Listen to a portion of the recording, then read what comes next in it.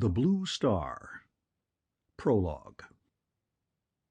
Penfield twirled the stem of his port glass between thumb and finger. "I don't agree," he said. "It's nothing but egocentric vanity to consider our form of life as unique among those on the millions of worlds that must exist." "How do you know they exist?" said Hodge. "Observation," said McCall. "The astronomers have proved that other stars beside our own have planets."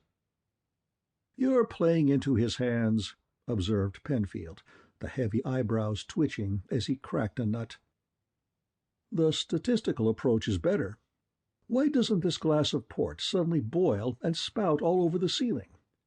You've never seen a glass of port behave that way, but the molecules that compose it are in constant motion, and any physicist will tell you that there's no reason why they can't all decide to move in the same direction at once. There's only an overwhelming possibility that it won't happen. To believe that we, on this Earth, one of the planets of a minor star, are the only form of intelligent life is like expecting the port to boil any moment." "There are a good many possibilities for intelligent life, though," said McCall. "Some Swede who wrote in German, I think his name was Lundmark, has looked into the list. He says, for instance, that a chlorine-silicon cycle would maintain life quite as well as the oxygen-carbon system this planet has, and there's no particular reason why nature should favor one form more than the other. Oxygen is a very active element to be floating around free in such quantities as we have it." "All right," said Hodge. "Can it be that the cycle you mention is the normal one, and ours is the eccentricity?" "Look here," said Penfield. "What in the world is the point you're making? Pass the port, and let's review the bidding." He leaned back in his chair and gazed toward the top of the room, where the carved coats of arms burned dully at the top of the dark paneling.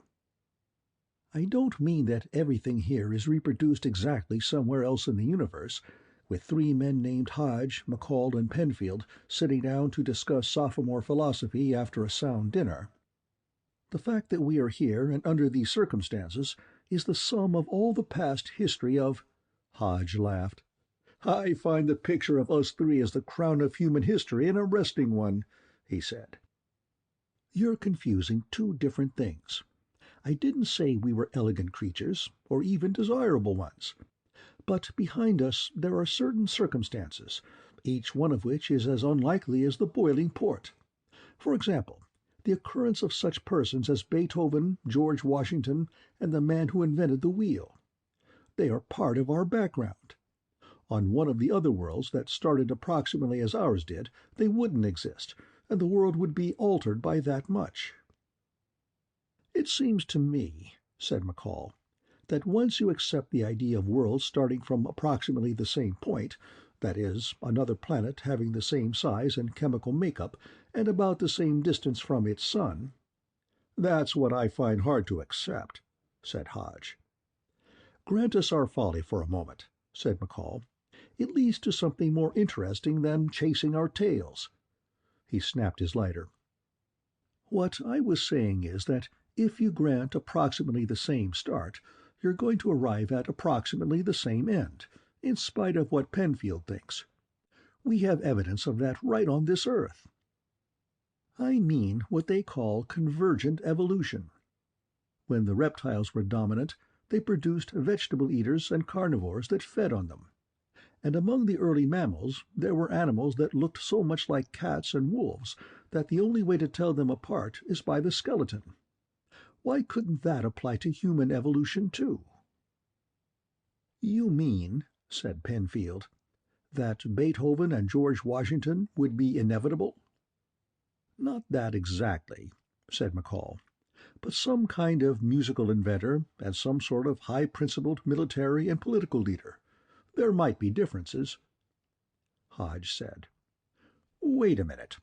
If we are the product of human history, so were Beethoven and Washington. All you've got is a determinism, with nothing really alterable once the sun decided to cast off its planets." "The doctrine of free will," began McCall. "I know that one," said Penfield. But if you deny free will completely, you'll end up with a universe in which every world like ours is identical, which is as absurd as Hodge's picture of us as unique, and rather more repulsive." "Well then," said Hodge, "what kind of cosmology are you putting out? If you won't have either of our pictures, give us yours." Penfield sipped port. "I can only suggest a sample," he said. "Let's suppose this world, or one very like it, with one of those improbable boiling port accidents left out somewhere along the line. I mentioned the wheel a moment ago. What would life be like now if it hadn't been invented?" "Ask McCall," said Hodge. "He's the technician." "Not the wheel, no," said McCall. "I can't buy that. It's too logical a product of the environment. Happens as soon as a primitive man perceived that a section of tree trunk will roll. No. If you're going to make a supposition, you'll have to keep it clean, and think in terms of something that really might not have happened. For example, music. There are lots of peoples, right here, who never found the full chromatic scale, including the classical civilizations. But I suppose that's not basic enough for you." For a moment or two, the three sipped and smoked in the unspoken communication of friendship. A log collapsed in the fireplace, throwing out a spray of sparks. McCall said, "The steam engine is a rather unlikely invention, when you come to think of it. And most modern machines and their products are outgrowths of it in one way or another. But I can think of one more peculiar and more basic than that. Gunpowder." "Oh, come," said Hodge. "That's a specialized—" "No, it isn't," said Penfield. "He's perfectly right. Gunpowder destroyed the feudal system, and produced the atmosphere in which your steam engine became possible. And remember that all the older civilizations, even in the East, were subject to periodic setbacks by barbarian invasions. Gunpowder provided civilized man with a technique no barbarian could imitate, and helped him over the difficult spots." McCall said, "All the metalworking techniques and most of chemistry depend on the use of explosives, basically. Imagine digging out all the ores we need by hand." "All right, then," said Hodge. "Have your fun. Let's imagine a world like this one, in which gunpowder has never been invented. What are you going to have it look like?" "I don't know," said McCall, "but I think Penfield's wrong about one point. About the feudal system, I mean. It was pretty shaky toward the end, and the cannon that battered down the castles only hurried up the process. There might be a lot more pieces of the feudal system hanging around without gunpowder, but the thing would be pretty well shot." "Now look here," said Hodge. "You've overlooked something else. If you're going to eliminate gunpowder and everything that came out of it, you'll have to replace it with something. After all, a large part of the time and attention of our so-called civilization have been spent in working out the results of the gunpowder and steam engine inventions. If you take those away, you'll have a vacuum, which, I'm told, nature abhors. There would have to be a corresponding development in some other field, going way beyond where we are." Penfield drank and nodded. "That's fair," he said. "A development along some line we've neglected because we have been too busy with mechanics. Why couldn't it be in the region of ESP, or psychology, or psychiatry, science of the mind?" "But the psychologists are just operating on the ordinary principles of physical science," said McCall, "observing, verifying from a number of examples, and then attempting to predict.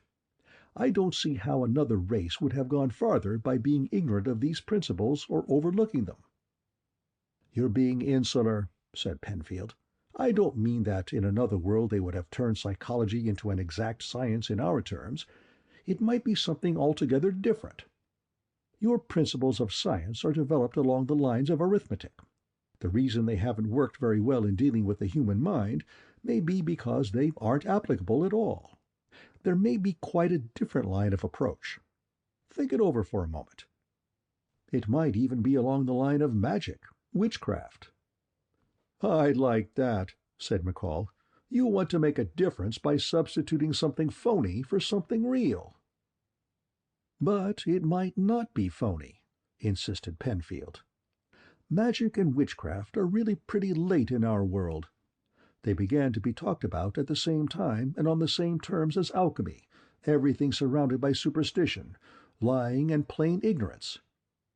In this world we're imagining, somebody might have found the key to something as basic in that field as gunpowder was to the physical sciences. Some people say we almost made the discovery here. You know the story about this house?" McCall nodded, but Hodge said, "No, what is it? Another ghost story?" "Not quite. The old part of the house, the one where the bedrooms are now, is supposed to have been built by one of the Salem witches. Not one of those they hanged on false charges, but a perfectly genuine witch, who got away before she was suspected, as a real witch probably would. The story is that she came here and set up business among the Indians, and as they weren't very expert at carpentry, she helped them build that part of the house with spells, so it would be eternal. The old beams haven't a bit of iron in them. They're all held together with pegs and haven't rotted a bit. There's also a story that if you make the proper preparations at night, something beyond the normal will happen. I've never done the right thing myself, apparently." "You probably won't," said Hodge. "The essence of the whole witchcraft business is uncertainty. Haven't you noticed that in all the legends the spells never quite come off when they're needed?" "That's probably because there isn't any science of witchcraft with predictable results," said McCall. Penfield said, "It may be for another reason, too. Have you ever noticed that magic is the only form of human activity which is dominated by women? The really scary creatures are all witches. When a man becomes a magician, he's either possessed of a devil or is a glorified juggler. Our theoretical world would have to start by being a matriarchy." "Or contain the relics of one," said Hodge. "Matriarchies are socially unstable." "So is everything," said McCall.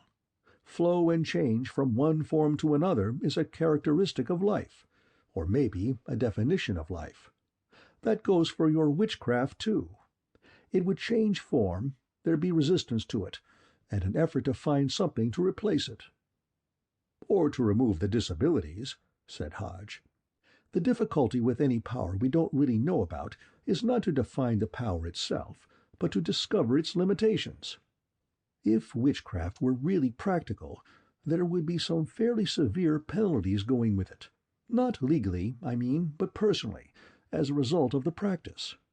Or, to put the thing in your terms, McCall, if there weren't any drawbacks, being a witch would have such a high selection value that before long every female alive would be a practicing witch."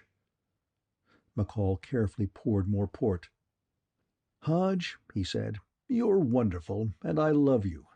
But that's typical of the way you put things. You cover up a weak point by following it with one that attracts everyone's attention away from the feebleness of your real case. Penalties for everything? What's the penalty for having an electric icebox?" "A pampered digestive system," said Hodge readily. "I doubt whether you could survive the food Queen Elizabeth ate for very long, but she lived to be well over 60. If there were witchcraft, or ESP, or telepathy running around in the world, there couldn't but be defenses against it, and troubles for the practitioners.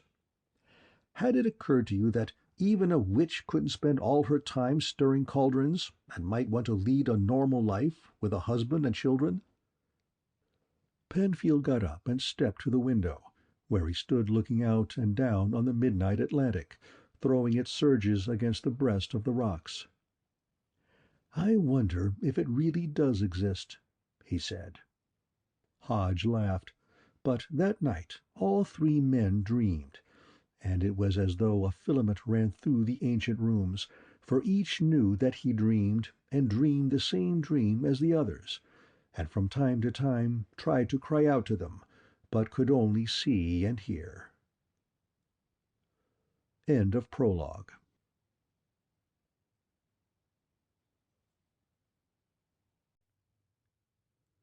The Blue Star.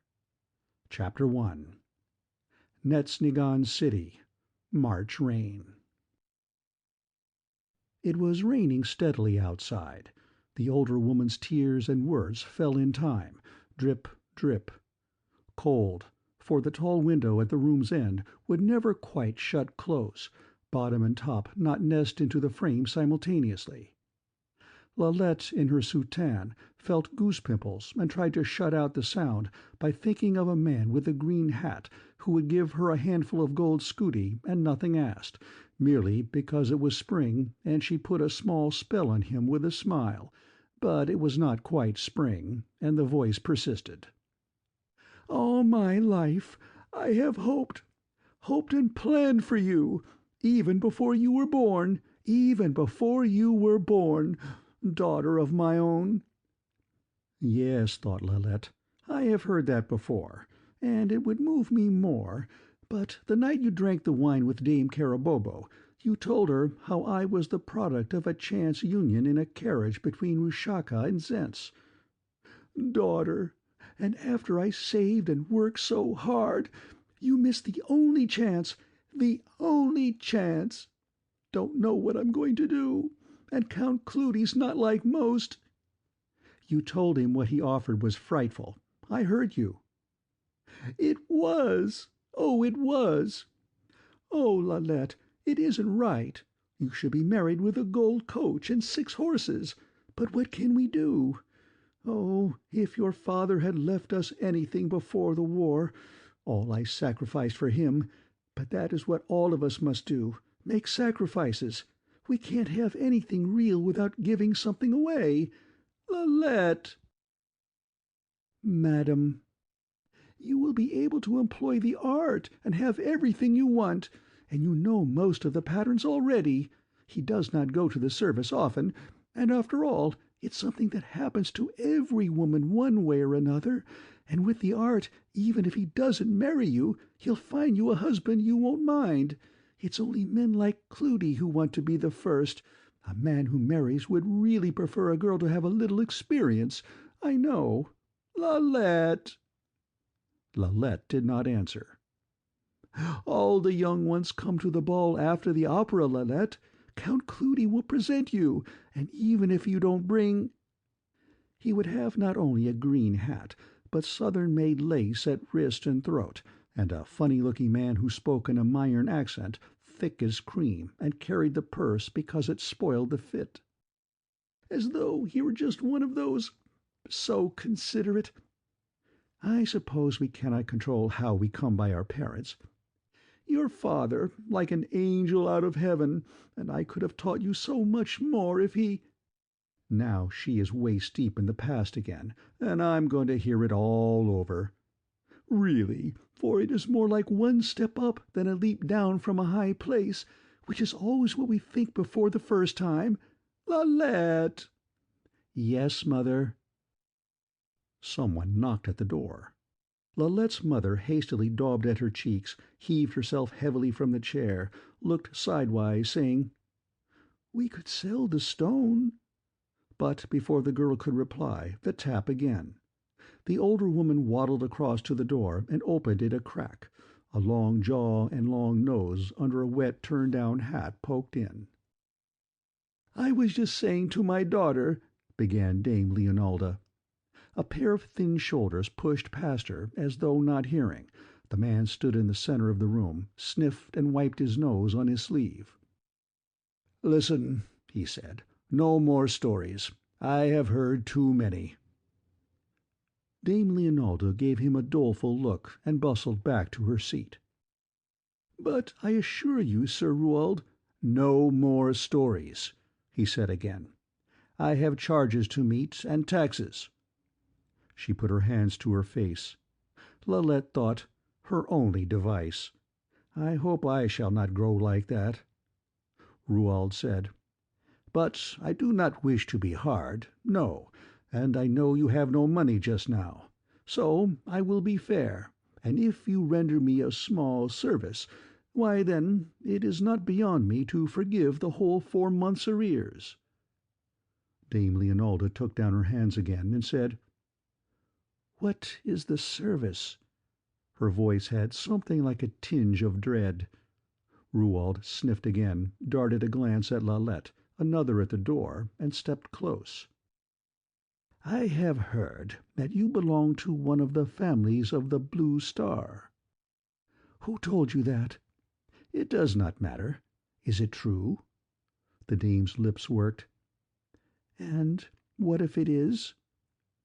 "Why, this, dame. It will not peril your soul to place a small witchery—" "No, no, I couldn't do such a thing. You have no right to ask me." The man's face sneered. "I have a right to ask you for my money, though." "No, no, I tell you." Her hands waved the air. "That dame Soglitz, they punished her with 5 years and stripes." "They will punish nobody for this. Utterly private between you and myself. Is not your skill enough so that no suspicion of witchery will fall on you? Come, I'll do better. I'll more than forgive the arrears. I'll give you quit rent for 4 other months to come." "Mother," said Lalette from the corner. Dame Leonalda turned around. "This does not concern you," she said, and to Ruald, "But how am I to know that, having done as you wish, you'll not denounce me before the Episcopals?" "Why, as for that, might I not want your help another time?" She put up a protesting hand, but he— "Come, no more stories. I'll—" There was another tap at the door. Ruald looked annoyed as Dame Leonalda crossed the room in another rustle of skirts. Her voice was almost gay. "Come in, Uncle Bontembi." Rain shook shining from his cloak. "Ah, charming Dame Leonalda." The paunch hindered his bow. "The greetings of the evening to you, Sir Ruald. Why, this is a true evening gathering." "I was just leaving," said Ruald, tugging at his jacket. "Well then, Dame Leonalda, bear in mind what I have said.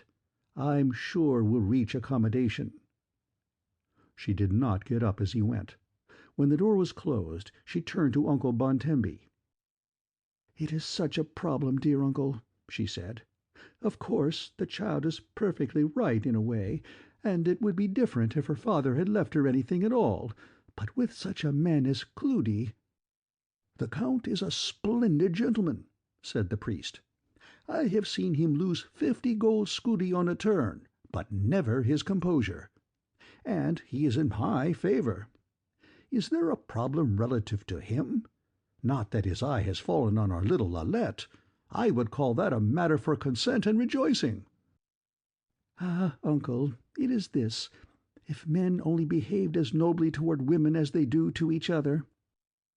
He has set his eye on this dear child indeed, but not his hand, and says he will pay all our debts and give her 100 gold scudi besides, if she will only accompany him to the opera and ball of the spring festival." Uncle Bontembi plucked at the button of his chin, and the smile left his face.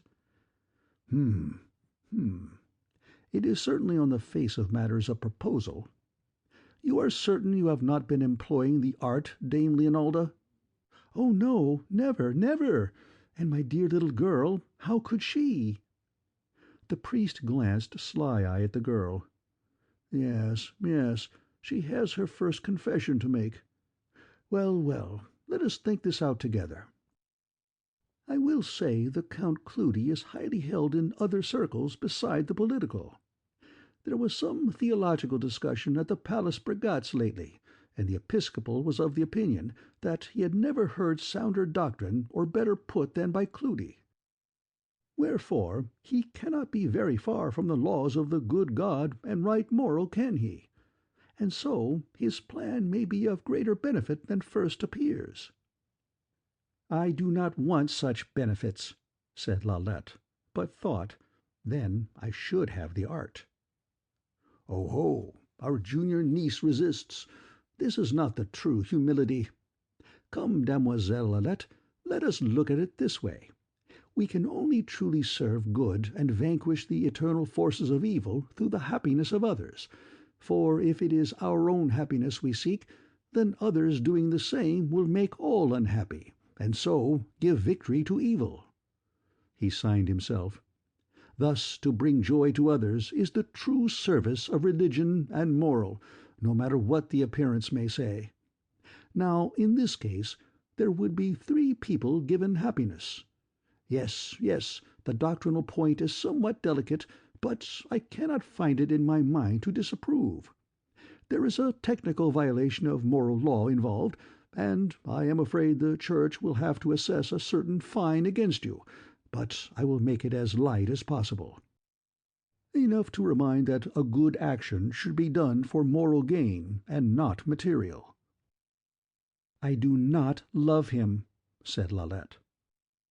"All the more unselfish, all the more." The priest turned to Dame Leonalda. "Have you not made it clear to our niece that the true love which puts down evil in the name of the major glory of God is something that rises out of and after union? Why, if she talks so, I will have to lay church duty on her for approaching the doctrines of the prophet." "Oh, I have told her, I have told her." The mother's voice began to cloud toward another rain of tears. "But she is so romantical and sensitive, my little daughter, just like those poems by Turquid. When I was a girl—" Lalette let her face smooth out, as though thought about the opera ball and what it would be like. But even that was not much use. Their voices kept picking at her until she went behind the curtain to her bed in the corner, where it was even colder beneath the blanket at first, so that she curled up tight. "If I were really married, the blue star would belong to me and my husband, and—" 2. "Is it a genuine blue star?" asked Pyax. He turned toward Dr. Remigorius, who should know, if anyone. "Ah, of that I cannot say. We have been deceived before. It is certain that the old woman has practised veritable witcheries. The centre of Vierelden found a record of a conviction against her in the church there. The only surety is in the test, and that is a test that only friend Rodvard here can make. If it should be genuine, our game's won." The lower lip of Pyax hung open among his pimples, and Madame Kaja's ravaged face changed line. "It would be wonderful to have it," she said, drawing out the long sound, and Rodvard felt the blood run warm beneath his skin as they all looked at him. "But I do not think her mother would permit a marriage," he said. "How will you have me do?" "Do? Do?" said the doctor, the little white planes at the corners of his mouth shining against the black fantastic cut of his beard. "Shall we school hens to lay eggs, or rats to suck them for you? Do what is most natural for a lad with a willing girl in his arms, and the blue star is ours. Will you have Madame Kaja to teach you?" The flush warmed Rodvard, and he said, "Aye. Will you?"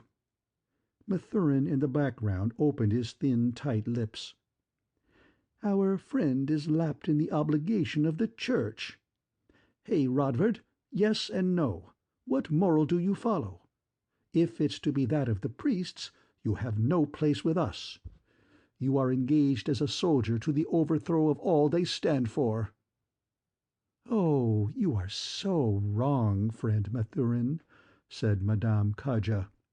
"I understand. There is the heart." She pressed a hand to a pendulous right breast. "But, as my old friend the Baroness Blenau used to say, hearts do not guide but to sorrow. Ah, friend Rodvard, believe me, if one is to have the great peace, one must deny the heart's message, and seek the good of all beyond what gives pain at the moment." She slapped her breast again and turned to the others. "I know. He is in love with another." Without reason, Mathurin said suddenly, "When I went to the court service with Cleudi last night, the old hog was drunk again. Fell on the floor at her royal prayers and had to be helped." Dr. Remigorius: "Will you still distract us, Mathurin? There is but one present question before this centre. The bidding of the High Centre that friend Rodvard here obtained the blue star from Lalette Asterhax, Can we report to them that the task is undertaken?" Pyax spoke, running his tongue across his lips. "If he will not, I can offer through marriage and lawful lease. My father would be willing to give a dower." Rodvard burst into laughter with the rest, over the thought there could be enough money in the world to buy a docile embedding for one of Pyax's Zigraner birth. But the laugh ended bitterly for the young man at the thought that because they could see no better way, he must give up his ideal of honor and true love. He tried to imagine how it would be to live with someone who did not love one again, but whom for honor's sake he must have married, and for a moment the intense, candle-lit faces dissolved away. He felt a momentary, strange, sweet, painful thrill before the picture in his mind changed to that of his father and mother quarreling about money, and she began to scream, until his father, with contorted face, reached down the cane from the mantel. Oh, if one gives in love, it should be forever, ever, love and death. "Still place him," Dr. Remigorius was saying. "But that will be a matter for the High Centre. No, there's only the one thing, and we'll have the answer now. Rodvard Bergelin, we summon you by the oath to the sons of the new day and your desire to overthrow the wicked rule of the laughing Chancellor and the old Queen, to take your part." Pyax smiled nastily. "Remember, Peribert, we know how to deal with those who fall away." "It is not good to be hard on those from whom you seek help," said Madame Kaja. "Be still," said Remigorius. "Young man, your word." One more effort. "Is it so vital that we have this jewel?" said Rodvard. "Yes," said Remigorius simply. "But, Mathurin, this is the only true blue star of which we have record, and even this one may not be true. But if you will not make the effort to win it, as ordered, there's still an escape. You are a clerk in the office of a pedigree. Find another blue star that we can have, and you're excused. But with matters so approaching a crisis at the court, we must have one, for we are the weaker party." Rodvard saw Pyax touch his knife hilt and once more wetly run out his tongue, so like a lizard's. Beaten. Had he not himself, in those long conversations until daybreak, maintained that among free men the more voices must make the decisions? With a sense that he was assuming an obligation to baseness, he said, "I will do as you desire." Dr. Remigorius' face cracked into a red and black smile. "Oh, young man, you'll make a witch of her, and she will gain her fortune." Madame Kaja came over to take both his hands as he left.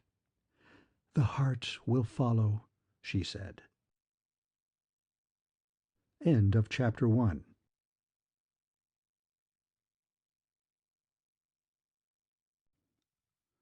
The Blue Star, Chapter 2. April Night. Lalette looked up through branches to the purpling sky, then down from the little crest and across the long, flat, fertile fields, reaching out toward the eastern sea, where night was rising.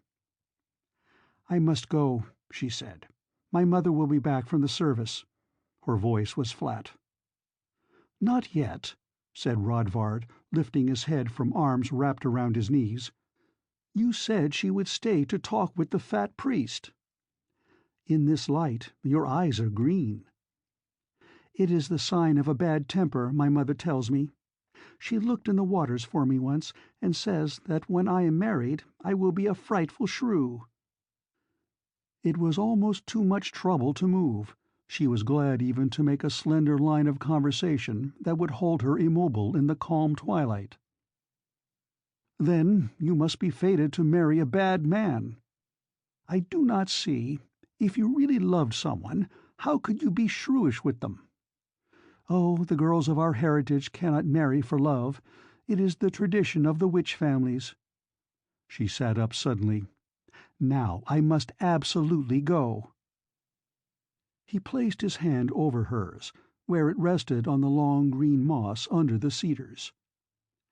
"Absolutely, I will not let you go. I will bind you with hard bonds till you tell me more about your family. Do you really have a blue star?" "My mother does. I do not know. My father would never use it. That is why we are so poor. He said it was wrong and dangerous. My mother's father used it, though, she says, before she got it from him. It was he who told her to choose my father. He was a capellan in the army, you know, and was killed in the war at the siege of Sedad Mir. My mother's father could read through the star that my father wanted my mother for herself and not for her heritage. It was a love match, but now there is no one that can use the star." Lalette thought, "I really must not tell stories like that are not true.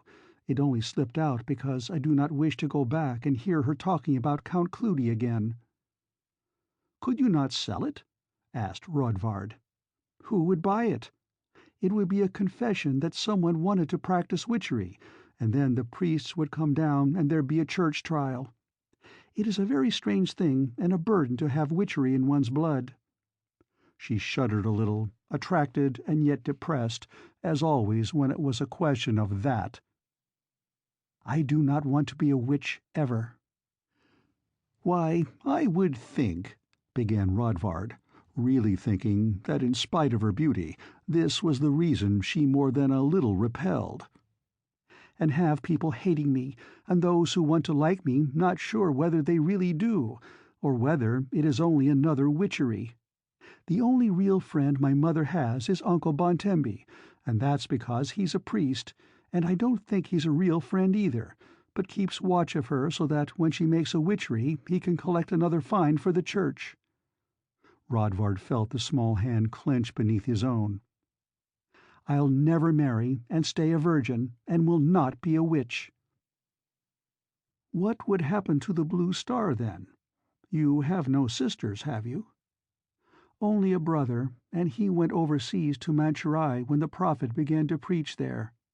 Somebody said he went beyond to the Green Isles afterward, when the prophet left. We do not hear from him any more. But he couldn't use the blue star anyway, unless he were bound with a girl from one of the other families who could witch it for him." Overhead the sky was deepening, with one faint easterly star agleam. A long, slow smoke rose in convolutions from the chimney of a cot down there, and Rodvard thought desperately of the lovely, light-haired girl who had come so many times to search witch family records at his clerk's cabinet in the office of pedigree, but she was a baron's daughter by her badge, and even if he did obtain the blue star from this one, and used it to win the light-haired girl, then Lalette would be a witch and put a spell on him. Oh, Tangle! The hand within his stirred. "I must go," said Lalette again.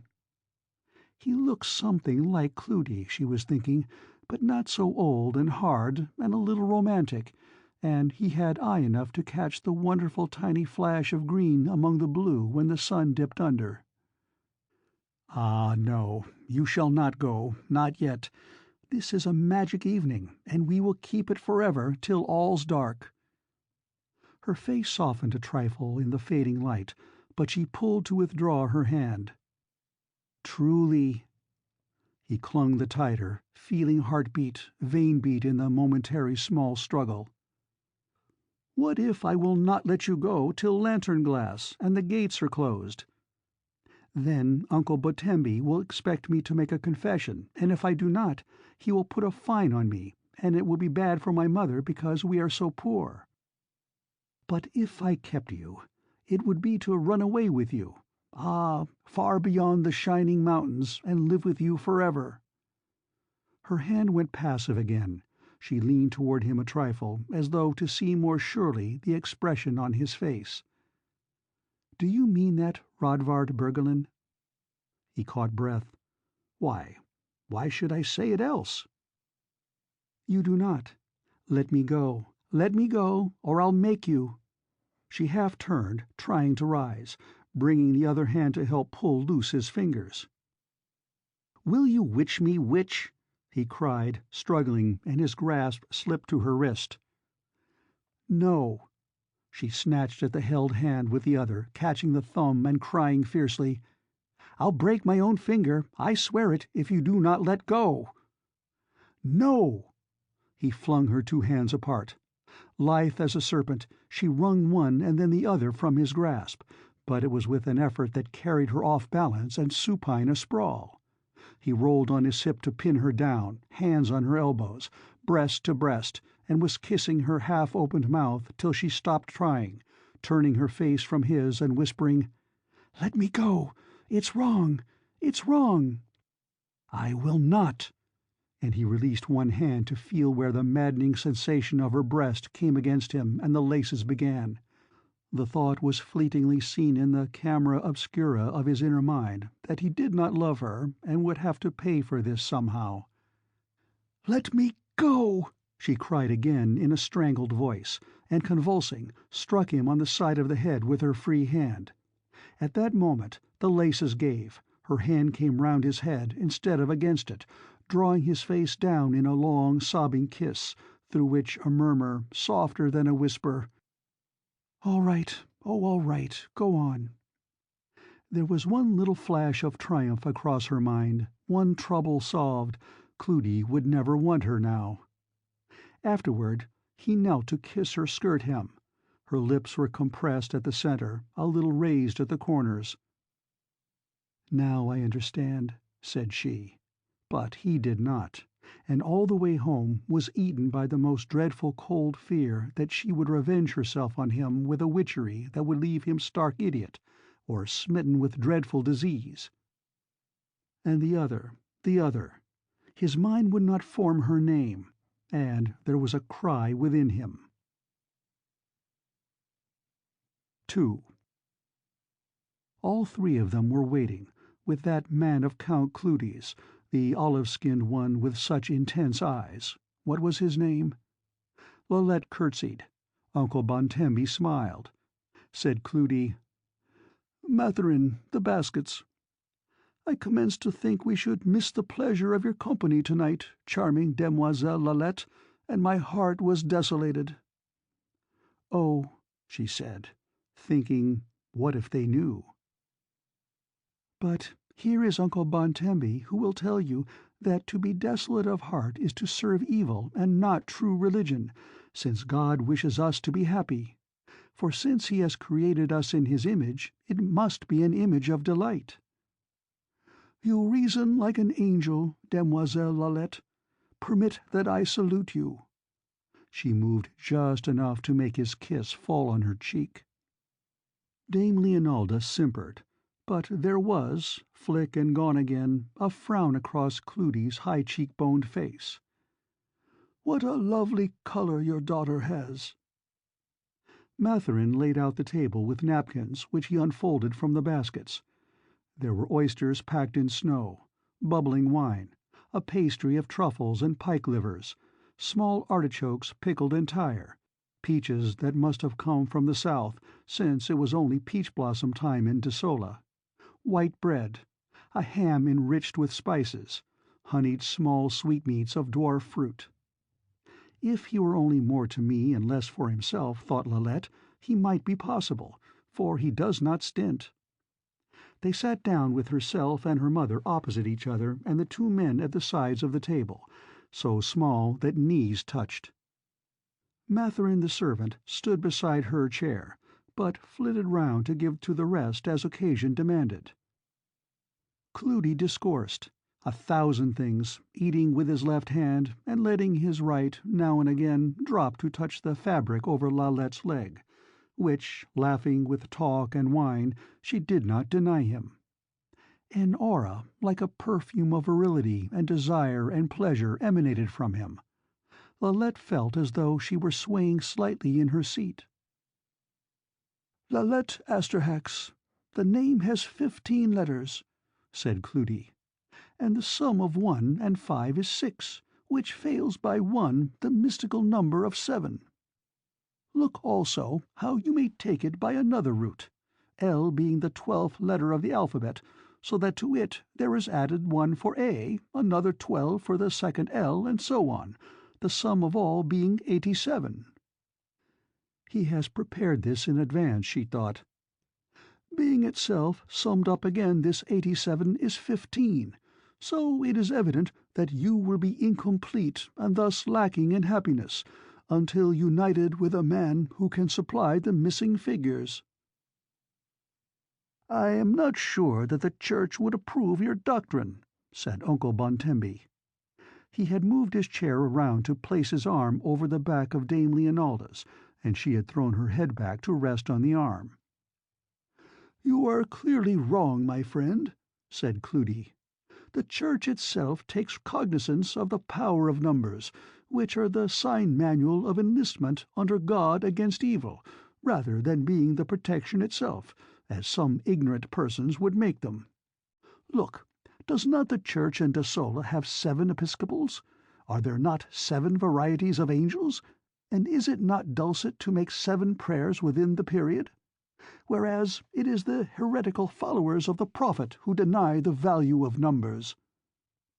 "Then," said Lalette, "I must never complete myself by union with you, for you have 5 letters, and the 7 of my first name being added to them make 12, which is 3 by your manner of computation, an evil omen." Cleudi laughed. "Ah, divine Lalette, your reasoning is unreason." He poured more wine. "For it is clear that man and woman are each incomplete by themselves, not to be completed until they are united, else we were not so formed.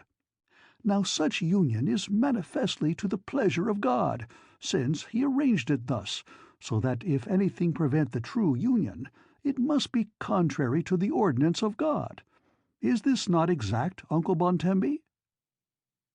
Through Dame Leonalda's giggle the priest smiled, his face curling in wrinkles around the fat. "Your lordship lacks only the oath and a drop of oil in the palm to be an episcopal. I resign in your favor my chance of preferment." "But I'll resign no chance of preferment." Cleudi reached to squeeze Lalette's hand, where it lay on the table. "A stroke of fortune. I happened to fall in with His Grace the Chancellor only this morning. He spoke of the difficulty in finance, which is such that, would you believe it, there is even some question whether Her Majesty will be able to take her summer holiday in the mountains." Dame Leonalda raised her head. "Oh, oh, the disgrace!" she sighed. "I do not see the stroke of fortune," said Lalette simply. "A disgrace, yes," said Cleudi, his mobile face for a moment morose. "But I was happily able to suggest to His Grace that the matter of taxes be placed in the hands of the Lords of Court, themselves to be taxed an amount equal to that due from their seigneuries, and they to collect it within their estates." "Again the stroke of fortune," said Lalette, not much interested, as she dipped a finger in the wine and drew arabesques on the table-napkin in the damp. "His Grace was so much charmed with my plan that he offered me a place in the service, with the directorate of the lottery, so that I now am happy enough to be no more a Tritulacan, but Desolan by service of adoption." He lifted his glass to Lalette. "I shall drink to your grey eyes, and you to my fortune." The glasses touched. "I do wish you good fortune," she said. "What better fortune could there be than to have you attend with me the first opera ball of the season, and make the drawing of the lottery as its queen?" Said Uncle Bontembi, in a voice as rich as though he were addressing a congregation, "Spring is the season most calculated to show forth the victory of God over evil and the beginning of new growth and happiness. Not only do we celebrate the return of the sun, but the rejection of darkness, as the former prince and false prophet." Lalette did not look at him. "I will send a costumer to make you one of the new puffed bodices in—yes, I think it must be red for your coloring," began Cleudi, and then stopped, his eyes seeming to jut from their sockets, as he stared at the wet design under Lalette's finger. Her own gaze focused, and suddenly she felt tired and very old and not wine-struck any more, for without thinking at all she had traced the witch patterns her mother taught her long ago, and now they were smoking gently on the tablecloth. "Witchery!" croaked the Count, but recovered faster than the shock itself, and slid in one motion to his feet with an ironical bow. "Madam, my congratulations on your skill in deception, which would take you far. You and your precious mother made me believe you pure." "Yes, witchery." She was up too. "It would have been the same in all cases. I don't want your filthy costume and your filthy scudi. Now go!" Before he could sign himself, she splashed him with a spray of the dazzling drops from her fingertips. "Go in the name of Trustimus and Veton, before I bid you go in such a manner you can never rest again." Off to one side, Lalette heard her mother sob. Cleudi's face took on a look of dogged blankness. Without another word, he let his hands drop loose to his side, trotted to the door, and through it. Cried Uncle Bontembi, "We'll see to her later. I must release him," and rushed after, his fingers fumbling in his robe for the holy oil, his flesh sagging in grey bags above his jowls. Lalette sat down slowly, her mind devoid of any thought save a kind of regretful calm now she had done it, as her mother raised a face where tears had streaked the powder. "Oh, Lalette, how could you?" The girl felt a wild flutter of being trapped again, but both had forgotten the servant Mathurin, who stepped forward to grip urgently at Lalette's elbow. "Rodvard Bergelin?" he demanded, and she recoiled from the temper of his face, then remembered her new-won power, and touched his hand lightly as though to brush it away, saying, "And what business of yours if it was?" "He is the only one can save you. The blue star, quickly! Cleudi will never forgive you. He'll have you before the Court of Deacons. He'll—" He ran round the table to Dame Leonalda. "Madam, where is the blue star? It belongs to your daughter, and she must leave on the moment. You will not know her if she has the torturers to deal with." The older woman only collapsed into a passion of alcoholic sobbing, head and arms across the table. "I suppose I must trust you," said Lalette. "I think I know where it is." "Believe me, you must. He is as cruel as a crocodile. He would strew your grave afterward with poems written by himself, but not till he has the fullest pains from you.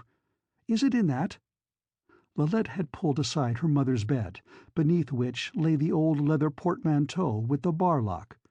Mathurin tried it once, twice. It would not give. Before the girl could protest, he whipped a knife like a steel tongue from beneath his jacket and expertly slashed around the fastening. The portmanteau fell open on a collection of such small gauds and bits of clothing as women treasure, Mathurin shoveling them onto the floor with both hands, until at the back he came on an old wooden box, maybe a hand square across, with a crack in the wood and a thin slab of marble that might once have borne an inscription set in its cover. "That must be it," said Lalette, "though I have seen it only outside the case. I cannot be certain now." "Why?" "A witchery is needed, and— Get your cloak and what money you have. Rodvard lives in the Street of the Weavers, the third house on the left as you turn in, the one with the blue door. Do not wait. I must attend my master." End of Chapter 2.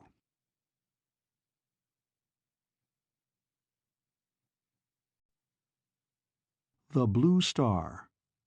Chapter 3. Escape. There was a moon to throw black shadows on passing cat and man.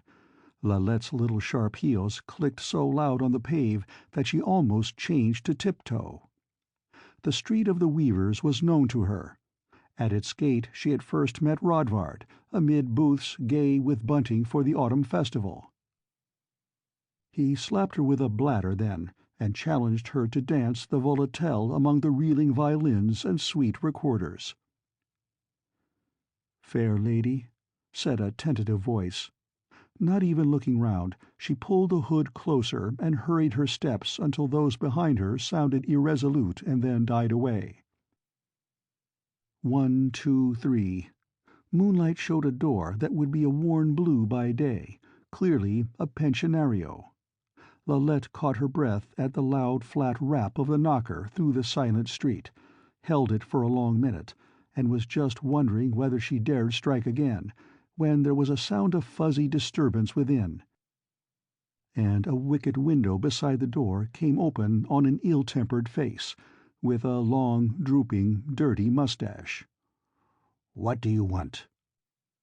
I must speak with Rodvard Bergelin." "This is a respectable house. Speak with him in the morning." "It is a matter of life and death. Oh, dear God!" as the wicket began to close. "Here." She reached in her purse and recklessly thrust at the face one of the 3 silver spadas that were all the money she had in the world. "What will Mother do tomorrow morning?" The face expressed a sour satisfaction. An inarticulate grumble came out of it, which she interpreted as a command to wait where she was. The musician's booth had been where the shadow of a turret split the corner in particular shapes. A sound of footsteps approached the door from within, and it opened upon Rodvard yawning, hair awry, hose wrinkled at the knees, jacket flung around unlaced. "Lalette, what is it? Come in." The mustached face hung itself in the background. "She cannot come in this house at night." The parlor. "I say, she cannot come in so late. This is a respectable house. Go down to Loslebe Street." Face closed the door. Rodvard, all anxious, came down the single step, pulling his jacket together, with the fine brown hair curling on his chest in the form of a many-pointed star. "What is it?" "Can you help me? I do not want to be a burden, but there is trouble. Truly, not meaning to, I said a witchery on Count Cleudi, and they said he would have me arrested to the Court of Deacons." He was all wide awake and grave at once. "Is there no legalist or priest you could—" She stamped. "Would I come here, to your respectable house?" "I did not mean— I only asked— Forgive, this is to be thought on. Attention. I have heard of an inn in the North Gate, where provosts never find anyone who pays. I will go with you." "I have hardly any money."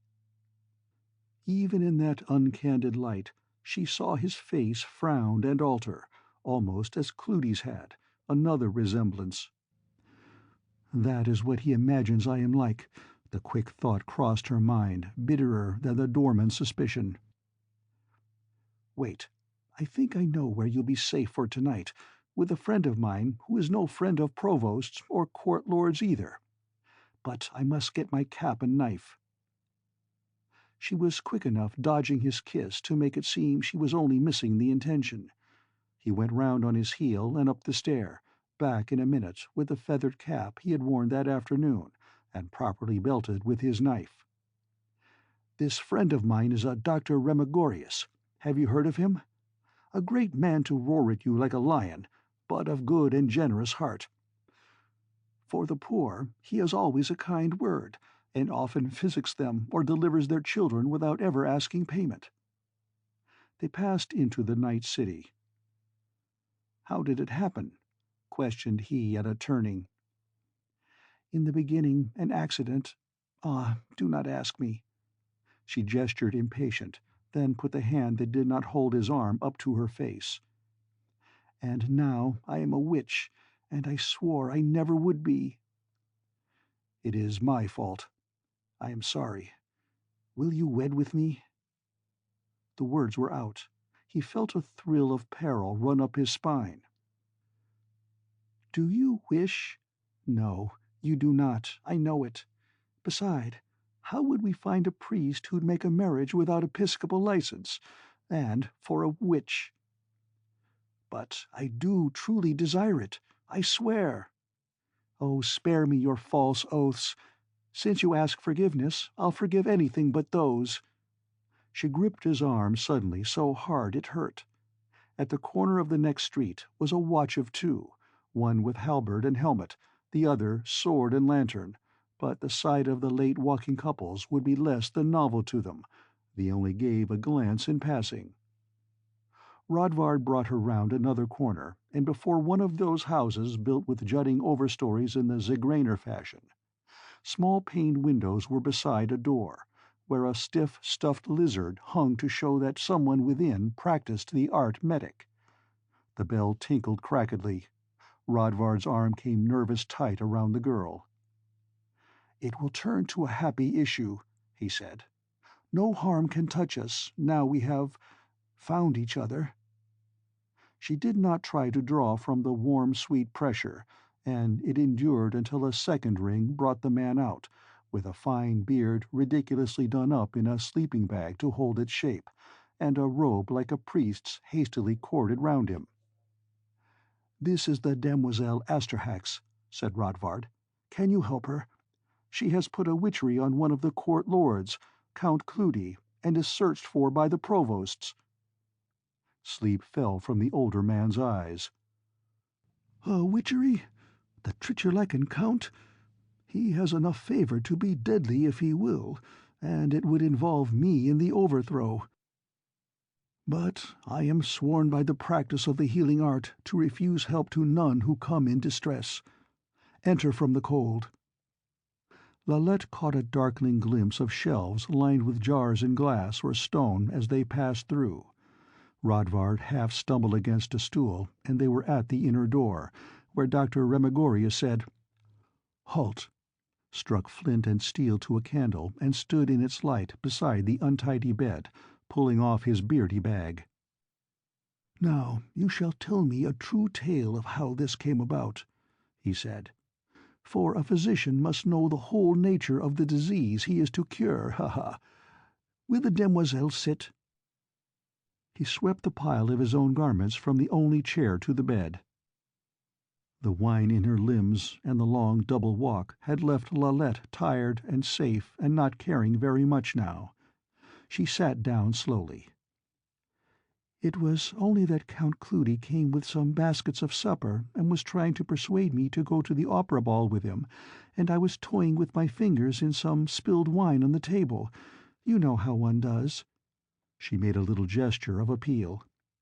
"I accidentally drew witch patterns, and when he saw what they were, he would have had me against my will, so I witched him. That's all." Not a line changed in Remigorius' face. Said he, "I see. All but one detail. What made you flee so fast by midnight to my friend Rodvard? What do you know about this Count Cleudi?" "It was his servant, a man named Matherin, said I must instantly take my mother's blue star and go, because he would have me killed." She saw Rodvard flick up his eyebrows as he glanced at Remigorius. The expression round his mouth might have been triumph, which was incomprehensible. Her brow knit, but the doctor's voice was smooth as ice. "It is not your mother's blue star, but your man's, while he is your lover, and I think this must be the case, or you would not have witched this southern count. You have Sir Rodvard's bauble safe, then?" A faint perfume of suspicion. Was it to herself or to this blue star that he was offering kindness? Lalette said, "I have it here," and took the box from under her cloak. The doctor gravely, "Then you will have the provosts much the hotter on your trail, since the lords temporal and spiritual are not desirous to have these things in hands they are not certain of. I think you must fly from the city as fast as you can, perhaps even beyond the Queen's writ, up to Kurmanash. Not Mayern, because of the prince and his prophecies. But before that, it would be well to provide this blue star with the needed witchery, and let Sir Rodvard bear it. When you are not easily found, be sure they will set spies out for you, and with this tool you may be sure of people you meet." Lalette frowned, but looked at Rodvard. "Is this your word also?" "How could it be other? I think we may need the protection." "Very well." She lifted one palm to her forehead. "This witching is, I think, something that leaves one without force or will, and I have performed one tonight. But I will do it. I would be private." "There is the shop. Do you require materials, demoiselle?" "Only a little water, though wine would be better." Remigorius produced a bottle half filled with wine from a tall cabinet against the wall, lighted a candle stub, and swung the shop door open with a bow. When it had closed behind her, Rodvard said, "I do not see how, if she is to be taken instantly from the city, I can use this blue star for our purpose." The doctor glanced sidelong and whipped a finger to his lips. "Tish! Matter for the High Center.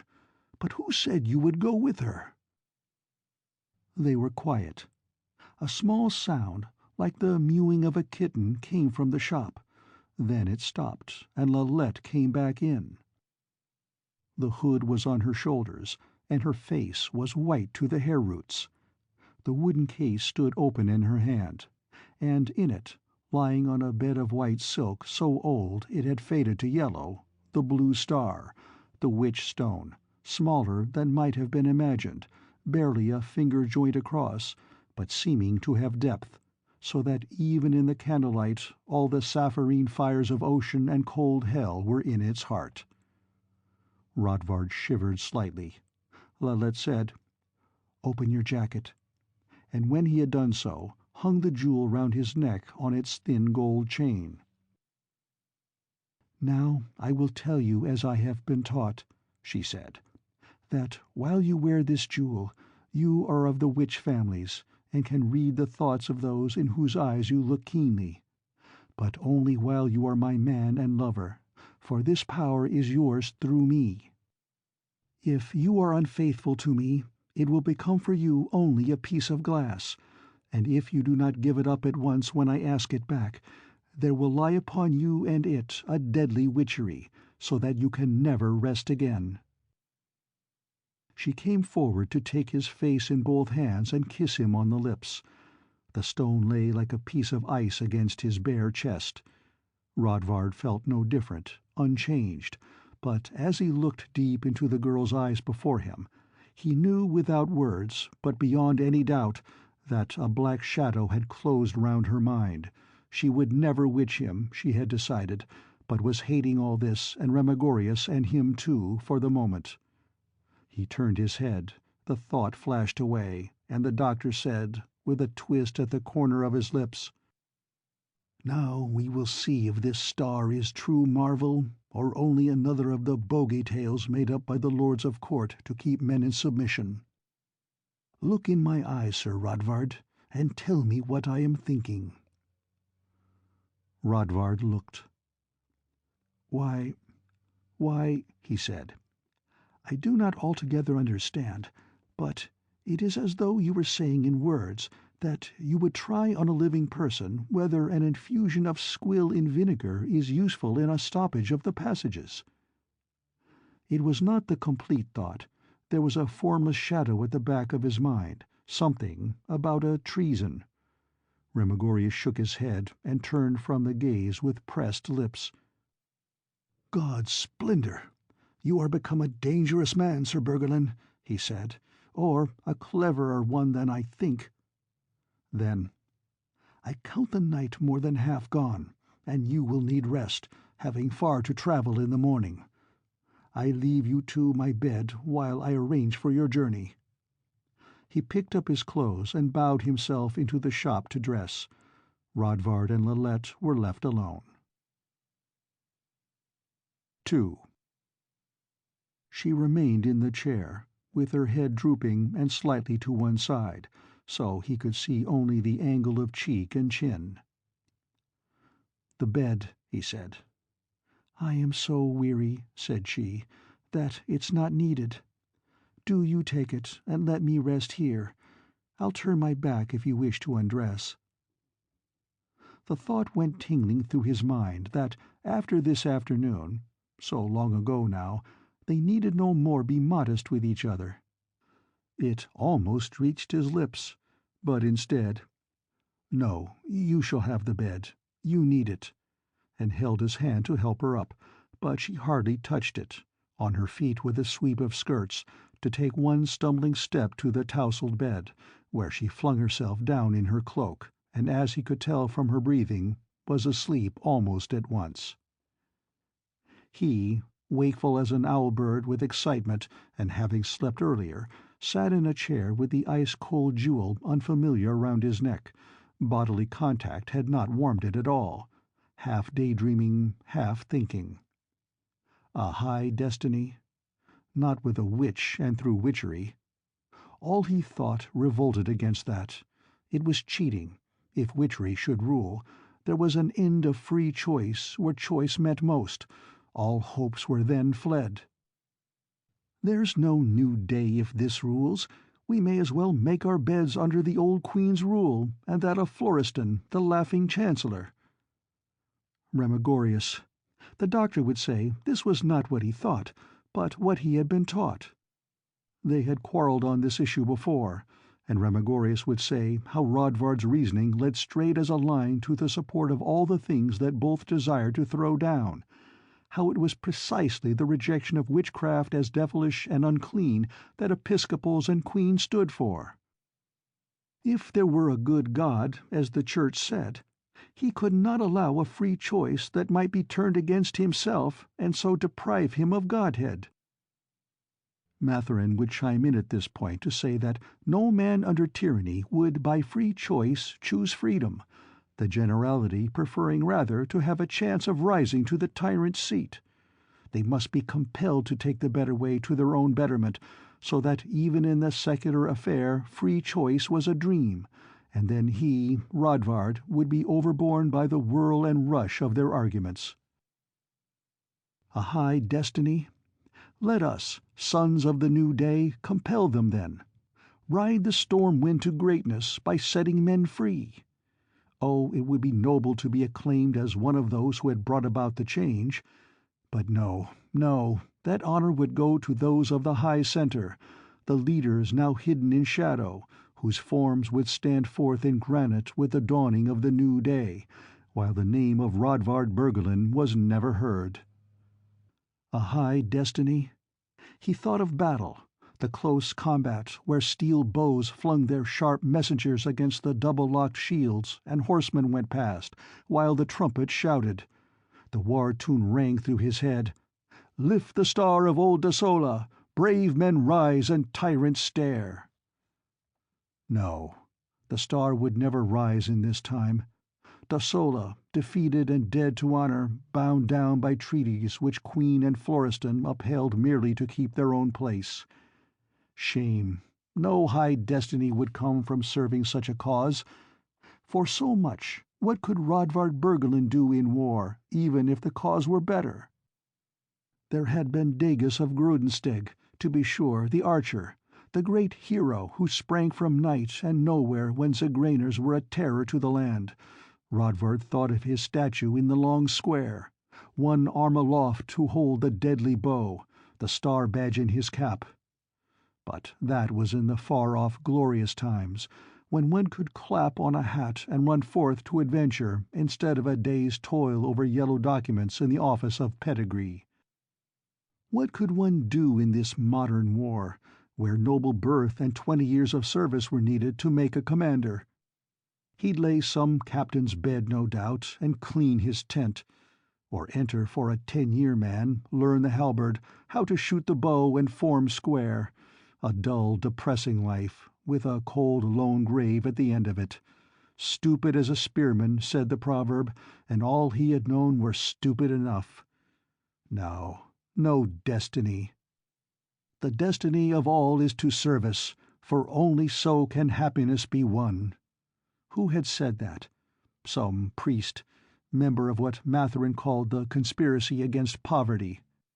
Yet, if it were not true, one must save one's service for oneself, and be false as hell to all the world beside. Let conscience die, and dawn began to poke behind the grey window at the sound of the doctor's entry returning. End of Chapter 3.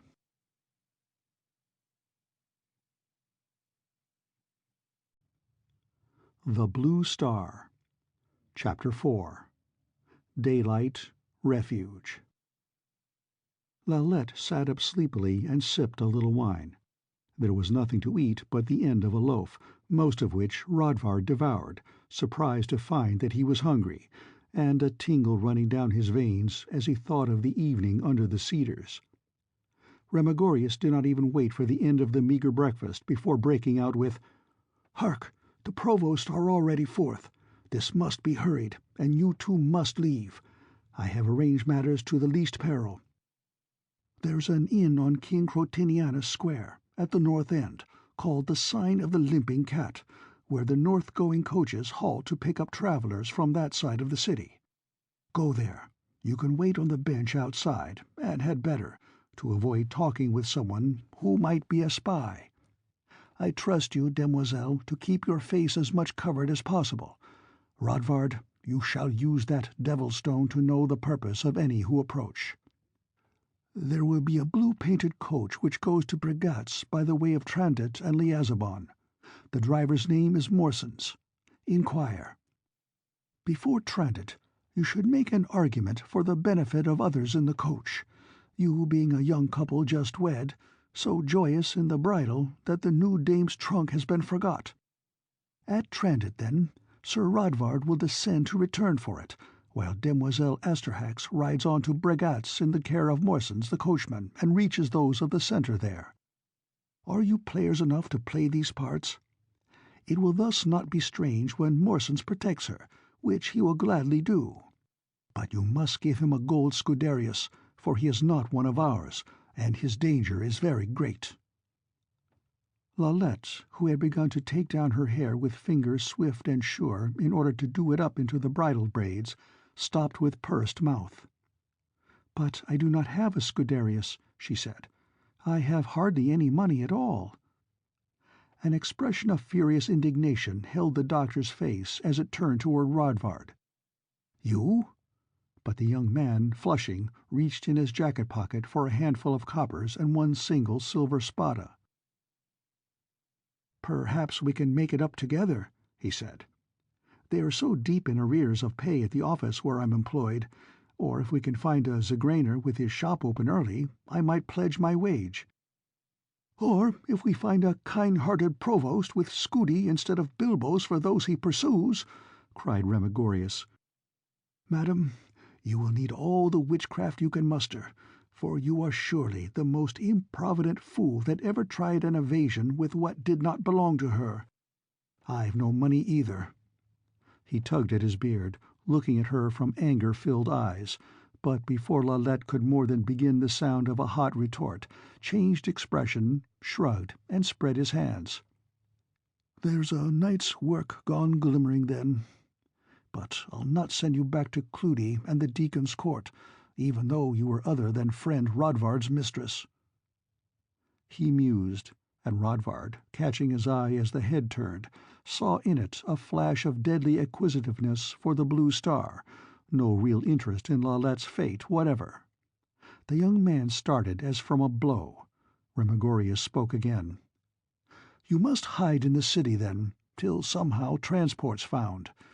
Would be welcome to this abode, but too many come here for physic. The matter would be bruited about. Nor your place neither, Rodvard. The Queen's provosts will not be long in finding your connection with this demoiselle, no. Your mother know of it?" Said Lalette, "If you mean of Rodvard, I do not think so. We met always while she was at the service. He never came to the house, and there was only my gossip, Avilda Breckhoff, who was ever with us." "Then we may have a few days before they come on the scent. Were you seen coming here last night?" "Only by a watch of 2 from a distance, and by the doorman where I live," said Rodvard. But Lalette, I had to give the man a silver spada to call Rodvard, and there was some slight bargle over whether I might enter. I fear I was not only seen, but noted. I regret." "You may well. Here's the few days lost again. If the matter's pressed, they will surely question the doorman of every pensionario in the city." Remigorius swung knit brows to Rodvard. "You had best go to your working place today, for the absence might be noted. But I will let you return to your pensionario for only the once, and then to bring away nothing but your most intimate needs. Stop for no meal, where there's talk, at least till we can be sure of this doorman. What's his name?" "Krept, or something like it. I do not know for sure. We call him Udo the Crab. I have 1 or 2 books I would not willingly lose." "Would you rather lose your life?" The doctor scrabbled for a piece of paper and began to write. "This is more dreadful than you know of. Demoiselle, you can be secure for a little time with a friend of ours, a certain Madame Kaja, who used to be a singer in the opera. She lives on the top floor of an old goat's nest in the street Cassau, and has young girls visiting her all the time for instruction in music, so there'll be no comment on your appearance." His pen scratched. He stood up, threw sand on the paper, and let it slide to the floor. "This be your passport. Your lover," the word was accompanied by a lip turn that made Lalette shiver, "can join you there this twilight. But wait, you may be known in the street." He bustled into the shop-room and returned with a pair of quills. "Up your nose, 1 on either side. So. I'd like it better if there were another cloak for you, but leave the hood of this one down, with your hair changed, and your face—" 2. It would be the morning after his wedding breakfast, on new wine and old bread, with fear for a sauce, that she should come to the office of pedigree again, with her bands of light hair, fine chin-line and cheekbones, and the pointed coronet badge in her hat that showed her a baron's daughter. All morning Rodvard had been dozing and drowsing. She greeted him gaily. "Have you found more of this matter with which the stem of Stygian Rosic is to confound Count Cleudi, or has the weather been too fine for work indoors?" "No, demoiselle." There was a twist in his chest. He could barely get the words out. He passed the chair where she showed a turn of ankle to one of the tall dark wall files, and took out a parchment. "One of the recorders lighted on this. See, it is from the reign of King Crotinianus II, the great king, and bears his seal of the boar's head, with that of his chancellor. It is a series of decisions on inheritance and guardianship for the province of Zents. At the 11th year of the reign there is one here." He handled the pages over carefully. "Giving the son of Stygian Rosic leave to wed with one Ludicia and pass the inheritance to their daughters, though she's but a bowman's daughter herself, there being no heiresses female to take the estate, which would thus have fallen to the crown."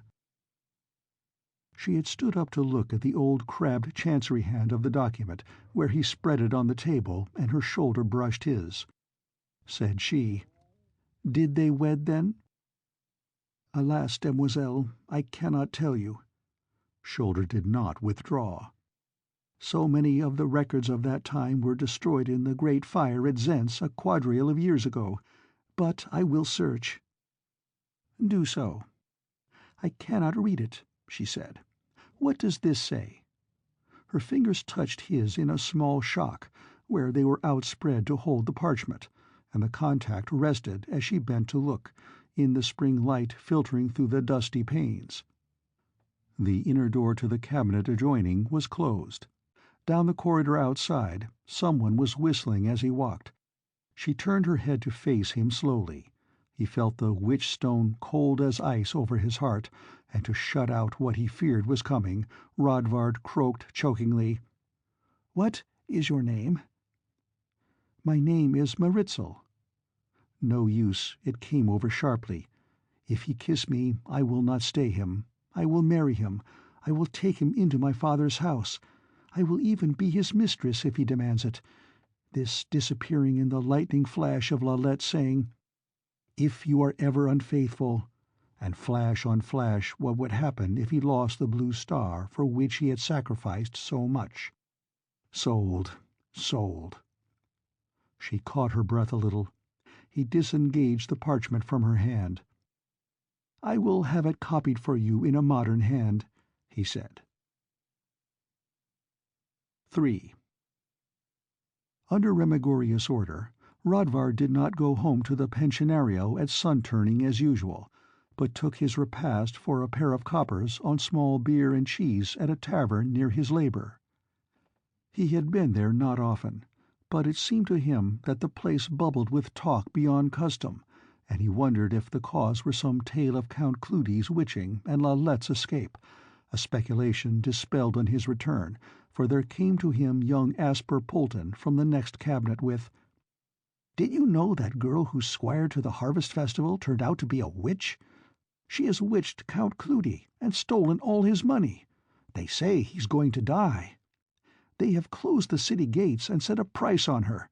Your fortune that you carried matters no further with one like that." Rodvard shuffled papers. Some reply was necessary. Why are they so urgent over a foreigner?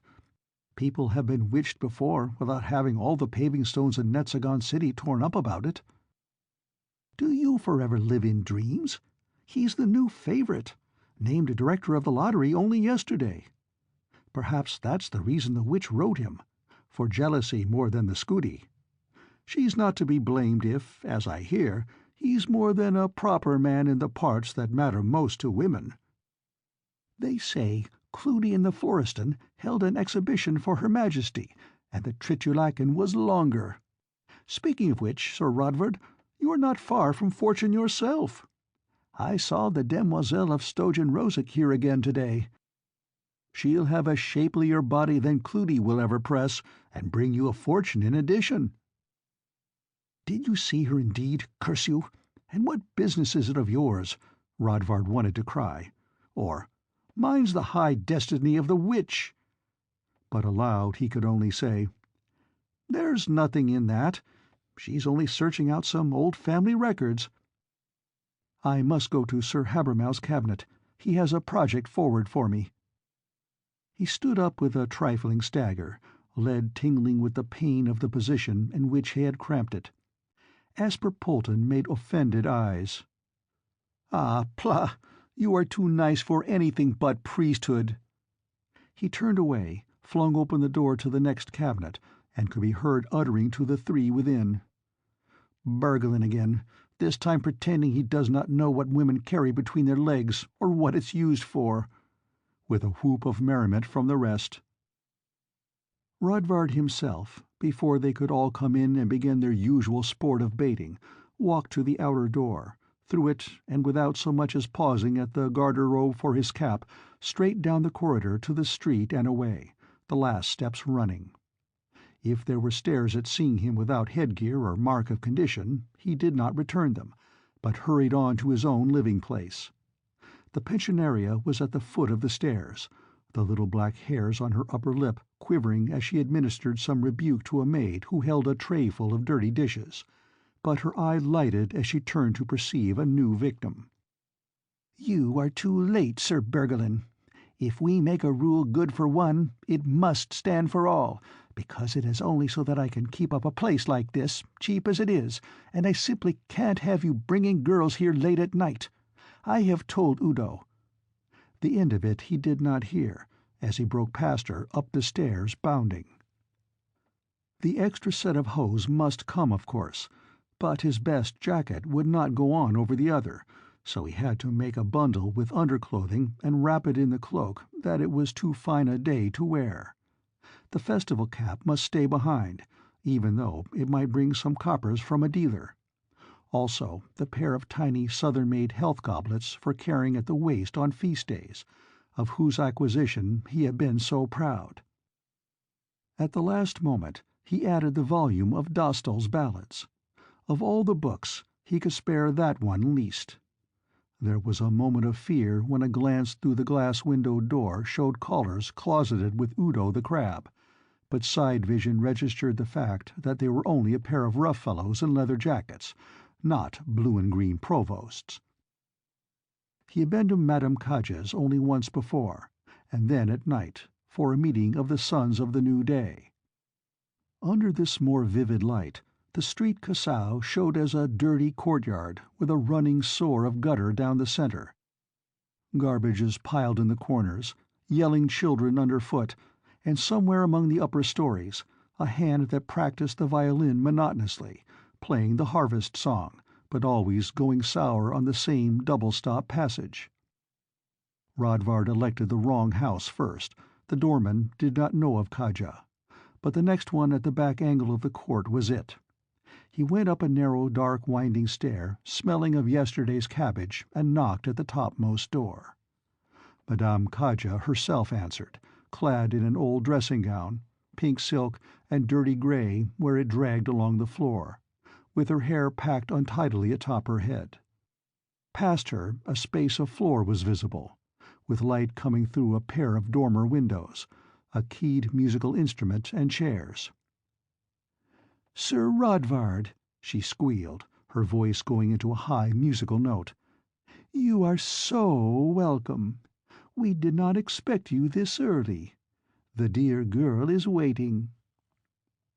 A door against the slant of the garret opened, and Lalette came out, unaffectedly glad it was he, and this time not avoiding as he ran forward to kiss her on the lips. The older woman: "I will leave you to your greetings while I make myself beautiful." She passed through the door from which Lalette had come.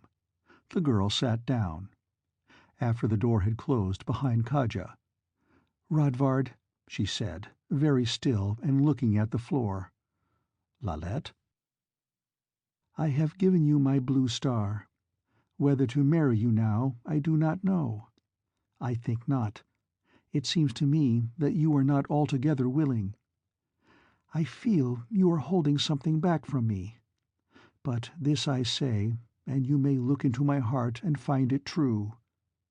She raised her head in a blaze of grey eyes. "That I want to be a good partner to you, Rodvard, and will honestly do all in my power never to fail you." From the inner room came the sound of Madame Kaja, running scales in what was left of her voice. And what could he say, thought Rodvard, who had won this loyalty for Remigorius' reason, and not his own desire? Let conscience die, but not with a tear at the heartstrings.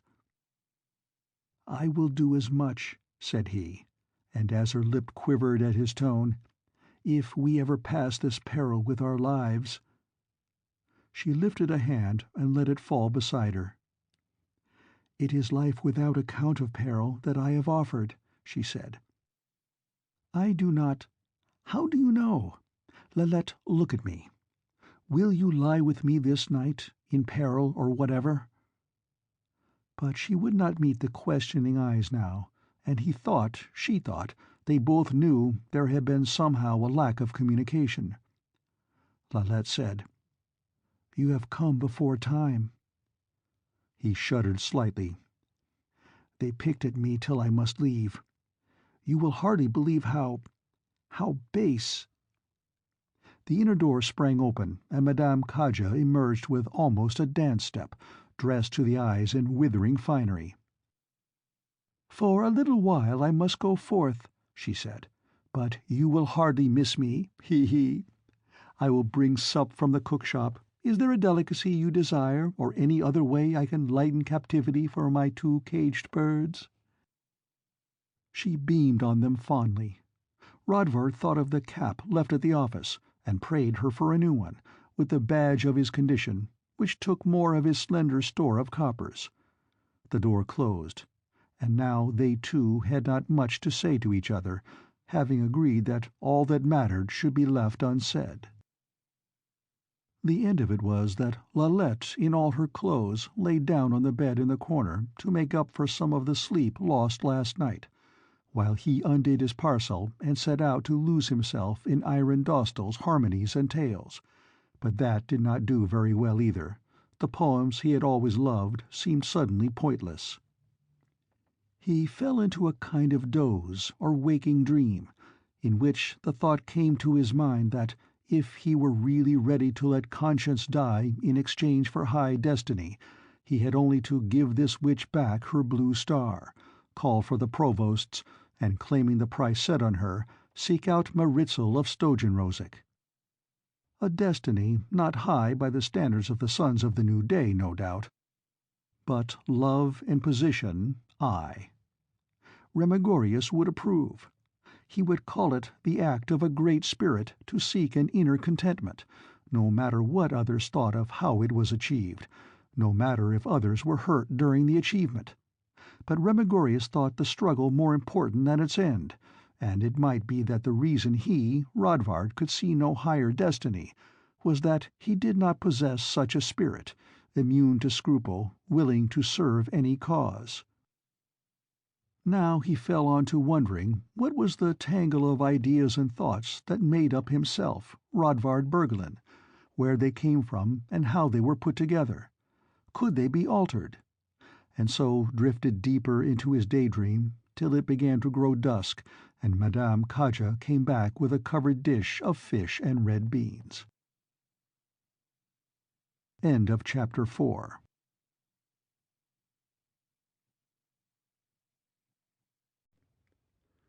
The Blue Star. Chapter 5. Night, Generosity, Treason. She was less cooing than before, having learned of the closing of the city gates and the price on Lalette. For the first time she knows what it is to be a conspirator, Rodvard thought. There was a self-sacrificing debate over where to sleep, for the singer had only the one bed, and tried to insist that the pair use it, or at least share it with her. In the end, Rodvard composed himself across a pile of old garments on the floor. They smelled, he felt ill-used, and went to sleep wondering rather desperately what to do about money. That problem became no easier with the morning, when Madame Kaja said her own funds were very low, and she could not receive her pupils while the two were there. As she was going out, Rodvard gave her his last silver spada, whose break-up would keep them nourished for a couple of days. Lalette added that she was much concerned over her mother, could the singer obtain news. Hardly had the receding footsteps left the first flight, when Rodvard, burning inwardly with anxiety, suspense, and the thought of another do-nothing day, which combined to translate themselves into desire, swung the girl off her feet in his arms and bore her toward the bed without a word. She struggled a little, and the blue star told him she was not very willing, but the contact of their bodies soon caught her. She only asked to be careful of her dress as she pulled it off, and Madame Kaja's voice said, "Oh." Rodvard rolled over, blood running hot through his cheeks. "I am so sorry," the older woman said. "I was going to the service and found I had forgot my book of days. But you must not mind, really you must not. When I was in the opera, His Majesty used to make 3 of us attend him together, and when the heart speaks—" rattling like a broken music-box in terms that Rodvard scarcely heard, as she crossed the room to take the Book of Days and left again without looking at them directly. Lalette, feeling as though she had bathed in a sewer and never wanted to touch anything clean again, took her dress to put it on. When Rodvard touched her shoulder, she shook his hand away and said simply, "No." "It was my fault," he said, "and I regret. No, I am the one most to blame. It does not matter now for any reason."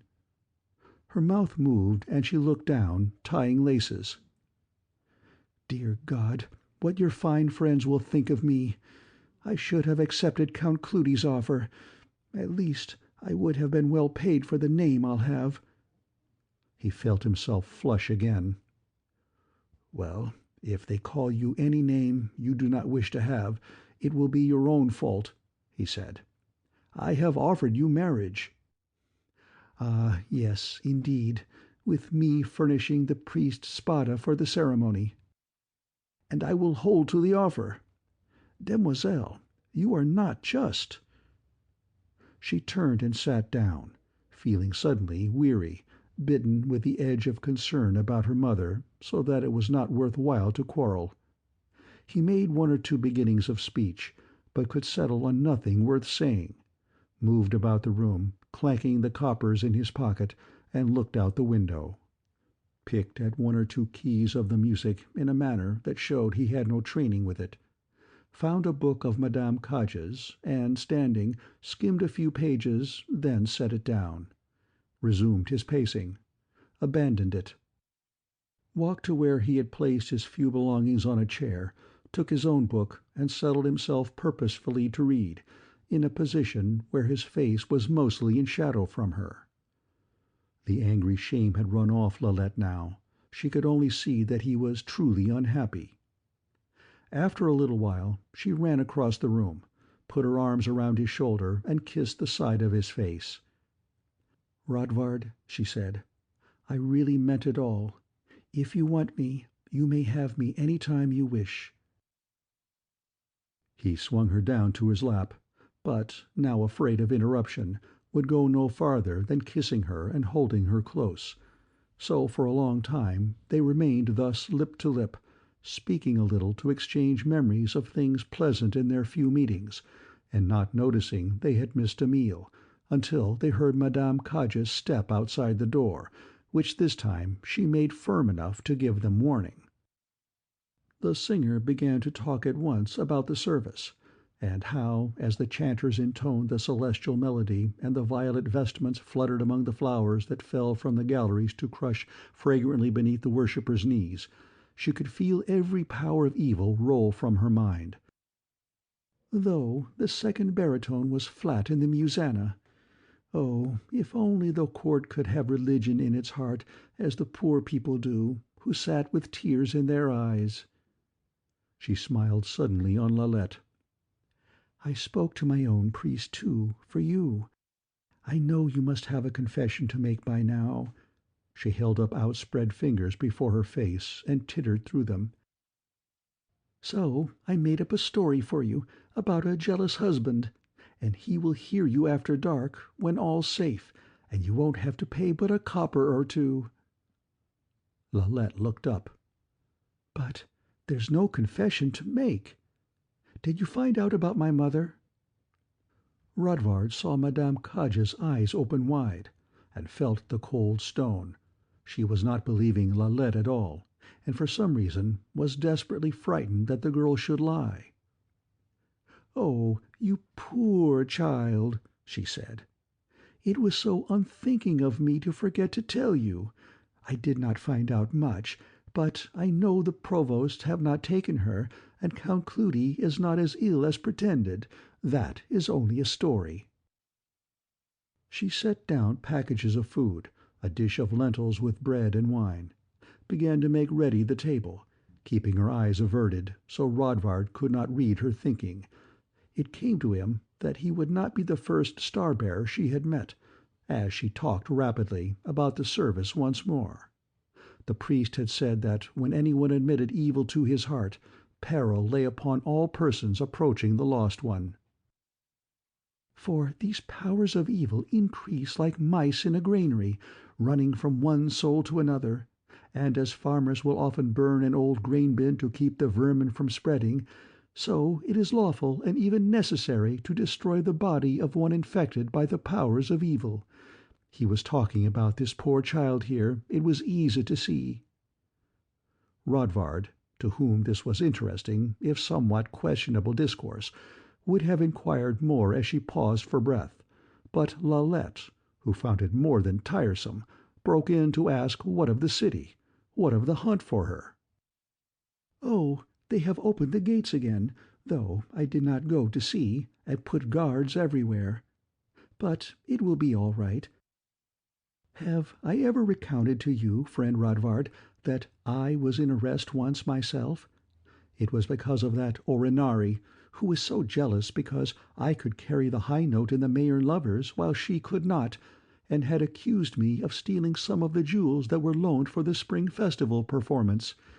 I felt very badly about it, because she was a friend of mine, But it's just as the priest said.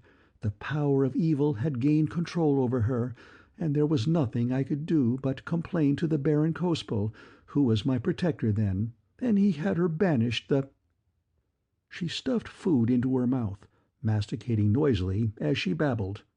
Rodvard caught a flash of Lalette's eye, and knew she was thinking how thin the veneer of half a lifetime around the court was over someone with a peasant's background. To change things, he asked, "Madame, is there any word of the doctor?" "He did not send the fruiterer from his street?" She sighed and turned to Lalette. "Then it is likely that he has no money as yet. He is so good and kind and works for so little that it is often so. Dear child, have you no funds at all?" Said Lalette.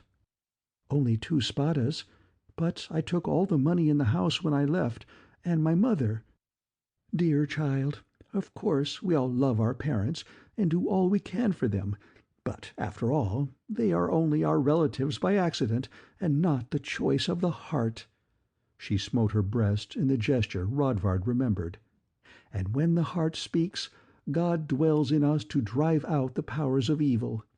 Then we are grateful to those who speak to us through the heart, and if we have anything we give it to them. I denied the heart once." "Your pardon," said Lalette, and stood up to leave the table. Her face was a little white.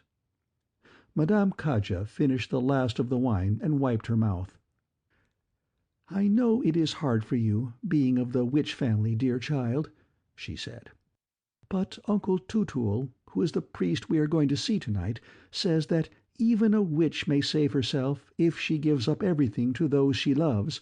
And oh, my dear, I really do not mind missing my pupils, but—" Lalette's mouth strained. She stood up and plucked from her waist the tiny purse. "Here," she cried, "are the spadas," and flung them ringing silveringly against the plates. "Take them. I am going to the provost's myself. To be seduced I will, it was my fault, but I will owe no obligation for it." She turned to the door so fast that Rodvard barely barred the way before her. "No," said he, as she tried to push him from the way. "You shall not go like this." Their hands caught, and she struggled for a moment. "Or, if you'll say you do not love and never will, go, and I will join you before the deacon's court. But it was another tale that you told lately," said Madame Kaja. "Oh, dear child, you must not resist such love." She tittered, and the nerves of both the others jangled. Lalette sat down. "I am at the mercy of you two," she said. "Mercy? Mercy?" The singer's bracelets clanked. "Ah, no, we are at yours, and seek to help you at your own risk. Not so, friend Rodvard?" She swung to face him for an unguarded moment, and he was staggered till he must grip the table edge at the blast of hate for Lalette behind her eyes. There was a strange mother-thought in it, too. He could not make out the detail. Kaja's glance went restlessly on across the room. She stood up in her turn, saving. "I do not know the hour. My watch is being repaired, but I am sure by the dimness outside it must be late, and Uncle Tutul is waiting. Demoiselle Asterhax, no, I shall call you Lalette. It is so much more friendly. Will you come?" Rodvard thought, if I let her go, everything will arrange itself to my utmost advantage. "Maritzel," he said, "do not go out this evening. There is no—" Madame Kaja tittered at once. "Ah, friend Rodvard," she said, "if you'd have women kind to you, you must remember their names. Will you come, Demoiselle Lalette? Even if there's no confession, it will be a joy to hear Uncle Tutul's discourse." Rodvard. "Lalette, I beg you, by all you have said this day, and all we hope for in the future, do not go out now. I have a reason." He reached one hand and took hers, as she looked at him, wondering why he was so vehement in such a small matter. A child's look, with trust in it. "Well, then," and she sat down again. A glassy smile appeared on Madame Caja's face, and she shook one finger at Lalette as she hurried to the door. "You naughty Rodvard! She will certainly have a confession to make before I return," and her steps were audible going down. Lalette's hands lay listless in her lap. For a minute there was silence, in which she rose, walking slowly to the window to gaze out and down, not turning around. "What is your reason, and who is Maritzel?" He had begun to make up his bundle with quick fingers, the volume of Iron Dostal inside. "We must leave here forthwith. The Blue Star. She will do you a terrible harm if she can." "You have told me nothing I did not know without that bit of witchery. A pattern would be useless against her, though. She is too close to the church. Rodvard." "What will you have?" He pulled the edge of the cloak tight. "I am sorry I said what lately I did, about being seduced. Will you forgive?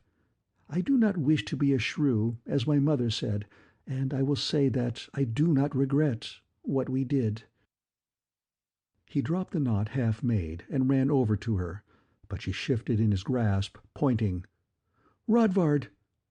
Down the line of her finger he saw hurrying figures pass the lantern at the gate of the street Cassau. Impossible to miss Madame Caja, or the priest, or the provost with bare alerted sword. Said Rodvard, "I did not think her so quick in her grimness. Is there another stair?" "Not that I know. I am sure not.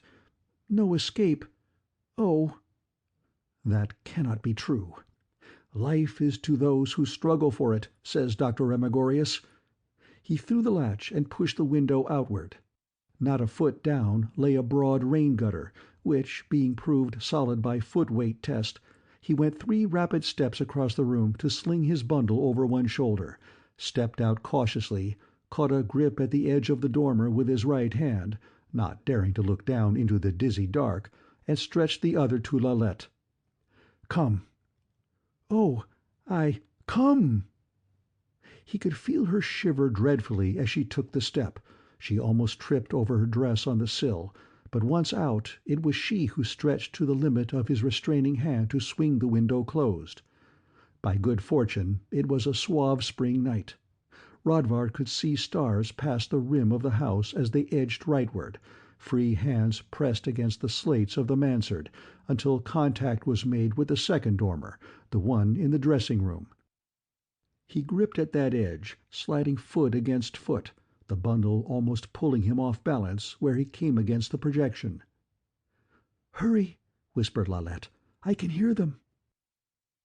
Ahead and beyond, the roof turned. One might work round that back slope, but it would only lead to the opposite side of Madame Caja's garret. Rodvard halted his sliding progress and looked over his shoulder to see the loom of the house at the back of the court, fortunately of the same height. A glance down showed another gutter, with something more than a thigh-length of black space in separation. He turned again, face brushing slates, to make out that Lalette had seen it too. "Shall we try it?" he whispered, and then, incontinently, "I love you," which was for that enchanted moment true. For answer she disengaged her hand from his and began to tuck up her skirt, leaning with cheek against the roof slope. He swung and tossed the bundle to the other gutter, set foot on the edge where they were, teetered, and, with perspiring palms, pushed himself into the long step, almost going down when the lip of the opposite gutter proved higher. But it was wider as well. It held. He was able to reach a hand out and pull her across. There were no windows on this side of the other house. They found it easy to slide along leftward to the corner, and by the especial grace of heaven there was a drain at the angle, in which Rodvard's foot caught to keep them from tumbling where the gutter ended suddenly, with the back of the building going down sheer. They both stood breathless as a window in the building they had just left cracked open. A voice said, "No, not along the gutter there. Perhaps they jumped." Madame Caja's titter was raised. "We must get more men and search." Lalette pressed Rodvard's hand. The window closed, and they stood mute on the roof edge, finger laced in finger, for it seemed a long time. From below in the court, voices floated up, clear as though they were only a few feet away, except that one could not make out the words, only that Kaja's tone was among the rest. Lalette drew him to her and whispered, "We must go back through before she returns," and began to lead to where they had crossed the gap. She was clearly right. They had no future there. The roof where they were had no break, was only the side of the building, which went to its peak at the front as well as the back. The return, with its repetition of peril already overcome, was worse than the passage. Rodvard had to stand on the very edge of the gutter to swing back. Lalette followed lightly. By the time he had reached the window of the dressing-room, worked it open with one hand, and had a leg across the sill, he dared look down, and saw what might have made them earlier hesitate about making a return, namely, a blue provost standing watchfully under the lamp at the street entrance, while 2 or 3 figures more were moving about. But like most searchers, they never looked aloft. "Where?"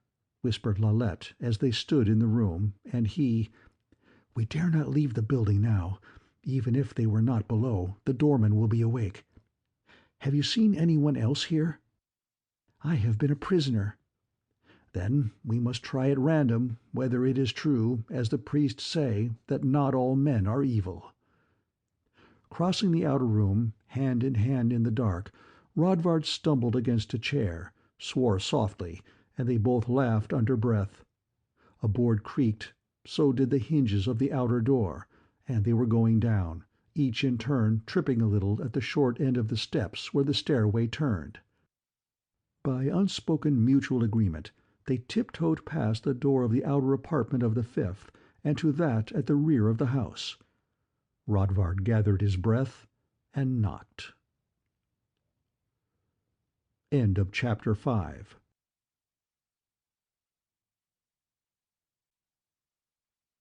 The Blue Star by Fletcher Pratt. Night and day. The place of masks. No step sounded, but as they stood closely to catch any stir, a clear, childish treble came muffled through the wood. "What is it?" Rodvard squeezed Lalette's hand. "I cannot tell you from here," she said, with her mouth close to the door, "but we need help. Will you let us in?" Pause, in which a chain rattled. "In the name and protection of the God of love, enter." And the door melted before them into a darkness different because it held shapes. "Stand there till I make a light," said the young voice. "You must be careful not to break things." There was a small sound of fumbling. Flint and steel clicked, and the candle came slowly into light on a scene that made Rodvard and Lalette both almost cry out, for the small room seemed crowded with people, princes and queens with coronets, richly and gaily dressed, beggars in rags of silk, yellow warriors with ram-horn helmets, Zigraners with want chins and sliding eyes, and other fantasies of human shape, so lifelike in the uncertain gleam that it was an eye flick before they could be recognized as festival masquerades. In the midst of them a smooth-haired boy of, it might be, anywhere from 12 to 16 stood bowing gravely in his night hose, candle held at arm's length.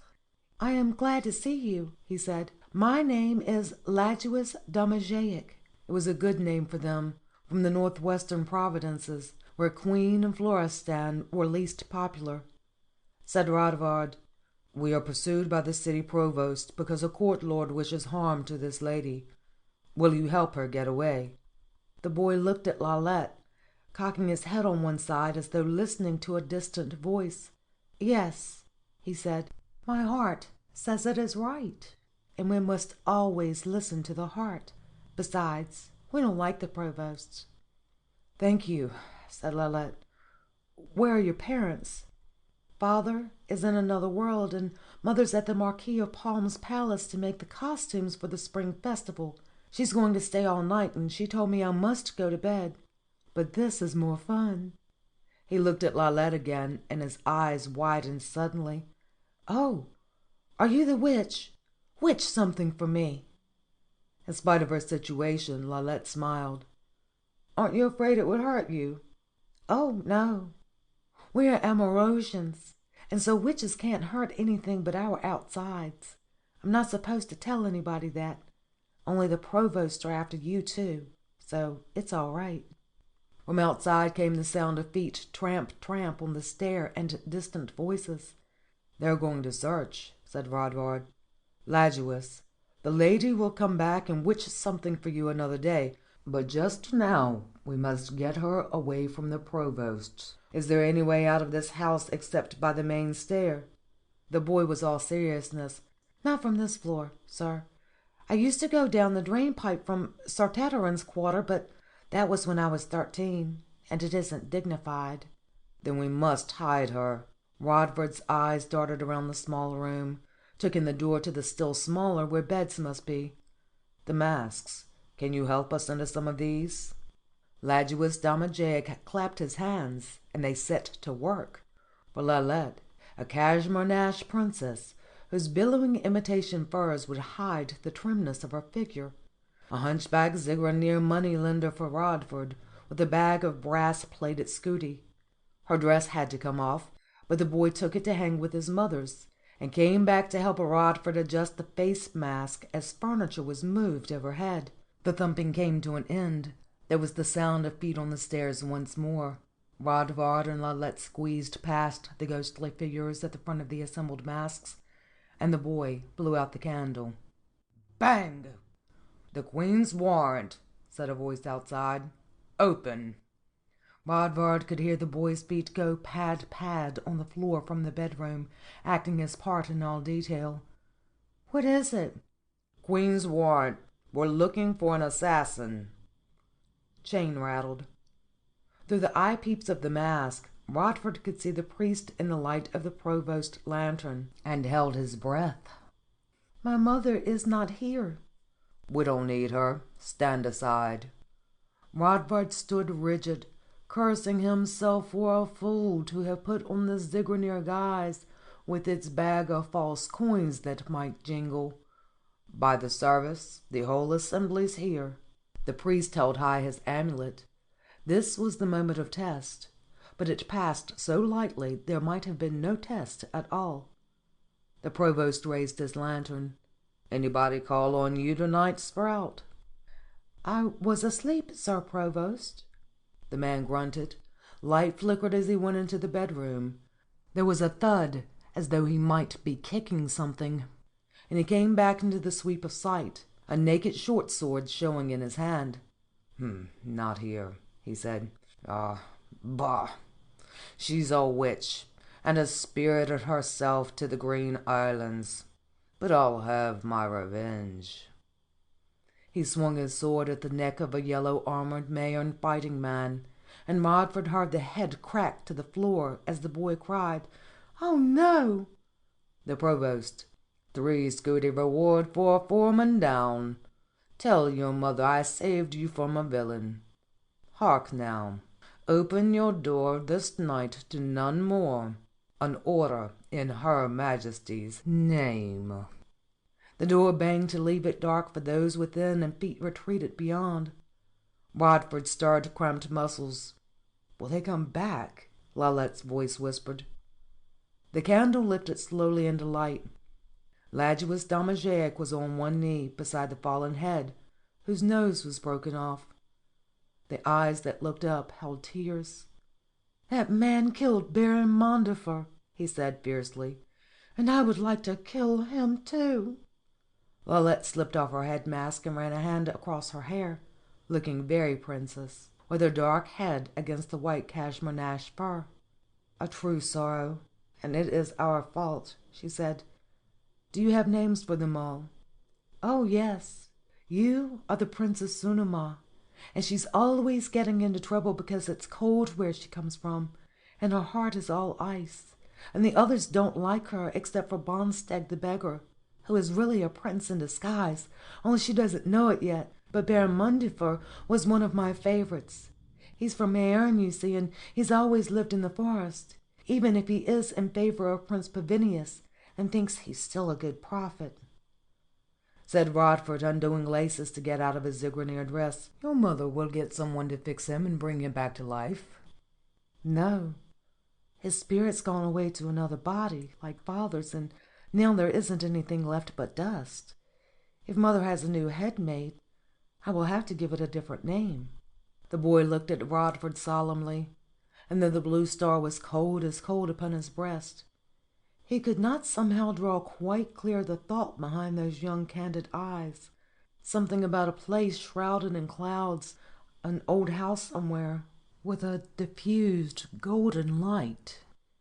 Weariness slid his jaws into a yawn. "There's a place where we can sleep." 2. They had to take his mother's bed, not meant for more than one, so that for the first time they lay close wrapped in each other's arms with the night between them. And this, with the sharp memory of the peril shared on the rooftops hand in hand, was a little more than either could quite bear unmoved, even though the boy was in the corner of the room. They began kissing and holding each other very tight. Presently, deep breaths said Ladjuis was asleep. She did not resist, nor desire to. Afterwards, Rodvard lay for a long time wakeful, thinking that this had been the sobbing, true union, not an arranged accident like that under the tree. They had pledged each other, and were somehow one forever. Now he was committed, and there was a deep, harsh sweetness in the thought of devotion and change, life and love, forgetting all ambition, high destiny, and even the sons of the new day that had brought him to this. Of course Lark and Ladjuis rose before them in the morn.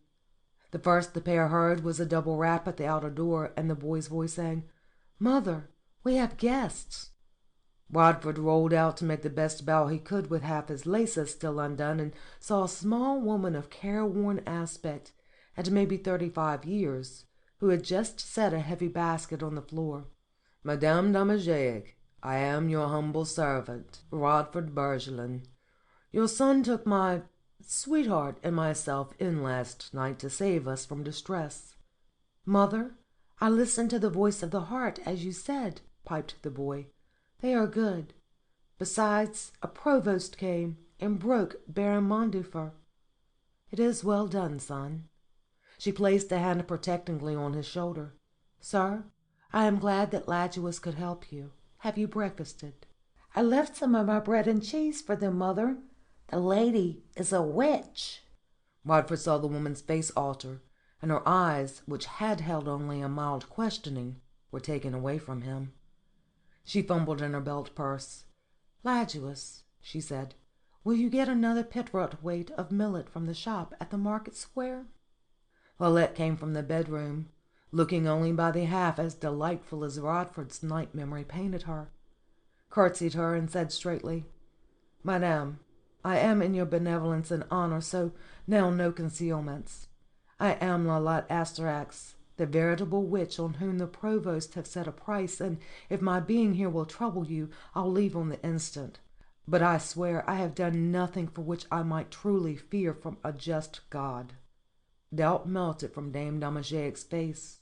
She reached out both hands to take the two of the girls, saying, "My dear, I could not let you go from here into danger, for that would not be love. But as for your witchery, we are also told that if one live in the true world, the outer appearance of evil on all of us shall have no force. Each must find his own way to love. Now, you shall tell me the whole story while I set forth something to eat." The girl gave it all fairly, hiding nothing, as they munched on bread and cheese and pickled onions. When she had finished on the note of Madame Cage's treachery, Dame Damajaic said, "Ill done.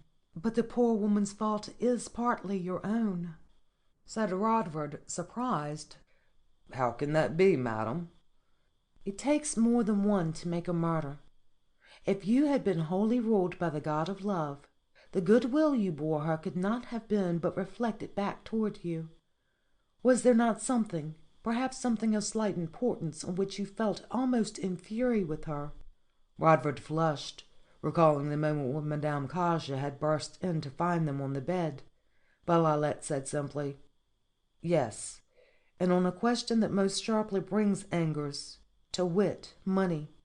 Speaking of which, have you the spiders, Rodvard?" "Why, no. I reached for them where they were on the table as we went through the window, but they were not there, and I thought you had taken them." Lalette's nostrils moved. A victory for Madame Caja. She has left us penniless. "Believe me, an evident result of the fact that you quarrelled with her on pennies," said Dame Domagiac. "Rodvard, I will not say I disbelieve you, madam. Yet I cannot see how this is valuable in our present necessity. The thing's done. Now we have to ask how matters can be bettered, and how to carry a word to my good friend, Dr. Remigorius, so that we can elude the body of this pursuit." The widow looked at him steadily, and although he was new to this blue star, he felt surprised that he could make out nothing at all behind her eyes, no thought whatever. "Sir Bergelin," she said, "you will one day learn that before you can escape the world's despairs, you must first escape the world's self. But now you have been sent to me for help, and helped you shall be. With what I know of mask making, I can so alter your appearance that it will not be hard to pass a relaxed watch. But will your doctor provide security?" "Assuredly," said Rodvard. Too quickly, Lalette thought, and it was so, for he remembered the moment when he surprised the doctor's mind, his carelessness of what happened to Lalette. Dame Domagiac gave a trifling sigh. "You will be safe here for the time. But there is a condition to my aid. I believe in a rule more certain than yours of witchcraft, demoiselle, and will ask that, while you are under my roof, you will banish from your mind every thought of evil and horror and revenge, even toward those who have wronged you. It is a protection I ask for me and my son, though you will not believe it." Part 3. By this time it was clear to both Rodvard and Lalette that, as the boy had said, they were certainly in the house of a follower of the prophet of Mancheret. Although they did not speak of it, the thought gave them both an inner qualm, not over being found there, but at the thought of what might be done to their inner selves by one of these insidious probers of secret thoughts, who had so misused their own prophet. But a mouse cannot choose the smell of the hole he hides in. They glanced at each other, and gave the widow their word, as she had asked. The boy Ladjuis returned. It was thought better that the pair be somewhat disguised again, in case of visitors. Lalette kept the Kazmerga furs. Rodvard at first donned the garb of an executioner, but the girl not liking him in that, took the gear of a hunter-guide from the Ragged Mountains instead.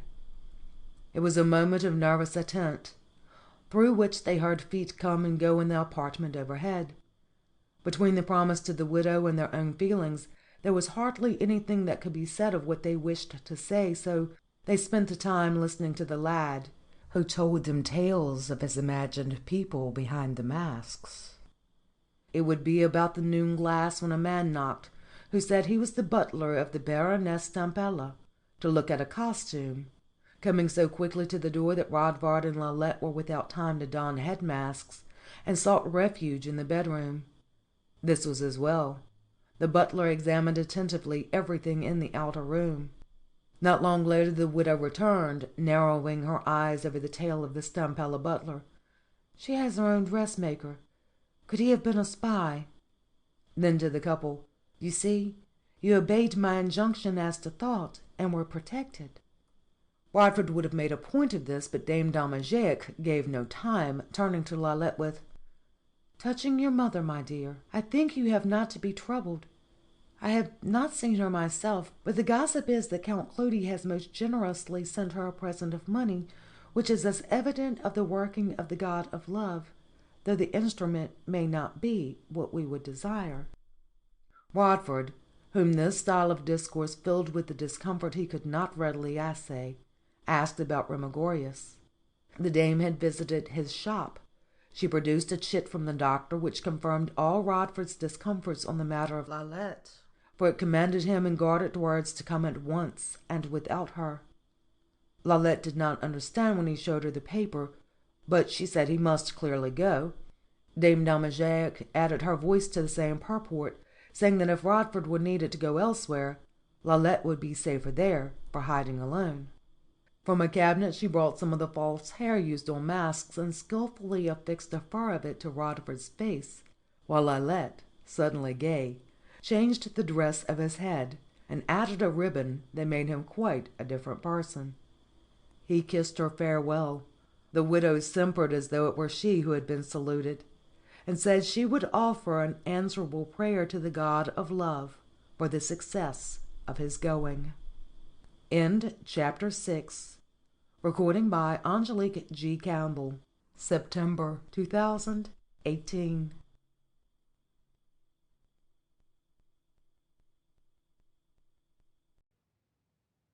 The Blue Star. Chapter 7. Sedad Vix. A New Life.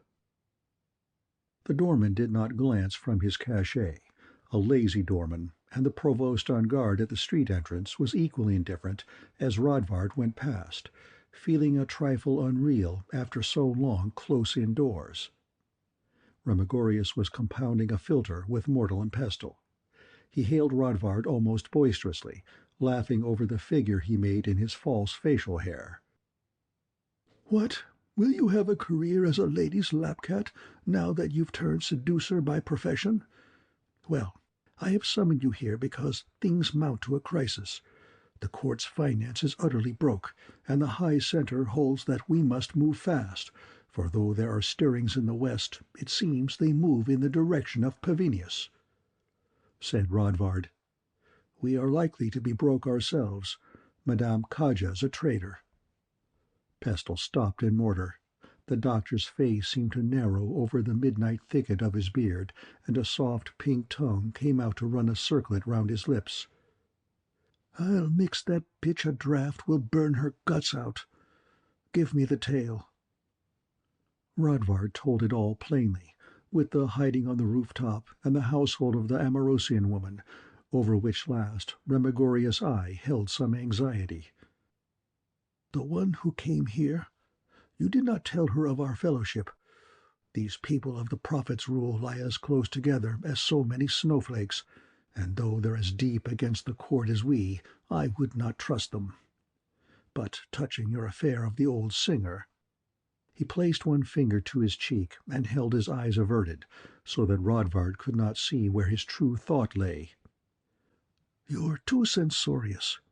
I see no real treason there. She's deep in double intrigues, and must keep up an appearance, beside which, no doubt, there is something of an old woman's green sickness for a younger man. It may all have been by order of the High Centre indeed. You'd certainly have been saved yourself by some tale, for you are now too valuable. Now for our affair. You are to take the stage at dawning for Sedad Vix, where you are to be writer for Count Cleudi at the Conference of Court." Rodvard's eyes sprang open wide. "The court? Will I not be known?" "Ah, yeah, you're not involved now in this pursuit of the provost's. The only one that could establish your communion with the witch is cared for." "What? Who would that be?" "Your pensionario doorman. An accident happened to him last night but one. Was found in the river this morning, thoroughly dead and green as a smelt." Remigorius waved a hand goodbye to Udo the Crab and whipped to his main theme, the Conference of Court. Florestan the Chancellor, the army restive for want of pay, the revenues hypothecated, the question of a great assembly, Cleudi intriguing, the time come for all terrible measures. "But Matherin can discover all this as clearly as I," said Rodvard, a little quick fire of suspicion running through him. "Better in the open, but we know the secret purposes and whom to trust. Matherin takes Cleudi to be a spy for the regent of Triculaca, despite his ejection from the councils there. Is it true? You'll find the hiding place of his mind. Then there's Baron Brunevar, the people's friend, as they call him. A reputation too exalted for credit. He's from the west. Is he not by chance in Prince Pavinius' service, seeking to place that worm-bitten saint on the throne, as prince and prophet both together? 1,000 such questions. You'll play in high politics, young man, and earn yourself a name." Rodvard, heart beating, said, "Well, well, what do you ask more?" His mind made up with a snap, and as though the words came from someone else. "2 things. To write a letter to Demoiselle Asterhax, who will be expecting my return, and to know how I am to reach Sedad Vix without a spada." Remigorius shot him a glance, hit and passed, in which there was annoyance and something like a drop of ink about Lalette. "What, you grasshopper? Always without money? To Sedad Vix is a spada and 2 coppers." He drew from his pouch this exact amount. "As for the letter, write. Here's paper. I'll charge myself with the delivery." Rodvard wrote his letter, discussed through a falling light what persons might be watched at the villa by the sea, and how to give the news to Matherin, dined miserably with the doctor on a stew that had the sharp taste of meat kept beyond its time, and lay down exhausted on the floor with a couple of cushions and his cloak. Sleep withheld its hand. His mind kept running in a circle round the thought of being controller of destinies, until he made up a land of play-show in his head, of being accuser before a court of the people, with some man who bore a great name as the accused, and himself making a speech. "But you, your lordship, are a liar and a traitor. What of your secret adhesion to the prophet?" The scene he could fix clearly, with the accused's face and the members of the court looking grim as the accusation was driven home. But somehow the people of his drama would not move around or change expression beyond this one point, and each time he reached it the whole thing ended in a white flash, and he drifted for a while between sleeping and waking, wondering whether his blue star might not be driving him foolish, until the imagined play began again, without any will of his own. Toward day he must have slept a little, for Remigorius was laying a cold hand on his face, and it was time to look toward the new day and a new life. 2. From the city to Sedad Vix by the shore is a fair 12 leagues, through the most fertile fields in all Dasola, now jumping with new green, orchards blooming in a row and pale yellow jonquils. Another time Rodvard had found the trip after they crossed the high bridge pure pleasure, but now he felt having missed his sleep, and the travel-mate in the opposite seat was a good-looking pregnant woman, who said she was going to join her husband, and babbled on about his position in the royal orchestra till one could not even doze. The blue star said coldly that she was a liar, and talking to hide the true fact, namely, that she hated her husband and pregnancy and the love of any man, and as soon as she was free of her condition, hoped to catch the eye of some wealthy lady, and to be maintained for pleasures impermissible, so vile a thought that Rodvard closed his eyes. The man next to him was a merchant of some kind by the badge in his cap. He kept addressing heavy-handed compliments to the dame, saying that he would dance with her at the spring festival and the like. Rodvard, turning, could see he thought her licentious, and was determined to profit by it at some future time. At Mess Joan, where they stopped for lunch, the merchantman bought a whole roasted chicken and a bottle of that fine white Tritulacan wine which is called the honey of the hills. Rodvard himself was a little faint from lack of food when he reached the royal villa after a solid half-league of trudging beyond the stage-post, nor did the under-butler who received him offer food, but took him at once to a cabinet looking out over a terraced flower-garden, at the back of the rambling building. This guide said to wait for the arrival of Sir Tuolen, the butler-in-chief. The name had a Germanish sound, and sure enough, the tall man who came after perhaps half an hour's retard had the high-bridged nose and curling hair of that northern land. Rodvard stood to greet him with extended hand, and as he looked into the eyes, received a shock that ran through him like poison fire, with its indubitable message that he was facing another wearer of the blue star. "You are Sir Bergelin?" The eyes looked at him fixedly, though the lips did not cease smiling. "What is your function to be?" "Writer to the Count Cleudi for the conference," Rodvard managed to say. One almost seemed to drown in those eyes, liquid and northern blue, but he could not read a single thought behind them. The smile expanded. "You will find it easier to meet others who know when you have borne that stone for a time. I perceive it is a novelty to you. There are not many of us." I suppose it is little use asking you why Count Cleudi wishes a blue star with him. No matter. I have watched him before, and it is no secret that he wishes to be Chancellor. Even Lord Florestan knows that. I trust you are not an Amorosian, or one of that band of assassins who call themselves Sons of the New Day?" "No," said Rodvard, and thought with the back of his mind that this was why all plans to deal directly with the court had broken, and others of the Brotherhood had been laid in the toils of the provosts, this star-bearer here. With the front of his thought, he concentrated on looking at the detail in the painting of a milkmaid just beyond Tuolan's ear.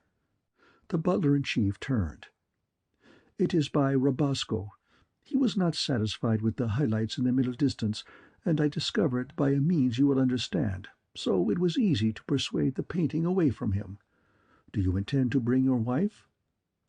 "No," said Rodvard, thinking quickly on Lalette, and as quickly away. "Oh, there is something wrong with the personal relation. Perhaps it is just as well if you do not. Her Majesty is not prudish, but she does not approve of witches at the court. Your room will be at the depth of the west wing, beyond the hall of conference. I will have one of the under-butlers show you." He stood up, then paused with one hand holding the bell-rope. "One last word. A bearer finds himself in a strange position here without his witch. I suppose your wife has given you the usual warning about infidelity, but you are clearly new to the jewel and young, and there are not a few ladies who might make the loss seem worth the gain, since you can read their desires. In particular, I warn you to stand clear of the Countess Ayala of Argin, in whom I have noted something of the kind. She is involved with the Duke of Agramans, a man who will protect his own dangerously. Drop in tomorrow night after Cleudi releases you. It will be a pleasure to compare things seen with another bearer. I have not met one for long." In the room was a tray of food on the table, ample and well selected, with a bottle of wine.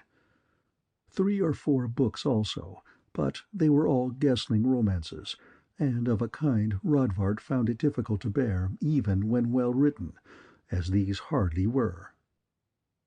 He glanced at each in turn, then tossed them aside, and was only rescued from boredom by Matherine's coming, who pressed his hands and said he would come the next evening again, but for the now he must hurry. Rodvard replied that the High Butler Tuolan was the bearer of a star, and Matherine must either avoid his eye or keep his own thought on innocuous subjects. And his witch? Wait, no, that explains much. "I do not see," said Rodvard. "Why, fool, the hold the court party has. No sooner a man turns up that's in opposition than your Tuolan knows his most secret purpose, and I do not doubt that his wife witches the man. This is something for the high centre of the new day." 3. A pretty maid brought him breakfast in bed. She gave him a cheerful morning greeting, but embarrassed him by hoping in her thought that he would not make love to her. Her mind held some memory of how the last man in this room had done so, but she shied from the thought of the outcome so much that instead of decently avoiding her look, Rodvard was tempted to pry deeper, but there was hardly time. She said it would be near to noon when Count Cleudi rose, and that his apartment was in one of the pavilions set among trees and shrub and garden, west from the main villa. Rodvard dressed and went to stroll in that direction through curved avenues among intricate beds of spring flowers, tulip and narcissus, with pink azaleas just in the bud beside them and magnolia showing its heavy white wax.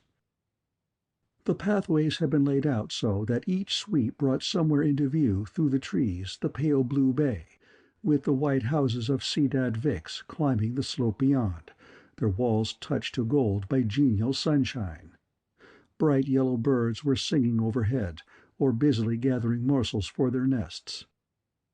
Rodvard felt his heart expanding with the joyous certainty that all would yet be well, though in the same tick demanding of himself how men who dwelt in such surroundings could be given to evil and oppression. Ah, if all people could only walk in gardens daily! A question in philosophy to put to the doctor, but before he could frame it into words, a turn of the path brought him past a tall clump of rhododendrons to the front of a red-doored pavilion, where a gardener was letting into the ground plants of blooming hyacinth. The air was rich with their fragrance. "Good morning to you," said Rodvard cheerfully, for joy of the world. The man looked up with lips that turned down at the corners. "If you say it is a good morning, I suppose it must be one for you," he said, and turned back to his trowel. "Why, I would call it the best of mornings. Does not the fine air of it please you?" "Enough." "Then what's amiss? Have you troubles?" "Who has not?" The gardener slapped his trowel against the ground beside his latest plant. "Look at these flowers now. Just smell that white one there. It's more fragrant than the blue. Aren't they beautiful things? Brought here at expense, and in this soil, see how black it is, they would grow more perfect than ever, year by year. But here's the end of them. As soon as the blossoms fade ever so little, poor things, they must be dug up and thrown away, because she—" he swung his head and rolled an eye in the direction of the red-doored pavilion, "can't bear to have any but blooming flowers at her door, and will want new lilies." "Who is she?" asked Rodvard, lowering his tone for fear that voices will sometimes carry through wood. "The Countess Ayala. Her affair, you will be saying, whether flowers die or live. She has all that income from the Argent estates, and doesn't have to provide for her brothers, who married those two heiresses up in Bregatz, but a man could still weep for the waste of the flowers. Sir, give a thought to it. How in the world we never have enough of beauty, and those who destroy any part of it take something from all other people. Is it not true now?" He paused on his knees and looked up at Rodvard, who was growing interested indeed, but now felt the coldness of the blue star telling him that this earthly philosopher was not thinking of beauty at all, but only reciting a lesson and wondering whether his pretty speech might now draw him a gift from this poetical-looking young man. "I do not doubt it," he said, "but I have no money to give away," and turned to go. But he had not travelled a dozen paces when he met one who must be the Countess Ayala herself by the little double coronet in her drag-edge hat. Rodvard doffed to the coronet, noting in the fleeting second of his bow the passionate, bewildering beauty of the face surrounded by curves of light brown hair. She stopped. "Put it on," she said, and he looked up at her. The cloak did not conceal the fact that she was still dressed for evening. A leg showed through the slit in her dress. "I have not seen you before." "No, your Grace, I only arrived last night." "Your badge says you are a clerk." "I am a writer to the Count Cleudi for this conference." He dared to look into the eyes a finger-joint length below his own. Behind them there was boredom with a faint flicker of interest in himself, and the thought of having spent a bad night. A weary thought. "Count Cleudi, oh, you might be him in disguise." She laughed a laugh that trilled up the scale, slipped past him with a motion as lithe as a gazelle's, and up the path into the red-doored pavilion. Rodvard looked after her until he heard the gardener cackle, then, a little angry with himself, stamped on round the turn of the path, trying to recover the glory of the morning.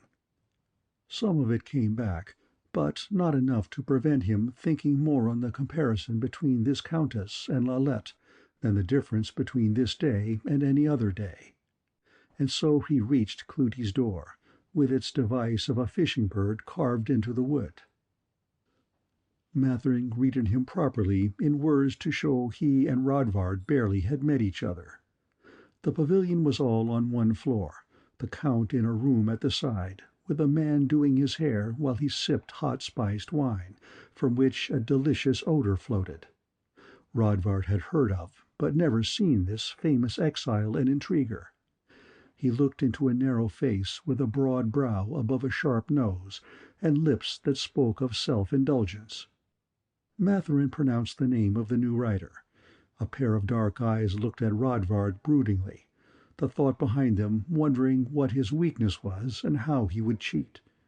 Said Cleudi, "I do not ask your earlier employment, since it is of no moment if you are faithful and intelligent. I cannot bear stupidity. Can you read Tritaculin?" "Yes, your grace." "You will gain nothing by attempting to flatter me with the form of address. On the side table are pens and papers, also a horoscope, which has been cast in Tritulacan, and a poem in your own musical language. Make fair copies of both in Desolan. Have you breakfasted?" His accent had the slight over-emphasis on S with no Tritulacan ever loses. "Yes, thank you." The symbols on the astrological chart were new to Rodvard. He had to copy each by sheer drawing and then translate the terms as best he might. The poem was a sonnet in praise of a brown-haired lady. Its meter limped at 2 points. Rodvard managed to correct one of them by a transposition of words, and presently laid both papers before Cleudi, who knit his brows over them for a moment and smiled. "You are a very daring writer to improve on what I have set down, but it is well done. Matherin, give him a Scuderius. Well then, you are to wait on me in the conference at 9 glasses of the afternoon. Everything I say is to be set down, and also the remarks of the Chancellor Florestan, but most especially those of the Baron Brunevar, for these may be of future use. Of the others, whatever you yourself consider worthwhile. You are dismissed." Matherin saw him to the door. "The Scuderius?" asked Rodvard. "Goes into the treasury of our centre," said the servitor. "But I have no money at all," protested Rodvard. "Pish, you do not need it here. Would you starve our high purpose to feed your personal pleasure in little things? I will come to your room tonight." End of Chapter 7.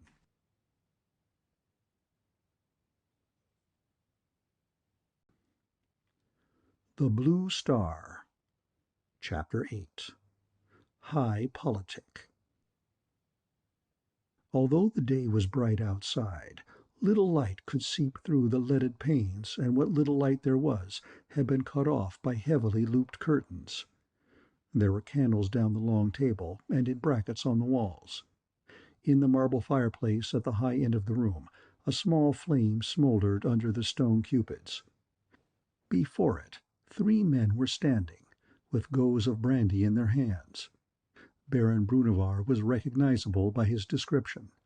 Tall, with a mane of white hair and a firm-set mouth that made one think of the word nobility without reference to civil condition.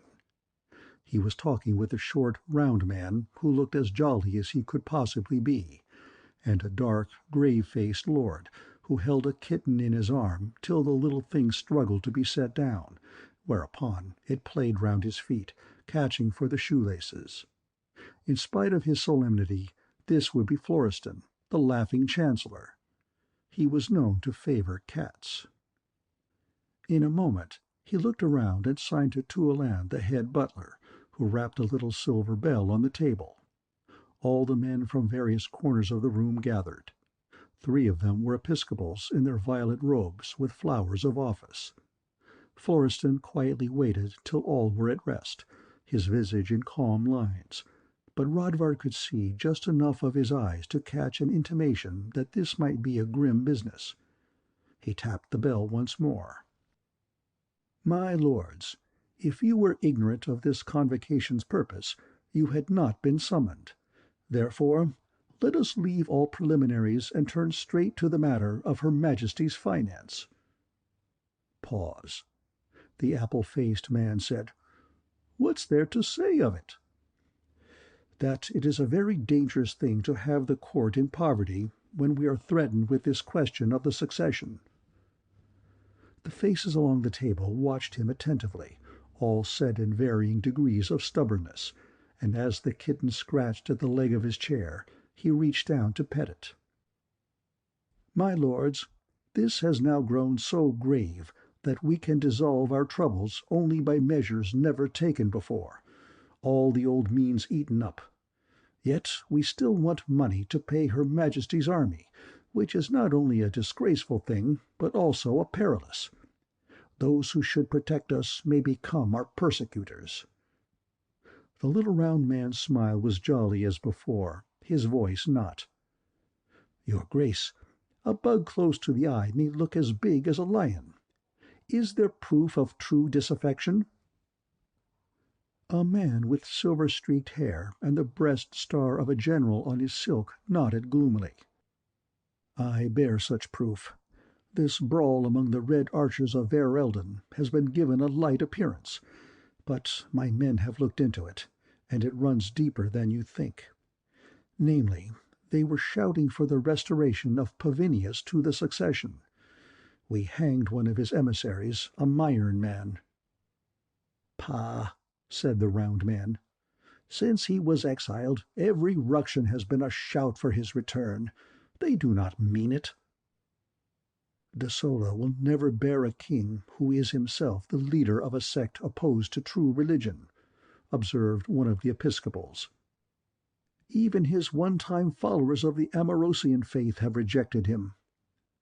Florestan held up his hand. "My lords, you wander. I summon you here on this matter of finance to say that it is within the powers granted to me as minister by the Queen's Majesty to establish by decree the new form of tax payment proposed by our good friend the Count Cleudi. Yet, as some of you have been good enough to let me know this plan will never succeed, I now ask what other you propose." "It is a plan to steal from the nobles of the land, and it will surely not be borne," said a long-faced man with great force. Said one of the Episcopals, "The estates of the Church must of course be exempt from this plan, for it would be an affront to the Most High God to make his spiritual ministers into tax-gatherers for the lesser or civil estate." Chancellor Florestan threw back his head with a burst of laughter so heartily sustained that it was not hard to see how he had won his calling name. "The same spiritual ministers," he said, "have little trouble with their consciences when it is a question of collecting taxes to their own benefit.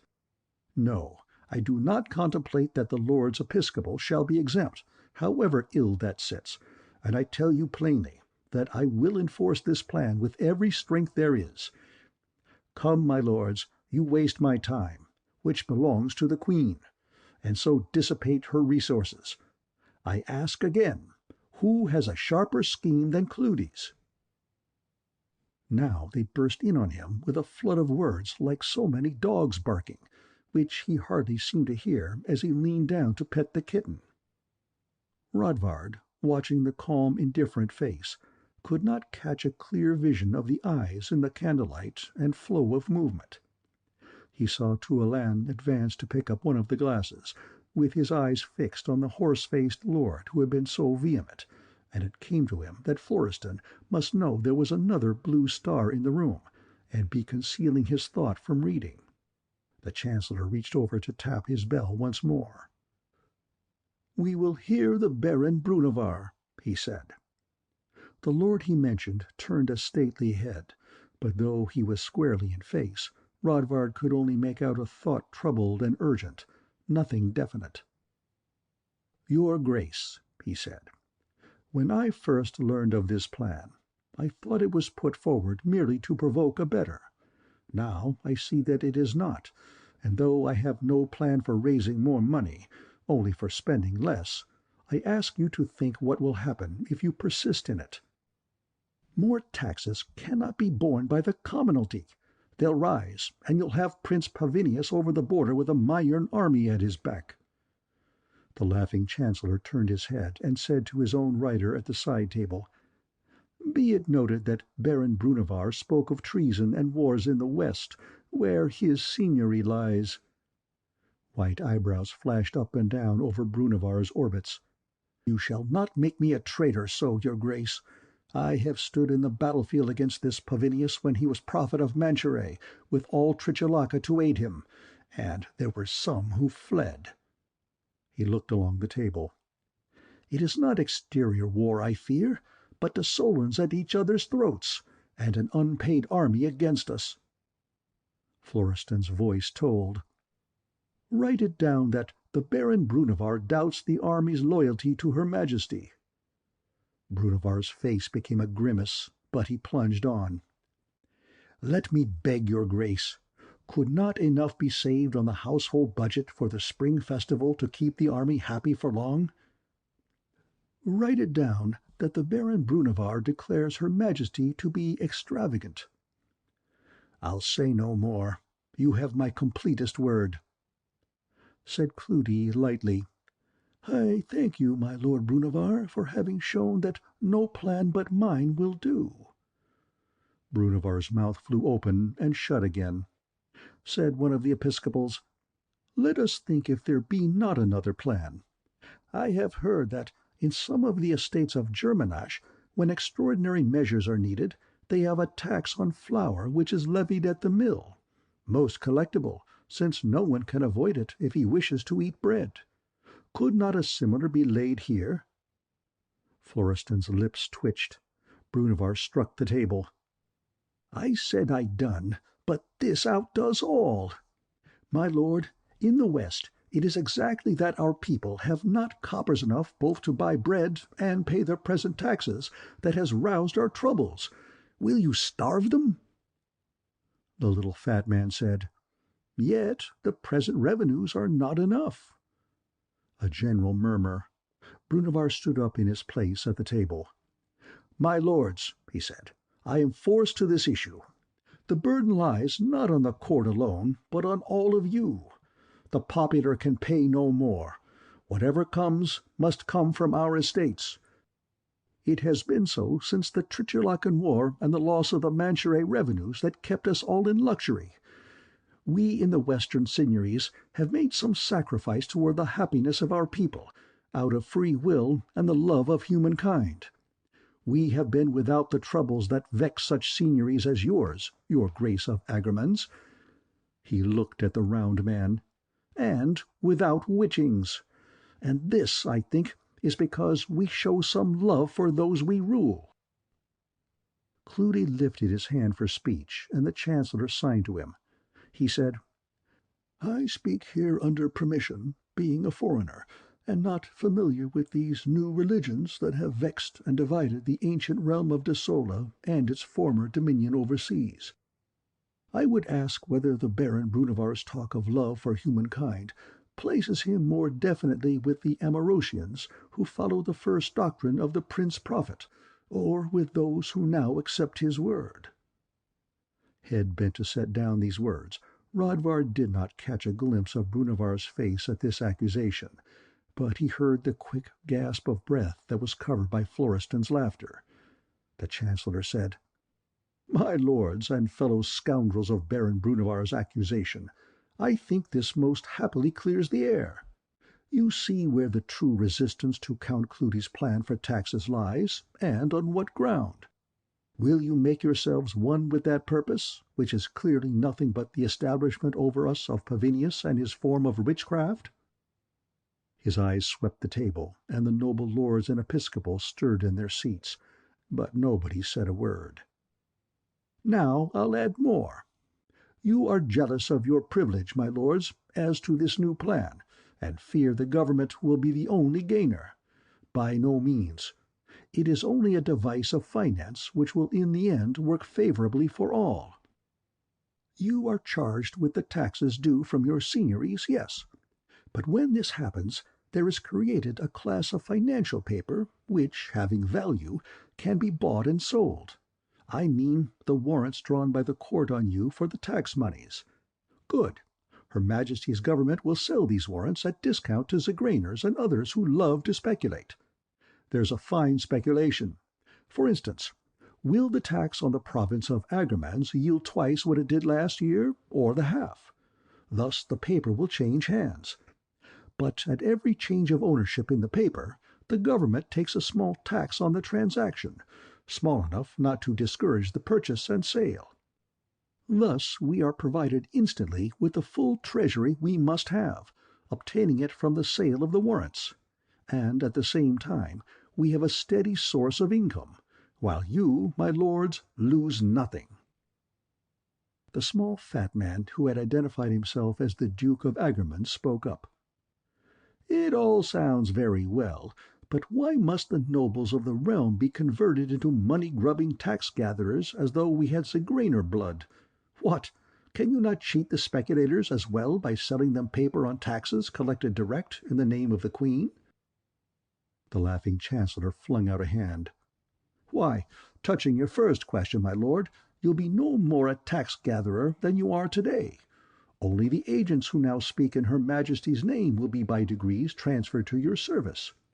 From this you'll benefit, for some of these taxes will be paid in early, and you will have the handling of the moneys until the government's paper against you falls due.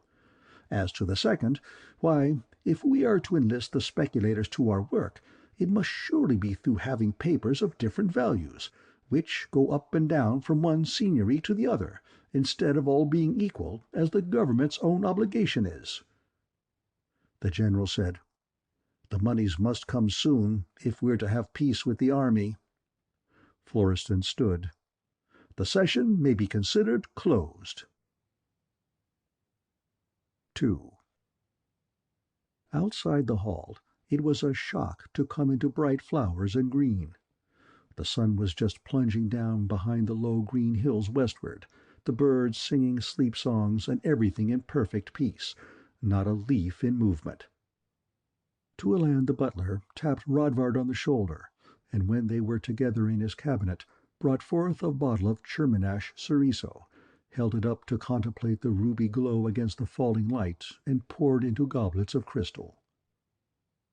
"You found it diverting, Sir Bergelin? His Grace is very astute."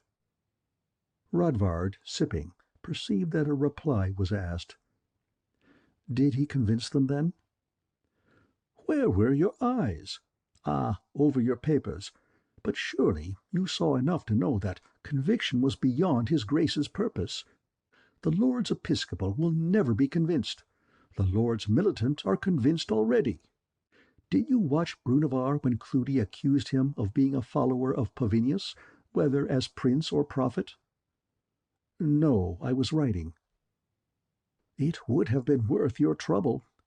There was that something like a golden flash, which always comes when a man discovers that what he has said in innocency may be taken as the product of a guilty mind." "Guilty?" Rodvard's surprise broke through the guard he had set on his thought. "I am new to this blue star, but saw no guilt, only an honest man who would help others." The butler's permanent smile came up out of his crystal. "Honest? Honest? I imagine Brunevar may answer to that. A tradesman's quality at best. I look for it in dealers who furnish the court with pork. But in high policy that type will hardly gain one more than a length of cold ground, which it will now do for Brunevar." Rodvard looked down. Then his Grace was playing a game with Brunevar to make this public confession that he is either an Amorosian or a follower of the prince. As you clearly discovered, the Episcopals can never let that fall. They can no more have a man of such opinions as regent apparent than they could have Pavinius for king. So now there will be an accusation and a trial, and Brunevar walking the walk to meet the throat-cutter on the scaffold, for I doubt they can afford banishment.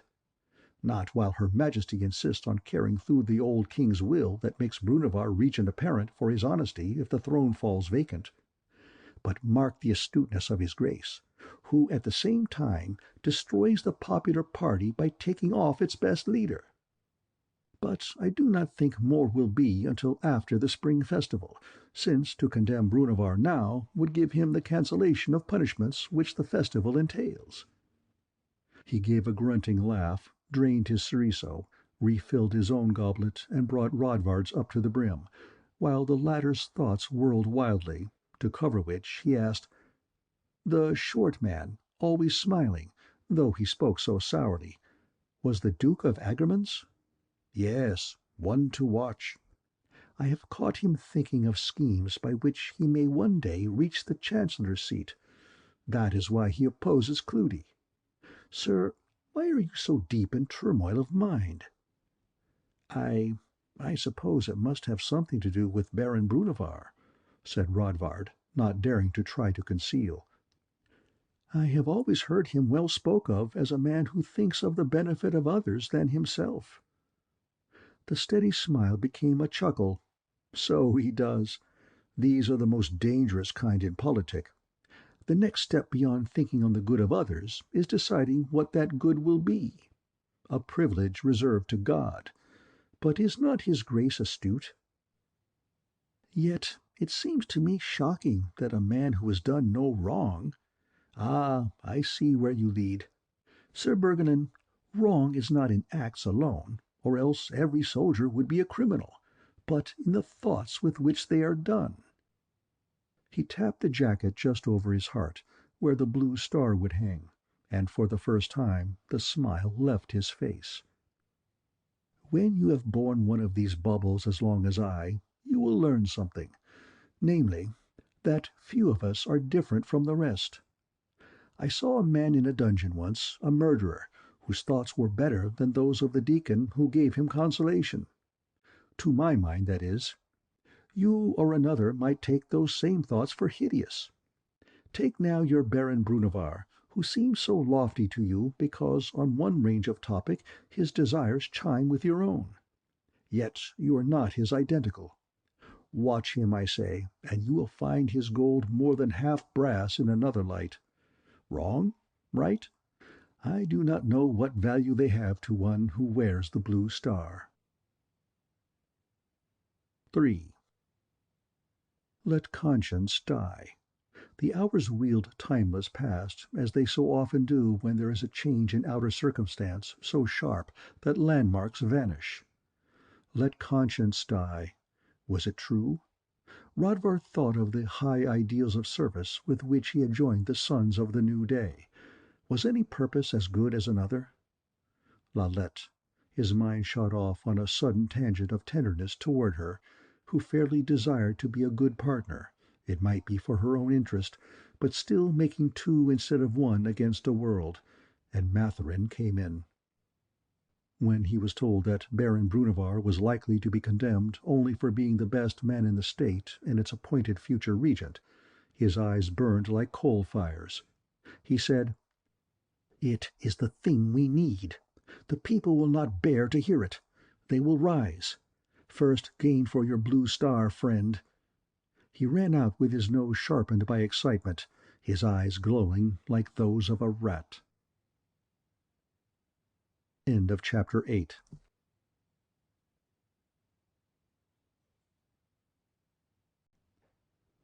The Blue Star. Chapter 9. Spring Festival. Intrigue of Count Cleudi. "Now the mask, Matherin," said Count Cleudi. One corner of his lip twitched, the black eyes glinting with malice. He seemed as light and strong as one of those bronze statues of the Winged Man, knuckles resting on the table. His own costume was a rich purple, as he glanced from the mirror to Rodvard's face, masked down to the lower cheeks, but with lips bare. The chin is much alike. Turn around, Bergelin, slowly, pivoting on the ball of the right foot. So." He lifted his own right arm, slightly bent, dropped his left hand to dagger hilt, and illustrated. Rodvard tried to follow him. "Not quite right with the dagger. You are jerky.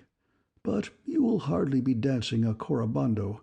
Have the goodness to walk across the room. Stand. Matherin, where does he lack the resemblance?" The servant's fingers came up to his lip.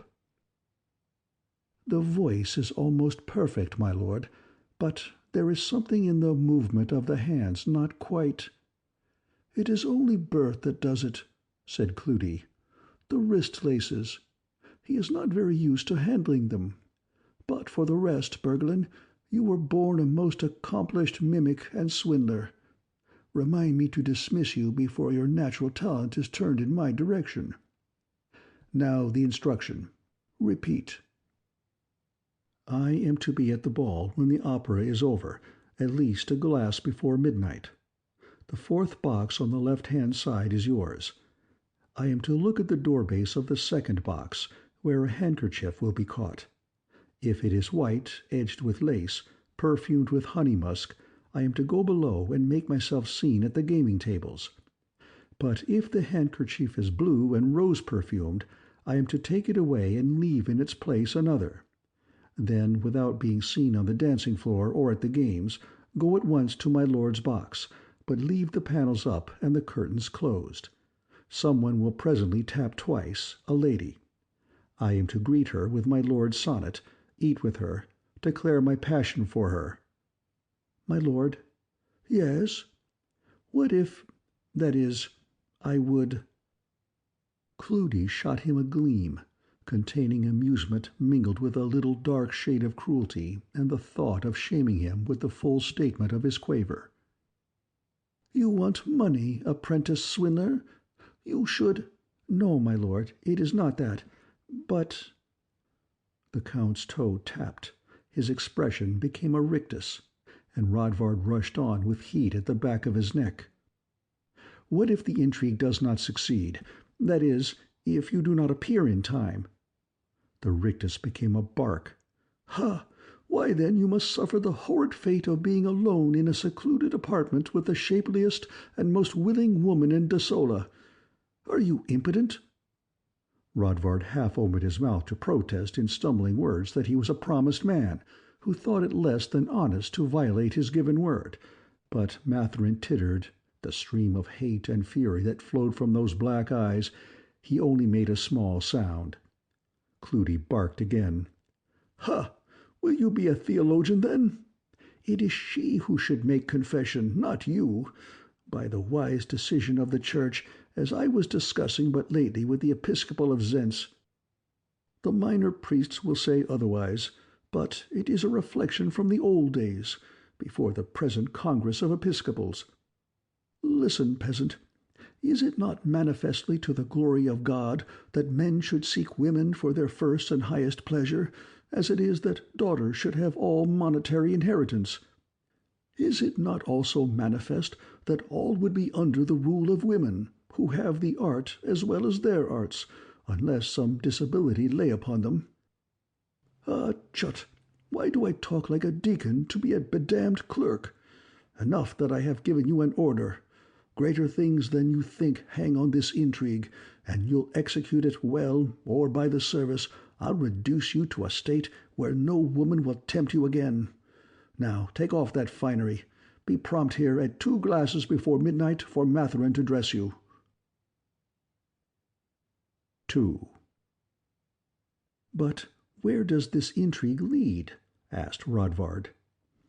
"Could not your blue star give you a clue?" said Matherin.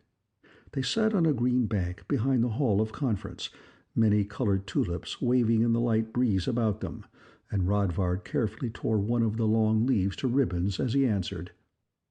"No.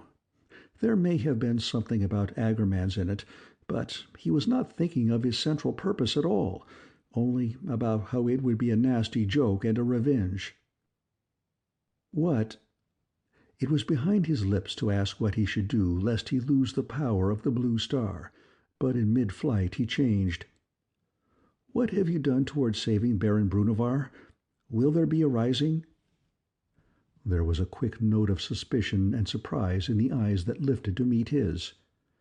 "Nothing for now, but to let Remigorius, and through him the High Centre, know what's in prospect. There's no accusation as matters stand. It will gain us nothing merely to put out the story that the court plots against him. Yet I do not understand why he has failed to fly when it's as clear as summer light that Florestan means the worst toward him." "What I do not understand," said Rodvard, "is why the High Centre has failed to make more preparation.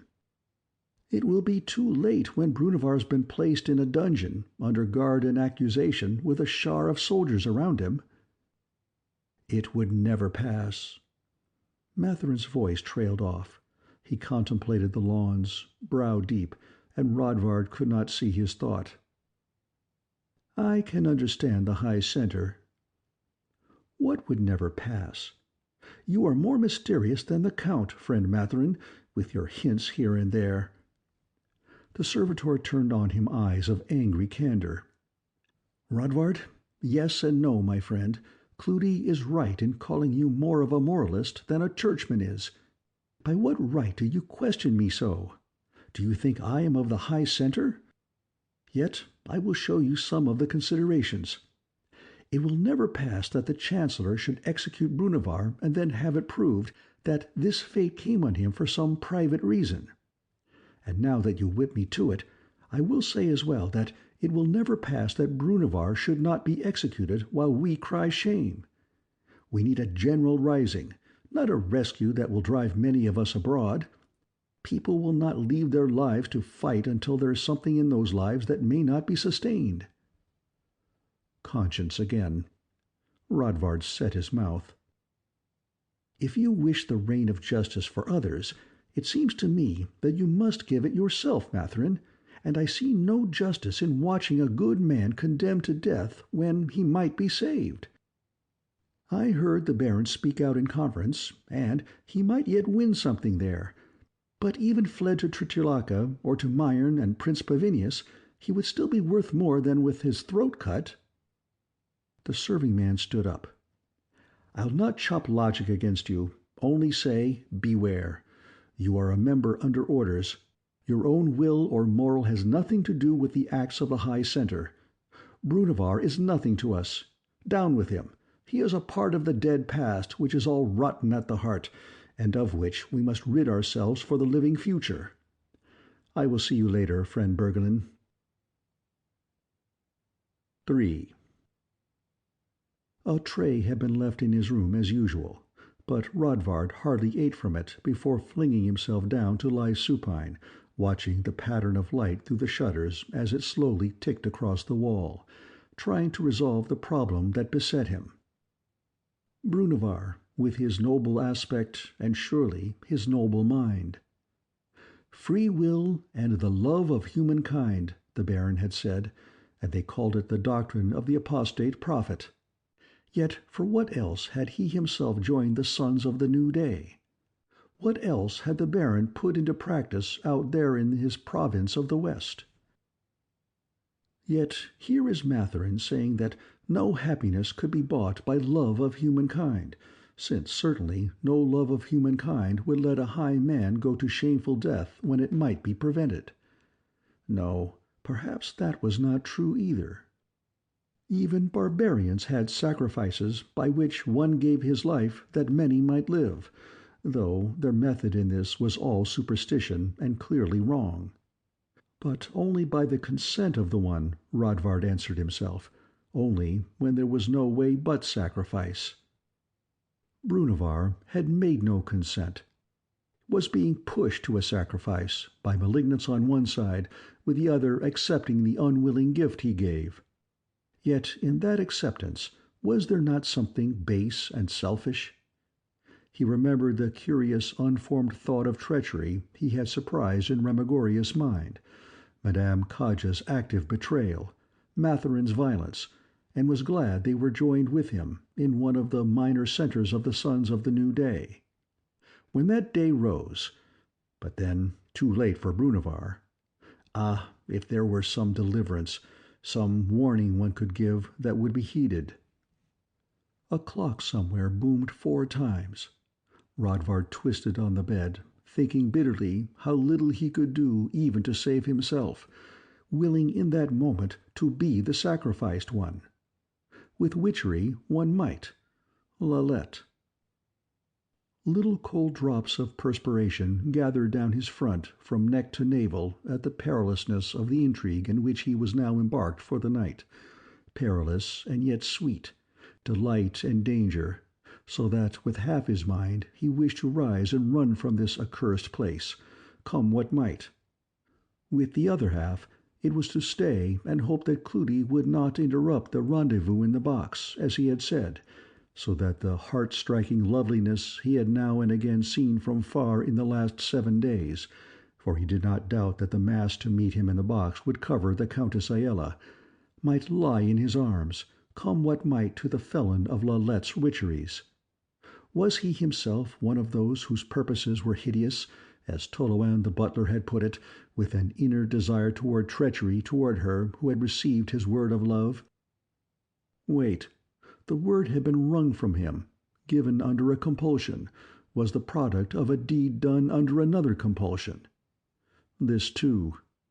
Before a high court I will plead, thought Rodvard, that I myself, the inner me who cherishes ideals still, in spite of Matherin or Toloan, had no part in betrayals, and recognized as he thought thus that the union in the place of masks was that of very inner me, given forever, or forever minus a day.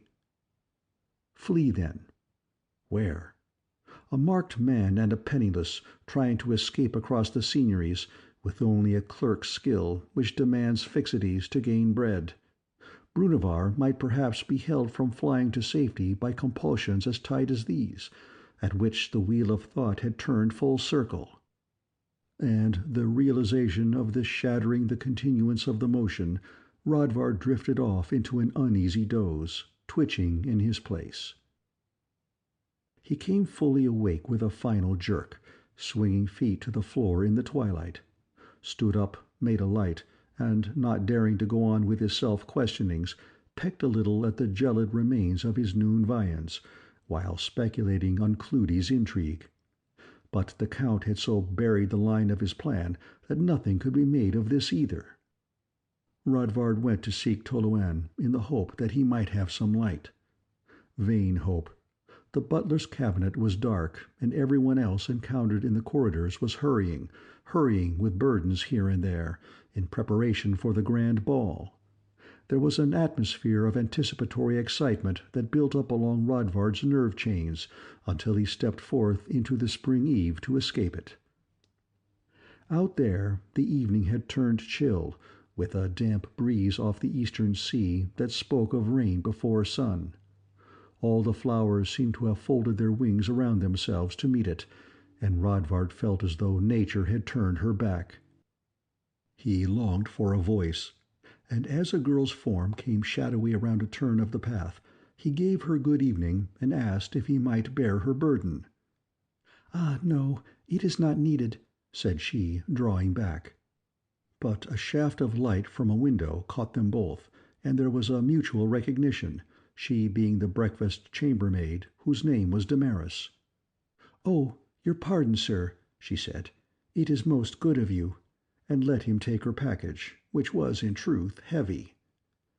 "Why, this must be gold, or lead, or beef, not flowers, as it should be on festival eve," he said, and she trilled a small laugh before answering that festival it might be for those badged with coronets or quills, but for her class it was a night of labor. "And it is not gold, or I would run away with it, but one of those double bottles of Argent-fired wine for the box of the Count Cleudi, whom you serve." She turned her head, and in the light which threw across the path from another window, he caught a glint of her eyes. She was very friendly after a week of bringing him breakfasts, in which he had treated her as courteously as though she were high-born. "Will you have no festival at all, then?" he asked. "Oh, yes, tomorrow afternoon, when all the court's asleep. In the evening, when they wake, it will be duty again." They had reached the door of the great hall. Within, workmen were attaching flowers to the bowered dais where the musicians would play. There was a sound of hammering from somewhere along the balcony behind the boxes, and Tuolan, the high butler, was revolving in the midst of the dancing floor, pointing where a flower chain should be draped or a chair placed. His movement was that almost prance which Cleudi had demonstrated. The girl's face turned toward Rodvard. Her eyes suddenly said she wished him to ask her something. He could not quite make out what, they were so quickly withdrawn, but it was connected with the festival. "I'll have no festival myself, unless someone takes pity on me," he said.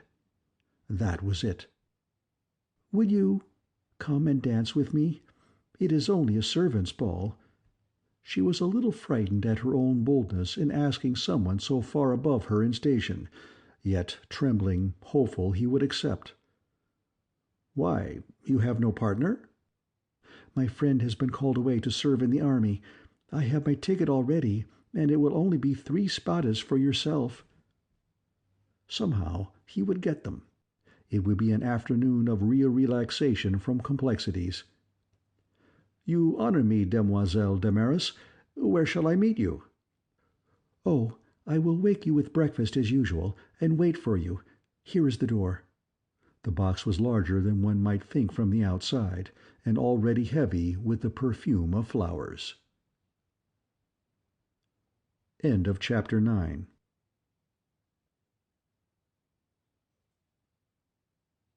The Blue Star by Fletcher Pratt. Prelude to the Servants' Ball.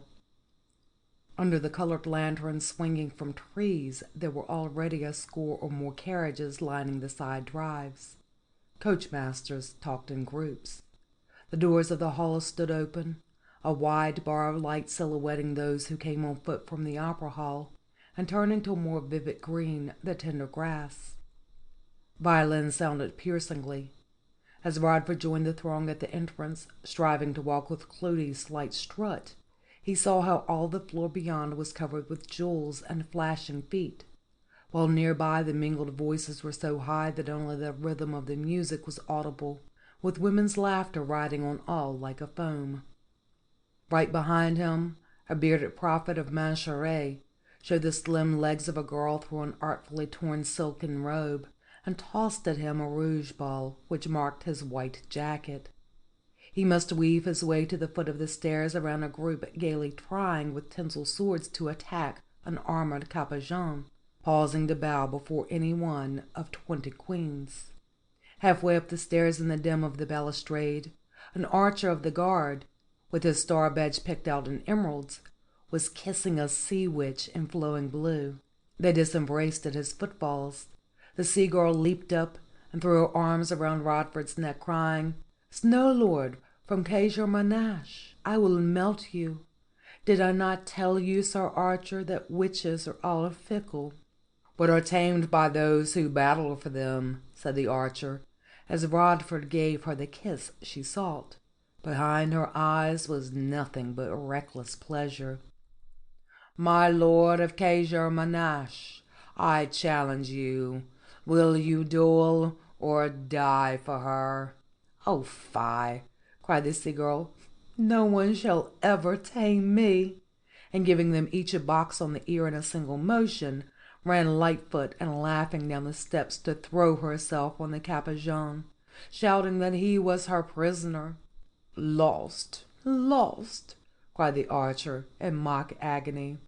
"Come, my lord, let us make an alliance for the conquest of witches less fickle than the marine. I will provide the arm and you the purse, from that secret gold mine which all Kazmerga keep. Ah, Sir Archer, it is magic gold, and at the touch of a witch would it vanish." Rodvard bowed and turned up the stairs. For most, it was still too early to retire to the boxes. The corridor behind them was empty of all but one small group of masks, laughing together. Rodvard waited a moment with beating heart, turning to toss one of his snowballs of perfumed fabric at random into the crowd below. He thought someone down there in the group might have cried, "Cleudi!" as the people at the end of the corridor entered their box, and he was alone. The handkerchief was in place. It was more than a little dim for him to be sure of the color, but as he took it from its place with a little tear, there could be no doubt that the perfume was rose. 8 paces counted in automatic nervousness carried him to the door of Cleudi's box. Music and voices were muted from within. It was an island of alone, the feeling deepened by everything in view. Other servants than Damaris had been busy. The reek of flowers was heavier than ever. Even the chairs were garlanded, and the odor enhanced by a tall candle which stood on the sideboard left of the entrance, sending a tiny curl of perfumed smoke into the still air. Around the candle were viands. Beyond the sideboard against the wall, a divan with rolling edges. Round chairs facing the panels where the box would look out over the dancing floor if the panels were let down and the curtains drawn back. There were 2 chairs facing the table, and it was laid, but in the center only the bottle of fired wine, its cork already drawn. Rodvard poured himself a dram and drank it rapidly, savoring the warm shock as it coursed down his throat. He wondered if he dared take a second draught, and decided against. He would need clear wits to play his part. A slice from the ham made him realize hunger, but again he forbore to go further. It would be ungentle to disarrange the meal before the arrival of his guest. He walked slowly across and seated himself in one of the chairs, looking outward toward the blank paneling, twisting his back into the comfort of the seat, but without finding rest. From below, the high note of a violin in crescendo pierced the hangings. One might be one of those gods of antique legend who sit on the shining mountains, with heads above the clouds, and control mortal destinies, to whom all below would be what he heard now, a babble with an occasional note of agony. Ah, to be the controller instead of the controlled. The door was tapped so rapidly that the chair was overset. Rodvard leaped to his feet, picked it up, cursing his clumsiness, strode swiftly to the door, and threw it open. On the threshold stood the prophet of Mancheret, who had teased him with the rouge ball. He bowed over her hand, drawing her in, and as the door closed, declaimed, "Now that winter's gone, the earth has lost her snow-white robes, and now no more the frost candies the grass, or casts an icy cream upon the silver lake or crystal stream. Now do the choir of chirping minstrels bring in triumph to the world the youthful spring. The valleys, woods, and hills in rich array welcome the coming of the longed-for May. Now all things smile, only my love doth lower, nor hath the scalding noonday sun the power to melt that marble ice, which doth still hold her heart congealed, and make her pity cold. How shall we call it spring, when she doth carry June in her eyes, in her heart January?" In a half whisper, yet joyously, with laughing lips, as Cleudi might have done it, passing one hand around her shoulders, with the other holding tight to her hand. "A northern lord to complain of the cold, and to instruct the prophet of love in love," she said, in Countess Iaya's thrilling voice, if it were only this one. "I will not grant your right to sue until you have proved to love your prophet." "Ah, that would be epicene," said Rodvard, the fired wine working in him, but it was too dim to wring truth from her eyes. "You must convert yourself to a woman before you can convert me to your sacred love." "Oh, love does not remain true love when its longings are satisfied. Therefore the sacred, which can never be satisfied, is above the profane," she said, stepping to one of the chairs at the table with a graceful play of ankle. Her hands went up to slip off the head mask, and she sat back, hair falling round her shoulders. "I am a little weary, my lord of Kazmerga. Give me something to drink that will warm your wintry wit." Her fingers toyed with a goblet, but he took one of the festival cups from his belt, poured it full. Then as she drank, disengaged it from her fingers and finished it himself, lips carefully at the place where hers had touched the edge. "Not worthy of you, my lord. Is this the promised originality? Go catch servant girls with such tricks." "Alas," he said, using the same half-whisper. The voice was the danger point. "True love and longing have no tricks, only the expression by every means of its desire. Let me contest your heresy that satisfied longing is the end of love, for in love the momentary assuagement only leads to further longings." He poured her more from the bottle, and this time took the other cup himself. The glint of her eye, momentarily caught, held some slight anticipation of pleasure, but there was more in it of weariness with the world. "Ah, if it only would," she said, and turned her lovely head aside. "I am hungry, my lord." He leaped up at once and began to serve her from the sideboard, while the joyous tumult from below and along the corridor became louder, and someone in the next box was making high festival, with squeals of women laughing and the rumble of men. They ate, talking a little more of the nature of love, and whether it lives by satisfaction or the lack of it. She drank more than he. There were spring cakes. He set one before her, but she only tasted it and pushed it away, whereupon he left his own untouched and ran around the table to gather her in his arms. "You are the only sweet I need," he whispered, feeling at once strong and weak. But she avoided her head from his kiss, and when he essayed to hold her, she shook herself free with, "No, let us not spoil it." "Lovely Aia." "Do not say that, I implore," he cried, slipping down with one arm around her waist, his face close to the sweet hair of her turned head. And now, with the fired wine and nearness, it was not of Maritzel of Stojanrosek he thought of, Maritzel lost, or of Lalette, or of the interruption that would come, but only of desire. And he slipped farther to one knee, not saying anything any more, only drawing her hands to him and kissing them again and again. She took them from him and lifted his face gently to look him straight in the eyes, for one long breath in which the sound of the twittering recorders came from the floor beneath. Then the Countess Aia rose a trifle unsteadily to her feet, and as Rodvard rose also, holding her in the circle of his arm, said, "Shall we kiss?" His face was in shadow as the full lips met his, but as he swung her from her feet toward the divan, her eyes came open, and he saw in those deep pools that she would resist no longer, only hope that it would be better than the others. He half fell across her, with fingers and lips that devoured each other. The creak of the opening door shivered through every muscle. "Be careful, my lord," said Cleudi's voice strongly. "By the service, what's here?"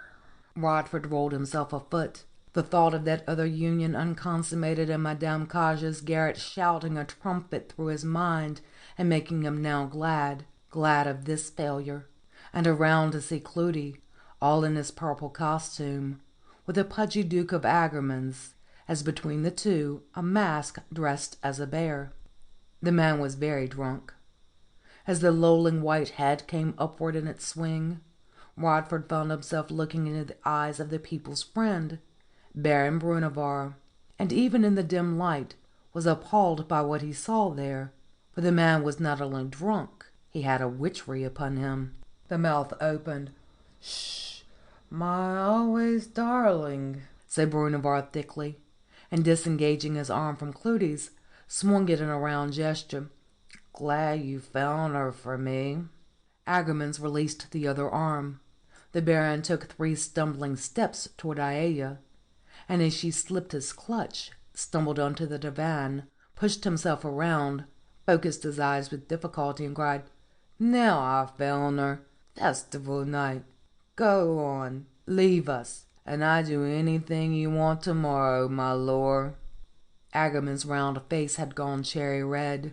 "That I can credit, my lord," he said, looking steadily, not at Brunevar, but at the Countess Aia. "The more since I once would have done the same, but it is too high a price for the temporary favours of a bona roba." The Countess laughed. "The pleasure of your Grace's company has been so small that you must not blame me if I seek elsewhere." She turned to Cleudi with a certain dignity.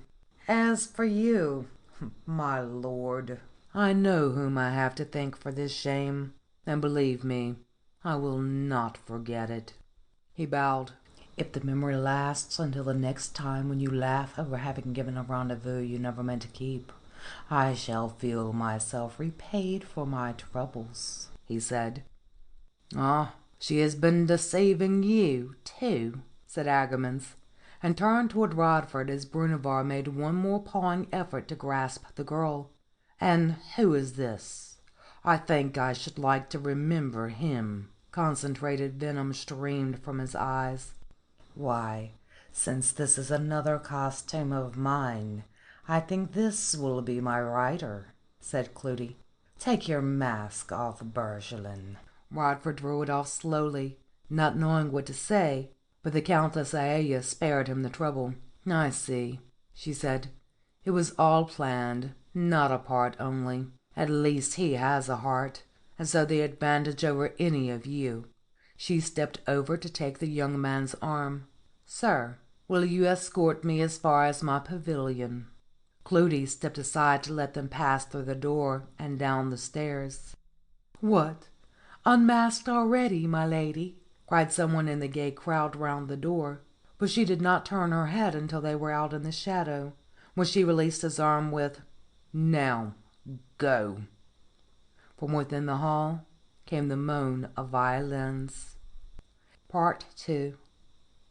He woke with scaly tongue, head spinning in the fumes of the fired wine, and body burning with unfulfilled desires, to the clink of silver on porcelain, as the maid Damaris bore in his breakfast tray. She was already in costume, a milkmaid, and not badly done. Her eyes and feet were dancing. "Oh, where did you get the lovely Kazmerga mask?" she asked, as he propped himself up among the pillows, and giving him the tray, went to run her fingers lovingly over the white silk where it hung across a chair. "It's the most beautiful thing ever. I'll be so happy to be with you in it." "Count Cleudi lent it to me. Damaris." "What is it?" "Sit down a minute, on the chair, no matter. I'll ruffle your beautiful costume. Was it made in Kazmerga?" She sat facing him on the bed as he moved over to make room. The neck of her milkmaid's dress was cut low enough to show the upper round of her breast with a little in between, and the blue star told him that she noticed, and wanted him to notice, that it was festival day when all's forgotten in the new spring. "Damaris, about this ball, I'm afraid I won't be able to go with you after all." Rather than angry, her face was woebegone to the edge of tears. A world was crashing in her thoughts. "You don't want to be with servant-class people?" He reached out and patted her hand conciliatingly. "Of course I do, with you. But, Damaris, you said it cost 3 spadas, and I haven't hardly any coppers even." "Oh." She perched her head on one side and looked at him bird-like in her prettily arched brows. "I can let you have that much." Then, seeing the expression on his face, "You can give it back to me when you get it from your master." He did not really want to go at all. Headache and the thought of his position with Cleudi and the Duke of Agermans gnawed at him. He could not think clearly. I don't mind, really." "But I don't want to take your money. I may not get any." She considered, looking at him sharply with eyes narrowing. Then, "I know. You don't want to go with me because I'm not your friend." She tipped suddenly forward, one arm round his neck, and kissed him hard. Then drew her head back, and with a long breath said, "Will you go with me now?" She kissed him again, tongue-wise, and as her lips clung, shifted her body, and with her free hand guided his to the V of her dress. Her eyes said she did not want him to stop, and he did not. Near the end it came to him that the blue star was dead. He could not fathom a single thought in her mind. End of Chapter 10. Recording by Angelique G. Campbell. September 2018.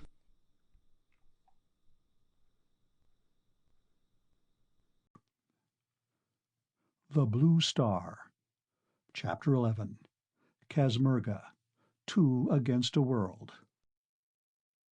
Matherin entered on his almost soundless feet and let the door close behind him in the dark before saying, "Rodvard," softly.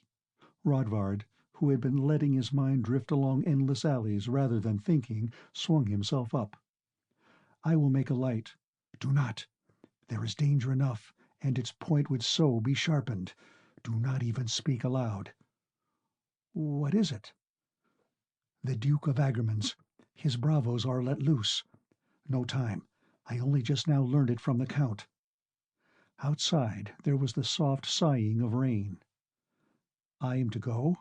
"At once. Make your way south, to the center of Sedad. The contact is a wool dealer named Stundert, in the 2nd Dock Street. Can you remember? Change clothes with me quickly. Do not even take the door, which is watched, but go by the window, across the road and south into the country." The serving man began to undress in the dark. Rodvard recognized the sound. "Is there any money?" he asked. The rustling stopped. "You to need money who have the Blue Star?" Even under the dark, Rodvard felt himself flush. Did he dare tell what had happened? No. "Still, I will need some small amount. I have nothing." Even under his breath, Rodvard could catch the fury in the other's tone. "Ah, you deserve to have your bones broken." "I know, but is there any money?" Rodvard fumbled for the unfamiliar lace points. The man snarled, but pressed a few coins into his grasp. "You are to regard this as a loan.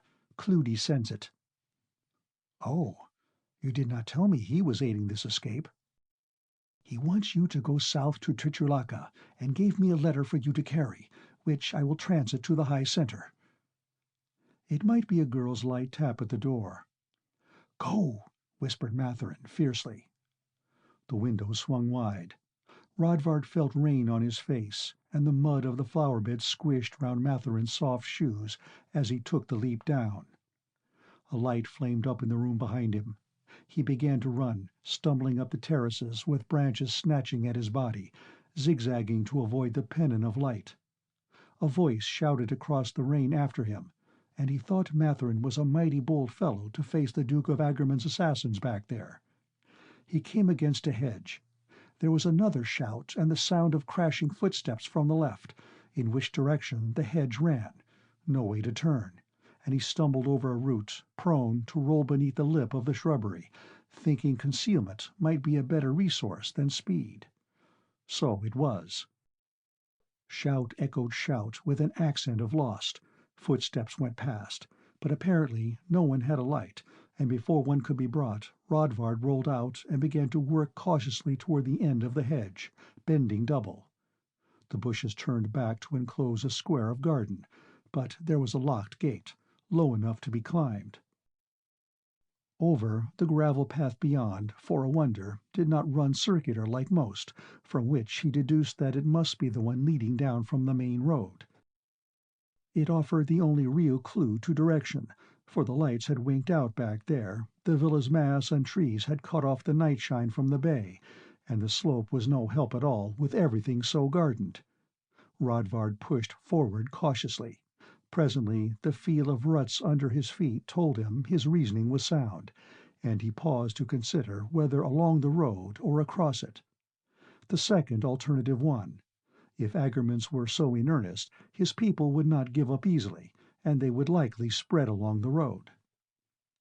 There was no hedge at the opposite side, but a narrow ditch, in which Rodvard got one leg well wetted to the knee and almost fell. Beyond a slope pitched upward into what, as nearly as he could make out by feeling, would be a sapling grove with low underbrush. Having no cloak, he was by this time so wet that it did not matter when he stumbled against small trunks, and the leaves just bursting above deluged him with big drops, but the sensation was so unpleasant that it tipped him into a despairing mood, where his fatigues of the night and day rolled in, and he began to ask himself whether all pleasures must end in an escape of some kind. So he followed the pent of the hill blindly, not thinking at all of where he was going, but only of how he was trapped by unfairnesses somewhere, and that it could not be altogether a matter of man's justice, which was the plainder of the sons of the new day, since no justice of man's would hold men from fiery passion. Beyond an easy crest there was a dip, and Rodvard hurt his knee against a wall of piled stone. In the field beyond he could sense under his feet the stumps of last year's corn. He was sick with weariness and fear, and had begun to sneeze. There was no light or life in the world. What direction? With no reason for any, he followed the line of the stone wall for a little time, and it brought him ultimately to a sodden straw stack, whose hard surface yielded just enough to the persistence of his fingers so that he could get the upper half of his body in and slide down into unhappy sleep. 2. He woke with a headache at the top of his spine, which ran around inside his head to the place over his eyes, nose feeling as though driven with a wooden plug. Matherin's decent black clothes were horribly stained and scratched. Down the way he had come, not at all far where he had crossed the wall, now that one could see by the light of morning, the footprints lay, a finger-length deep into the soft ground. At once he was oppressed by the thought that only too easily could his path from the villa be traced. There was Tuolan's witch behind as well, and fear mounting over the illness, he climbed to the wall itself and tried to walk along its top to hide his marks. After the rain, sky and air had become clear, and there were violets visible in the grove side of the wall, not that they did him any joy in his misery. The stones quickly tore a hole in shoes made for indoor walking, so he had to jump down again and consider. Right across his direction, at a little distance, there jutted out from the stone wall a hedge which lack of care had let grow into a screen of low, sprawling trees. It slanted down leftward to where a gap would mark a field entrance. Beyond, a slow trickle of smoke ran up the blue to signal breakfast. Rodvard, deciding what he would do if he were hunter instead of hunted, found more than good the argument against harborage so near the villa. He climbed over the wall again to wipe his streaming nose on a burdock leaf, whose bitter juice stung his lips, and perceiving that he left less marked traces in the ground on that side, stayed. The overgrown hedge proved to line a deep-cut track that in one direction wound down toward the main road past the villa. Beyond that track was true forest of old trunks and heavy underbrush. It was surely a good place to seek concealment, but Rodvard was ignorant of how far it might run, or what it led to, and with illness galloping through his veins, felt he must have shelter early, so, murmuring half aloud to himself that he might as well die in hot blood as in cold room, he turned up the track toward the cottage smoke. The building was more prosperous than most in the country, with a barn outside and 2 complete windows under the thatch edge. No one answered his knock. As he pushed open the door, a child's squall was sounding with irritable monotony from a trundle bed on the right, and a woman who had been doing something at a table before the fireplace on the left turned to face him. She was bent and dirty. Her face was older than her figure. "What do you want?" she demanded. "A place to rest if I can," said Rodvard, "and perhaps something to eat." He crossed the room and came down weak-kneed on a stool by the fireplace corner. The lined face held no sympathy as her eyes swept down the detail of his torn, mud-stained clothes and lingered for a tick at the servant's badge on his breast. "This is not an inn," she said sourly. "Madam, I am unwell. I can pay." He fumbled at the waist-pouch. "This is not an inn," she repeated, then spun on her heel, took rapid steps to where the child in its bed still bawled, and administered it a severe clout on the side of the head. "Will you be quiet?" The cry sank to whimpers. She came to stand looking down at Rodvard. "I know about your kind," she said. "You're too lazy to work, so you run away from a good master down there at the villa, and probably rob him too on festival day when he's drunk, and then expect honest country people like us, who have to labor for everything we get, to hide you from the provosts. My husband and me, we have to get up at dawn and work all day as hard as we can, and we're never through till the sun goes down, winter or summer, while you servant people are drinking and stealing behind your master's back." All this was delivered in a torrent, as though it were a single sentence, ending as she uplifted one arm to brandish an imaginary weapon. "Now, you leave here." Too weary and ill for a reply, a trickle he did not try to disguise running from his nostril, Rodvard did so, out into the bright spring day and along the track. Where it turned round a boss of hill that thrust in from the westward, a sense of being watched made him look back. The farm wife had come out to the end of the house to look after him, and the sound of the child's petulant wail was on the air. Rodvard felt a surge of bitter anger. There was an unfairness in life. Every pennyweight of pleasure is paid with double its measure in pain, and only those who grubbed at the ground were entitled to call themselves honest. Why, if this be so, then joy must be wrong, and God himself must be evil, in spite of what the priests say. But his head was too muzzy to follow any rabbit of reasoning to its hole, so he trudged along for a while without thinking anything at all, until he heard the creak of a cart, and here was a mule coming out from the Sedad Vix direction. The driver somewhat surlily gave him the time of day. Rodvard asked to go with him, and when the man said he was bound for Kazmerga, declared that was his destination, though he had never heard of the place and possessed not the least idea in what direction it lay.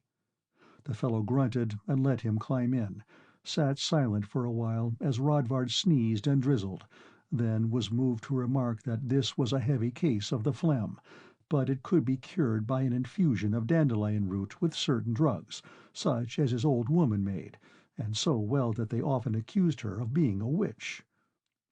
"But the drugs are costly now." He evidently wanted conversation in payment for his favor, and when this beginning failed, on Rodvard's merely remarking that he would pay for any quantity of drugs to get rid of this room, fell silent for a couple of minutes, then leaned over, touched the servant's badge, and struck out again with, "Running away, eh? What happened, eh? Lying with wrong woman on festival night, perhaps? Ah, there's many and many a high family has daughters born 9 months from festival night that shouldn't rightly inherit. But Lord, young man, don't you run away because of that. I say to you that ladies can forgive and be forgive for everything they do that night, when all's free, and I say to you, you ought to go back to your master." He chuckled and waved his mule-goad. "I do recall, I do, when I was a sprout no older than yourself, how one night I went all the way to Massjohn for spring festival, and at the dancing at the square there, I found a little cat as hot as ever could be, so we slipped away for some conversation, eh? And when I got back to where I was staying with a friend, what do you think I found? Why, in my bed there was his sister, Federa, that was her name, and she was saying she had thought the bed her own, and no more clothes on her than a fish. So there were 2 of them in one night, all I could do. And that's the way it always is at spring festival, and maybe it would be with you." He looked at Rodvard, and the latter was glad for once that the blue star had gone dumb over his heart, for there was a drop of moisture on the lip above the ill-shaven chin, which the gaffer did not bother to suck in or to wipe away. "It was nothing like that," said he, and to keep from being drawn deeper into the morass of the old fellow's thinking. "Have you heard that Baron Brunevar is like to be decreed in accusation?" "Eh, those Westerners, half-Mayerns they are. It will be a sad day when the snow melts from Her Majesty's head, with only the regents being that crazy Pavinius and the throne, and no female heirs. Here we are in the Marquis of de Shera's seigneury. For you servant class it is no matter. You lay out the plates on the table, and you have a Scuderius in your hand. But for us farm people, with all the taxes—" "I am not a servant," Rodvard wanted to cry, "but a clerk who makes his gain as hard as you, and it is you we most wish to help." But he forbore, saying only, "Is there an inn at Kazmerga? I need something to eat, being without breakfast, and a place to lie down for the cure of my fluxions." "No tavern." The man stopped, and the expression above the uncut whisker became crafty, so that now Rodvard longed for the blue star. "Would you pay an innkeeper?" "Why, yes, I have a little money."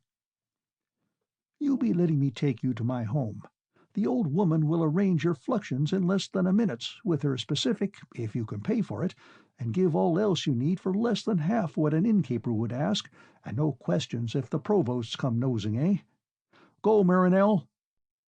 He leaned forward and rammed the goat into the mule's rump, which shook its ears, danced a little with the hind feet, and began to trot, so that Rodvard's aching head jounced agonizingly.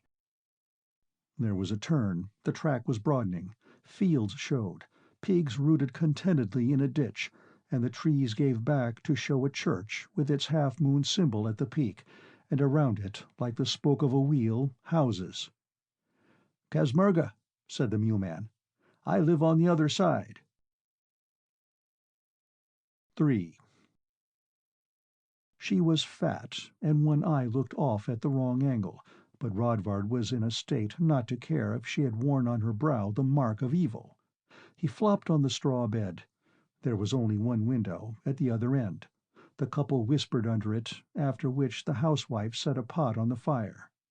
Rodvard saw a big striped cat that marched back and forth, beside the straw bed, and it gave him a sense of nameless unease.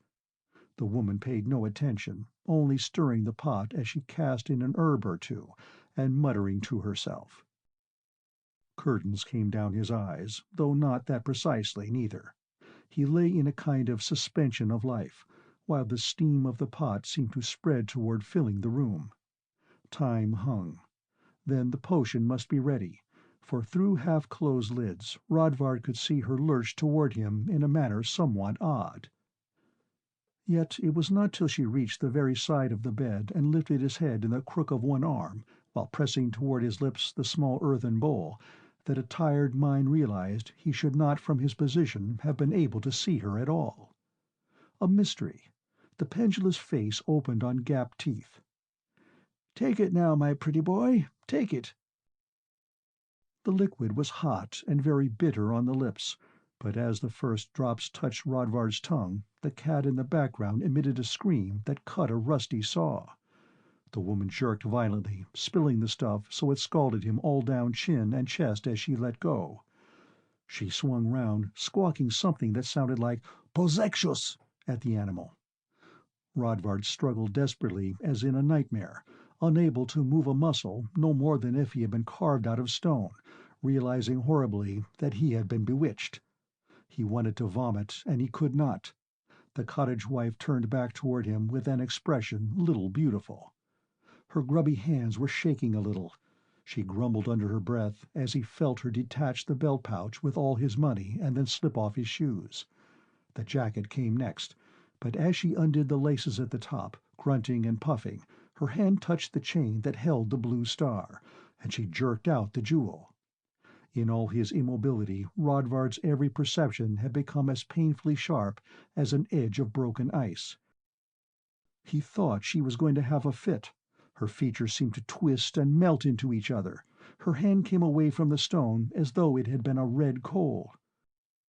"Oh, no, no, no, no, no, no, no!" she squealed, backing away. "No, no, no! Ah, you were right, Tigret. You were right to stop me." The cat arched against her.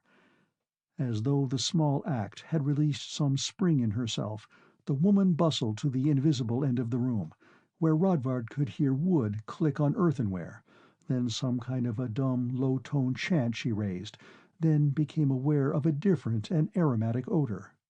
He was wide awake now, and hardly sick at all any more.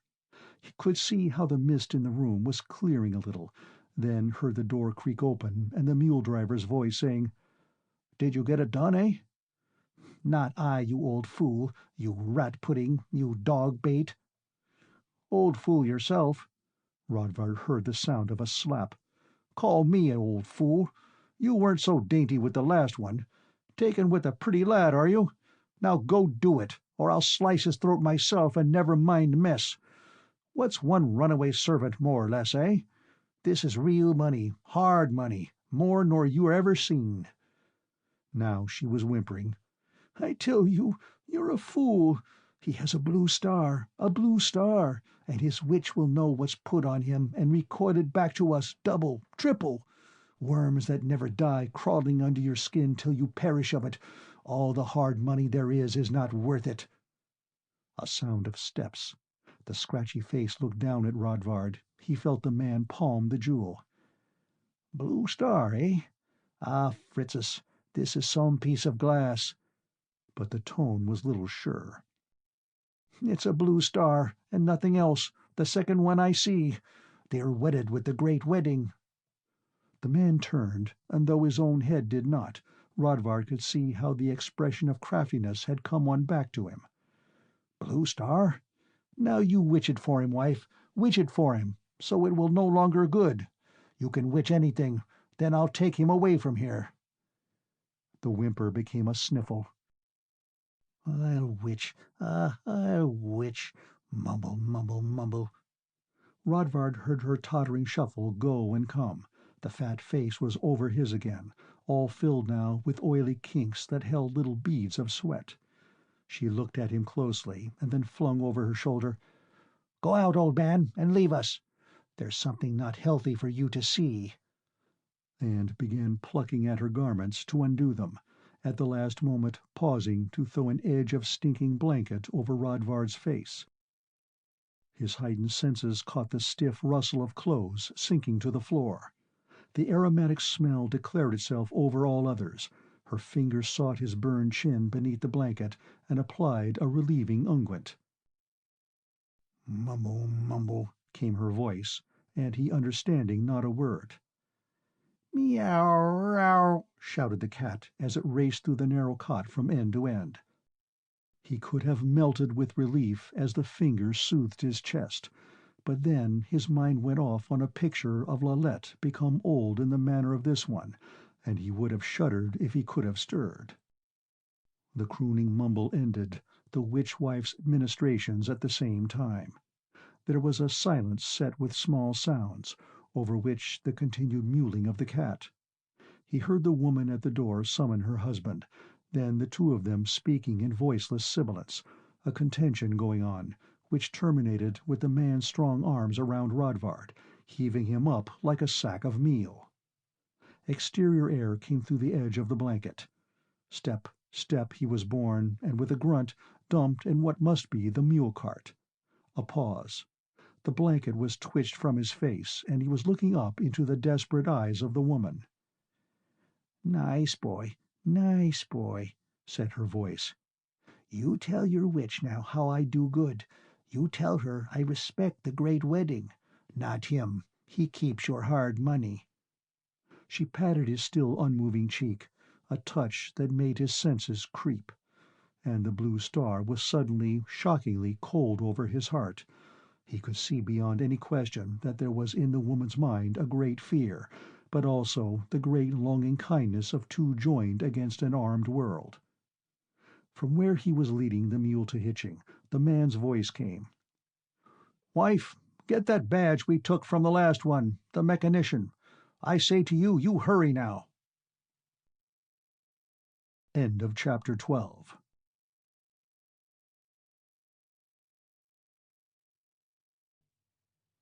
The Blue Star. Chapter 12. Netznegon City, a Zigraner festival. After he had gone, Lalette cried a little, but the widow pretended not to notice, busying herself with sewing on one of the festival masks, a task at which the girl was presently helping, so far as she could, for she was no great artist with the needle, nor wished to be. When they began talking again, it was about the robe they were working on, grey silk velvet which had been artfully torn here and there to a pretense of raggedness, through which the slashes were being backed with flame color. Lalette passed her hands across the lovely fabric, longing to be gay and corded in such a gown, though it left so much of the leg bare that she would have felt a little shame to wear it. Who was it made for? The Countess Ayala of Argin, for the festival ball at Sedad Vix. The younger countess, that is, the unmarried one. I designed it especially for her. The mask is there." She nodded. It hung on one of the standards, empty of eye and mouth, but no one could mistake the provenance of the high-bridged nose and the cheekbones from which the full rumpled beard flowed down. "Why," said Lalette, "it is Prince Pavinius when he was prophet of Manchuria. I thought you were—" and stopped. "Amarosians?" The widow Domagiac smiled. "I am a follower of that doctrine, though not yet perfected in it. But in spite of what you have been told, it is not one of gloomy reverence. It does not prohibit joy, nor even keep us away from the world, only declares that the joys of the world are false beside those that come to us when we learn how we have been deceived by the flesh. You, who are newly married, have the other kind of love now, and will not know what I mean, but in the end you will come to see that kind of love as sin." "I am not married," said Lalette, letting her needle fall, but doubting that her feeling toward Rodvard were indeed the love the poets carolled, and of which Dame Domagiac spoke. "Except in what we who have the art call the great marriage." "I would as soon not speak as to that," said the widow, "but in our church we are taught that to love a person is to love the world, which is a deception due to the god of evil." 2. Rodvard did not come back that evening, nor the next, and no word from him of any kind. Lalette felt unhappy and listless after so long indoors. Above her she could hear from time to time Madame Kaja's footsteps come and go, and when the door was opened, often one of her pupils in song, flatted usually, and more frequently than not off-key. The boy Ladouis soon held little more for her, and in any case, with the spring festival now rushing on so fast, had to be taken from his academy to run errands for his mother, who now worked late every night. The widow said the court had gone down to Sedad Vix, the doubled guards at the city gates were withdrawn, and the provost somewhat relaxing in vigilance as to their search for the girl. It might be safe to leave her refuge, if she had any place to go. Surely not to her mother's, who would still be watched by Uncle Bontempi, the priest, if by no other, and it seemed to Lalette there was no friend of her own age near enough to be trusted, now that all the world knew her for a witch. It was a box. For the present, one was able to pay in some sort for food and shelter by labor on the festival costumes, but that would soon be done. Ah, Rodvard, are you detained or faithless? Which? She wished him there before her for an explanation that would also be the clue to her new life, and asked herself why a partnership of half an hour, and not altogether of her own will, should bind her for life. Hold him she thought she could, and though hating the dependency into which she was thrown, hating the bond that made dependency her only resort, there was nothing to do but go see Dr. Remigorius, knowing that man hated her, and through him try to find her lover. "Oh, if I could ever be my own, not my mother's nor any his," she wished desperately, and though not a word of this was put into voice, the widow seemed to know her whole mind when Lalette said she thought it might be worth going forth on festival eve to seek tidings. "Of course, you will want the mask of the Germanish princess, the one that Ladouis calls Sunima. I will let you take it." Nothing more was said at this time, nor until the afternoon of the festival eve itself, with horns and whistles already blowing in the street, though the sun had not yet touched the arm of spring, when the widow helped her into the fur-tipped robe, surveyed her all round, and bade farewell with a smile, which Lalette thought a trifle sad. "If all does not go as you would wish, return here. You may at all times come in the name of the god of love." It was just falling twilight when Lalette felt stones under her feet again, and breathed deep the fine air of spring. Someone had hung a pair of colored lanterns at the gate of the street Cassau, one of them with a broken pane in its side, through which the candle within shed its beam on a group of 3 or 4 premature revellers gathered round a bottle. They hallooed to Lalette and began to follow her along the boulevard on uneasy legs, but gave it up when she saw a hired carriage come past empty and hailed it as if to mount. When she did not, after all, enter his vehicle, the carriage-master swore at her, but want of money to pay left her without choice. At the market-place tables had been set out, and musicians on a stand surrounded with flowers and green branches were already intoning the Vololel, but only 3 or 4 couples were dancing. There were some murmurs of appreciation for her costume from those sitting. None called nor gave her any sign. It was a poor district. She knew she must look by the half too lordly, and that was as well. Some way farther along, a group all masked was holding a procession from a side street behind a hand-drum, and laughingly begged her to join, but she pulled loose. The sound of bells began to hang over the gay din that rose from the city, and Lalette hurried, feeling more than ever out of protection and alone. The street where Remigorius had his shop was wider than her memory of it. Someone had affixed an absurd green paper ribbon to the neck of the stuffed lizard over the door, but all seemed dark within. There was no answer when Lalette pulled at the bell. Her heart plunged down into dreadful syncope. "Oh, what will I do without money if he is not there, nor anyone? Not go back to that woman of strange gods, no." She rang again, twice, to make her insistence clear, and as someone down the street greeted guests with a glad shout of welcome, the door cracked open, and a voice said that the doctor was abroad, not even in Netznegon city, but there was another medic around the corner and 2 stories aloft. "Oh," said Lalette, "it is not for the curative that I wished him. I desire to find a friend of his and mine, Rodvard Bergelin." Door came fully open. In the rapidly fading light the girl found herself looking at a young man whose chin and slanting eyes betrayed Zigraner origin. As always with that race, the smile was an effort to ingratiate, but there was something unpleasant about it. "Are you—" "Lalette Asterhax, yes." "Demoiselle, will you come in? The doctor has left me to keep his place for all that concerns the sons of the new day, since matters have reached such a crisis with what has been discovered at the conference of court." Lalette followed him, with dreadful certainty clutching at her heart that this was the key, then, of so much she had failed to understand. Rodvard was an intimate of that gang of murderous conspirators, and so must these others be. The Zigraner indicated a stool in the shop and struck a light. "You permit that I introduce myself? I am Gaidu Payax. Of Rodvard you should not be concerned. He is doing good work, and the High Center has forwarded to ours its praise of him."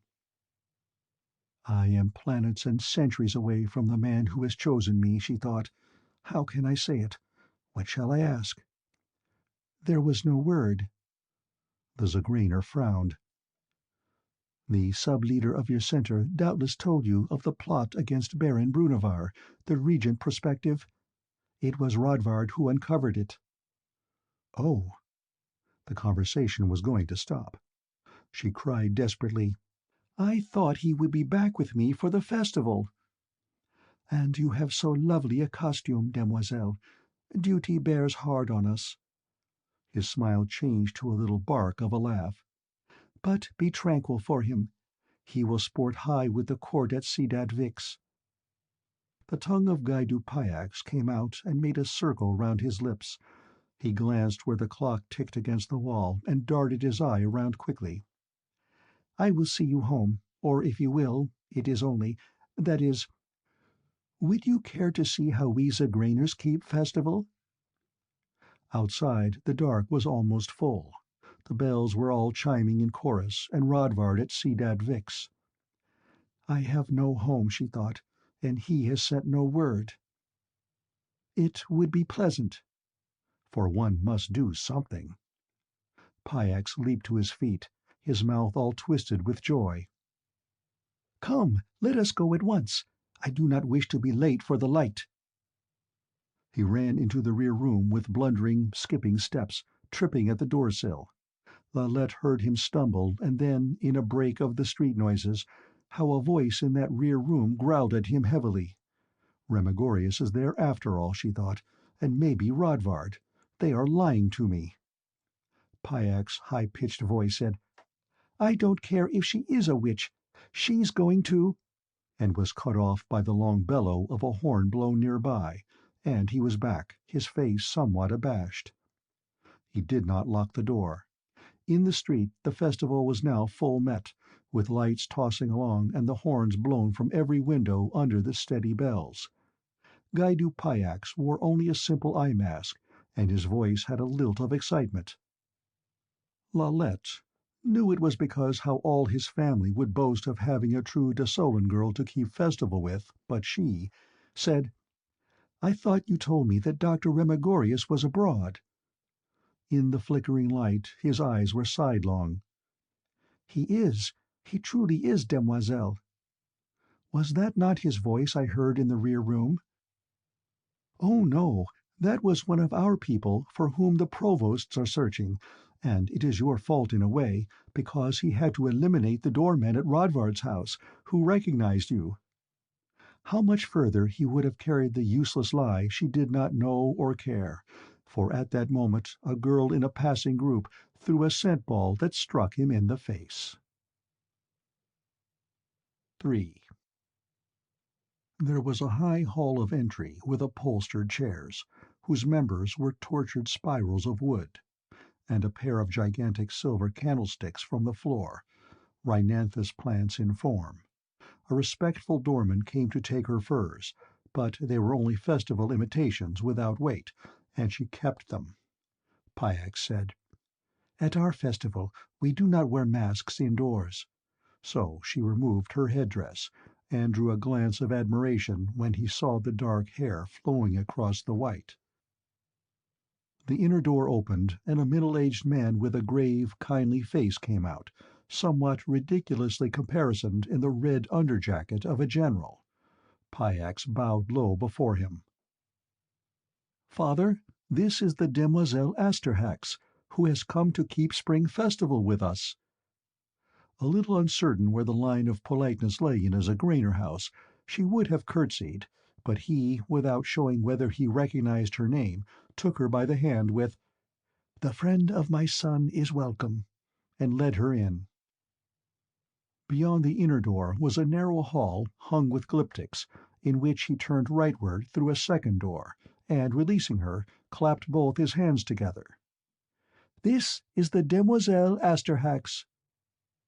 A dozen or more people, who had been sitting in a room so dim they were visible only as forms, stood up and chorused, You are welcome, then sat down again with a rustling of silks. The senior Payax took Lalette's hand again and led her round through the gloom to a chair, where he bowed and placed a finger on his lips. Gaidu Payax took the next seat to her own. No one spoke.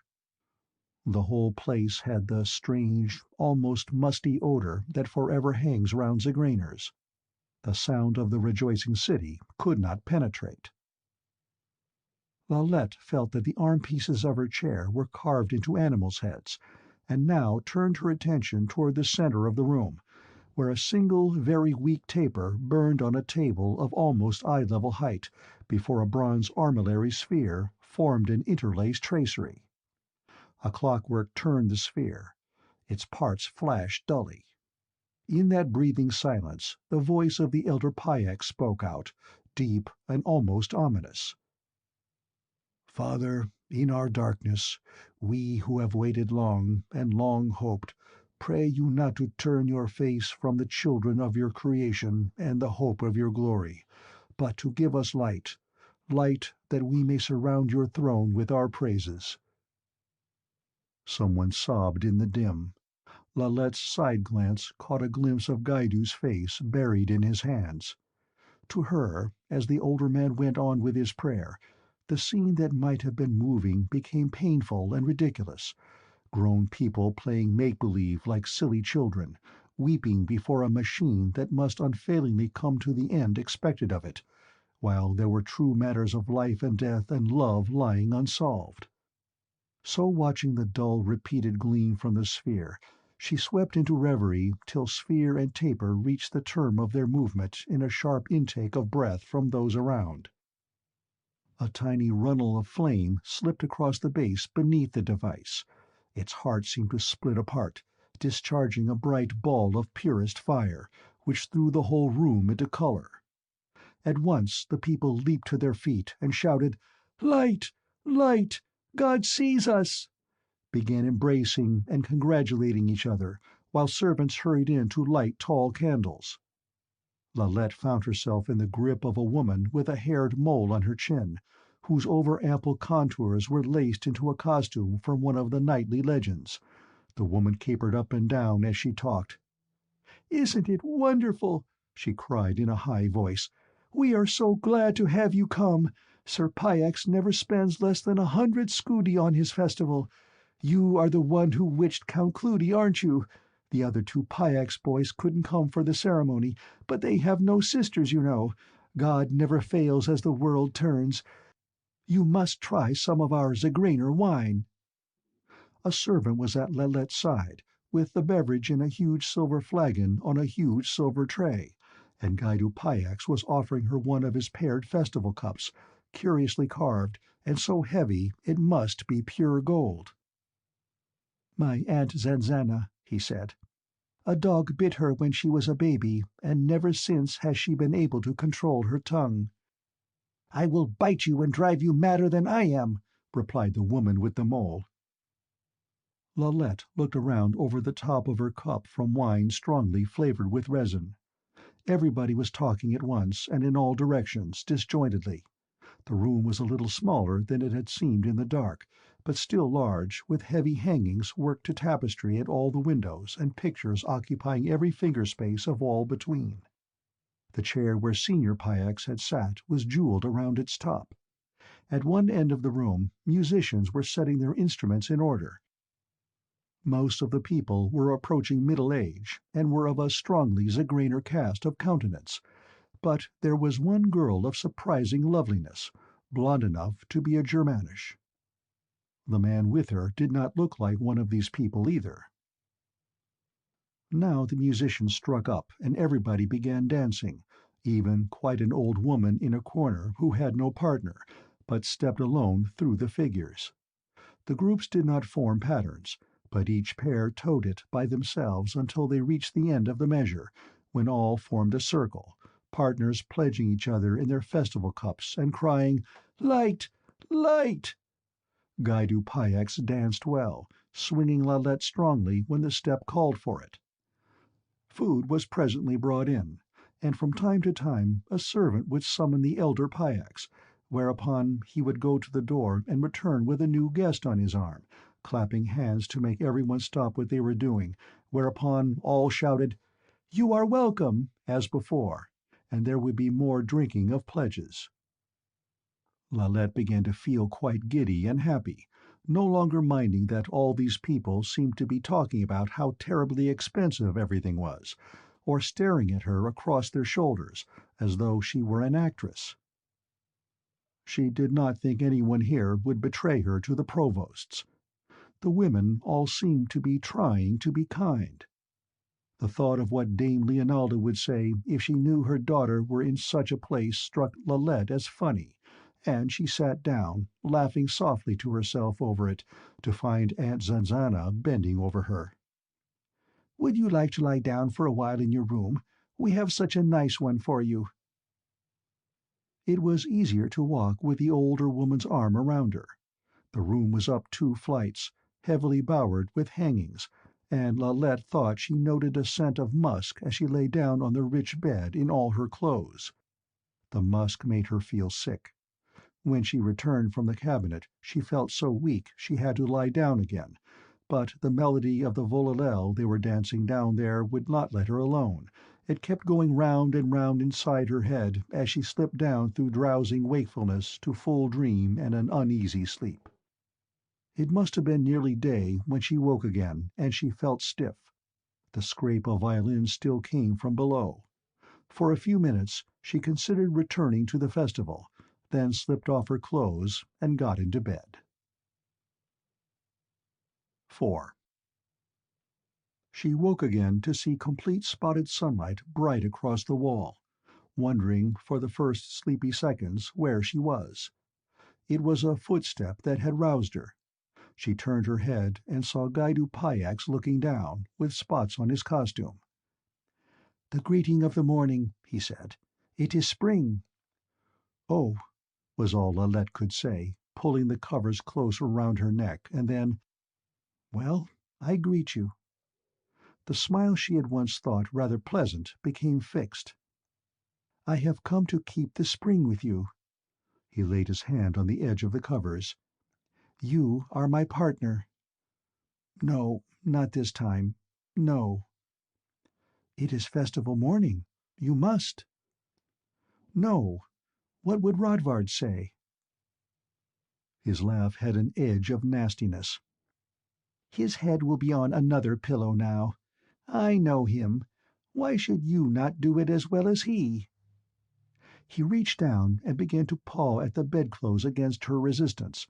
The scream she tried to give was only a squeak in that heavy-hung and distant room, and then he flung himself on her, catching her wrist to twist it around, crying, "Witch! Witch! I will tame you, or break all your bones!" She bit at the hand that touched her face. With her own arm swung a sweeping blow that took him where head and neck join. He was suddenly standing beside the bed again, and she was saying, low and furious, through tears, "If you force me, I will kill myself, and you too. I swear it by the service."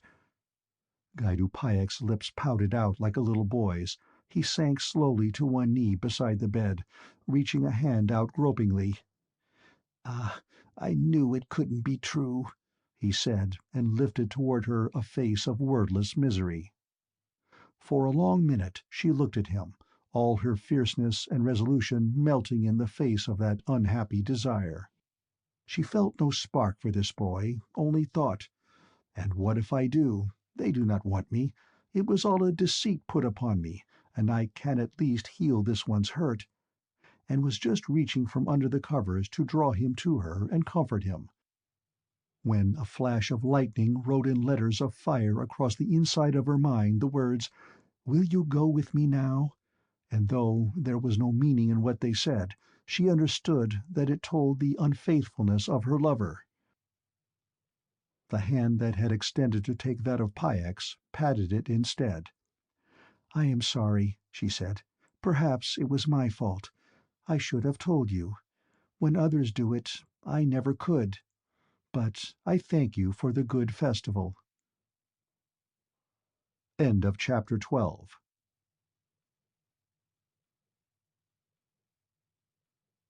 The Blue Star by Fletcher Pratt. Farewell and greeting. Back again to the place of masks, through streets littered with the sour debris of festival, among which languid sweepers toiled. After what had happened, Lalette did not ask to say farewell to the elder Payax or Aunt Zozana. There was a twitch at the corner of the doorman's mouth as he let them out. She would not let Gaidu accompany her further than the market square, for morning had brought back all the anxiety of the price still on her apprehension. He remarked somewhat spitefully that he could understand how she would not wish to have her people see a Zigraner bringing her home. Ladouis answered her knock. He seemed truly happy to see her. The widow was at the cook's shop. Lalette changed the mask of Sunema for her worn clothes, finishing just as the woman returned. They ate, talking but little, and that much in light terms. Dame Damajaic sent the boy out, and as his footsteps went down the stair, "Did you find him?" she asked. "He is at Sedad Vix." Her mouth worked a little, and with the calm eyes fixed upon her, she could keep it back no more. "He has been unfaithful to me." "I do not understand. in the witch families we cannot help. Ah, then it is a knowledge gained through falsity and witchcraft, not through the God of love, and so will lead to no good end. I am unhappy, was all Lalette could whisper, not understanding what the woman was trying to say. It is because you look on this man as personal to you. Love must share with all. There was something passionately wrong with this, Lalette felt, but rue and the afterlash of last night's wine and this morning's experience had left her too low to seek out the flaws. She began to weep softly. After a few moments the widow said, "Let us reason. If you owe him not less than all love, so he owes as much to you, and by destroying your joy he has failed his obligation. Do you still love him, not as we must love all, but to yourself, as of the material world?"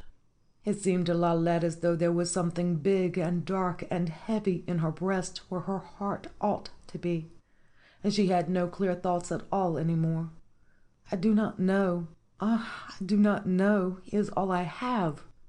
"You have a mother, child. A mother who tried to sell me, and still would, if she could find me, because she wishes to save you from distress she herself has felt. That also is done in love, I think." "Then I'll have no love," cried Lalette, looking up furiously, teardrops sparkling on her lashes. "I'll hate and hate and hate." A tiny white spot appeared on each of Dame Domageac's cheeks. "I do not think you had better say that again in this house," she said. "I have an arrangement to make, and will return before evening. Tell Laodice." She went out, leaving a Lalette who could hardly bear herself, nor find anything to do, in her mind going over and over the dreadful ground of Rodvard's treachery, and the fact that he was one of the sons of the new day. Even if he came to her now, she would not have him. That book was closed by his own hand. And the boy Laodice coming in, she allowed him to draw her out of her megrims, so that when the widow returned, they were almost gay together. But it was almost dawn before sleep touched her. II. She came awake with a start, and the sense that something dreadful had happened. It must be late morning. The widow was gone from the other side of the bed, and Laodice's cot was empty and neatly made up. There was, all at once, the whirl at the back of her mind resolved itself into a pattern. There were two things in it: a picture of a strange room where men talked before a fire while a sea beat on a rocky shore, and running through it as though the picture were transparent, an appeal so naked and desperate that it brought her to her feet at once, mind speaking to mind without words to say that the holder of her blue star was lying bewitched and near death. There was no wine. It was horribly hard to trace out the pattern of the counter-witchery in water, even with the help of some dust from the corner, and the effort of the projection left her so weak and shaken that when it was done she collapsed across the bed and the shift that had served her as a night-dress, and did not even hear Dame Domageac come in. "So you have done it," said her voice, and Lalette thought that she had never in her life heard anything so cold. Lalette raised her head. The older woman was looking at the patterns which still moved faintly, not at her at all. "I ask your pardon," she said. "It was an emergency. I learned—" "Nothing you can say will change the fact that you have brought witchery into my house." Lalette struggled to her feet. "Well, I will go." "Yes," said the mask maker. "I think you must go. You have brought on me and my son even worse dangers than you dream of. You must go. When you spoke of hating yesterday, I thought it might come to that, but I foolishly let sympathy overrule my judgment." In the room above them, Madame Caja struck a chord on her music, and after one false beginning, launched into the bride's aria from The Disinherited. Lalette looked at the floor, and there were tears in her eyes. The widow spoke again. "Yet you were sent to me for help, and help you I will, if you will take it. I think there's only one chance in the world for you, and that is to go to Mancheret and place yourself under the dominion of the prophet. But I have no money to get there, no money at all, and what could I do there? Said Lalette, now angry at herself for having jeopardized herself and the widow too, in some manner, for the sake of false Rodvard, and willing in her contrition to follow this leading, but not seeing how it could be done. Love forever finds a way to draw to itself those who need it. There is a fund for the transportation of those who would go thither, and under the ordinance of the prophet there have been established the houses called the Couvertines of the Mianese, where there is shelter and gainful employment for such girls as yourself, who need them. I do not believe in this religion, and I am a witch. Few believe in the beginning, but only turn to our doctrine for relief from some condition of the world. It is this witchcraft you must escape. Lalette heaved a sigh. Her head ached now. And what was the use of this struggle to be free and one's own? The strings tightened. One was drawn back to puppethood. Very well, if you will tell me what to do. Part 3. The conventicle was held at the back of a warehouse. People sat on bales of wood or leaned against them. Guards against the provost had been set at the door. One, who was addressed as initiate, pronounced a discourse of which Lalette hardly understood a word, it was so abstract. She could hardly keep her eyes open. The descent into doze and the jerk back were agonizing. A desiccated woman who breathed through her nose was seated on the next bale. At the end of the discourse she took Lalette's hands in both her own, with a gesture astonishing, until one observed that all the people in the gathering were similarly greeting neighbors. To Lalette's surprise, most of them seemed to be well-to-do people with an expression of almost dogged cheerfulness, but there seemed about them something lacking, as though they had bought this good cheer with the sacrifice of some quality. The thin woman was still talking when a man with an engraved smile touched Lalette's arm and said that the initiate would like to see her. The man's face was calm, as though carved in stone. He asked her whether she was married. Had she read the first book of the prophet, drank fortified alcohols, practiced the art? He looked at her as though his glance would bore straight through when she answered the last honestly that she had done so, but would practice it no more. Then he pronounced a discourse as incomprehensible as that he had given to the company, ending by saying she must be reborn into purest love. At the close of this he told her that he had looked into her heart and believed her honest, but that she must carefully study the prophet's first book. He gave her a letter for the cargo overseer of a vessel even then at the wharf. The book, he said, would be furnished to her aboard by the third mate of the vessel. Dame Domageac had been her guarantee. Love would be her protector. She was kissed on the forehead, and they all went out into the spring twilight with drizzles of rain.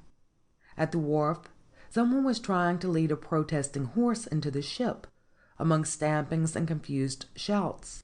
Lalette huddled in the shadow, as close as she could get to the widow Domageac, and regarded the masts running up into the grey, with their climbing triangles of rope tracery.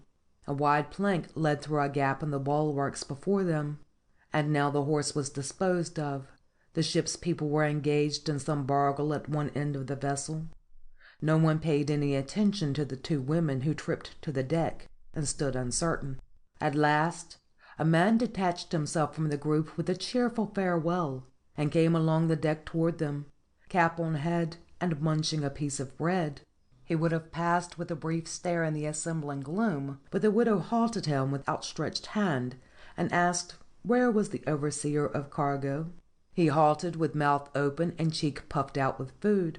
By the lazarette, and before either could put another question, disappeared round a wooden structure that rose from the planking. A few spurts of rain fell.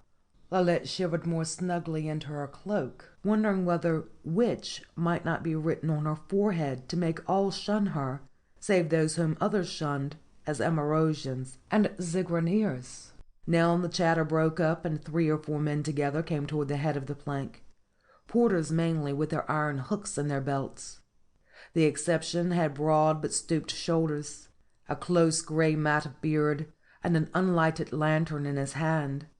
To him Dame Domageac addressed herself, inquiring where the lazarette might be. He waved a hand. Aft of the try-mast, leftward, then glanced at Lalette, stepped close, and peered at her so directly that she shrank away. "For Cerbrog, mother," he said, and turned to the older woman. "Look'ee here, mother. I hadn't seen you before along Netznegon dock, eh? You come to see me when you finished with Cerbrog, and maybe we do business, eh? At Caseldo's." The porters laughed, and one of them bubbled a derisive sound through his lips. Lalette was already repenting her undertaking. A voice behind a door told them to enter. It belonged to a tall man with white hair, whose black fuzzy eyebrows leaped up a long face when he saw that his visitors were women. He did not rise, but cast a half-regretful glance at the sheet of computations on a leaf let down from the wall before him. The letter he at first held away as though it were an affliction of proclamation. When he grasped its purport, and had seen the signature, he rose, all courtesy. "Aye, hands must wash face," he said. "I trust you left Sir Kinred well. Will you be having a little wine?" Dame Domageac excused herself, since she must return to her child, but as she embraced Lalette farewell, the girl felt thrust into her hand a little cloth pouch with coins in it, and was suddenly at the edge of weeping. When she turned, Sir Brog had set out a pair of pewter cups and was drawing the cork from a bottle of wine. He bowed her to the single chair, himself taking the edge of the built-in bed, which was so hedged about by cabinets that he must bend. He said, "So you are seeking a sea voyage, Demoiselle Eisensteg?" That was the name the letter had given her. "Are you one of the Eisenstegs from Elden? I hear that there have been troubles in that region." Was he trying to draw her into indiscretion, and how much did he really know of her origin and purpose? She said that she was not of the Elden branch, and waited. He asked her politely whether she had had a joyous festival and were a good sailor. When she said that she had not been at sea before, his face took on some concern, and he regretted that the captain's wife, who usually sailed with them, would not do so this voyage. There were no other women aboard. He would provide her with a bell for summoning someone when needed. "Not that you'll be molested, demoiselle, but I will say the third mate is as strange as a dog with 2 heads." With this, Sir Brog finished his wine and rose to light her to a duplicate of his own tiny cabin. She decided she had been mistaken about the question. He was only expressing interest in the friend of a friend. It was nice not to have to be afraid. An hour or so later, as she sat curled up on the bed, but not yet disrobed, came a demonstration of how well the Emerosians cared for their own. A knock on the door turned into a porter with a neatly strapped small trunk, painted with her assumed name. It held an assortment of body linens, shoes, and a dress in her size, new and of good quality. Part 4. She was roused by feet beating in rhythm and the sound of distant shouts. A big round spot of light swung slowly from side to side across the door. Last night had shown her a jug and a basin beneath the let-down leaf that formed a writing table, but the water was so cold it gave her goose pimples. The new dress would need taking in at the shoulders, so after trying it, she returned to the old before stepping toward the deck along a passage that held 3 more doors like her own. 2 men in yokes were pushing and relaxing on opposite sides of a pivoted bar, to steer the ship, she supposed, under the orders of an officer in a green cap. One of the workers was the curl-bearded man who had accosted Dame Domageac the evening before.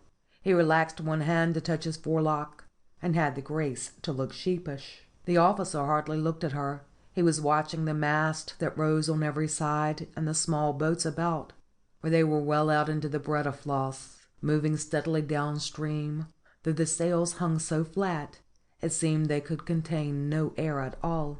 Lalette stepped back to the steersman to watch the slow pageant of river moving by, and heard a step. Serbrog. He touched his cap and invited her to breakfast, down a flight of steep stairs and along another passage to an apartment at the rear of the ship. A skylight threw dappled gleams across a table laid for 5, with food already on it. Another man was standing by. Serbrog presented the second mate, and as he did so, a big officer with a firm chin and bags under his eyes came in with an air of great hurry and sat down without waiting for the rest. This was the captain, Sir Malvedo.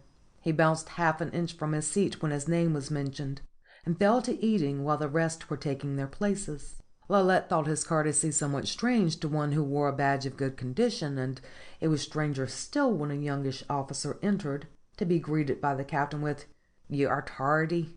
You know the rule of the ship. Take your meal with the crew." The young officer went out sourly, but not before Lalette recognized him as the one who had directed her toward the lazarette. The meal went on in silence. When the captain rose, so did the others, and Serbrog touched Lalette's arm to take her to the deck again. The spring air was fine, the stream bank all trickled out in tender green. Lalette looked, and felt with a thrill of delight that all was really now spring for her. She was free from the old life, and everything to win. But Serbrog was speaking. "I am sorry to dream," she said. "Why, dreams do be what we grow by. I would be saying that you had brought luck and fair weather on our leave-taking, for all but Tegvel," the one sent from his breakfast. He, the cargo overseer, laughed. "Our third mate is an admirable young man, with only one flaw, that he has discovered how admirable he is, and does not stint his own admiration." "The third mate would give her the book," said Lalette, watching a tall unpainted barn without a window that walked slowly past along the shore. "Yet your captain seemed very harsh with him for so light a fault." "Oh, that is only the rule of the sea. On a ship one learns early that in this world there is no such thing as following one's own desire. It is all a pyramid of orders." "You are grim." "No, I only see things as they are." Now he began to make remarks which she must have answered, for he smiled and continued, but now her mind had leaped far away, and she was wondering whether she would see Rodvard ever again, or recover her blue star. Bound out to sea and away, it was his fault, who had given her unfaithfulness and desertion in exchange for the offered kindness and the abandonment of her mother. And now she wondered why she had embarked on the counter-witchery without even questioning whether she should. She felt a tear behind her eye, and hoped he had come to know what resources of fidelity and goodwill he had lost in her. "No, not again. I'll never let another have the making of my joy." A whistle was blown. Men moved along the deck of the ship, and Tegvel came toward them with his cap insouciantly on one side to be presented. He had the same look of inner peace as the Amorosians of the conventicle, but mingled it with an air of dash and recklessness. End of chapter 13. Recording by Angelique G. Campbell. August 2018.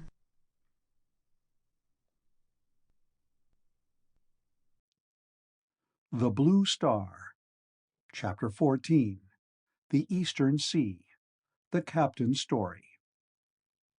A frond of white had spread across the sky as they talked. Lalette went to her room in the round covered house that rose from the deck and applied herself to the needle. Making the new dress right was a problem, since she had done little but broidery before, and she became so taken with fitting and clipping as not to note the tick of time, then felt drowsy and lay down to be roused by a knock at the door. It was Tegvel, third mate. "May I lead you to supper?" The ship had no motion when they reached air. Here they were in the middle of a brown-blue tide, with flat shores stretching to green-blue on either flank.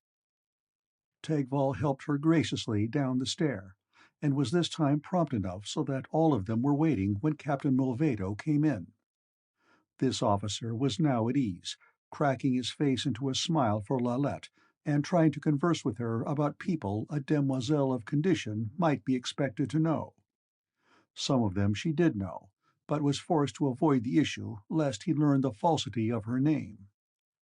Tegvall offered his arm after the meal and showed her around the deck as far forward as the try-mast, his discourse being of the parts of the ship and the beauty of the sea. He would answer little when she asked him about Brog, the captain, and other personalities, and as evening was now beginning to grow shadowy, with a hint of chill, she announced an early return to her cabin. He leaned close as he handed her in the door and said in a low voice that he would knock at the fourth glass of night with a book, then tipped a finger to his lips to prevent questions, and she realized that even on a ship trading to Manchuria it was not too well to be an Amorosian. With no desire for sleep, she stretched out on the bed and tried to solve her riddles. How it was that her mind should turn to the seldom felt nearness of Rodvard. There had been about him the faintest trace of some odor like that of old leather, masculine and comforting. She was a little irritated at herself for feeling the lack of it, and her mind drifted off through other angers till she lay there in the dark, simmering with wordless fury over many things. The ship began to move. The change in circumstance made her conscious of what she was doing.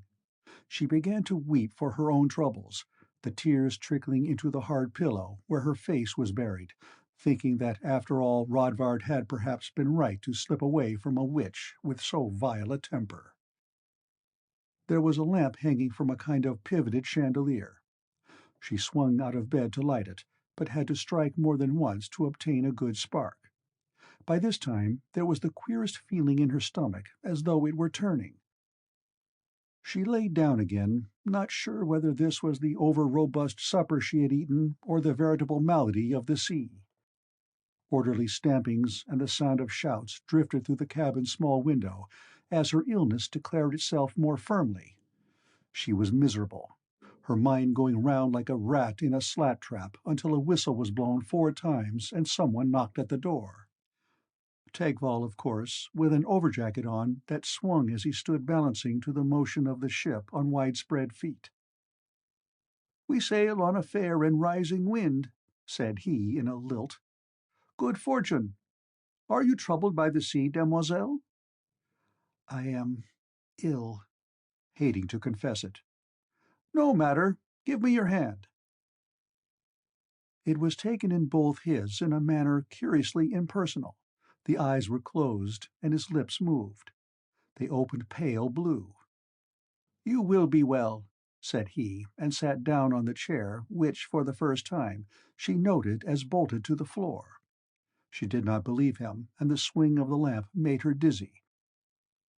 And now she could feel his personality reaching out toward her with an effort almost physical, and was enough ashamed of her former angers to put into her tone some of the kindness now felt toward the race of man. "You are most good. I was told you would have a book for me." He undid his lacings and produced from beneath the jacket a volume, large, flat, and all bound in blue leather, with the royal coat of arms of Desola on it to indicate who was the author. "You should not let it be seen," he said. "Our cargo overseer takes the law's letter so seriously that he would denounce his best friend, which I am not." "You may count on me."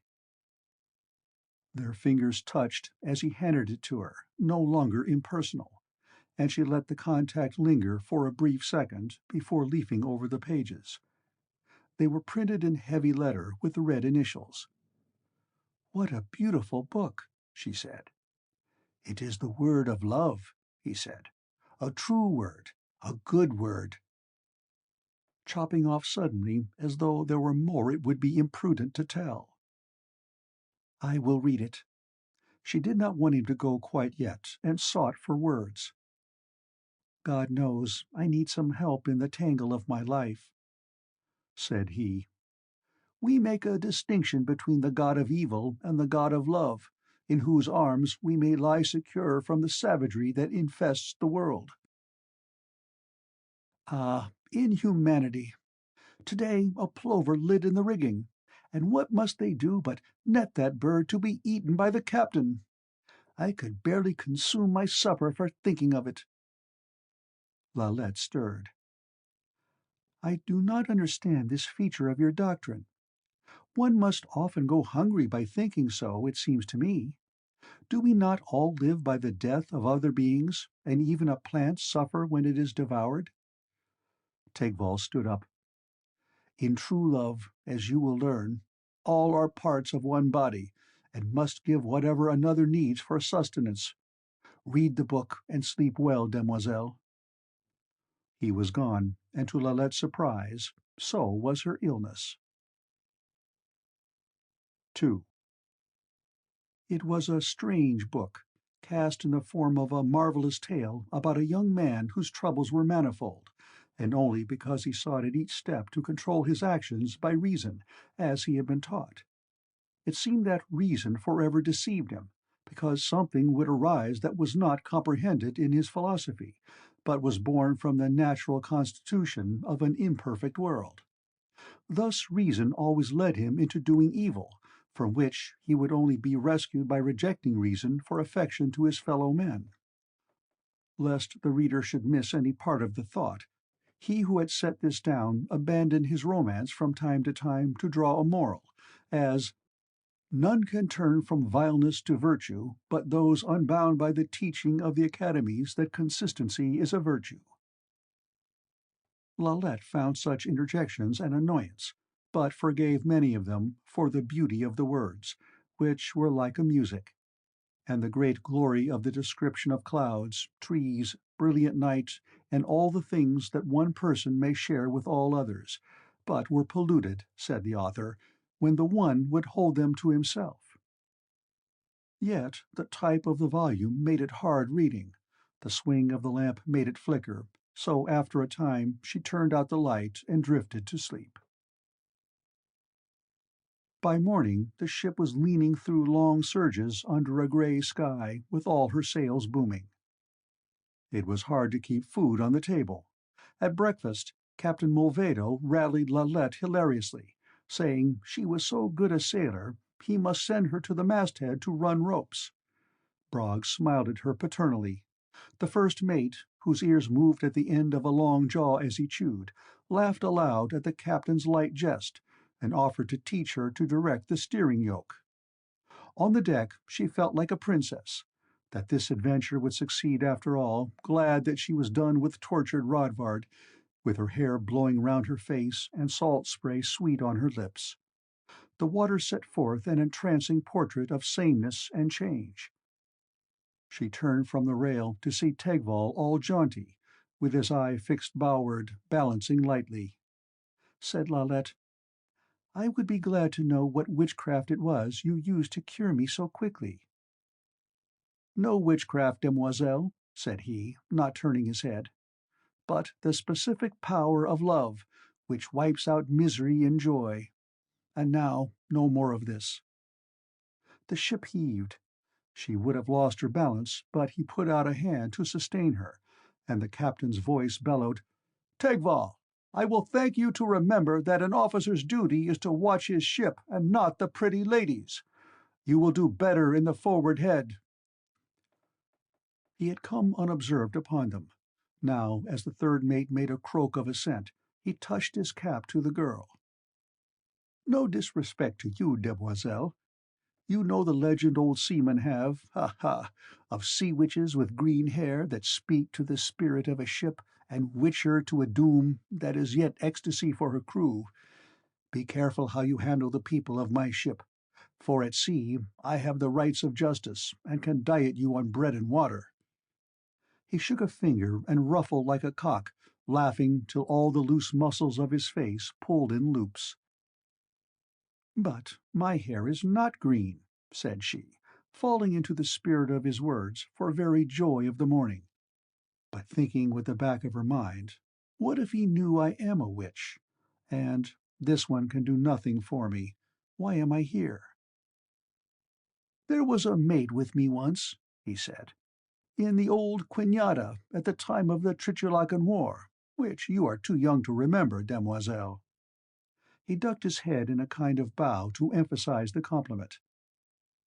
"Yeah, what a time of it we had in those days, always dodging from one port to another, and afraid we'd be caught by a rebel cruiser or one of those Trichelakans, and finish our years pulling an oar under the lash in the galleys of an inshore squadron. A dangerous time and a heavy time. You cannot imagine the laziness of some of these sailors, demoiselle, who will see their own lives sacrificed rather than keep a sharp watch. I do remember now how we were making into the Green Islands in broad daylight, when I found one of them sound asleep, cradled in the capon beam forward, where he had been set as a lookout. And in the Green Islands, mind you, where armed vessels would lie in among the branches to pounce on you. Yet you shall not think it was an exciting life, demoiselle, for the thing no one will ever believe is that in war you go and go, attending death with breakfast and nothing ever happening, so that it is almost a relief to fight for life. This mate now, what was his name? He was always called Rusty for no reason I could ever plumb, since his head was not rusty at all, but dark as yours. Well, Rusty the mate, you could hardly call him handsome, but he was gay and lively, and had a good tongue. Always telling stories he was, of things that happened, and the good half of them happened to other people, though he took the name of it. But, bless you, nobody minded. He could carry off the tale so well. I called to mind how one night, when we were both together in the home of Sir Lipen, that was our factor, Rusty started right in with the story of a polar bear hunt in the ice beyond Germanisch that I had no more than finished telling him about the day before, just as though he had been in the center of it. I sat with my mouth open, but never saying a word, because it had not happened to me neither.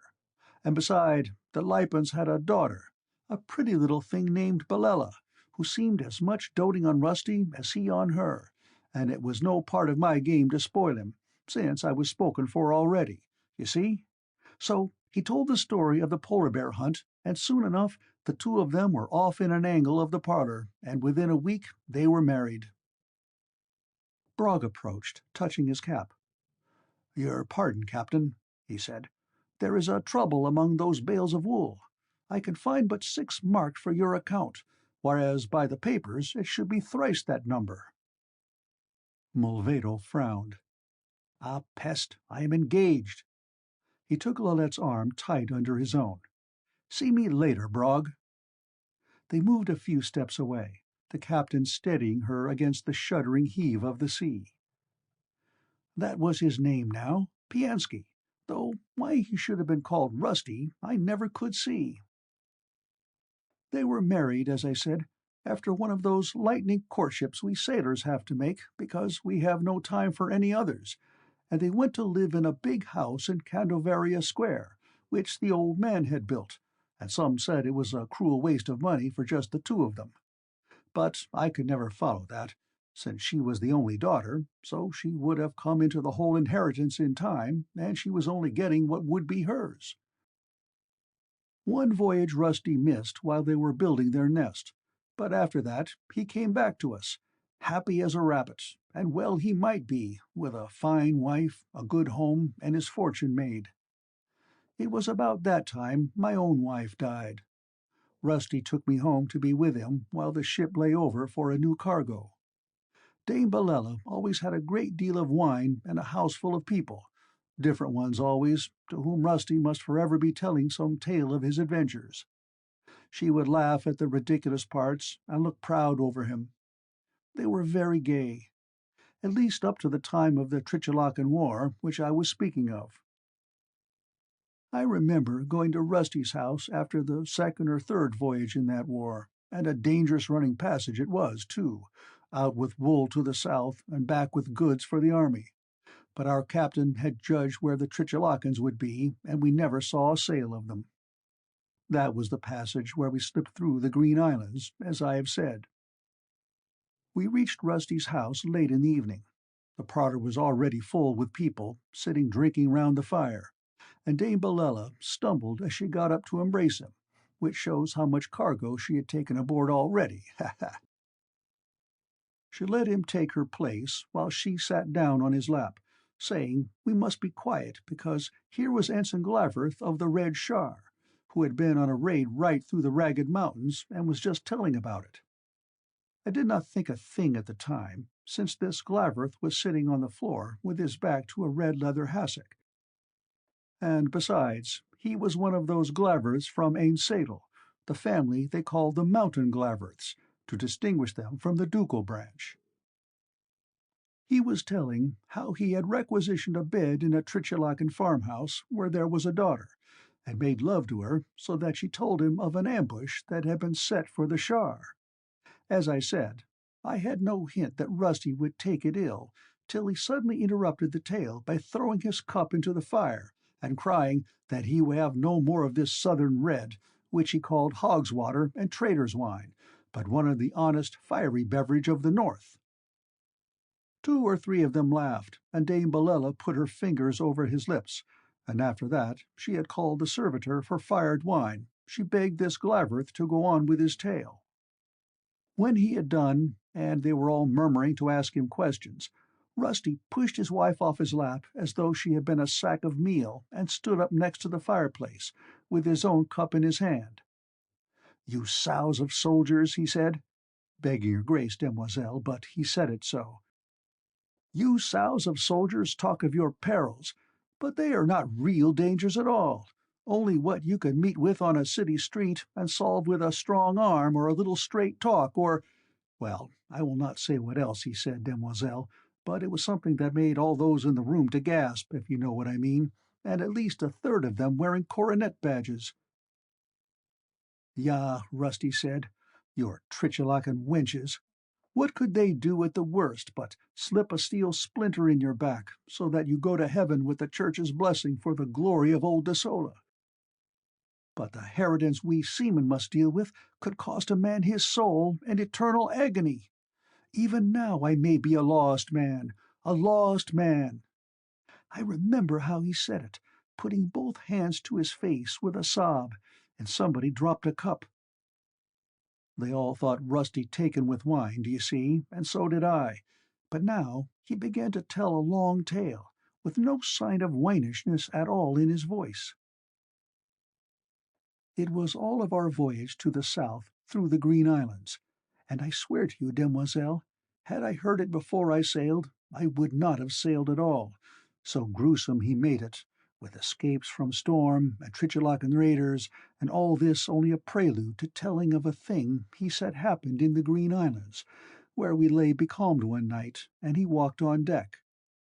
He said then he heard a sound like far-away singing, and the ship began to move without a wind.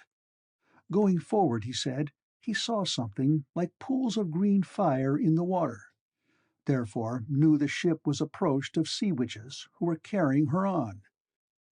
Would have let go the brow anchor, he would, but all the men of the deck watch were staring over the side, so little obeying him that they even shook off the hands he laid on them. The song went to his own heart, and he knew that the ship and all in it must soon be doomed. Therefore he, Rusty, who still had some part of his wits, conceived the measure of going forward to say they could have him as a willing victim if they would release the rest. This was accepted, he said. One of the demon women clambered to the ship through the rope hangings, and companioned with him all night, then bade him farewell with the word that he must come to see her again. Demoiselle, I do tell you that never have I heard Rusty give a tale better. But when it was finished, the Ensign Glaverth took Dame Bellella's hand to bid her good night, saying that he would bring his young cousin over to hear some more of Rusty's tales, and all the others began to go as well. When all were departed, Dame Bellella came to sit on the hassock where the ensign had been, staring into the fire for a while. "Will you never become a man?" she asked her husband when he would have touched her. He looked at her a little. "Have I said the wrong thing?" he asked, "and was that not a strange question to put?" "The wrong thing, yes," she said, looking away into the fire, without as much as turning her head. "I couldn't like it any more, even if it were not true, Rusty." "I remember that," because I did not understand, and still do not. He did not say anything more at that time, but I noticed that people were not coming to the house so often as before during the stay of ours in port, and while we were on the next voyage, she sold the place and went out in the west to live. So I think perhaps it was a good fortune to lose my own wife, though a great sorrow at the time, because people do change and grow apart instead of together. A wave crest came across the bulwarks and wetted the edge of Lalette's dress a little, so that she moved against the supporting arm. Said she, wondering why he had told her this tale, "But she must have known that he only made it up about the sea witches." That could be now. Could be that she was angry with him for saying so much to a coroneted man like that Ensign Glabrith. But I think more like that just all of us want a new bed-partner now and again, and she could not bear it that he thought of it before her. End of chapter 14.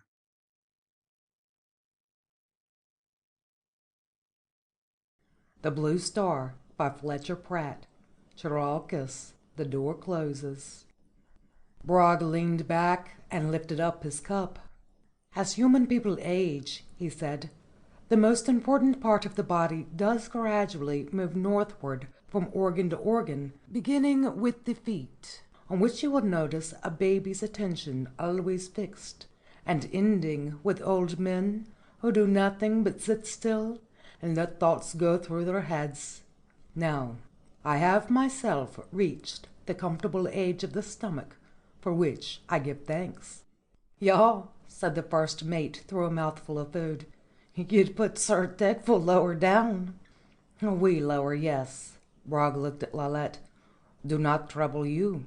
In my capacity I am charged with the duty of bringing all cargo to port as safe as it left." A smile twisted his face into the cartography of a river-furrowed mountain chain, and he swiveled round to look hard at Blenot Tegful. The first mate gulped once and said, "Saving always captain's orders, Sir Cargo Overseer. Captain has rights on a ship at sea." Lalette stood up, her body swaying with the slow drift of the slung lamp overhead, and asked permission to leave, having learned that it should be asked. The laugh began before she reached the deck, Brog's dry snicker beating time to the first mate's guffaw.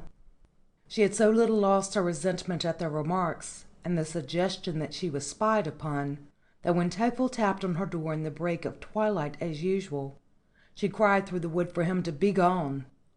But the horror of lonely hours took her before she had more than issued the words. She leaped up, opening the door and calling that she must consult him. He was to come in. This was a mistake too. There immediately arose the question of what she was to consult on, and after a blank word or two, she could do no better than ask what the prophet's book meant by denying reason, when it seemed to her that only a reasonable person would read it at all. "Ah, no," said the third mate, sitting down and taking her hand in his, which she did not mind. "It is the failure of human reason and human love that drives us to the higher love." Though she thought this might be true in her own case, and could even look forward with a little exultation to the new life in Manchester, she was unwilling to break the talk by admitting it, so she said, "But, Blenot, how can this higher love make up to us for sorrow?" On this, he somewhat unexpectedly demanded to know whether she believed in another life than that visible, and it was at her lips to say that a witch could hardly do otherwise, when he saved her by hurrying on. "Well, then, this other life itself must be love for us, since we are its children, and since this is so, it will replace all we have lost, and more beautifully, as one does for a child. If you have lost a lover, as I think you must, or you would not be for the Mianase, it is only that you may find a better." To Lalette it seemed that this was hardly more than half true, and ice-cold counsel for a smarting heart. She started to say something, but just then the door was tapped, and here was Brog with a smile that showed all his teeth. "Ah, little demoiselle, I thought to entertain you from being alone, but see, there was no need for my trouble." He leaned against the wall, babbling at a great rate, and not without salt, seeming to take delight in Tedful's frown, which also filled Lalette with so much amusement that she felt herself sparkling at Brog's conceits on such matters as, "Can a fish swim backwards?" The young man grew grimmer, and at last rising, said he must rest if he were to be a good officer in the night watches. Brog did not stay long after. It was still early in the night. She lay back among the covers to consult with the book again, but after her good cheer in the company, found the volume mere gloominess and dull as could be. Wondering what her manner of life in Mancheret would be like if all were ordered by such a volume, and feeling the despair of a bird bruising its wings against a cage of circumstance, she found happiness forever elusive. This escape and that slid across her mind, but all was either dream or half-dream, and as the rising wind began to rock the ship, she fell asleep. Waking was blended with wonder that one creak among the many from the straining vessel should have roused her. Then she became fully sentient, catching the reason. That single sound had come from her own door. Her lamp had gone out. "What do you wish?" she called on a rising note, and in the black heard 3 waves slap the ship before there was an inward breath and an answer not higher than a whisper. "Dearest Lalette, I have come to be your lover." Tedful. "No," she said, "I do not wish it." He was close. "But you must. To refuse the gift of love is to lose all. You are of the Mianase." Oh, gods, again, she thought. Do men want nothing but my body? The temptation flashed and passed to give him this, and live within the confines of her mind. "No," I say, "I will cry out." She writhed away from his touch, but he found her in the narrow space. The arm pinned her close, and his head came down on her breast as he said thickly, "But you must. I am a diaconal, and I have chosen you. I will tell them in Mancheret." His grip was so strong that it paralyzed, but he did not for the moment attempt to go further.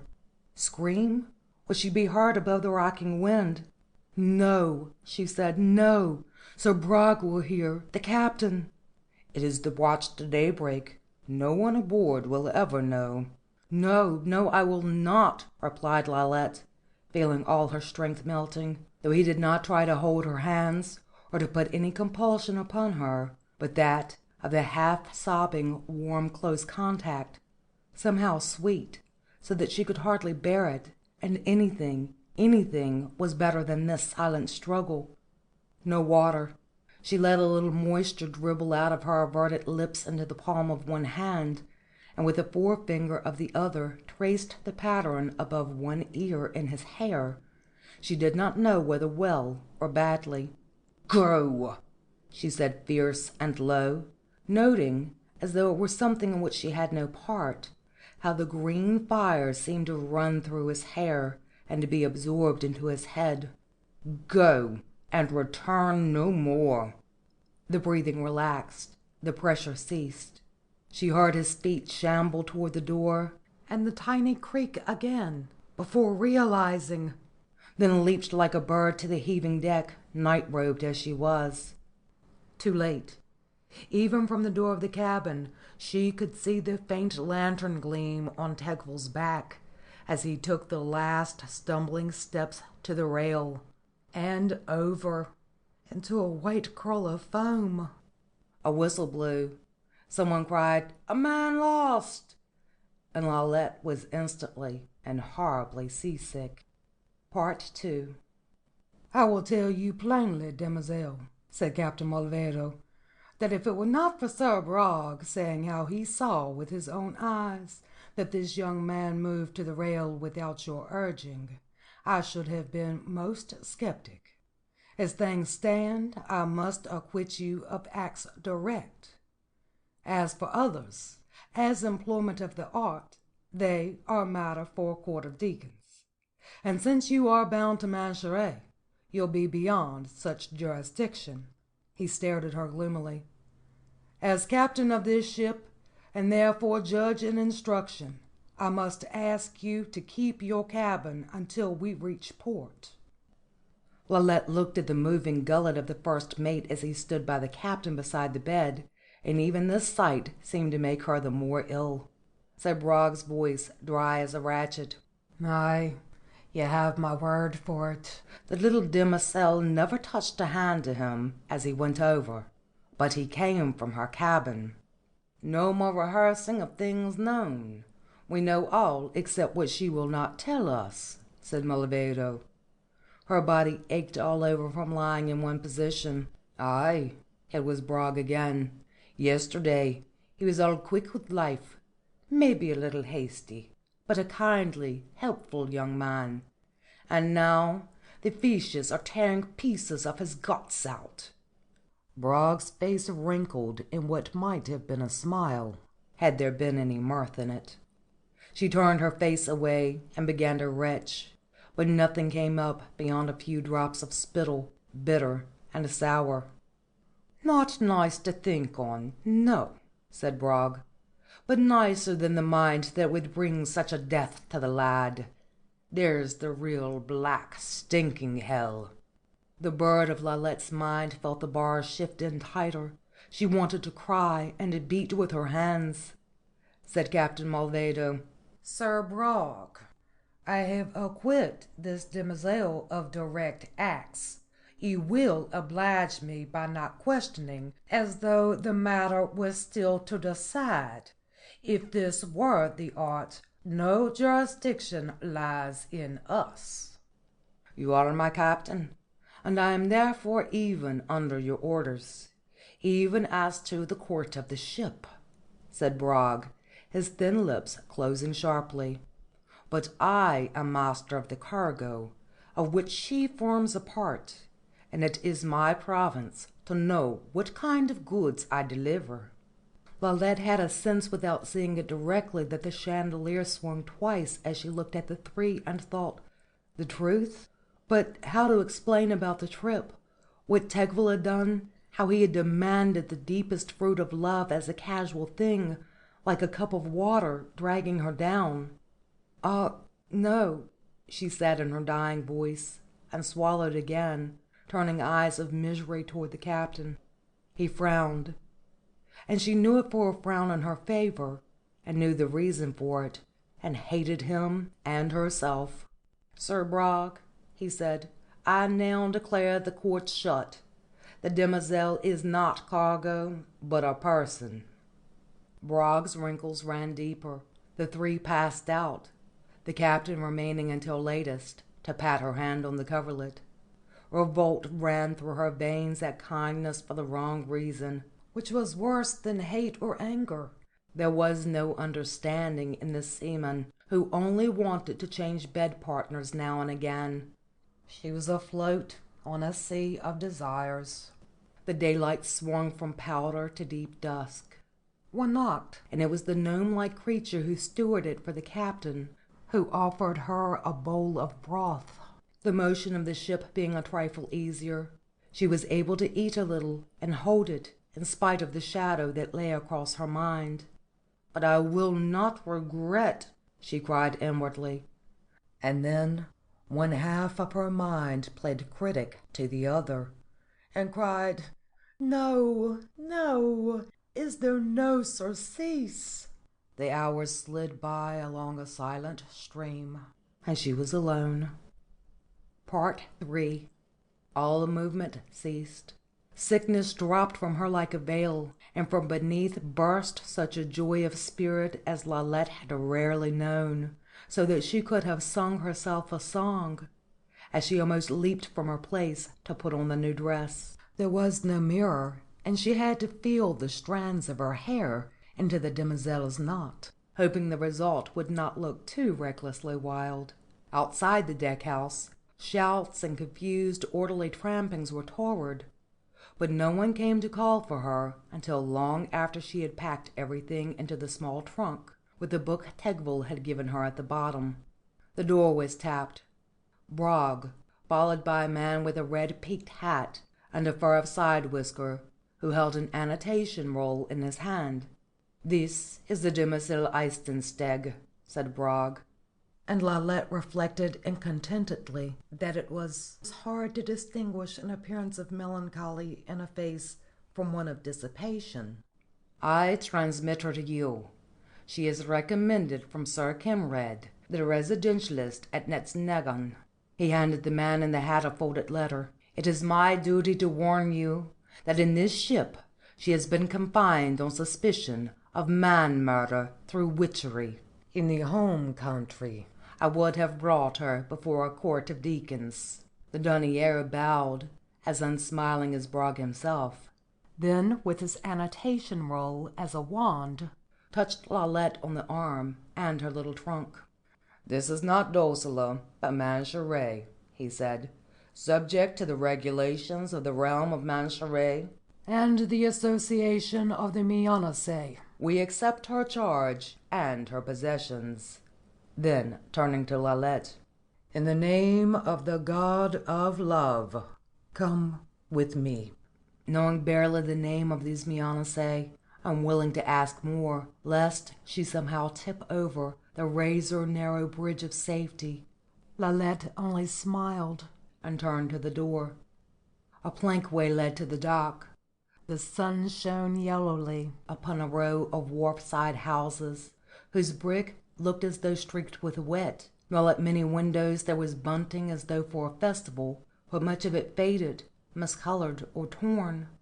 As she watched, she brushed against a hand which had been held out to her, and was beginning to fall in disappointment.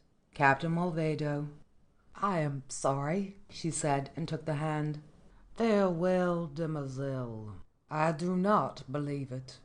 If you are not accepted here, that is." He seemed at the edge of tears, a droll thing. "Thank you. I will remember your kindness." Brog was in the rear, looking right past her, and she had the dreadful feeling that when she was gone he would have no trouble in bringing the captain to his own point of view on her. This was good-bye to all yesterdays. She mounted the plank for the shore. There was a great press of people about, the men in loose pantaloons hanging over their shoes, and all walking about and yammering as fast as they could. They seemed unreasonably excited, as though this were a day of crises. Lalette could hardly make out a sign of that calm assurance that seemed to be the mark of the Amorosians in her own country. They stared at Lalette, the more when two of the guards who waited at the plank with short bills in their hands, and the small city arbalest strapped to their backs, placed themselves on either side of her at a word from the denier, leading across to a building with a low door, over which was a shield painted thickly with something that might be a pair of clasped hands on a field of blue. There was a door down the hallway rightward, with a little man at a desk behind it, writing laboriously, his tongue in his cheek as the light struck over his shoulder. The guards led Lalette in. He jumped up and threw down his quill so rapidly that a blot was left on the paper. She noticed food stains on his jacket. "You must not interrupt. Really, you must not interrupt me unannounced," he said. "You are not authorized. I am a protostylarion." His big pop eyes with blue-white seemed to swell as they fell on Lalette. One of the guards laid a paper before him, saying, "A candidate for the Mianase on the incoming ship from Dosela. Orders of the denier." Ah! The protostylarion was no taller than she herself, as he came fussing importantly around the desk to move a chair 2 finger-lengths for her convenience, then diddled back to his place. The paper made him frown. Ah! Suspicion of the art. This does not happen often these days, but you are very fortunate to be here, demoiselle, instead of in Dosela. Ah! You have read the first book of our great leader and prophet. Answer me now. The misfortune of the loss of patrimony. Why do you think that came upon him?"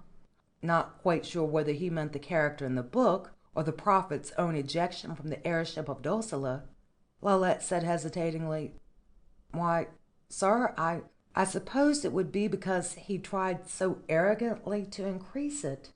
"Admirable, admirable. Whereas if he had given of it freely to the old aunt, it would have been returned to him in high measure.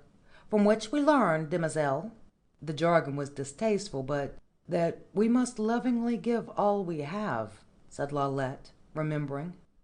The protostylarion bounced up and down behind his desk as he went on, prompting her replies in his eagerness, so that it hardly mattered how little she had read of the famous first book. A porter came blundering into the midst of the colloquy, with her trunk on a hook over his shoulder. This placed a period to the examination, for now the protostylarion fussed with his hands, said "Ah, ah," 2 or 3 times more, then to the guards, "You are released."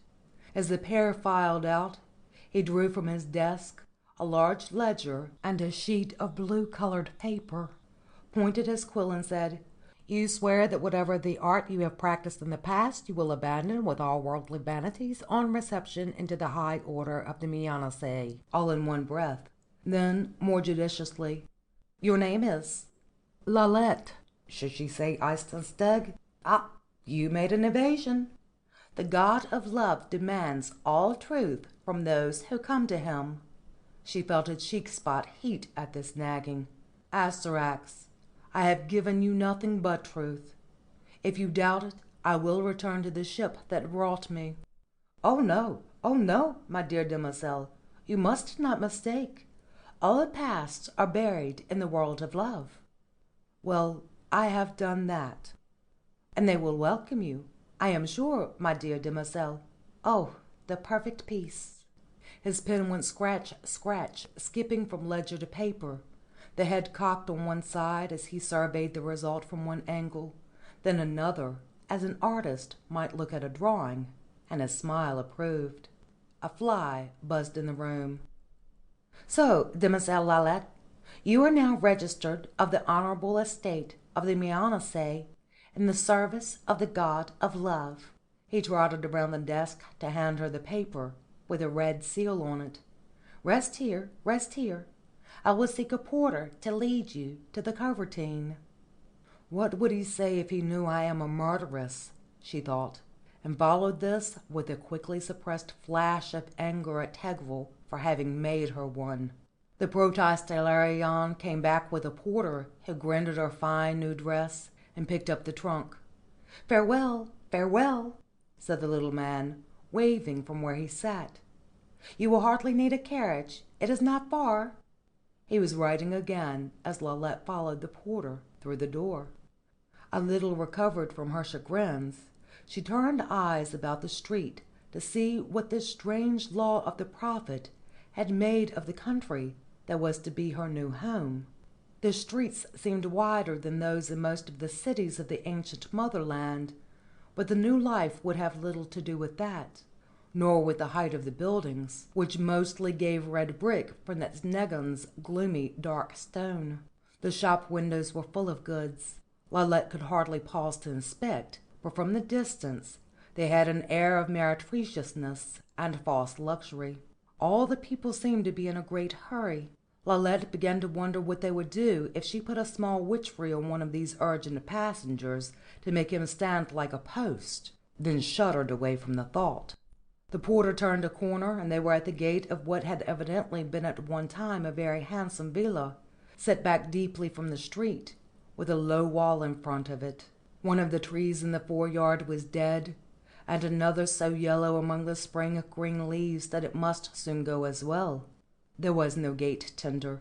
The porter pushed his way in, and led up to the tall oaken double door, which showed scars where an earlier knocker had been taken off and replaced by one in the form of a sun with spreading rays. He knocked. After a long moment an old woman opened on a darkish hall with a pronounced odor of javel, and asked what was wanted. "I am registered of the Mianacea," said Lalette, extending her paper. "You must give it to the matron," said the beldame. "Set the box there."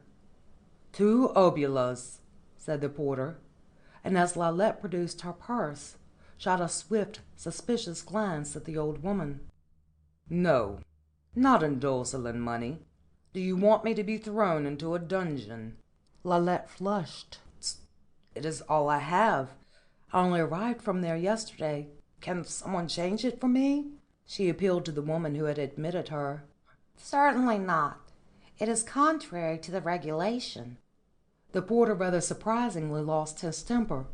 Why, you cheap whore, you cheat, you pig-sucker, he shouted. I should have known better than to care for one of you, me honor say. He stamped his foot. I'd take your dirty box and throw it in the street if I didn't know the smell would kill half the people in town when it burst open. A door opened on a sound of feminine background voices. There appeared a woman in black, with hair piled severely close to her head. What is this, Marcella? She asked. Demoiselle is new. She came without 2 obulas to pay her porter. The dark woman reached to the purse at her belt, drew forth coins, and placed them in the porter's hand. Here, you are never to appear at this culvertine again. She turned to Lalette. You may come in and show me your paper. It is evident that you are in need of instruction. As they passed into the side room, light fell on the woman's face, and Lalette saw that, although it was both strong and stern, it bore the same expression of distant peace she had seen in the widow Domagaic. End of chapter 15.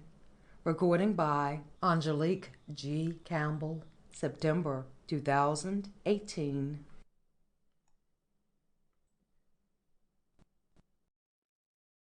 The Blue Star, Chapter 16, The Eastern Sea, Systole.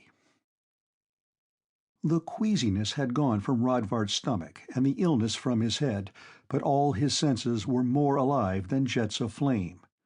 Every rut gave him agony in the jolting mule cart. He could not draw away from pain long enough for anger or fear. Yet shortly the very keenness of his hurt anesthetized all down to no more than an aching tooth. And now the senses, over-sharpened by witchery, began to report the world around him. They were passing 2 people afoot, then another cart, to none of which the driver made salutation. They must be out of the village, for right overhead branches began to go past against a sky where horses' tails slid across tender blue. A bird lit on one of the branches and tipped its head to look down. It seemed to Rodvard, as he gazed into the single revealed eye, that he could, with his blue star, read the avian thought, of food and sex, confused, and not unlike a human's. This might only be another effect of the witchery, but it set him thinking about his own confusion of mind and what the butler Toloan had said about star-bearers and their women. So he considered what species of joy or completeness was to be had from these skirted creatures, who for a spiritless complaisance would exact a slave's devotion. Lalette. He wondered whether her witchcraft would give her knowledge of his infidelity of thought with the Countess Ayala, and of deed with the maid Damaris, and if so, what penalty would be demanded of him. Ah, no, why should penalty be due? This was not marriage. He had taken no oath, nor meant any. Give back the blue star. Let us pronounce a bill of farewell, and be damned to Matherin and his menaces, or even to Remigorius and the cause for which all was done. The mule's feet clopped on a bridge. The clouds were thickening toward grey above, and birds chirping as they will when a storm is toward. No, no, friend Rodvard, he answered himself. Be honorable as you hope to receive honor. Acquiescence she gave you, aye, beneath the trees, but you half forced her then.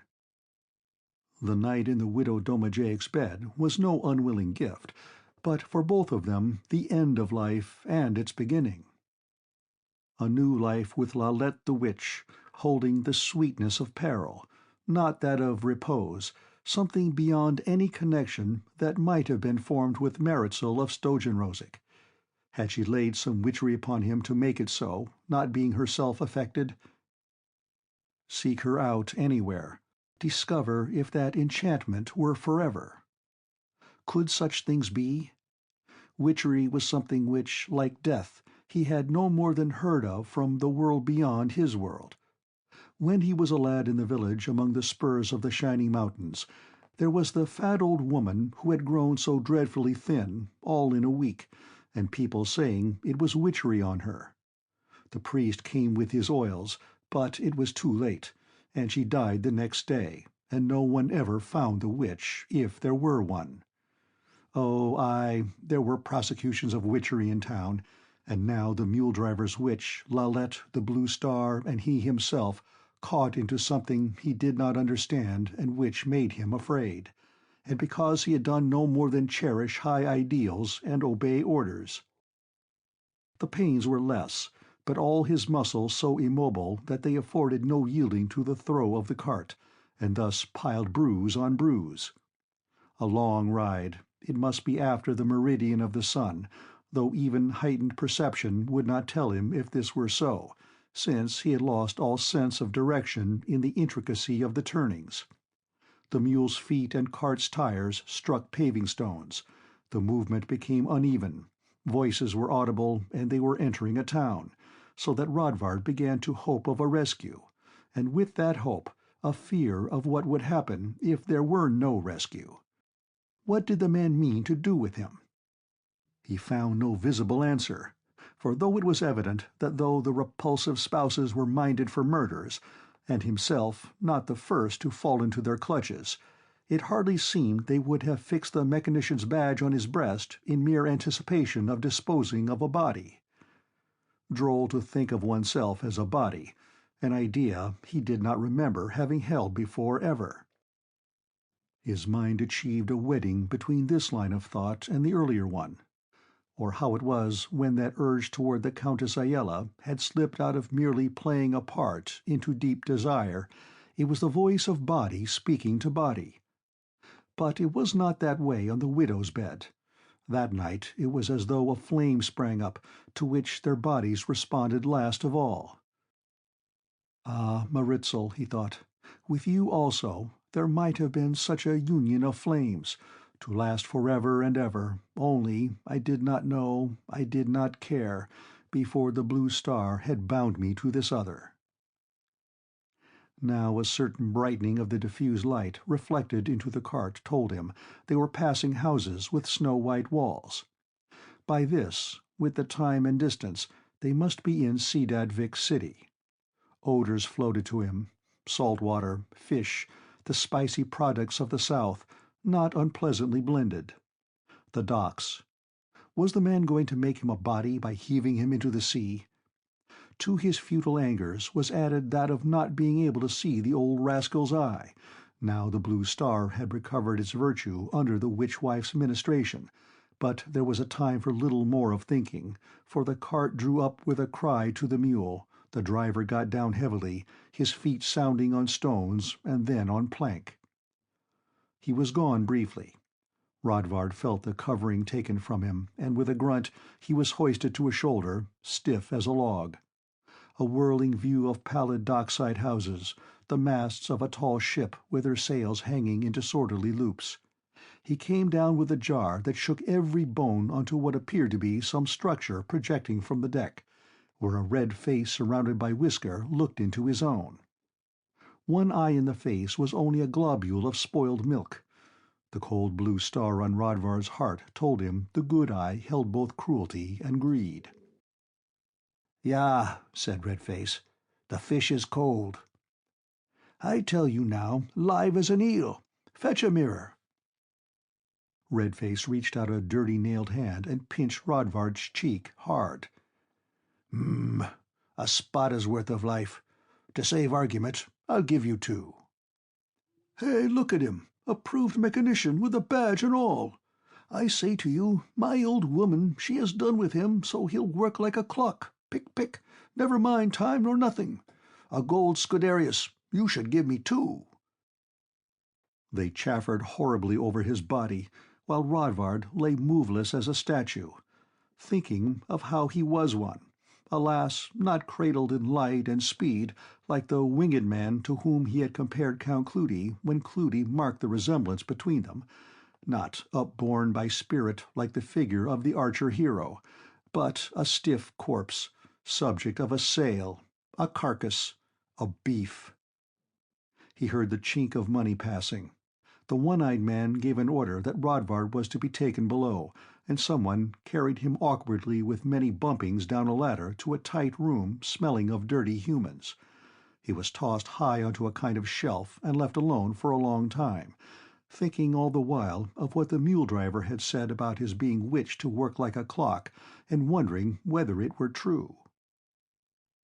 After a while a doze came upon him, for which there was no emergence till the round hole in the ship's wall had ceased to give light. The place filled suddenly then with feet and words, many of the latter with a Germanish accent, or in that language itself. One of these persons pointed to him, and there was a laugh. Rodvard tried to turn his head, and to his surprise it would move a tiny arc, though by an effort that redoubled the agony throughout the bruised mass of his body. Yet the stirring was a joy as great as any he had ever experienced, and he lay repeating it as the assemblage below, garrulous as all Germanish, came and went with pannikins from which floated an appetizing perfume of stew. Rodvard found other movements beside his head, and lay repeating them through the twinge of pain. A whistle blew. Some of the men went out and up, while the others undressed noisily, put out the light, and composed themselves for sleep on shelves like that which bore the young man. For him there was little sleep, and as life flowed along ankylosed muscles, he was invaded by a sense of irrevocable disgrace, so poignant that it drowned fear. Damaris the maid. He had sold his soul for a copper there.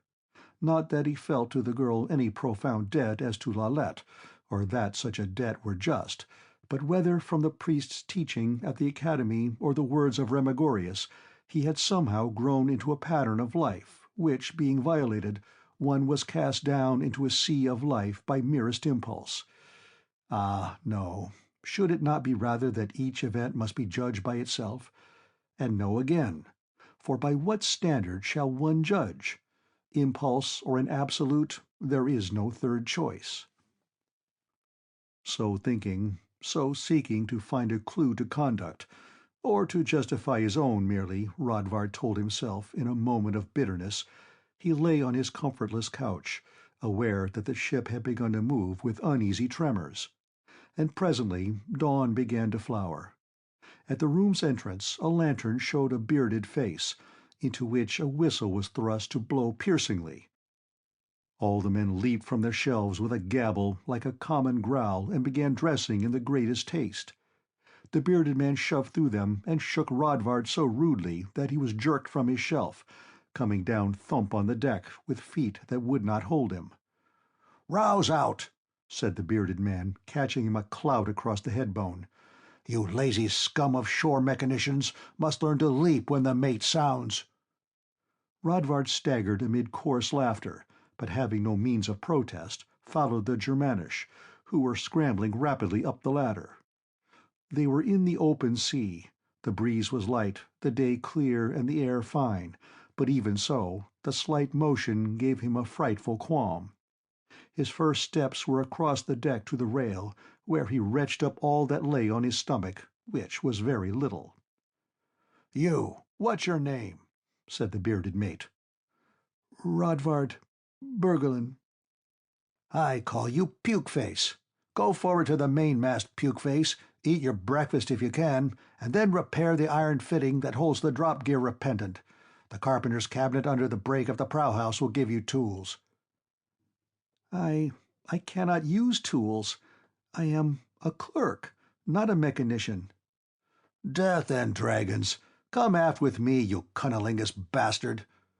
The mate's hand missed Rodvard's neck, but caught a clutch of jacket at the shoulder, and dragged him along the deck to where a flight of steps went up, and the one-eyed captain stood, an ocular under his arm. "Captain Betzensteg, this lump of excrement says he knows nothing of mechanic." Sick though he was, Rodvard felt the blue star burn cold, and looked up into an eye, brimming with something more than mere fury, something strange from which his mind turned. "Diddled by the service," said the voice between heavy lips. "When next? Throw your can of piss up here." Rodvard was jerked against the steps, striking his chin, and stumbled up by using his hands. The one-eyed captain reached out and ripped the badge from his breast, tearing the cloth. "Go below, stinkpot," said he, "and tell my boy he's promoted to seaman. You shall serve my table." "Yes, sir," said Rodvard, and looked around for his route, since all the architecture of a ship was stranger to him than that of a cathedral. "Go!" said the captain, and lifted an arm as though to strike him with the ocular, but changed his mind. "What held you from telling your status?" "Nothing," said Rodvard, and gripped the rail of the stairhead, for his gorge began rising within. "If you puke on my deck, you shall lick it up." The captain turned his back and shouted, "Lift the topper peak ropes!" Down the stairs again, there were not so many ways to choose from, so he took to the door to the right, hoping under his mind that this would be an omen, along a passage and into a room, where a sullen-faced lad of maybe 18 was folding a cloth from a table. "You are Captain Betzenstegg's boy?" asked Rodvard, trying to keep from looking through the window, where the sea edge rocked slowly up and down. "I am to say you are promoted to seaman." The lad's mouth popped open, as though driven by a spring. He dropped the napery and ran around the table to seize Rodvard by both arms. "Truly? If you trick me—" For one instant, pale eyes flashed fury, and the small down before first shaving trembled. But he must have seen honesty before him. "Born for the sea and freedom," his thought read, and quickly thrust past to make for the door. "Stay," said Rodvard, holding him by the jacket. "Will you not show me?" The spasm caught him, and he retched, mouth full of sour spittle. The lad turned laughing, but without malice, and clapped him on the back. "Heave hearty," he said. "It will come better when you come to learn the freeway of the ocean. Grow to love it and care nothing for landlouts. Here are the linens." He opened the midmost of a set of drawers built into the wall. "The old man takes no napkins, save when there are guests aboard. A real dog of the brine, with fish blood in his veins, that one. I am called Kratz. What's your name?" Rodvard's telling, he hardly seemed to notice, but continued his flood of instructions. "In these racks are the silvers. He uses only the best, and be careful at dinner to set his silver bare on the table. It was given him by the syndics at the time of the Trichelacan War for his seamanlike skill. The bedbunk you must carefully fold in at the base, but he likes the top loose, so. Wine always with early meals, it is here. If the weather's fair, he sometimes takes fired wine in the evening. If he orders it so—" The lad Kratz halted, looked sidewise out of his eyes, and leaned close. "Hark, Bergelin, I am not what you would call jealous. Have you ever—that is, when he has fired wine, he may desire to treat you as his lover." Rodvard recoiled, and retched again. Do not be so dainty. It is something that every true seaman must learn, and keeps us from being like the landlouts." "You do not know how it can be, and he gives you silver spadas after. But if you will not, listen, all the better. When the old man calls for his fired wine, set the bottle on the table, take away the silver bear, and call me," said Rodvard, no little astonished that the emotion of which the blue star spoke was indeed jealousy. "No, I'll have none of it, ever." A smile of delight so pure that Rodvard wondered how he had thought the lad's look sullen. "The cook will give you breakfast. I must go, to be a seaman." Captain Betzensteg ate by himself. Rodvard was glad that he remembered the silver bear, But when he tried to hold forward the platter of meat, as he remembered seeing Matherin do it for Cleudi, he got things wrong, of course, and the one-eyed man growled, "Not there, you fool! The other side!" The meat itself was something with much grease, pork probably, which it sickened Rodvard even to look at, as the captain chewed liquidly, pointing with his fork to a corner of the cabin and declaring that he would barber someone of his ears unless it were kept cleaner. That night there was no call for fired wine. Rodvard felt a surge of gratitude for preservation as he cleared up after the meal, and made his way forward to the crew quarters in what he now had learned to be the peak-jowl. Sickness sent him to his shelf at once, for the movement of the ship was becoming more vivid as twilight fell, but sleep had not reached him when there was a change of duty, as in the morning, and of those who came tumbling down the ladder, Kratz was one. He was much less the lord of the earth than earlier. No sooner was the lad in place than all of the Germanish were after him unmercifully, with hoots and ribald remarks, pinching his cheeks and his behind, till at the last the lad, crying, "Let me alone!" flung his arms out so wildly that he caught one of the sailors a clip on the nose and sent him staggering. The fellow snarled like a tiger, all his rough humor dissolved in black bile, and recovering, whipped out a tongue of steel. But Rodvard, without knowing how or why he did so, rolled from his shelf onto the shoulder an arm that held the knife, bearing the man to the floor. The Germanish fought upward. Rodvard took 2 or 3 nasty blows on the side of the head as he clung with both his hands to the dagger, and knew with more interest than fear that he must lose in the end to the overbearing strength of the man. But just as he was giving way, a pair of hands beneath the armpits wrenched him clear and flung him against the shelves, while a big foot kicked the knife. "What's here?" demanded the voice of the bearded mate. "Puke-face, you'll have a dozen lashes for this, damn if you don't. You to attack a full-grade seaman!" Said Rodvard, feeling of his head, "He would have knifed Sir Kratz." "Sir!" the mate barked derision, and his head darted round like a snake's. "Is this veritable?" All the Germanish began cawing together. The mate appeared to comprehend their babble, for after a minute or two of it he held up his hand with, "Shut up, I see it. This is the sentence. Vechiko, 3 days' pay stop for knifing. As for you, Puke-face, your punishment's remitted, but in the future you'll sleep in the lazarette to teach you the true status aboard this basket." He turned to the ladder, and not a word from the Germanish for once, but as they glowered among themselves, young Kratz came to throw his arms around Rodvard. "I owe you a life," he said, at the edge of tears.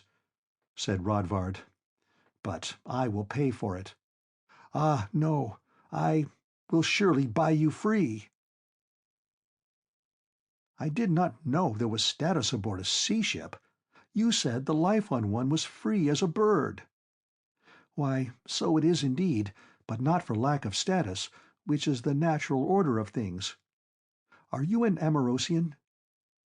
It nearly skipped off Rodvard's lips that he was rather of the sons of the new day, but Kratz's words showed how little he would find such a confession acceptable, and he did not trust the Germanish, and by another morning the ship's motion told on him somewhat less heavily. End of chapter 16.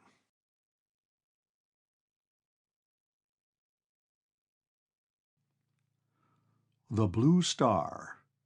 Chapter 17. Charalkis. The Depth and the Rise.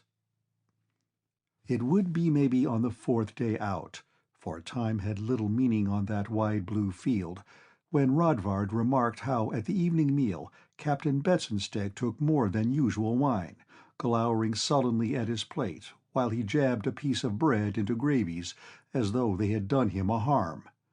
The last mouthful vanished, he sucked fingers undaintily, and without looking up said, "Set out the fire-wine." Rodvard felt a cold sweat of peril. The silver bear leaped from his fingers, and it was his fortune that he caught it before it reached the floor. The captain sat with eyes down, not appearing to notice. Bottle clacked on the table. The one-eyed man poured himself a deep draught, and at the sound of the door opening said, "Stay." Rodvard turned. Both the captain's hands were on the table, gripping the wine cup as he was staring into it as though it were a miniature of his beloved. "Come here." Fear. But what could one do or say? Rodvard glided to his post in serving position behind the chair. For a long breathless moment, no sound but the steady pace of someone on the deck above, muted slap of waves and clatter of ship's gear. Then the head came up. Rodvard saw how the rich lips were working, and in that single eye read not only the horrible lust he had expected, but that which gave him something akin to pity, a ghastly agony of spirits, a question that read, "Shall I never be free?" Captain Betzensteg lifted the cup in his two hands and tossed off the contents at a gulp, gagged, gave a growl of "Arg," and reaching up his left hand, ran it pattingly over Rodvard's buttocks. "No," said the young man under his breath, pulling away. The captain jerked to his feet, violently oversetting his chair, and with distorted face drove his fist against the table. "Idiot!" he cried. "Do you not know your benefit?" And reaching to his purse, tossed clanking against the bottle a handful of coins. Rodvard shrunk away, and giving a kind of mewing cry as the one-eyed creature leapt, tried for the door. His foot caught something. He took 3 desperate lunges, gripped the handle as the huge fist caught the side of his head and spilled him through onto the deck, senseless. 2.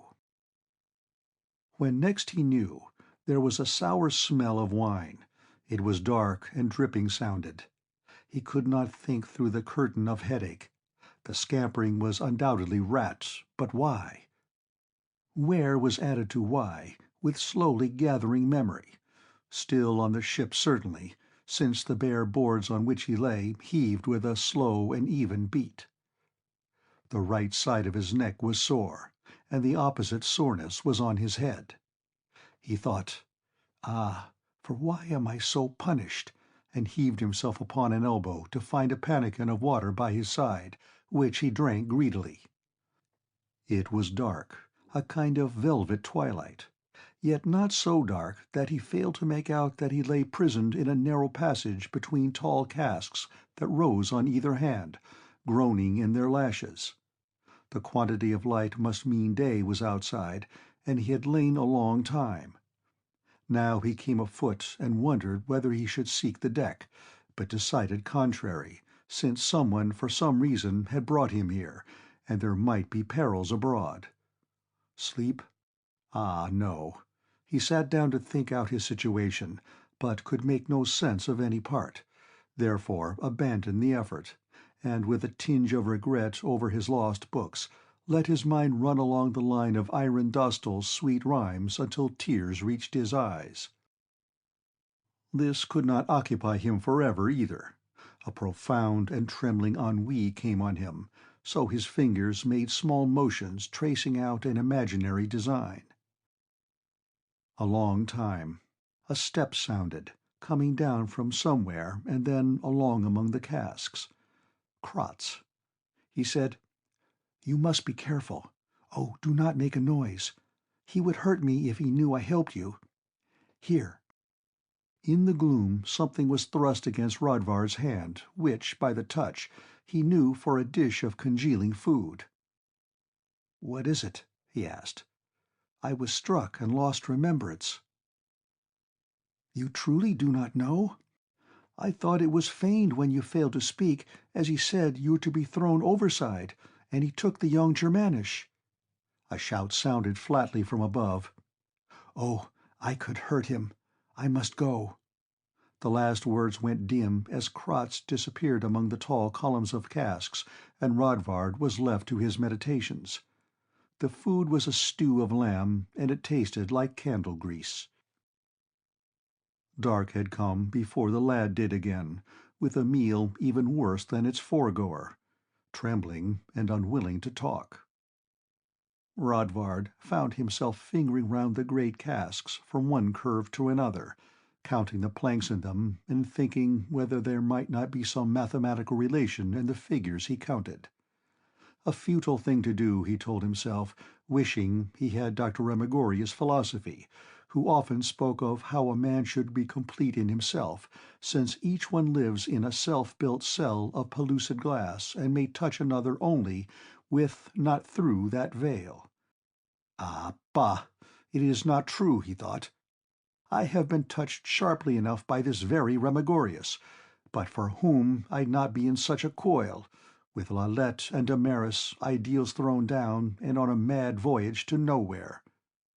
There was something wrong with this, on which he could not put the finger, so now he fell to counting the planks again, or to make a poem, ending the effort with an inward twitter, as though mice were running under his skin as he waited, not with patience, for the next arrival of Krotz with his purloined food. The lad was faithful, but always looking over his shoulder, trembling so that it was nearly impossible to get 2 consecutive words from him, by which it came about that there was no plan for Rodvard's escape, when the word was that Charalkis' head had come in sight. The ship would lie that night in the harbor of Manchure's brick-built capital, and what counsel now? Shifting his feet like a dancer, Krotz said he thought Rodvard might easily slip past the deck guard into the water, but this scheme spilt on the fact that he lacked the skill of swimming. All was still undecided that night. A sharp sword of apprehension pricked his fitful sleep, nor were matters amended when he was fully roused by hammerings over the doors of his prison. Germanish voices sounded their customary cackle. A shaft of light struck down, so brilliant that Rodvard's dark hooded eyes could scarcely bear it, and he shrank back along the cask alley, hands over face. It was not the best means of hiding. Down swung one of the Germanish to fix the tackle for lifting out the cargo, gave a whoop and pounced, being presently joined by other sailors. There was much laughter and excited talk in their own language. They patted Rodvard and tweaked the long-grown hair on his face, then urged him up the ladder deckward, with "Key up! Key up!" and a sheath-knife that banged him in the crotch from behind as he climbed, blinking. At the top, he stumbled out on a deck where the mate stood, wrinkling eyes against the sun. "Puke-face, by the service! I thought you had been fish-farts long ago. Oh, hey, Captain! Here's your cheating mechanician!" Now Rodvard noticed that Captain Betzensteg was a few paces beyond, talking to a man in a decent grey jacket and a red-peaked hat, but wearing no badge of status. The one-eyed monster turned, and his full lips twisted. "Put him in the lazarette with chains, since he's so slippery. We'll have the trial at sea." The single eye looked on Rodvard, and it said one thing only: death. The young man staggered. He cried desperately, "I appeal." "A captain's judge on his own ship. I reject your appeal. Take him away," said the man in grey. "A moment, Sir Captain. This is not good law for the Dominion of Manchuria, in whose authority you now stand. We have one judge that stands above every mortal protestation, that is, the God of Love, whose law was set forward by our prophet." The captain snarled, black and sour. "This is my ship. I order you to leave it." The man in the grey jacket had a thin, ascetic face. One eyebrow jagged upward. "This is our port. I order you to leave it without discharging a single item of your cargo." "You dare not! Our queen has no rule in Manchuria. That was tried out at the time of the Trichulacan War. Young sir, what is the ground of your appeal to our law?" The blue star was cold as cold on Rodvard's heart, but there seemed a bright shimmer like a haze in the eyes that met his, and not a thought could he make out through it. He said, "Because the captain of this ship would be both jury and accuser." "He lies," growled Betzensteg. My under-officer is the accuser. For that this man refused to repair a drop gear." "That is a question of fact, to be decided by a court which can gain nothing from the decision," said the man in grey calmly. He swung to Rodvard. "Young man, do you place yourself in the justice of Manchuret to accept the rule and decision of its authority?" "Oh, yes," cried Rodvard, willing to do anything to escape the terror of that baneful optic. The man in grey produced a small paper scroll and touched Rodvard lightly on the arm. "Then I do declare you under the law of the Prophet of Manchuret, and you, Sir Captain, will interfere at your gravest peril. Young men, take your place in my boat." 3. Rodvard was motioned to the bow of the craft, from which floated a banner with a device much resembling a dove, but it was the false heraldry of grey on white, and hard to make out. Spray was salt on his face. As they reached a stone dock, a ladder was lowered down, and he would have waited for the grey man, but the latter motioned him imperiously to go up first. The pierside street hummed with an activity that to Rodvard seemed far more purposeful than that of languid Netznegon, with horses and drays, porters bearing packages, men on horseback or in little two-wheeled calèches, pausing to talk to each other under the striped shadows thrown across the wharfs by a forest of tall masts. Their clothes were different. From a tavern came a sound of a song, though it was early in the morning. It seemed to Rodvard that most of the people were more cheerful than those of his homeland, and he thought it might be that the Prophet's rule had something to do with it. "This way," said one of the barge-rowers, and touched him on the arm.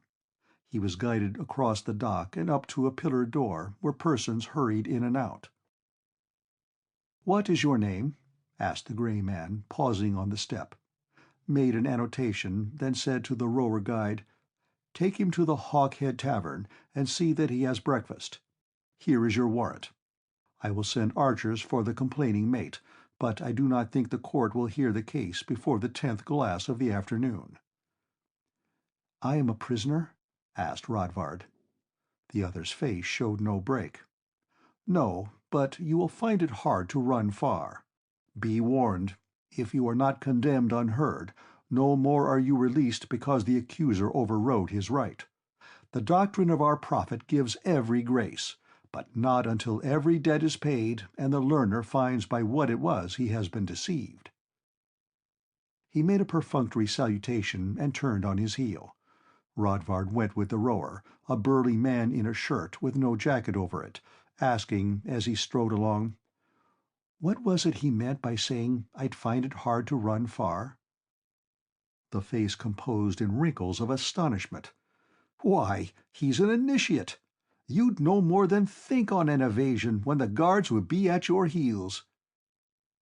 Rodvard looked at him in counter-surprise, and a shiver ran through him at the thought that these people of the Prophet might somehow have learned to read minds without the intervention of any blue star, a thing he had heard before only as a rumor.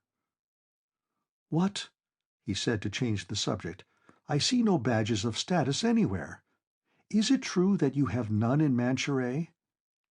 The man made a face. "No status in the Dominion. At least, that is what the learners and diaconals say in their services." He looked across his shoulder. "They'll give you status enough, though, if you hold to their diet of greens and fish.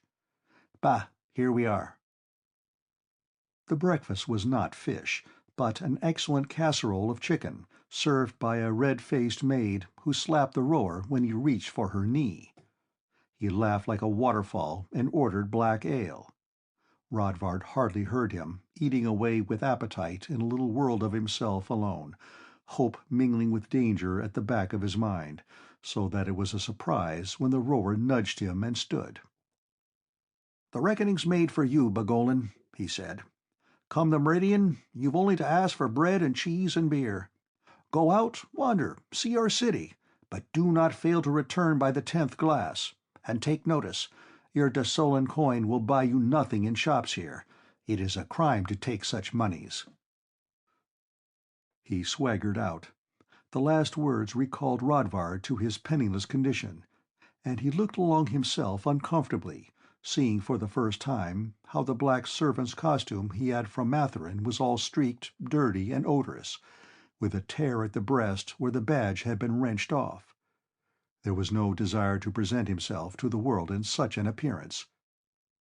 He shrank back behind the table into the angle made by paneling and the tall settee to think and wait out his time, watching the room around him. On the floor of the place, the press of breakfasters was relaxing. Maids were deliberate over clattering dishes, calling to one another in strong, harsh voices. He could not catch the eye of any to use his blue star in reading her thought, which might have been a pastime, and his own affairs were in such suspense and turmoil that thinking seemed little use. After a while, the shame of merely crouching there overcame that of his garb, so he got up and went outside. The town was in full tide and noisy. There was no clear vista in any direction, the streets lacking Netznegon City's long boulevards, angling and winding instead. The buildings were set well apart from each other. Rodvard feared being lost among the intricacies of these avenues, therefore formed the design of keeping buildings on his right hand and so going around a square, crossing no streets, which must ultimately bring him safely to his starting place. The district was one of houses of commerce, mingled with tall, blank-faced tenements. A droll fact: there were no children in sight. In the shop windows were many articles of clothing, so beautifully made they might have been worn by lords and princesses. He did not see many other goods, save in one window that displayed a quantity of clerk's materials, rolls of parchment, quills, and books, nearly all finely arabesqued or gilded, which set him to wondering about what manner of clerks worked with such tools. The inn swung round its circle to present him its door again. It was not yet the meridian, therefore he crossed the street and made another circuit, this time reaching a street where there were many warehouses with carts unloading. Round the turn from this was a house of religion, with the two pillars surmounted by an arch, as in Desola, but the arch was altered by being marked with the device of a pair of clasped hands carved in wood. A man came out. Like the one who had rescued Rodvard from the ship, he was dressed in grey. The look of his face and cant of his head were so like the others that Rodvard almost spoke to him before discovering he was heavier built. The grey clothing must be a kind of uniform or costume. A wall bordered the grounds of this building, with a cobbled alley, which had a trickle down its middle. Rodvard followed it, pausing to look at wind-torn placards which lay one over the other, proclaiming now a festival for a bygone date, the departure of a ship for Tritulaka, a notice against the perusal of the latest book by Prince Bavinius, or a fair for the sale of goods made by certain persons called the Mayonnaise, a new word to Rodvard. The alley at length carried him to the face of the inn again. He wished for a book to beguile the time, but that being a vain desire, went in to seek his former place. Not until he sat down did he see that the nook opposite him was occupied. It was a little man, hunched in a long cloak, so old that his nose hooked over his chin, making him look like a bird. Before him was a mug of pale beer. He was deep in thought and did not look up as Rodvard sat down, but after a moment or two sipped, smacked his lips, and said, "Work, work, work, that's all they think of," said Rodvard, glad of any company. "It does not do to work too heavily." The gaffer still did not elevate his eyes. "I can remember, I can, how it used to be in the Grand Governor's time, before he called himself prophet, when on holy days we did not labor, and we going out on the streets to watch processions pass from service with the colors and silks. But now they only sneak off to the churches, as though they were ashamed of it, then work, work, work." He drank more of his beer. Rodvard was somewhat touched by his speech, for though he was hardly one to defend Amorosians to each other, It was just these processions in silks while so many were without bread that bore hard on Desola. He said, "Sir, it would seem to me that no man would worry for working if he could have his reward." The old man lifted his eyes from his mug, Rodvard catching behind them a feeling of indifference to any reward but calm, and said, "Silence for juniors, speech for seniors." One of the maids approached. Rodvard asked for his bread and cheese and beer, and drew from her a smile so generous that he looked sharp, and saw that she would welcome an advance, but the thought at the back of her mind was money. The ancient shivered down into his cloak again, not speaking till she was gone. Then he said, "Reward, eh? What use is your reward and finding money to spend when it buys nothing but gaudy clothes and a skinful of liquor, no credit or position at all? Answer me that. I tell you, I would not be unhappy if we went back to the old Queen's rule, and that's the truth, even if they send me to instruction for it." "Sir, may I pose you a question?" asked Rodvard. "Questions show proper respect and willingness to be taught. Ask it." The food came. Rodvard nibbled at his cheese and asked, "Sir, is it not better and freer to live here where there is no status?" "No status, no," said the old man gloomily. "And there's the pain right there. In the old days, a man was reasonable secure where he stood. He could look up to those above and share their glory, and we had real musicians and dancing troupes, as many as 100, who made it an art, so that the souls of those who watched them were advanced. Where are they now? All gone off to Desola. And now all anyone here can do is work, work, work, grub, grub, grub. It is the same in everything. I can recall how joyous I was when I was a young man in the days of the Grand Governor before the last, and received my first commission, which was to carve a portrait bust for Count Balodin, who was Secretary Financial. A bust of his mistress it was, and I made it no higher than this, out of walrus ivory from Germanish, as fine a thing as I ever did. But now all they want is dados for doorways. No art in that." "Yet it would seem to me," said Rodvard, "that you have some security of life here, so that no man need go hungry if he will labor." "No spirit in it. We'll go on, men working like ants till one day they are gone and another ant falls into their place. No spirit in it. Nothing done for the joy of creation, so they must have laws to make men work." He went silent, staring into his beer, nor could Rodvard draw more words from him. Presently a young lad with long fair hair came peering down the line of booths until he reached this one, when he said that the old man, whom he addressed as grandfather, must follow him at once to the shop, where he was wanted for carving the face of a clock. End of chapter 17.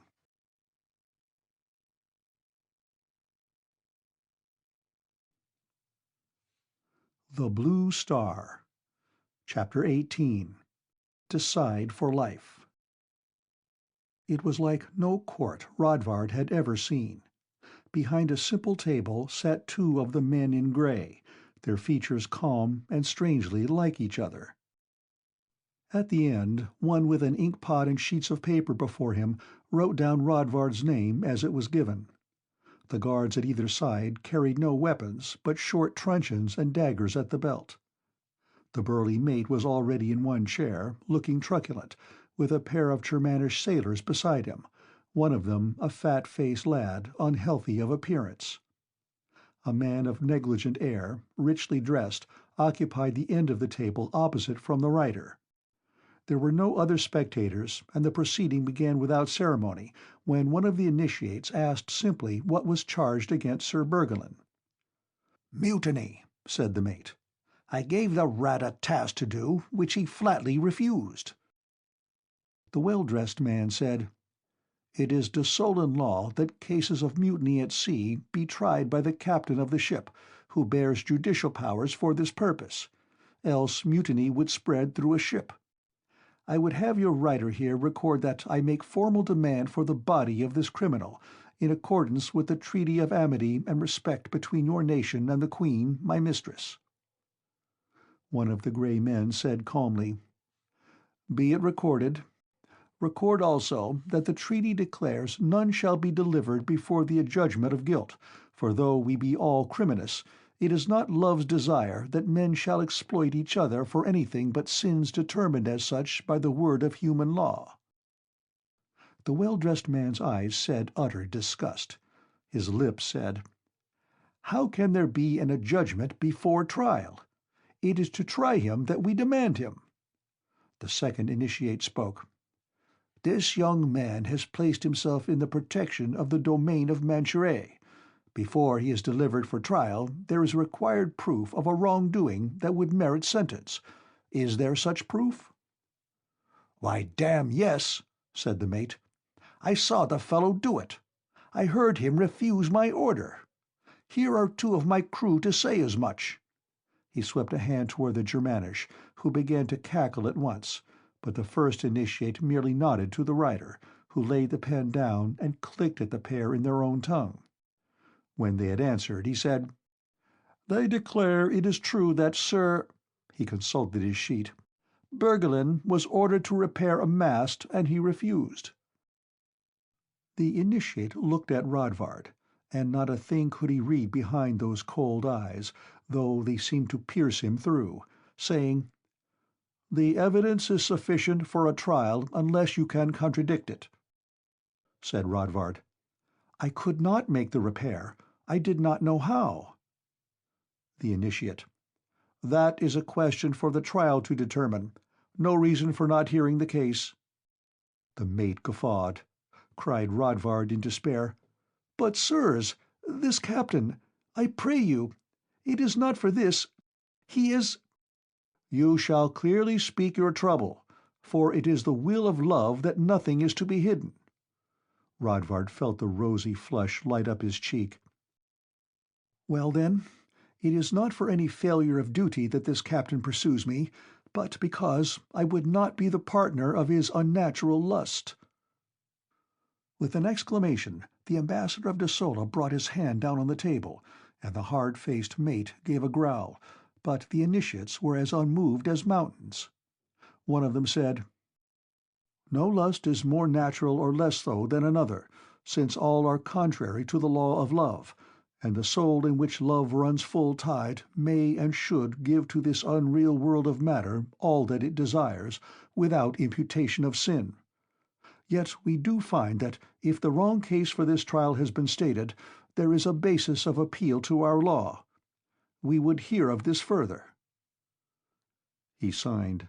The writer spoke to the Germanish, while the mate glared venom at them, his glances darting from one to the other. The seaman seemed hesitant, especially the fat young one, to whom the writer chiefly addressed himself. Though Rodvard could not understand a word, the voice lilt told clearly enough how the tale was going. Now the lad began to catch at his breath and sniffle, saying a few more words. The mate's head turned slowly round, hardest murder staring from his eyes, while his hand slid toward belt and knife. "No!" cried Rodvard. "He's going to kill him!"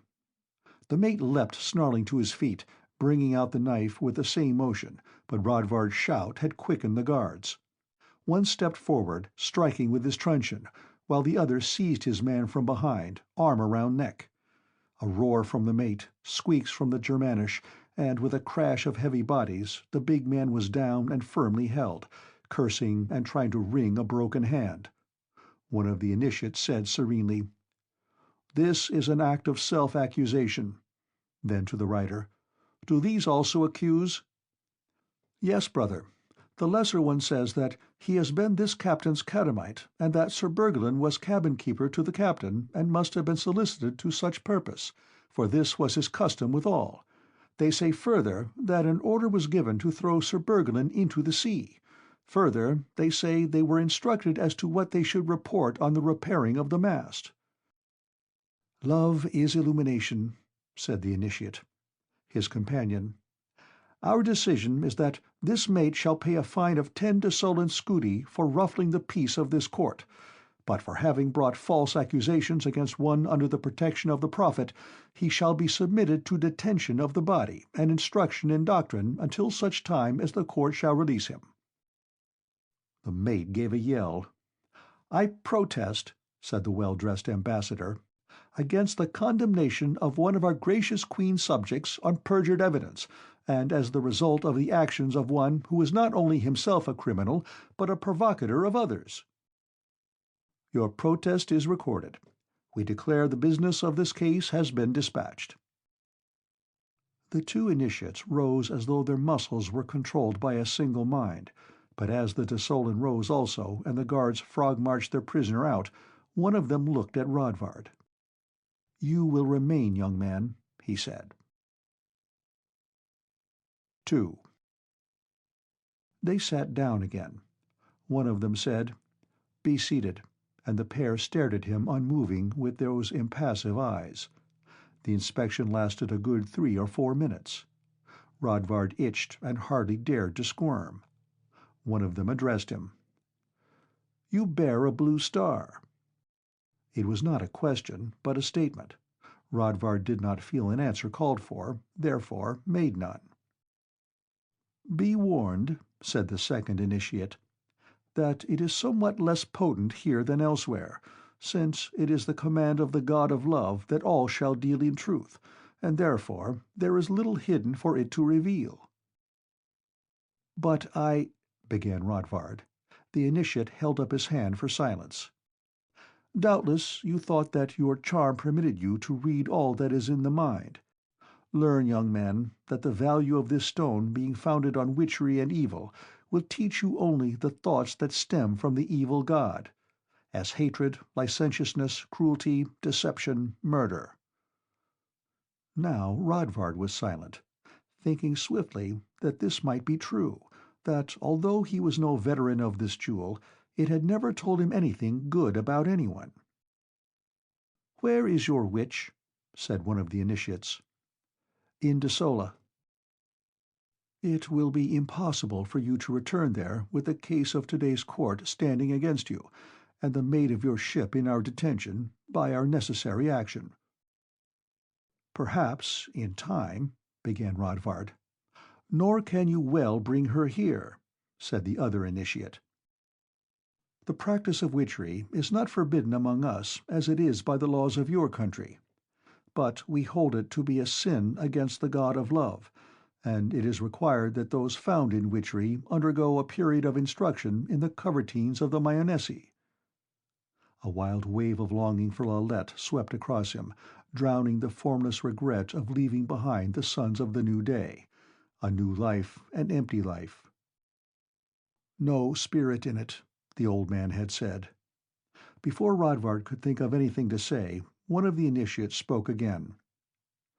"All life in this material world is a turning from one void to another, and shall be escaped only by filling the void with love, and this is the essence of spirit."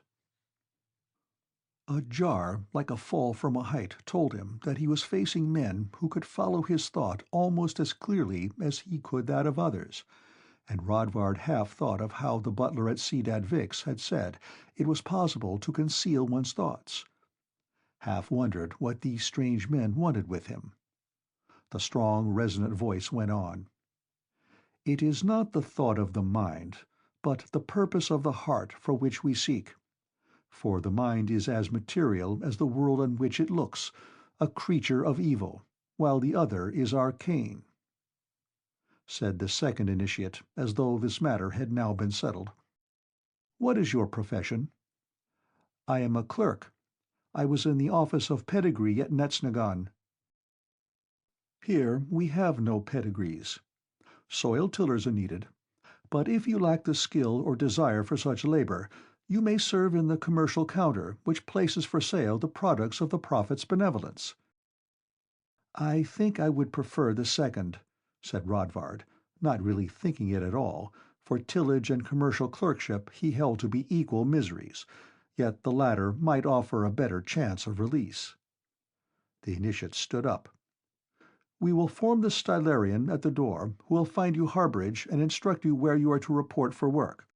You must give him your money of Desolan coinage, which he will replace with that of ours." "But I have no money of any coinage, none at all," said Rodvard. The two stopped in their progress toward the door and turned on him faces which, for the first time, were struck with frown. One of them said severely, "Young man, you have evidently been under the control of the god of evil. Unless this financial stringency disappears, we shall be required to order that you take doctrinal instruction, and it were better if you did so in any case. The Stylarian will give you a warrant for new garments and your other immediate needs, but all must be strictly repaid, and within no long time." They left. Rodvard thought their final remarks a very strange pendant to the generosity they had otherwise shown, and wondered unhappily whether he would ever see Lalette again. 3. The lodging assigned was in a room over the shop of a tailor named Gualdus, at a corner where 3 streets ran together. The man had a fat wife and 3 daughters, one of whom brought from a cook-shop on the corner a big dish of lentils and greens with bits of sausage through it, from which they all ate together.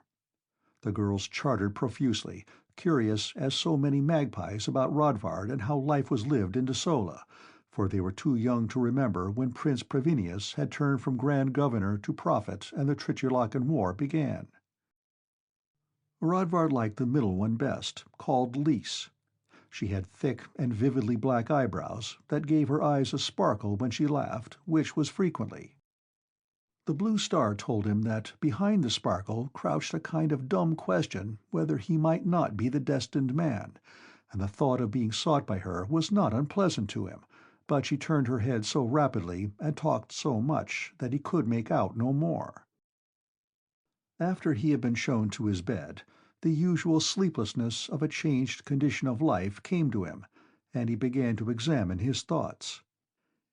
He felt happy beneath all, and doubting whether he were entitled to, he searched for some background of the sense of approaching peril which had held him the night Lalette came to his pensionario door, and again when he spoke with Tolouen the butler. But it was nowhere. All seemed well in spite of the fact that he was more or less a prisoner in this land. The common report had it that this was not an unusual experience, that Amorosian agents circulated all through the homeland, recruiting for their own purposes, especially those with any touch of witchery, and he thought that might be true.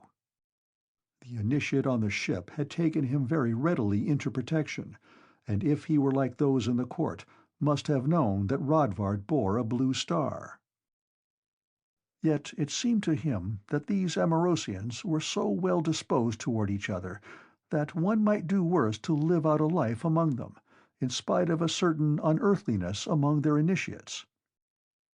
Now also he began to look back toward Desola, and to understand why it was that Manchuret should be so hated, most particularly by the upper orders.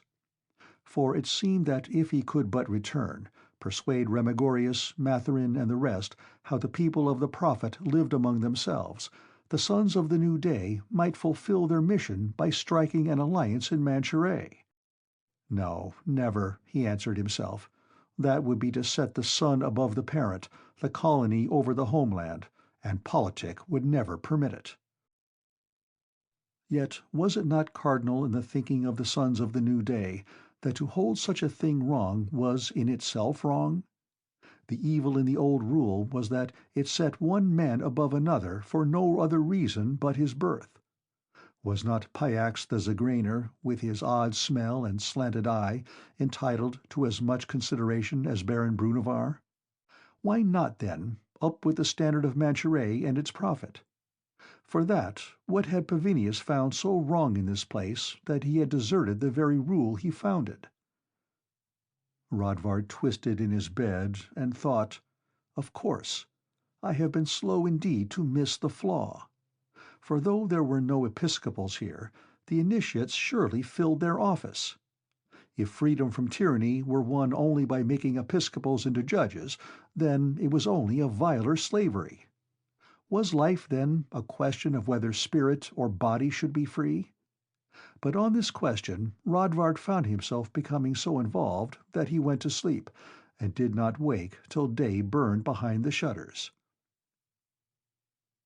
Lise brought him his breakfast on a tray and wished him a merry morning, but when he would have spoken to her, said she must hurry to her employ. Her eyes had some message he could not quite read. If the initiates were right, it would be a gentle one and kindly. His mind was more on her than on his new fortune as he went forth, and he missed a turning in the streets, so that his task began badly with a tardy arrival. The building of his toil, like so many in Charalkis, was new and of brick, with mullioned windows along the street front and a low, wide door at one side, through which carts passed empty to pick up bales at a platform within. Rodvard entered to see a row of clerks on stools sitting before a single long desk and writing away as though for dear life. A short, round man paced up and down nervously behind them, now and again speaking to one of the writers, or hearing a question from another. This short man came over to Rodvard and looked up and down his length. "I am the proto-stellarian," he announced. "Are you Bergelin, the Desolan clerk? You are in retard by 1/3 of a glass. The fine is 2 abulas. Come this way." He led down to the inner end of the desk, where under the least light stood a vacant stool. "Here is your place. For the beginning, you have the task of posting to the records of individual covertines from those of the general sales by ships. Here. This is a ship's manifest from a voyage to Tritulaka. 3 clocks from the covertine Arpic, as you see, have been sold for 8 reuls Tritulakan. You will open a sheet for Arpic, on which, noting this fact, 1 sheet for each covertine. Then place a mark here to show that the matter is cared for, not pausing to translate." "Yes, Ivrigo?" The interrupter held his ledger in hand and diddled from foot to foot, as though being held from a cabinet of ease. "Oh, Sir Malthus, I crave pardon, but I cannot carry through this posting according to system until I have a ruling where falls a sea loss in such a case." Let me see. Why, stupidity! Look there! It is plainly stated that no offer had been made on the said lost bales. They were therefore covertine goods still, and not regarding whether the loss were caused by piracy or not, it must fall there. He turned back to Rodvard. "Do not try to translate into our money, for that is the function of another. You are expected to finish this manifest by evening." "I have never done this." "Work is prayer. There is the lamp." End of chapter 18.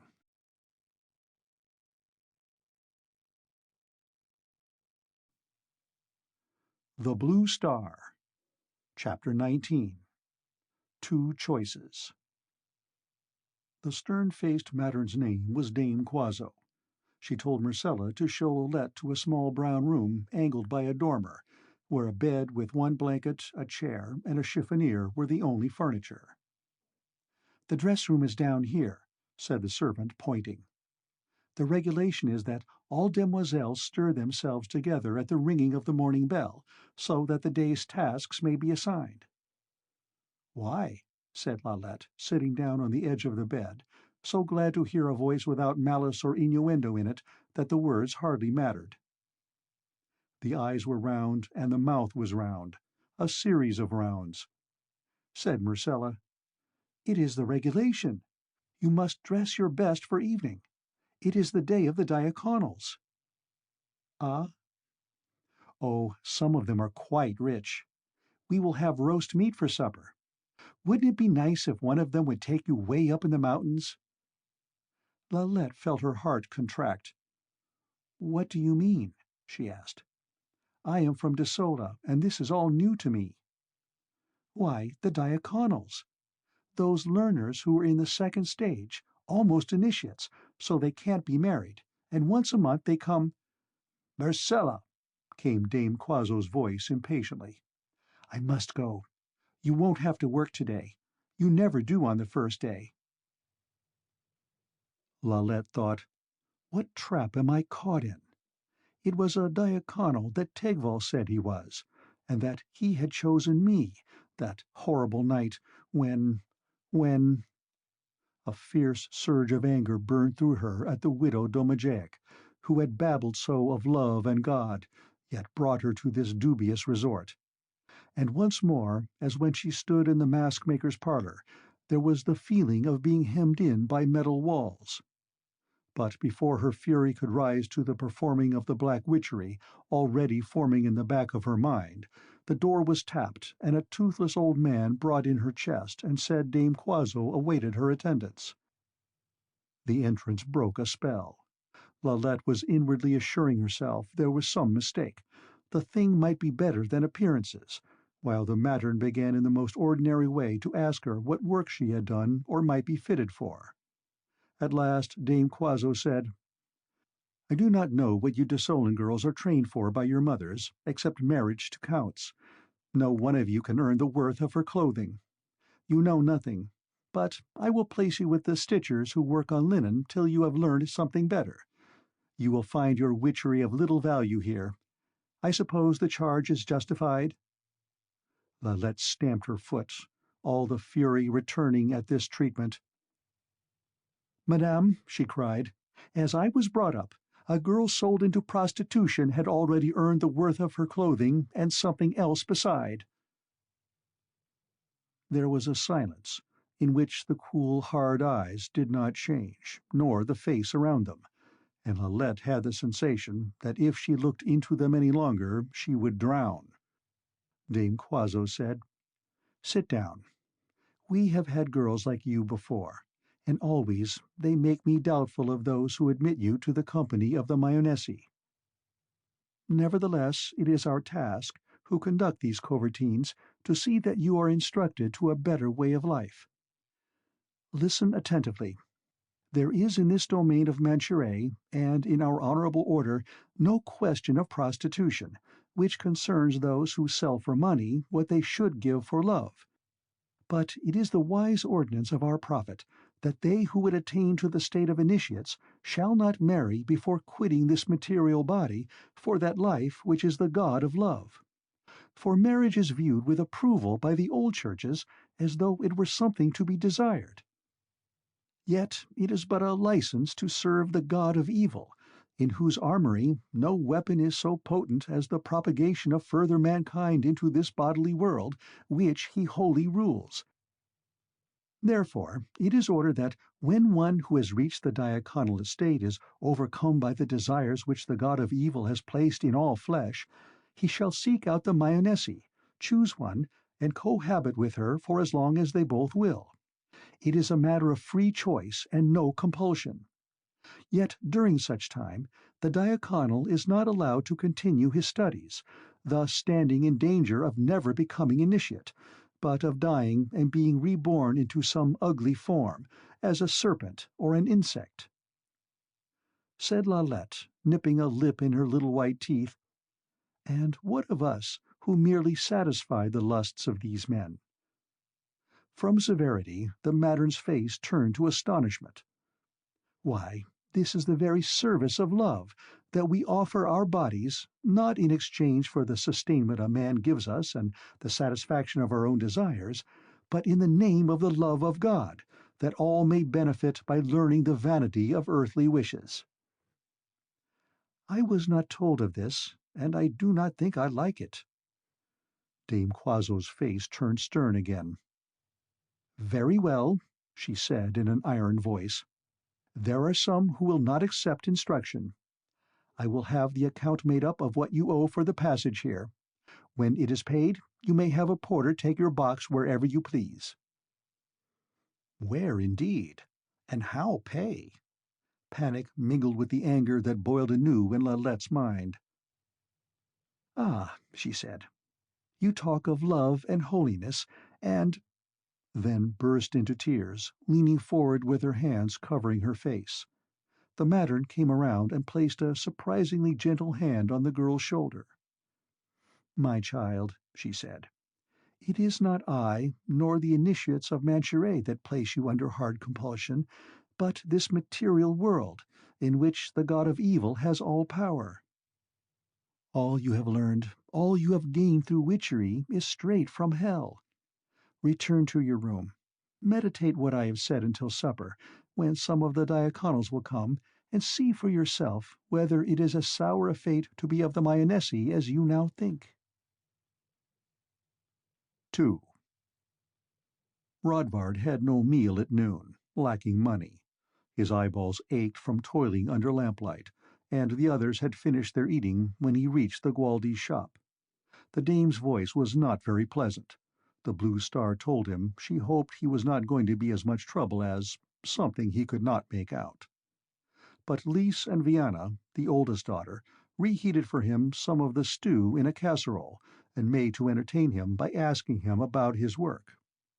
When he told them it was casting accounts for the Mayonnaise, there was something behind Vienna's eyes that came to him as a shapeless whirl of fear and desire, but he could neither draw her thought more clear nor cause the subject to be pursued. Now the talk turned to Systola, and especially to Count Cleudi, for the whole family became much excited when they learned Rodvard had actually seen that famous person in the flesh, and even worked for him. It took him several moments to realize that here in Manchuria he need not withhold his tongue, for these people thought the Count as great a villain as did the sons of the new day. Rodvard related the trick Cleudi had played on Ayala of Argin, keeping his own name out of it for a reason he did not quite know, whereupon Lise asked innocently what a mistress might be, and the elders laughed. His own room was very small, with the window right over the bed and only space for a garderobe, a cabinet, and one chair. The next morning the girl brought his breakfast very early, and it needed no blue star to see that she wanted to talk, so he made her sit on the chair and took the tray across his knees, as he asked why Vienna had been so strange about the Mayonnaise the night before. "Her sweetheart is a learner who has now become diaconal and wishes to join the sisterhood. But father and mother want her to marry in the usual way." She leaned close and in a voice that was little above a whisper said, "You won't tell, will you? But we are afraid he'll bring an initiate to persuade them, and then he'll find out that father and mother really believe in the old religion, and he'll send both of them away for instruction, and all three of us will have to go into the Mayonnaise, and I don't want to." So many questions whirled in Rodvard's head that he could not find words fast enough, and all his senses were tingling with the sudden nearness of Lisa's red lips, the swelling breasts, and the message that darted from her eyes, saying she was pleased with this same nearness, but not as Damaris the maid. She held herself high, and he said rather stupidly, not thinking of his words, "And why not? I would think—" She leaned back again. The eyes went dead. The thick brows came together. "Ah, but you do not think like a woman. We want—" "What, charming Lise?" She flashed a smile which accepted his tiny apology and announced they too would play the game so set in motion. "We want to be loved for ourselves, here in this world. There, I have said it.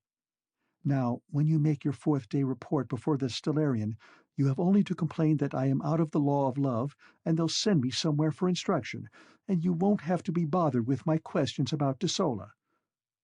Defend the day!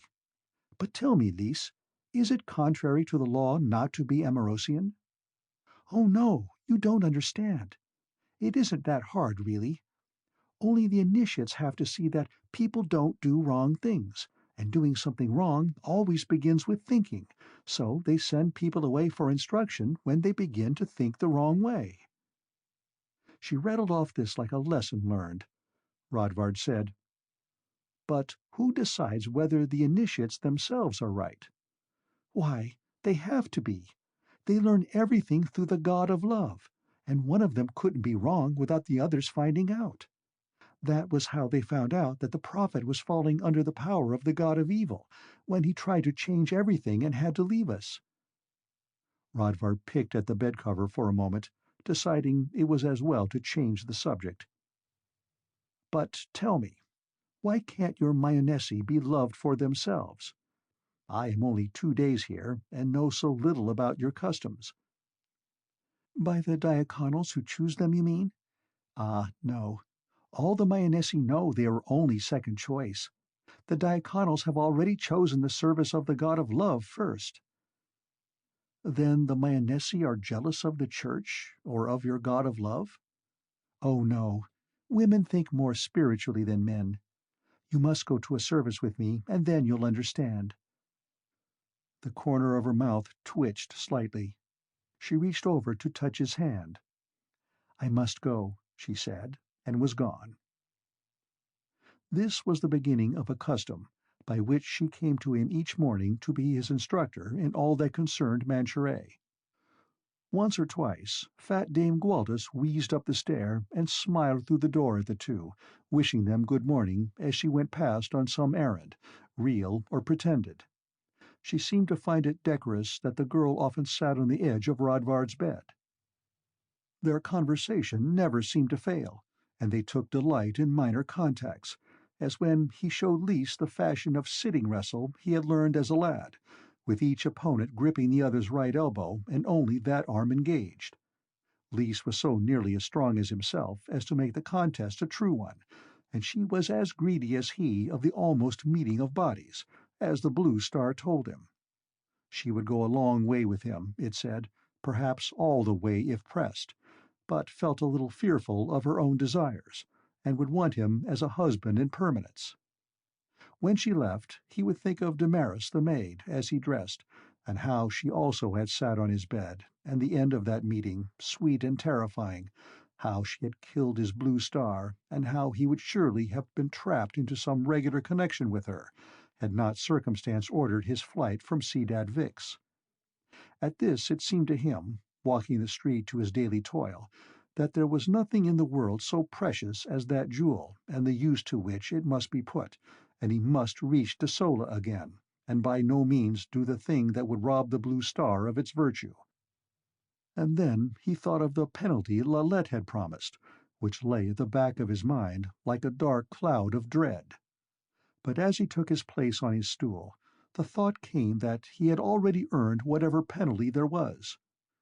It was not credible that the accident of having the star's power restored by the old woman in the hut would disannul what he had to bear, nor was it likely that the restoration would hide his action from one possessed of the witch powers of the faraway girl to whom he was bound. But why was he bound to Lalette? Now the sweetness of the touch of Lys and the desire of her body ran through him like a liquid fire, and he felt as though he were running across a bridge no wider than a knife-blade over a yawning chasm, toward a goal hidden in mist, and all his inner organs were wrung. "Bergelin," said the Proto-Stellarian, "you will remember that this work is given to you as a charity, which it will profit you not to abuse." End of Chapter 19.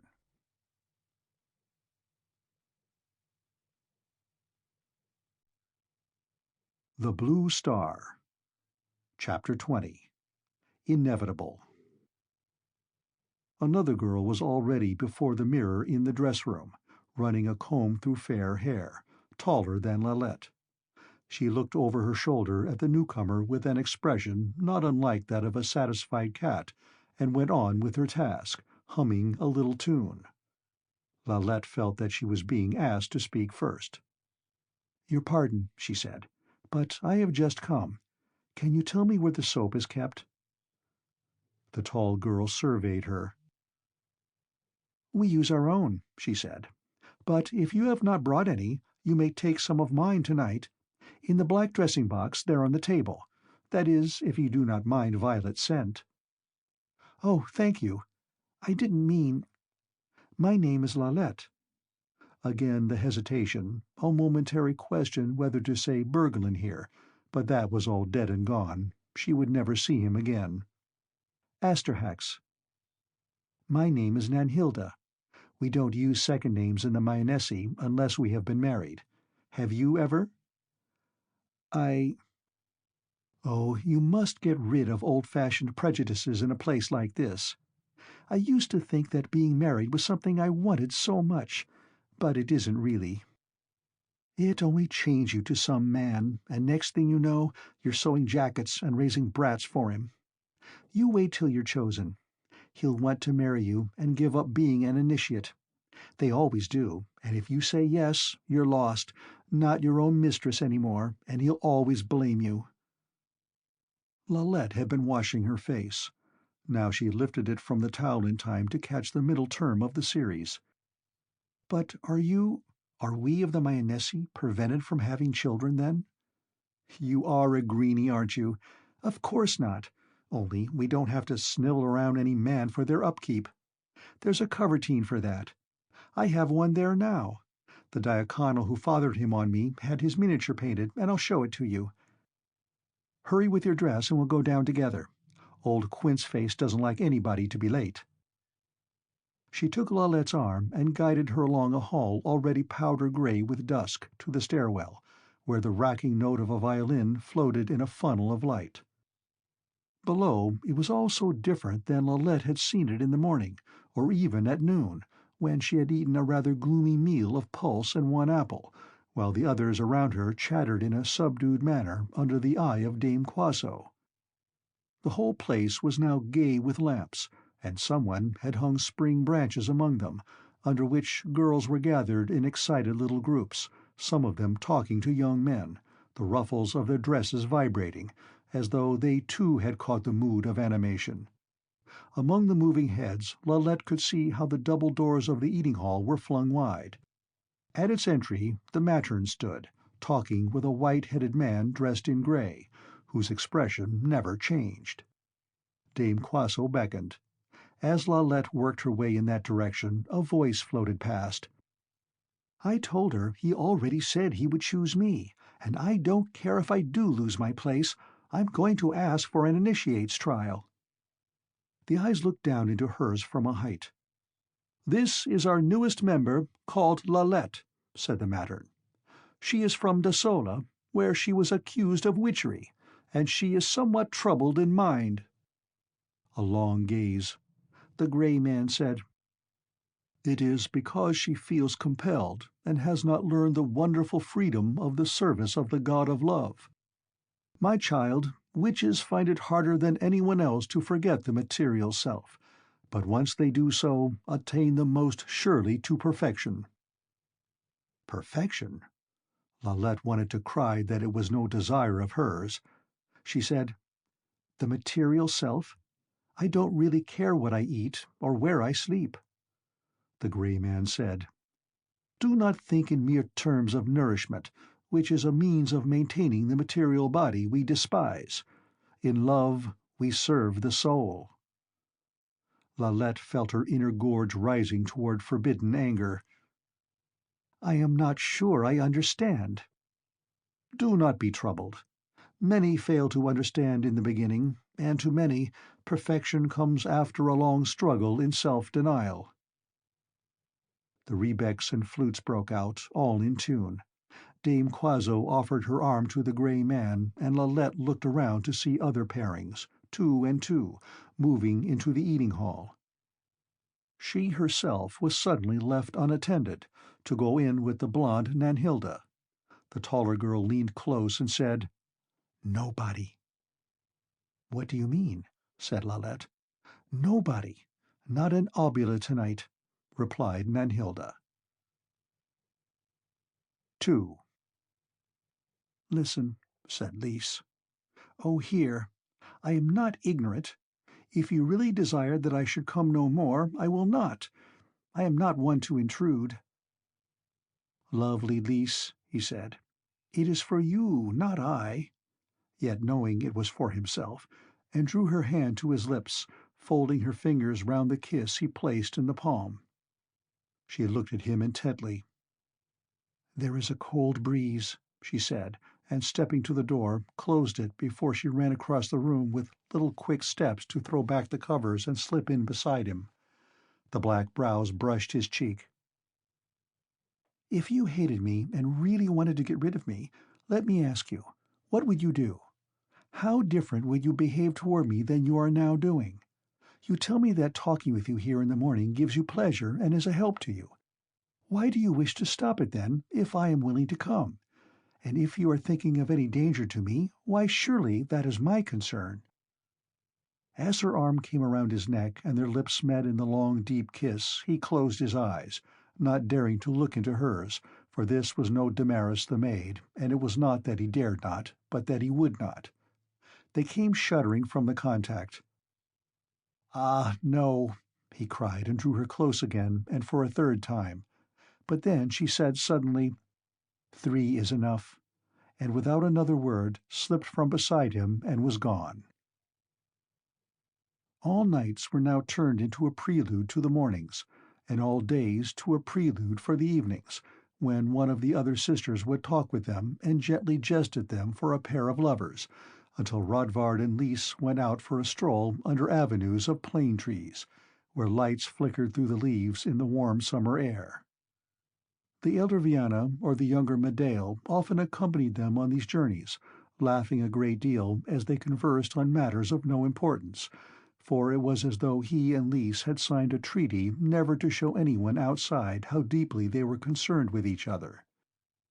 In the mornings, when the subject turned to themselves, there were checks and uncertainties in their words, yet it was a topic they could not avoid.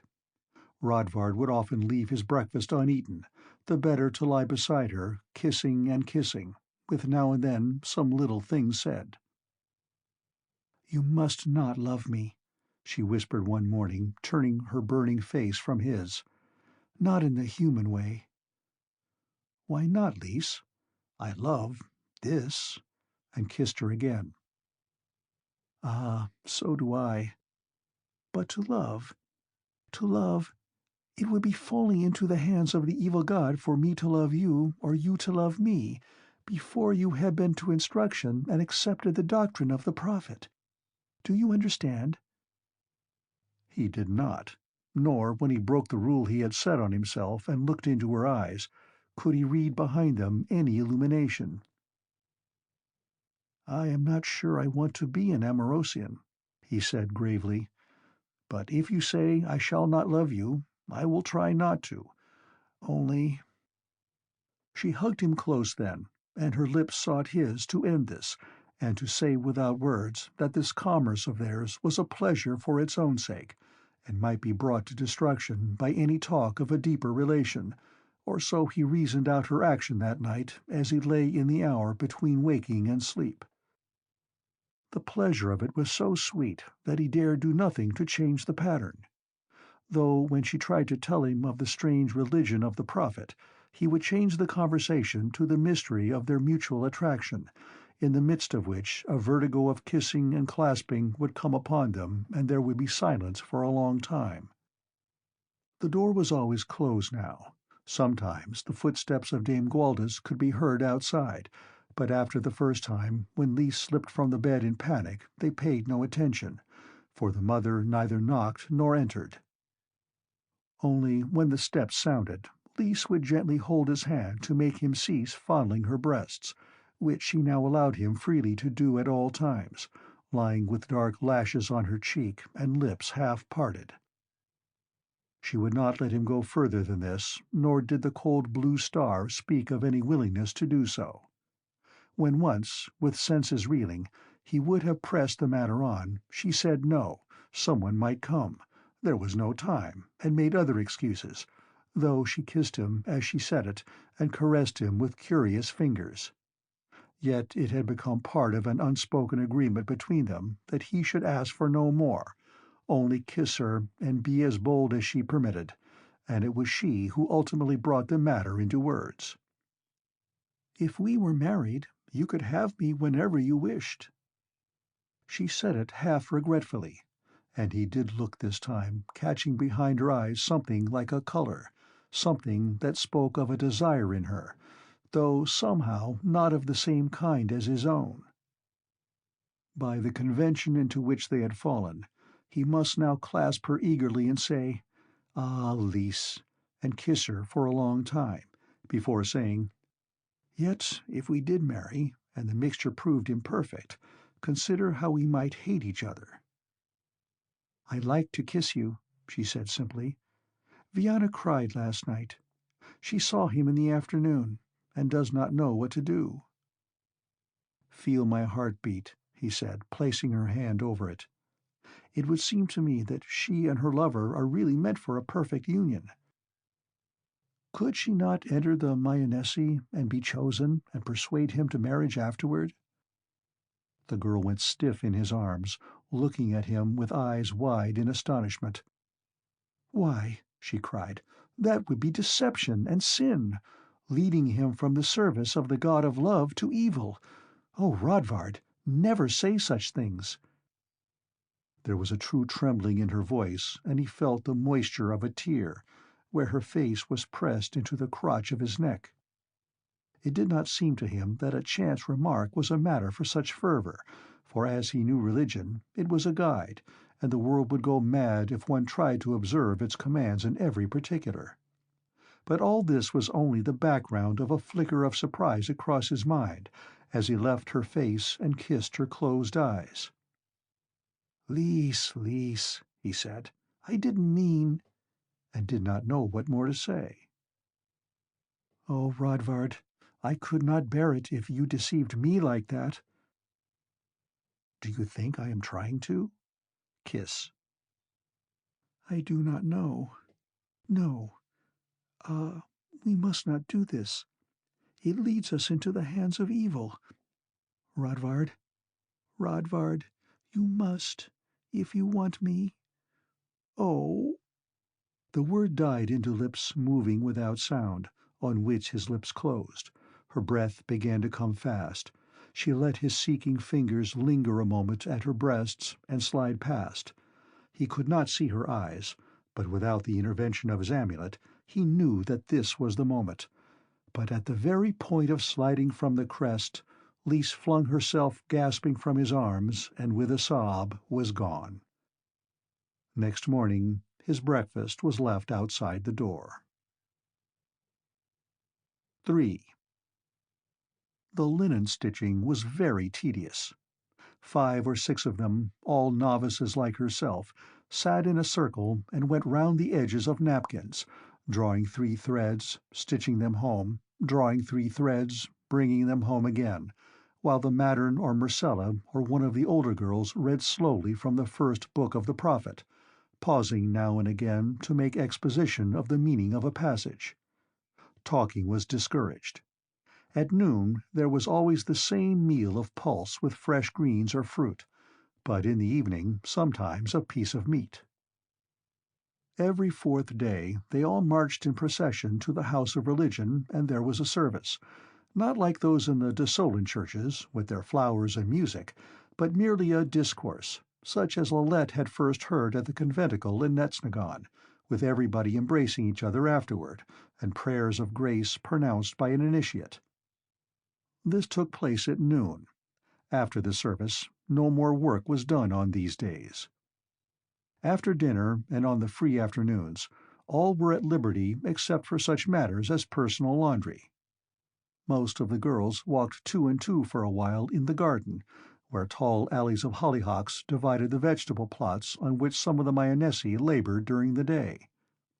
Going on, out into the street, was not forbidden, but not encouraged.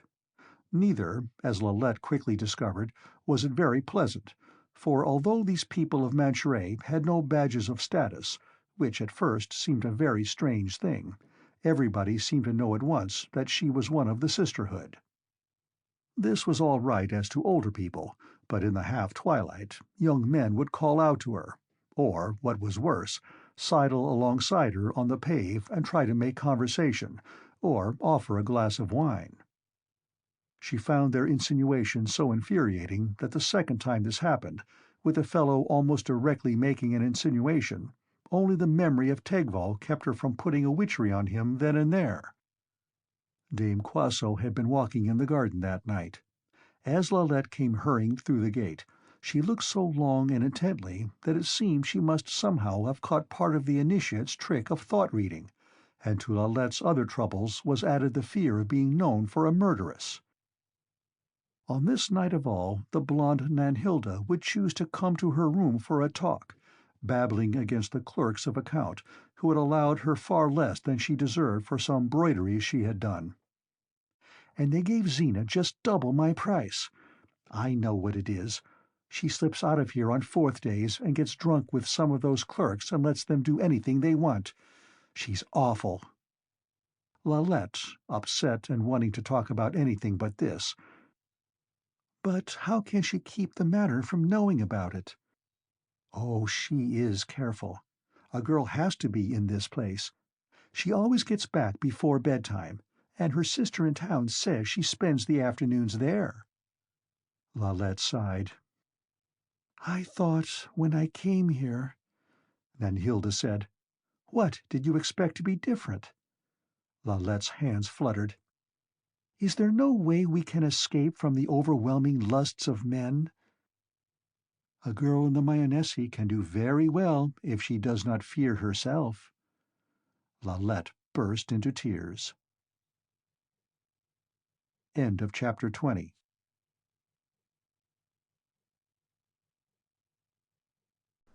The Blue Star by Fletcher Pratt. Midwinter. The Return. "Make up this account for closing," said the protagonists, handing Rodvard a dossier which bore the endorsement, "Approved to expel the subject from the Mayonnaise for contumacious refusal to accept any choice. Tradit 1." Rodvard dragged weary feet to the bench, for his night had been sleepless, with this matter of Lassie reaching a crisis. All week she had striven to pretend in the presence of others that nothing was changed, but would neither bring his breakfast nor allow him any opportunity to speak with her alone in the evening. A crisis. The sleepless night began when he had refused to walk with her and Vienna under planes still clutching through their last leaves, then felt unhappy over the look of a friend betrayed that came into her eyes. A crisis. For that look was a trap as grim as the one the witch had set for him. He did not really want the dark-browed Lassie, he told himself, over all, at the price of permanent union she set upon her body. It would have been, it was, enough merely to talk with her and be gay companions, as he was with the other sisters. Only the moments when a contact of lips or body sent a devouring flame along his veins were different. Yet there was now upon him a compulsion to find the next move in the game and carry it through, as though he were involved in a complex dance and dared not miss a pace. What is this, then? He asked himself. Am I a mechanician's instrument, or so weak I am not my own master? Is it that I owe her a duty, and by what sanction am I held thereto? The priest at the academy might have had an answer for that. He would have said that the sanction was of God, who sends us all peace, so that even those misguided men who say there is no God must make an inner peace through a claim to be true to some image of the ideal which they call themselves, so that God is not bought, but enters in them unawares, and they only make their own path harder by reaching him through devious ways instead of simple. He could remember the argument accurately, and how its force had once struck him. Thus the priest, then. But if the sanction was of God, did God, Rodvard now asked himself, urge him to this pursuit of Lassie, no matter what? He knew that when he reached the Julardis' house that night, the intricate pavane would continue, and he a part of it as before. Leave, then? No, not in this land where he was a public prisoner, required still to report on every 10th day, an irritating routine. For that matter, leave for where? Not Dosala, with the prosecution hanging over his head, not any other place. Dance out the dance. The protagonists' step aroused him from reverie. He opened the dossier with a feeling of vertigo, perceived that it was from the Couvertines' Loloa, on the account of the Mayonnaise, Lalette Asterhax. Without a knock the door opened, Lassie slipped in and stood with her back to it, looking down. Rodvard began hastily to make good his jacket laces. "It was my fault," she said in a thin voice, then hurriedly, "what I did was contrary to the law of love. Do you want me to bring your breakfast in the morning?" Her eyes were veiled, but one could guess what lay behind them. And one must tread the right measure. "Yes." "You are still angry with me?" He ran across the room and seized her in his arms, so she let her dark head slide down against his neck. "What can I say?" kissing her ear and the side of her neck, yet at the same time feeling a revulsion, almost physical. And all the time the thought of that other was at the back of his mind, not coming forward because he dared not let it. A sudden tenseness was in her grip. She flung her head back and looked at him out of eyes that spoke mistrust. "Rodvard, what is wrong?" "Nothing. We must hurry and go into supper before someone misses us." A rivulet of perspiration traced down his spine. She kissed him long and hard, with the doubt still there, and was gone. Afterward, it was the tall Viana who went to walk with them. Lassie took his hand, all gay, but casting glances that seemed to show an unasked question in her mind, so that Rodvard wondered whether she might not have some part of the Blue Star's gift. He said to Viana, "Tell me something. If you were in the Mianase, how could I come to see you?" Her face fell sober. "I am not a Mianasean yet, but if I were, it would not be easy unless you became at least a learner. The Mianases have no contact with the outer world save those they make themselves."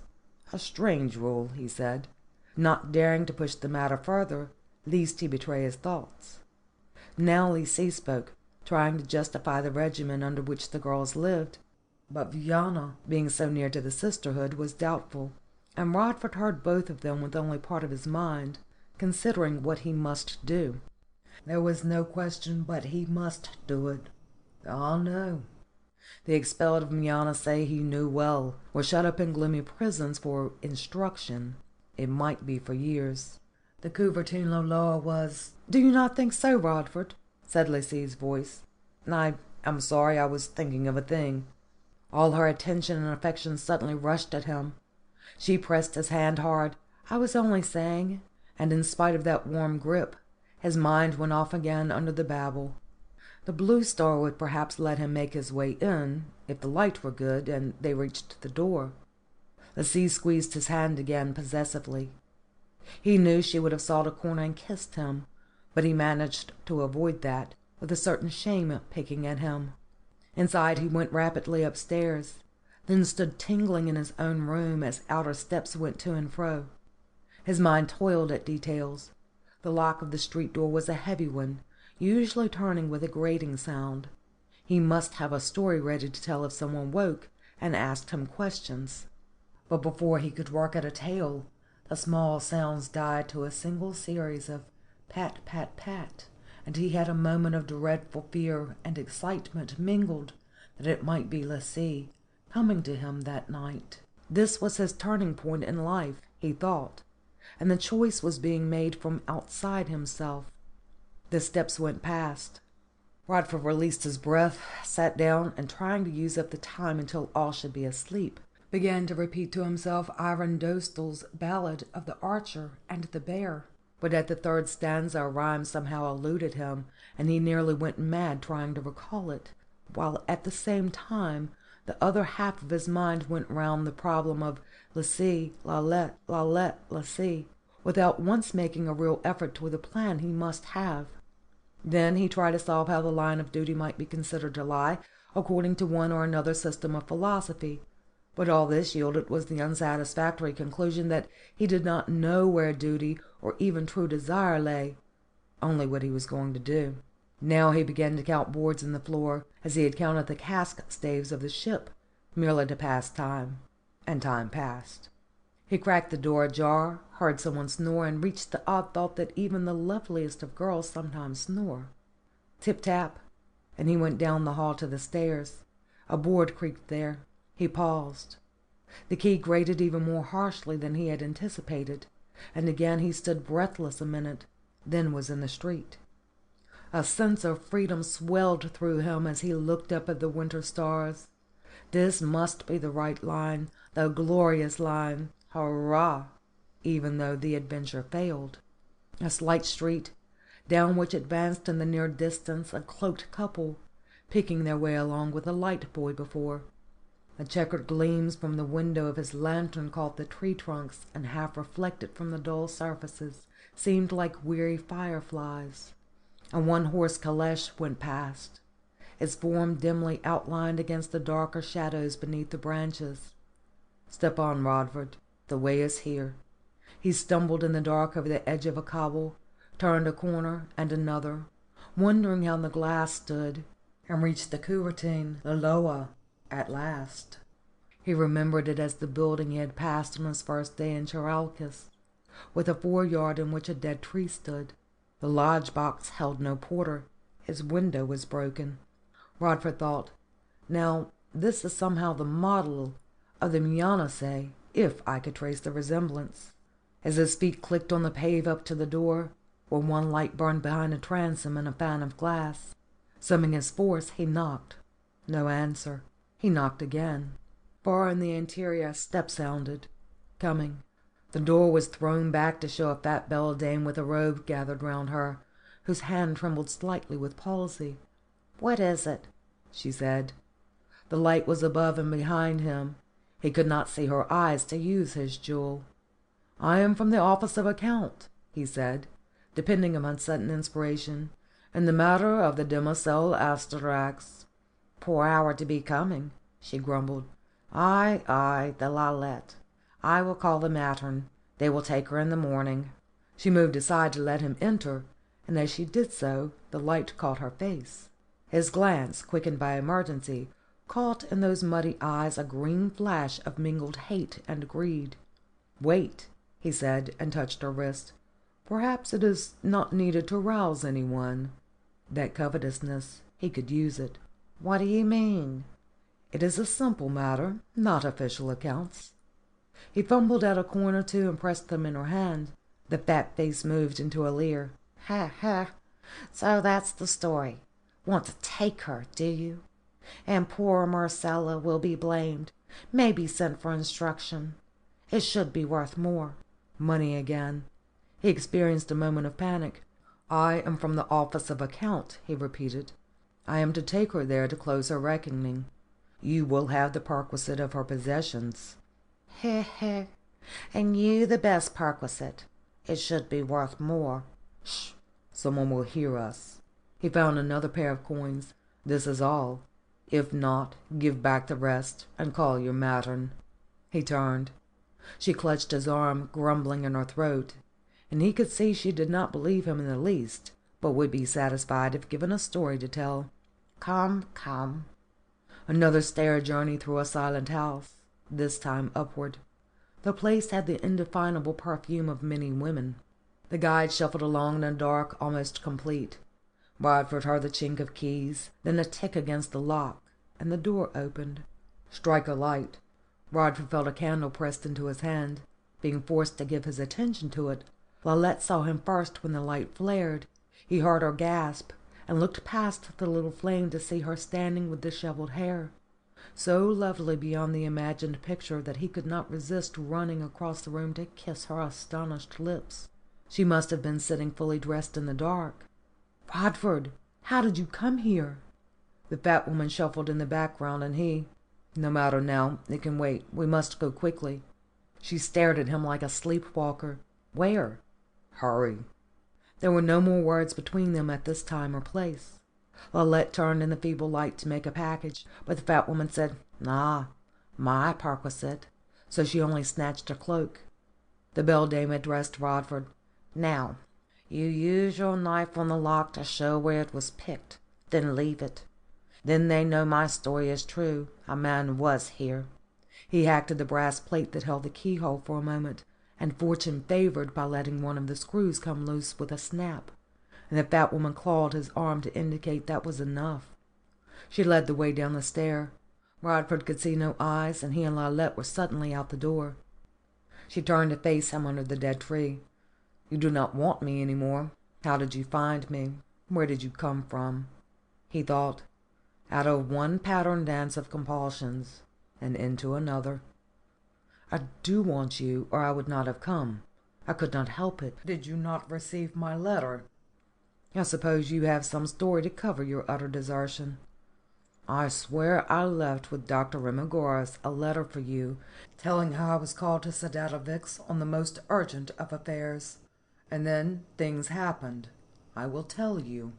Then it is true. You are one of the sons of the new day. The eyes were hidden, but the tone told clearly how deep was her anger and despair.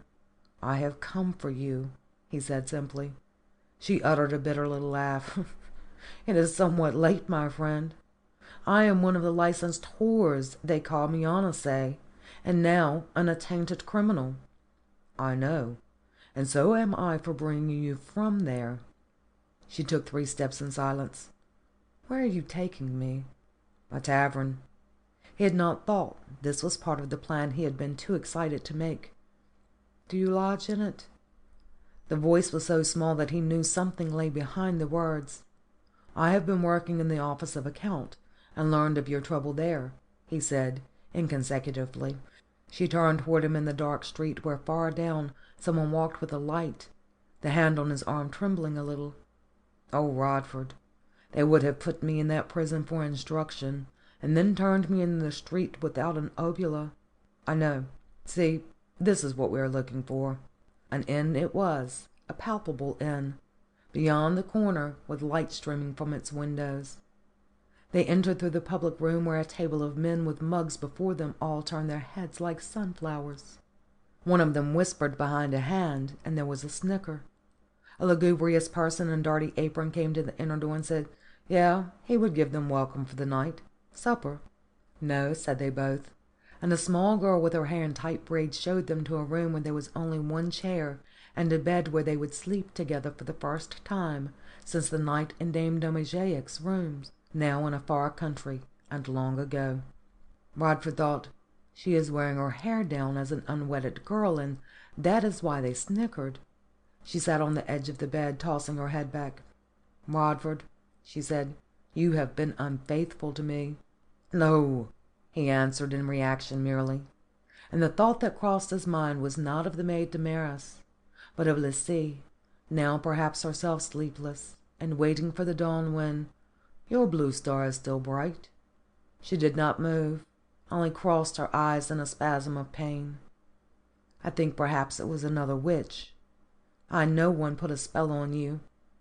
Did you know I saved you from it? You can go to her, if you wish.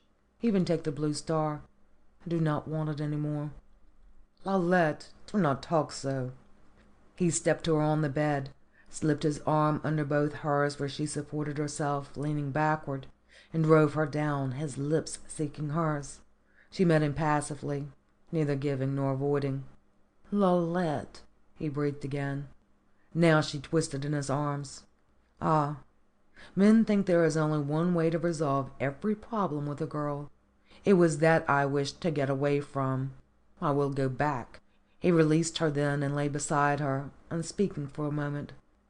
And be sent for instruction, and then turned out, it was that I came to save you from.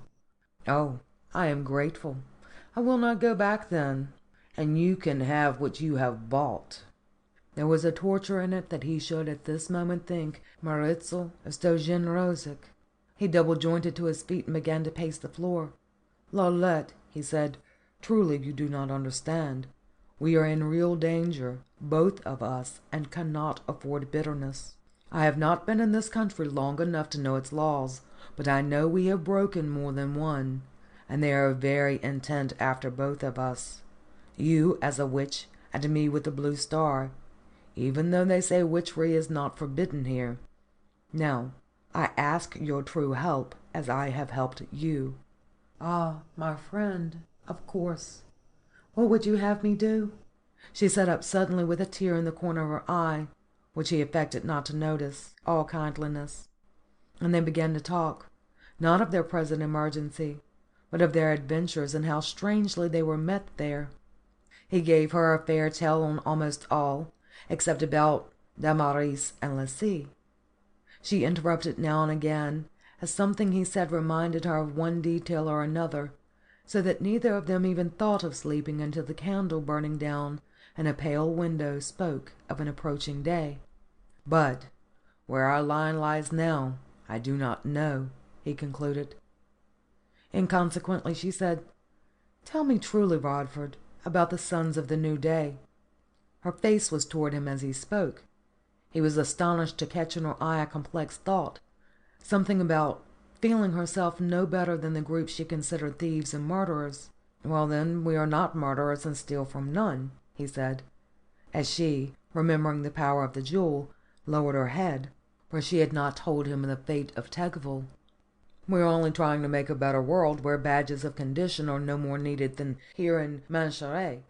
And men and women, too, do not obtain their possessions by being born into them." "That is a strange thing to say to one who is born into a witch family. But no matter now. What shall we do? I doubt if we can reach the inner border before they set the guards after us. And with the case of this captain against you, you cannot now return to Dulcela. Or can you? We might get a ship that would take us to the Green Islands. I have a brother there somewhere." "Who's to pay for passage? For I have little money. Much of my gain has been withheld to pay for the things I needed when I came." "And I no money at all. But did you come from Dulcela by paying? Can we not offer service?" He thought of the one-eyed captain in the service demanded there, but took her hand. "You are right, and it is the only thing to try," he said. "Come, before any pursuit fairly starts." They crept down the stairs hand in hand like conspirators. At the parlor, Rodvard sacrificed one of his coins to pay for his night's lodging. The thought of Lassie and what she would be doing at this hour was in his mind as they stepped into a street from which the grey light had rubbed out all the night's romance, to leave the city drab and wintry. A milk vendor met him with his goats, and gave a swirl of his pipes in greeting. There were few other passengers abroad, but more began to appear as they drew near the harbour area. Carters and busy men, and hand porters. Presently they were among warehouses and places of commerce. Beyond lay the quays and a tangle of masts. Here was a tavern, opening for the day. The proprietor said that a Captain Zigraner had a ship at the fourth dock down, due to sail for the Green Isles with the tide. The place was not hard to find, nor the captain either, standing by the board of his vessel, strong and squat, like a giant beaten into lesser stature by a mallet of one still stronger. "A Green Isles captain, I am that," he said. "I'll take you there on the smoothest ship that sails the waters." "I do not doubt it," said Rodvard, "but we have no money in which to work our way." Bluff-heartedness fell away from him, and the glance said he was suspicious of something. "What can you do?" "I am a clerical, really, but would take other labour merely to reach the Green Isles." Lalette said, "I have done sewing and could mend a sail here and there." The captain rubbed a chin peppered with beard. "A clerical like you's fair enough, one that could cast accounts." He looked around. "Most of you Amarosians, though." Rodvard said joyously, "I am not of Mancheret, but of Dulcelan, educated there, and can cast up an account as easily as—" "There'd be no pay in it, the voyage merely," said the man quickly. "We will do it for that," said Rodvard, and touched Captain Znog's hand in acceptance. The squat man turned. "Ahoy!" he shouted. "Hines, take these two to the port office, and get them cleared for a voyage with us." End of chapter 21. This recording is by Angelique Campbell, August 2018.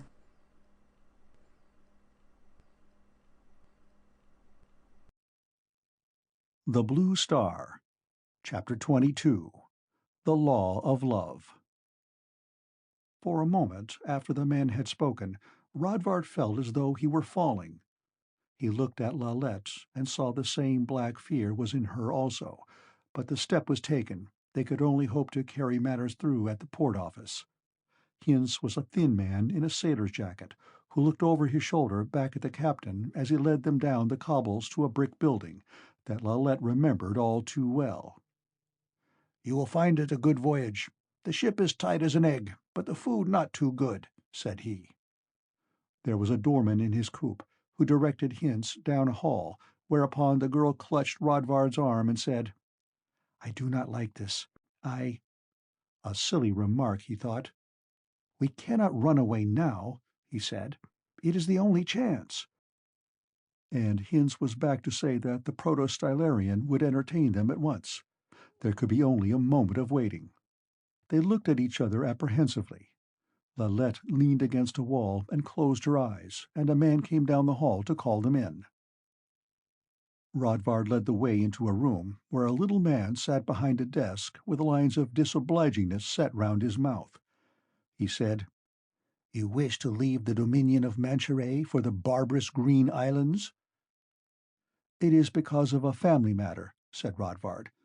"My wife and I—" The proto-Stylarian looked at Lalette's hair, down in the maiden sweep, then quickly at Rodvard and back to her face.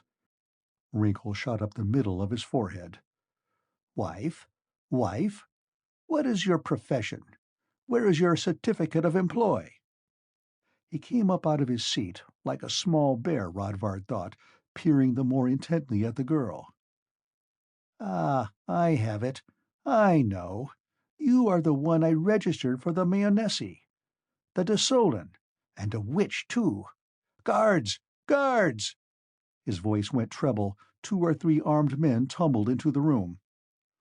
"An inquiry," said the proto-Stylarian, flinging up his arm to point at the couple as Hinz shrank back.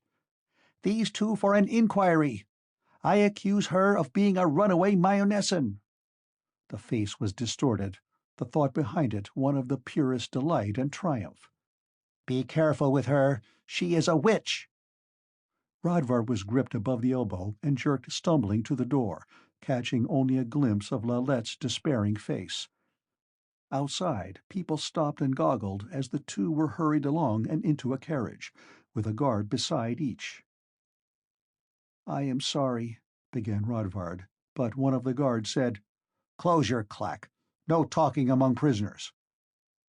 His eyes spoke a brutality that would have taken pleasure in a blow. They came to a structure with a battlemented gate, like a small fortress. An odor of sewage emanated from it. A pair of guards brought forward bills in salutation to those entering. Rodvard and Lalette were swung into a gatehouse, where a man lounged at a window, an officer by his shoulder-knot. One of the guards said, "These 2 are in for an inquiry. Authority of the proto-Stylarian Brothvudi. He says to be careful of the woman. She's a witch." The officer looked at Lalette appreciatively, then seated himself at the desk and drew out a paper. "Your names and professions?" he said. Rodvard gave his. Lalette checked over the profession, wishing to cry out that she would not give it, wishing to defy the man. The officer looked at her. "You are warned," he said, "that I am a diaconal, and your witchery will be wasted on me." "Oh," she said, and half choking, "Mayonnaise." "Which covertine? The more trouble it is to obtain the information, the harder it will be with you." "Lolau." The officer turned to one of the guards. "Go to the covertine of Lolau and inform the matron that she is to come here tomorrow morning at the 4th glass for an inquiry in the matter of Demoiselle Lalette." He addressed the other guard. "You wait here while I draw the proclamation calling for information on this Bergelin, then take it around." Rodvard thought of Lys, and wondered what she would say in answer to the proclamation. Lalette facing Dame Quaso again. Another pair of guards came in to take them to stone cells, set in the wall of the fortress. Rodvard saw Lalette vanish into one and heard the door clang behind her, then was himself thrust into another. There was a stool and straw on the floor, an archery slit for the only lighting. The place stank, the origin of which odor was a bucket beneath the archery slit. He sat on the stool and tried to think, but the turmoil of fear held him so that he could do little more than run around back and over his own conduct like a mouse, to ask where he had stepped wrongly and what else he could have done to make things come out other than they were. This was the morning when Lys— and he would have been bound to her for life. No, that could not have been the right path. Farther back, then? When he asked that, he went off into a train of reminiscence in which thought almost ceased. His throat was dry, there was no water in the cell. Nor did he seem to have near neighbors, all being silence around, save that somewhere a tiny drip of water increased his thirst. Would he be able to hold anything back tomorrow morning at the inquiry, where an initiate would surely question? Round the circuit of his failure his mind ran again, and slid off into a consideration of present circumstance. He rose, going to the iron-bound door, but even the small trap in it would not open from his side. Alone. Not for the first time. How like the imprisonment on the ship this was, and how dark the prospect had loomed then. Out of that he had risen, but to what? A choice between lease and this. A wave of misery swept across him, and then he thought of Lalette, and her misery equal to his own, and maybe more. But this was no help either, and he began to examine his prison, finger-breadth by finger-breadth, for something that might take his mind away from this procession of regrets and anxieties toward a future he could not know. There were only accidents of the wall at first, in which he tried to see pictures and carvings, making up a tale for himself, like those in the ballads. This had not gone far when he came to a trace of writing which looked as though someone had tried to wipe it out, for there were only a few words to be read. Horv. In the month. Only for love. God. A cryptic message indeed. He tried to imagine the tale behind it, and how the love of which these Amorosians forever gabbled had brought someone to this cell. This caused him to ask himself whether it was really love for Lalette that had brought him here, for that matter whether he loved her, and what love was, and to none of these questions could he find a satisfactory answer, because he kept comparing her with Maritzel and wondering whether the emotion were the same. But this in turn brought a deep weariness. He flung himself on the straw to rest and work the matter out, and so doing fell into an uneasy slumber, product of his sleepless night, in which he dreamed that the world was ruled not by the God he had been taught to believe in, nor disputed by the two gods of whom the Amorosians spoke, but by three demons who sat in a closed space with smoke pouring from their mouths, and decided what penalty should be exacted for witchery. A key grated. He woke to see the trap being pulled back from without, and a voice said roughly, "Here's your banquet, my lord. The sweetmeats come with the dancing girls." A plate was thrust through, with a pewter mug of water. On the former were some vegetables, cold and sticky, and no table utensils, but Rodvard was in a mood of hunger that forbade him to be over-nice, and he ate, saving part of his water to cleanse his fingers after the meal. It was hardly done before the trap opened again, and the outer voice demanded, "The tools, pig-face. The administration doesn't give souvenirs to its guests." Rodvard passed the dishes through and seated himself again. Time ticked. The light that had been fading when he woke was all gone. He had slept so much that he could do so no more, and the uncertainty of his lot held him from consecutive thought. Somewhere outside there was a thin cry and a sound of feet. Then quiet again, but for the briefest space. And now another key grated in the main lock of his door. It was flung open. In the space stood a small man and a dark, with no cap. Behind him a smoky torch held by another showed this first visitor to be holding a naked sword that dripped, plash-plash, on the stone. "You are Bergelin?" he said. "I call myself Damade Slayer. The revolt has begun. Have you the Blue Star safe?" 2. Questions whirled in Rodvard's mind, but the larger of the pair said, "Hurry," and gripped him by the elbow like the guard who had brought him in, dragging along the corridor. "Wait," said Rodvard, resisting. There is another." "We must hurry," said Damade Slayer. "You do not know how desperate a business this is. We have had to kill." "No, I will not leave her. She is my sweetheart, my witch." "You have her here? Of the two of you, she is the more important. Where is she?" "At the third cell here, I think." Without another word, Slayer counted off. "The torch, Cordisso," and began to try keys from a chain of them. The big man advanced the torch, but the place held only some babbling, furtive creature with white hair and idiot eyes. The next cell was empty. Slayer swore furiously. "You are sure your doxy's here?" "She was brought in with me." He tried another door. It was she, rising surprised from the floor in a whirl of dresses. Rodvard pushed past the small man to grip her by the hands. "Come, and quickly." She made small, uncomprehending sounds. Rodvard put an arm around her and drew her toward the door. Reverse of the stair by which they had been brought in. In the torchlight, Rodvard saw a pair of feet at the base. A dead man, one of the guards. In spite of the hurry, he paused to unbelt the fellow's dag and rushed with the rest, feeling more a man again now the lost knife was replaced.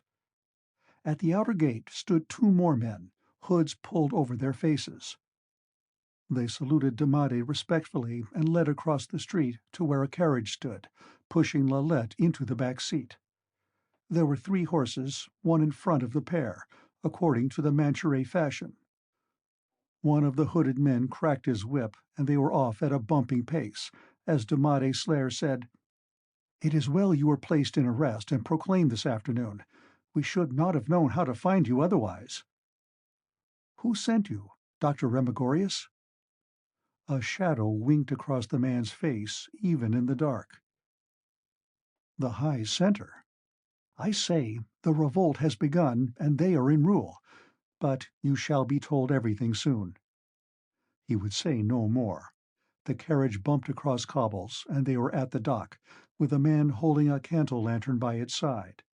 Slayer leapt down without offering a hand to Lalette and sprang across the plank of a ship with, "Hurry!" Already, as she and Rodvard reached the deck, a whistle was blown, and men were moving rapidly among the ropes. They followed their guide's beckoning down a ladder to a cabin. He set the lantern on a table.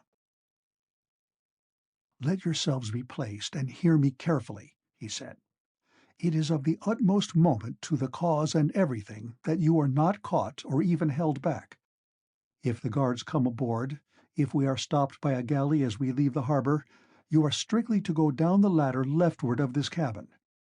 At its base is a pile of bales of goods, of which one is hollowed out to take a man, with a flap at the edge that can be pulled to from inside.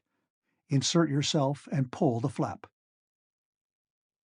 A thrill more of excitement than apprehension shot through Rodvard. The thought of being as important as this to the great enterprise.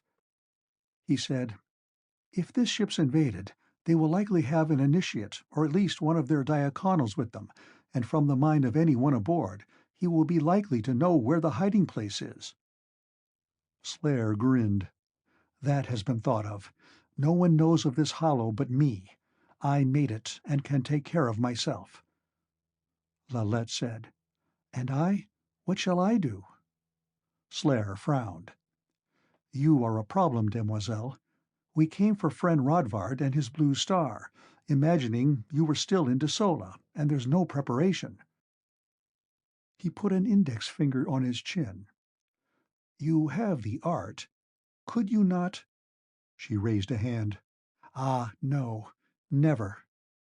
In the flash of her eye, Rodvard saw how she was thinking of some witchery on a ship, something terrible and sickening connected with it. "Of course," said Slayer. "Against an initiate, it would miss 9 times out of 10. And concealment's a weak resource. No, the problem is one of hiding you in plain sight. That is, to let them look but not know your identity. Ah, I have it. Let your hair down and the hem of your dress up to show an ankle. Be one of those traveling strumpets who call themselves sea witches." Lalette said steadily, "How will this deceive one of the initiates? Damade Slayer made a twisting with his mouth. "Why, demoiselle, these initiates are not magicians. They can read no more than thoughts, and not all of those. All women have in them a trifle of the strumpet. You have but to think yourself one, be one with your mind. It would be a rare initiate to tell the difference." Lalette's mind beat frantic wings. The bars were there again. Whatever route she took led to the same cage. And Rodvard caught enough of her thought to know how deep was her trouble. "Is there not some better plan?" he asked. "No time. See, the ship is stirring." Damade Slayer stood up. "So now I must leave you." The door banged behind him. Lalette said, "This is a second rescue, from one prison to another each time. I thank you, Rodvard." Her eyes flashed a dark color of anger. He knew what was stirring in her mind, but also that if he mentioned it directly, there would be a flash. He said, "Lalette, let me implore you. I will not quarrel with you about whose making this trouble is, or how we seem to go from one difficulty to another. But if we can work together, this escape shall be better than the last. I did not leave you at the Covertine." "Oh, I am grateful," she said, in the tone of one who is not grateful in the least, turning aside her head. "If you had only—" He had wit enough not to carry this line on. "Do you know anything of this revolt?" he asked. She turned again. "Ah, I cannot bear if that I should never have a thought of my own while I am with you. Will you give me back the blue star?" "No. It is all our lives and fortune now, and the fate of many more important than we." "I am not beautiful and brilliant like those girls of noble houses, but even so would like to be wanted for myself, and not what I can bring." Outside, the first harbor swell caught the ship. She turned her face again, queasy at her stomach. They slept in shut beds on opposite sides of the cabin. End of chapter 22.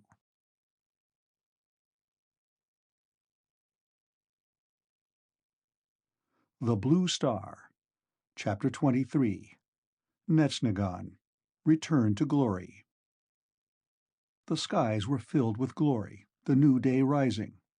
The man who called himself Damade Slayer explained, leaning against the rail at the waist of the ship, in the blue and gold morning, a day anointed with white in the form of a circling seagull.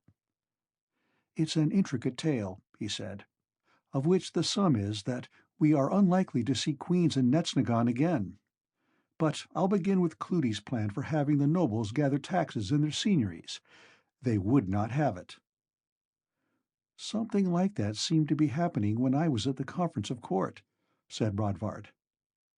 "They say there was a scene to remember when Florestan told the old bitch there was no more money," Slayer went on with a laugh. "She beat him about the head with a slipper, and for days he wore a patch over one eye." Lalette said, "She is your queen." She wanted to cry out, to say something that would drive this man to fury. Rodvard drew her hand toward him, but she pulled it away. Damade Slayer said, "I crave your pardon, demoiselle, truly. I did not know you were so royalist." Then Brunavar fell. You heard of it? Rodvard said, "I have had little news, buried in Charalkis, only that there were troubles." "Attainted of treasons, and sent to the throat-cutter. The case was pressed by the Duke of Agramans, very violent against him, no one altogether knows why." "I think I could find a reason." "No doubt, with your stone. But you see the situation that left?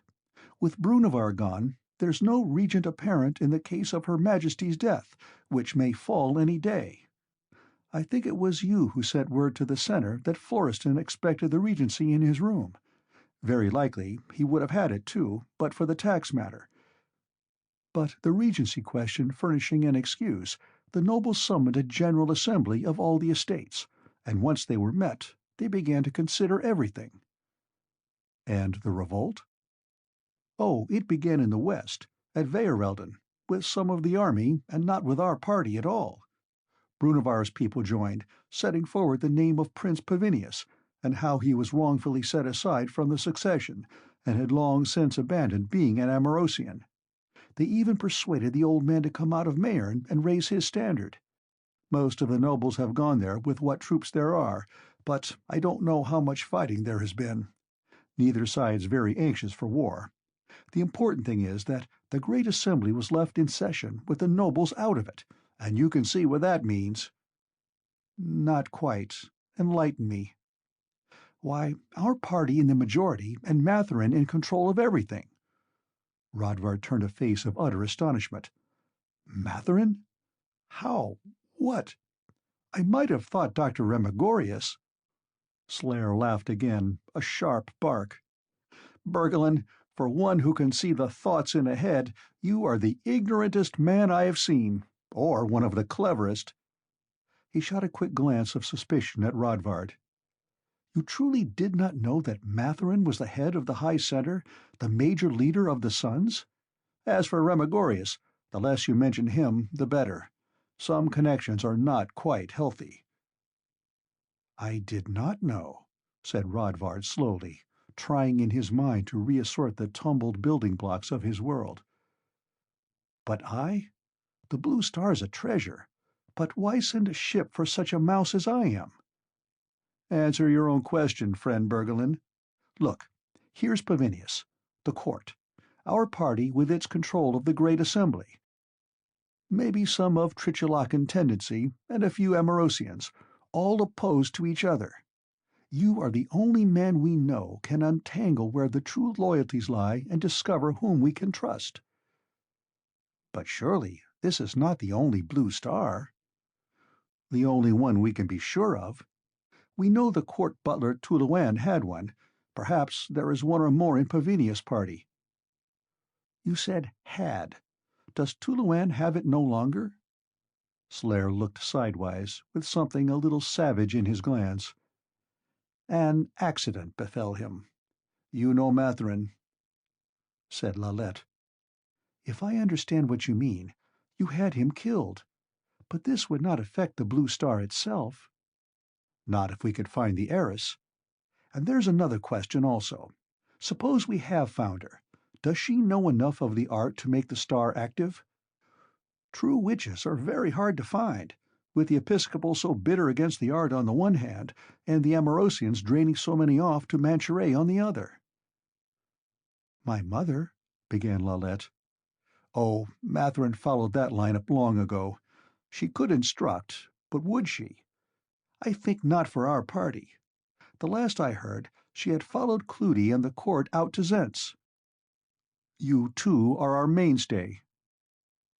Rodvard, thinking of the witch Kazmerga, and thinking also that it would be little good for the Sons of the New Day to have commerce with her, said, "It should not be hard to trace Tuluan's heiress. I was in the office of pedigree myself once. One more reason why you're a figure. I'll conceal nothing. Most of those who can read the old hands, or trace the pedigrees, are either fled with the court or little trusty. We dare not place reliance in them. And it's a matter of hurry with the armies in the west both anxious to do us harms, and even the Trichelacans calling out new troops." A whistle blew.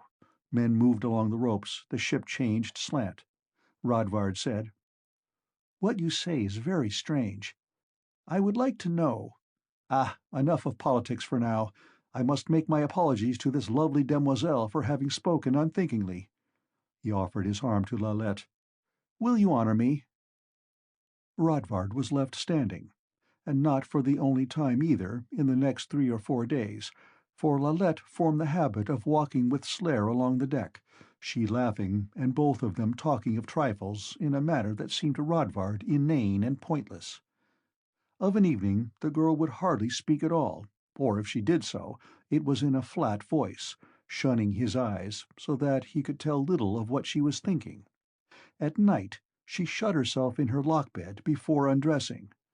This became so intolerable that at last he rose one night and tapped on the door of her bed. "Open," he said, and over the noise of the thudding rigging heard her say faintly, "Rodvard, no." "Open, I say!" he cried again. "You must hear me!" There was a silence of 7 breaths, and then he heard her spin the lock. "Lalette," he said, "why do you treat me so?" "Have I treated you worse than you have treated me?" He fought back an impulse to a retort that would bring angers. "I do not know that I follow all you mean." There was only nightshade from the window, she emboldened at knowing he could not learn her fullest thought. "Will you still say you did not cheat me? Now that I know you were always one of the sons of the new day. Toloan had an accident, and the doorman at your house, and how many more? I used to believe in some things before you trapped me." "No trap," said he, jerking back so violently he struck a beam and gave an exclamation. "No trap. You cannot make a new world without destroying some of the old, and some suffer unjustly for every gain." In a small voice she said, "I feel used." "Lalette," he said gravely, and not taking offense, "listen to me. We of the Sons of the New Day are truly striving for a better world, one in which there are such things as honesty and justice for everyone. But this much I have learned, and not from Dr. Remigorius, that any such effort is a swimming against the world's stream and must be paid for. You feel used? Myself no less. But I'd like to think of myself as used for the betterment of men, perhaps by God." His voice was a little unsteady at the end, and now it was her turn to be silent for a moment. At last she said, "And how do you know the use is for betterment, not someone's personal pleasure in ordering others? What you say is not too different from the teaching I heard at the Covertine, only there they would say that God uses no earthly vessels. Do you believe that?" "Ah, I do not know. I only know that I am tired and alone, alone." The words tailed off. He heard her shift in the darkness of the bed, and then the intake of a sob. "Lalette, don't cry." He bent over, wiping a tear from her face, then, as it was followed by more, fell to kissing her eyes. "I love you." For the first time since that night on the roofs. "Lalette, Lalette." More and more he kissed, from eyes to lips, and she gripped her arms around him, because he was the nearest anchor in a shifting world, and his kissing turned to passion, as she had known it would, and what did it matter? But she was only a recipient, and to Rodvard it was a relief and an agony. In that moment he wished it had been Lys. 2. It was after sunset bell when they came upstream to Netznegon city, its gated towers rising dark against the west like the worn teeth of giants. Rodvard stood near the prow, hearing the measured cry of seamen at the sweeps. Through all he felt the golden note of glory returning. "Desola," he murmured to himself, "Desola, strong and fair, how shall I contribute to your greatness, and so find my own?" He felt himself making a poem of it, but in a rush of emotion so intense that he could not bring the rhymes quite true, nor the rhythm neither, quite. And when he tried to pause and think consciously of how the verses should go, the emotion vanished, and the dark city was only a tumbled pile of stone. The bridge leading to the southern suburbs blotted out the prospect. Little white cakes of ice came swimming like ducks down the stream, and the ship swung to its quay, the one around the curve. There were lanterns there, and a little group waiting. They must have been seen from the walls, and the word passed through to meet them. Someone hallooed to Rodvard from the stern of the ship. Tamade Slair was waiting there with Lalette, muffled close in her long cloak. Rodvard thought, "We are come back to Desola, both of us, as naked as when we left it, but at least with more hope." Said Slair, "It would be as well to hurry. It does not do to be on the streets too much at night these days." The back of Rodvard's mind recognized that he had given Lalette no more than a priest's argument that night in the lockbed, and wished that he had found a better, since she must see the defect in this one. But what? How educate her to the ideal? The plank was flung. 5 or 6 men were at the other end, one of them in a provost's cloak, but the shoes were not like what they should be, nor did the doublet seem to belong to the uniform. A longsword bulged out the cloak. The eyes flicked past Rodvard to rest on Lalette. Damade Slayer identified himself and shepherded his charges past a dark shed to the quayside street. A man was there with a horse. Slayer spoke to him. He swung himself into the saddle and rode off. Said Rodvard, to say something. That provost seemed in an inquiring mood. Slayer: this was no provost. The General Assembly has abolished that hateful order. What you saw was a people's guard. Rodvard: this is a different Isola. Slayer: it will be a better one. Lalette said, where are we going? To the guest house of the nation, that used to be the palace of Baron Ulutz, who has fled to join Pavinius. The man has gone for a carriage. The conversation winked out. Around a corner of the street, somewhere in the dim, there was a shout that came to them only as the confused "Ya ya" of many throats, followed by a crash of glass and then another shout. What is it? Rodvard looked at Slayer. Some of the people, doubtless. You should know. There are many debts being paid these days. He shrugged. Lalette stirred. Without the Blue Star's intervention, Rodvard knew that she would find in this wild lawlessness the case against his new day. He said, is there much of this from day to day? The man's voice was indifferent. Enough. It is mostly Zigraner moneylenders who suffer. Round the corner came a carriage with a single horse, the messenger riding ahead. You will report to the office of the committee at the second glass in the morning, said Slayer to the rider. The fellow's chin was badly shaven. He leaned from the saddle and said, well, friend Slayer, I will do the best I can, but it will be hard to ride more messages so early, for Mousie here is nearly done, and she's my livelihood. Rodvard now noticed that the horse was drooping with weariness, but Damade Slayer said, if you lose one, there's another. The people's business will not wait. Be on time. The man got slowly down and patted the neck of the horse. Friend Slayer, he said, I am as much for the people as anyone, but there's more to this than livelihood. This is my friend. The tired horse sniffed at the hand he put up.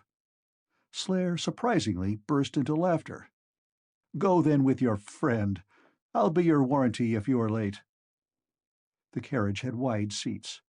Lalette huddled down in the corner so that Rodvard was barely touching the edge of her cloak, and Slayer sat facing them.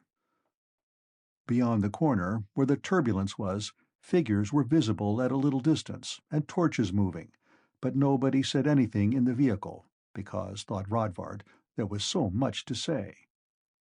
Presently they turned in at the gate of the wide-flung Ulutz palace, where some statue on the entrance pillar had been thrown down, leaving broken stone across the cobbles.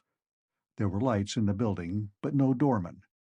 Damade Slayer led the way, and straight up the wide flight of marble steps to a tall walled room, where he struck light to a candle. A huge bed stood in the corner, and one of the chairs had been slit, so that the material of the upholstery flowed upon the carpet. I bid you good night, said their guide. There's a kitchen below stairs where you can have breakfast, and a messenger will call for you in the morning, friend Bergelin. When they were alone, Lalette sat in the good chair with her hands in her lap and looked at her feet. Rodvard, she said at last. Yes? His heart jumped hopefully. Be careful. You are not so important to them as you think. If you were gone, they might make me give the Blue Star to someone else. Could they compel you to put the witchery on it? No, but they might find another witch, Rodvard. He went over to her, but at his touch she made a small gesture of dismissal, as though to rebuke him for bringing something childish into a moment of utter intensity. "I am afraid, Rodvard. Don't let them do that to me." He stepped away from her. "Ah, pest, you are shying at shadows. I am a member of the Sons, and even so, you have the art." "Yes, I have that." She only undressed to a shift and wrapped it close around her, sleeping on the far side of the bed. The water was very cold. End of chapter 23.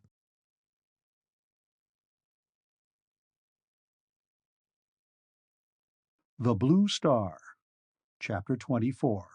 Speeches in the Great Assembly. It was the old Hall of Presence. The throne stood as before, its dark wood bright with jewels, and the jeweled star bright above it, so that Rodvard felt at his back almost a palpable emanation of Desola's high fame. Before him, chairs had been swung out from the walls into the space where all had once stood to hear judgments pronounced from the throne, as in the great days of King Crotinianus, and other chairs brought in, not consonant with those already there. He himself occupied the seat once reserved to the announcer, 2 steps up. A board was placed for him to write on, since this was to be the pretense for his being there. To the right, another step up, was the place once occupied by the chamberlain, which Mathurin would presently take. It also had a board. Rodvard looked out across the hall, now filling with men, most of whom bowed to the throne on entering, in the ancient form. Very few were badged with coronets, and it seemed to Rodvard a cause of hope and pleasure that this was so. There was a solid group of legists, some merchants, and a few men from the lesser orders, though not as many as he had expected. As he watched, the Episcopals came in, 6 of the 7 at once, not looking around at the fall and sudden rise of chatter that attended their entrance. They moved to places in the premier row of chairs. Legist badges began drifting toward them as straws on a stream will be drawn by a log. Mathurin came in. He wore his servant's black and badge of low condition as though they were robes and a crown, strutting visibly. He did not bow to the throne, but walked straight up to the chamberlain's place, sat down, bounced up again immediately, and slapped his palm on the board for attention. As the buzz of talk died reluctantly and men took their places, he watched with tight lips. When only 2 or 3 whisperers remained, he struck the board again and said, "There is a new matter of utmost importance before the assembly of the nation." A solid-looking man who bore the coronet badge stood up into the dramatic pause and said, "I am the Marquis of Palm. There is an old matter for which this assembly was called that I shall never cease to urge. No regent apparent has been—" He was allowed to say no more. A chorus of angry babblings covered his voice, and Mathurin slapped sharply. His voice rose.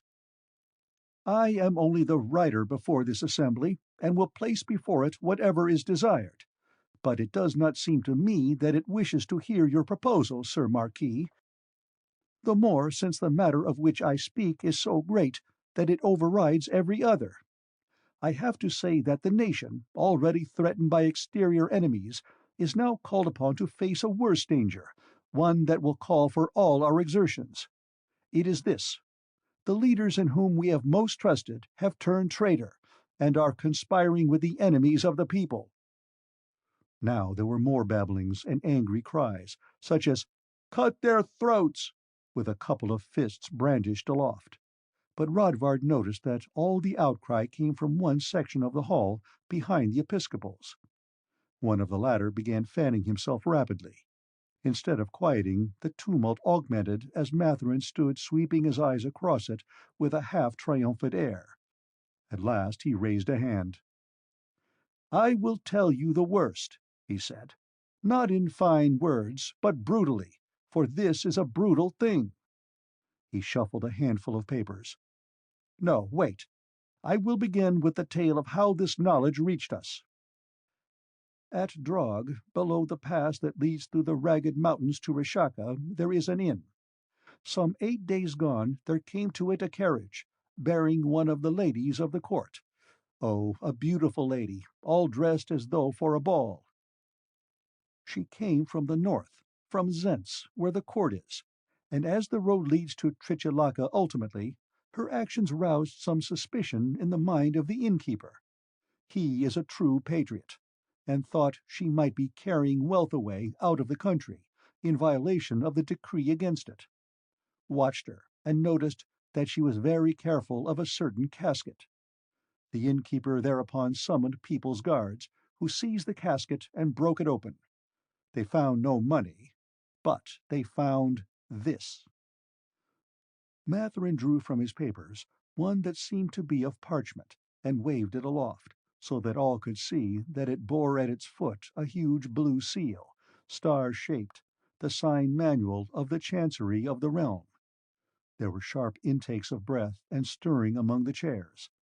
The episcopal who had been fanning himself stopped. The sturdy man who had described himself as the Marquis of Palm stared aloft with his mouth open and a frown on his face. "Shall I read it to you?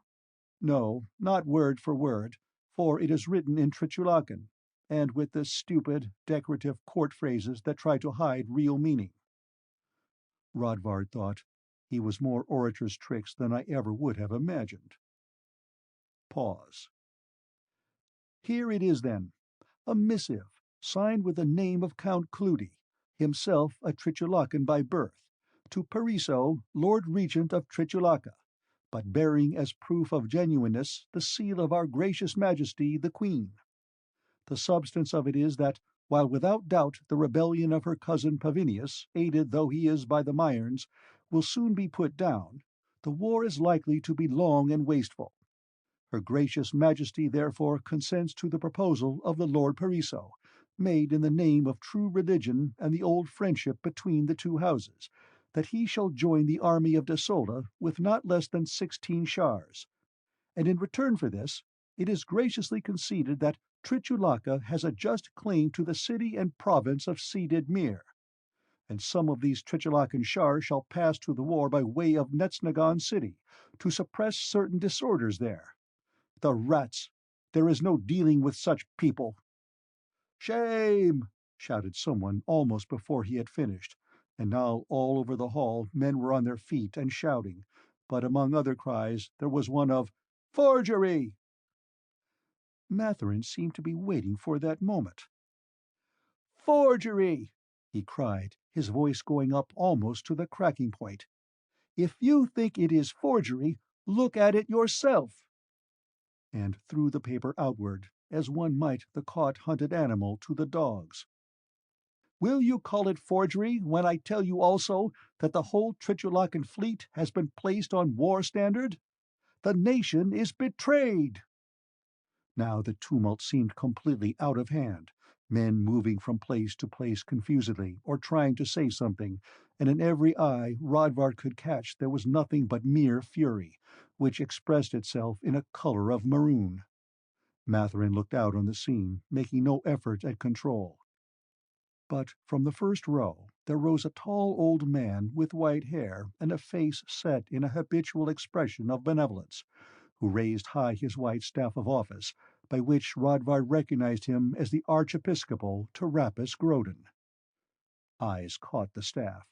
Voice after voice was abstracted from the uproar until only a few still tried to speak, then two, then none. The Archiepiscopal waited until there was a silence broken only by a cough. Matherin pressed Rodvard's shoulder to read the eyes, but the old man only cast one swift glance at the dais before turning to address the assembly. "Sir Writer," he said, "and you, lords and estates of the realm, this is not a pleasant thing that we have heard. There may be some question of the authenticity of this message, or it may have been written merely to deceive. A document from the hand of the heretic Pavinius, who would make himself the equal of God. Yet I will not deny that we must behave as though it were true. For if we do nothing, and it proves to be so, it will be too late. And for myself, I fear it is true. for it is given to the spiritual estate to discern the machinations of the powers of evil. There is before us, then, the question of how, joying in the protection of God, we can circumvent the machinations of the enemy, who has made man and women naturally good into instruments of evil. Let us therefore prayerfully address ourselves to the question of how the realm may escape this trouble. In an emergency equal to this, in the reign of King Chlor with Queen Burdette I, the assembly of the realm set aside their rule in favor of their daughter, with her husband, the great King Crotinianus, of glorious memory. But now there are no heirs female, and of heirs male only Prince Pavinius. Thus we seem faced with the hard choice of accepting him, and so selling the soul to preserve the body, or of adhering to the Queen's will and saving the soul through bodily submission to Tritiulaca. But I do not think God demands of us such submission, for our God is a God of joy.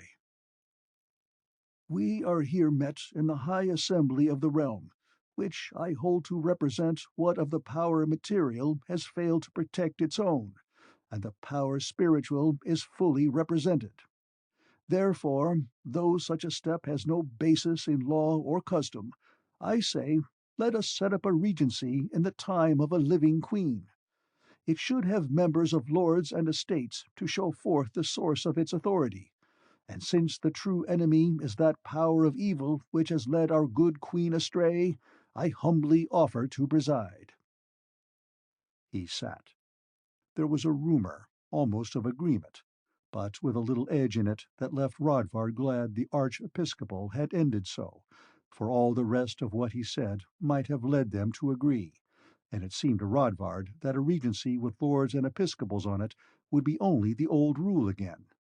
Matherin jerked his finger toward one of the brown legists, who had risen and was waiting for attention. "I am the Kranzlar Eskal," said the man. "I will say that this proposal of a regency in the time of a living ruler has good support in law and custom, though it is not generally known.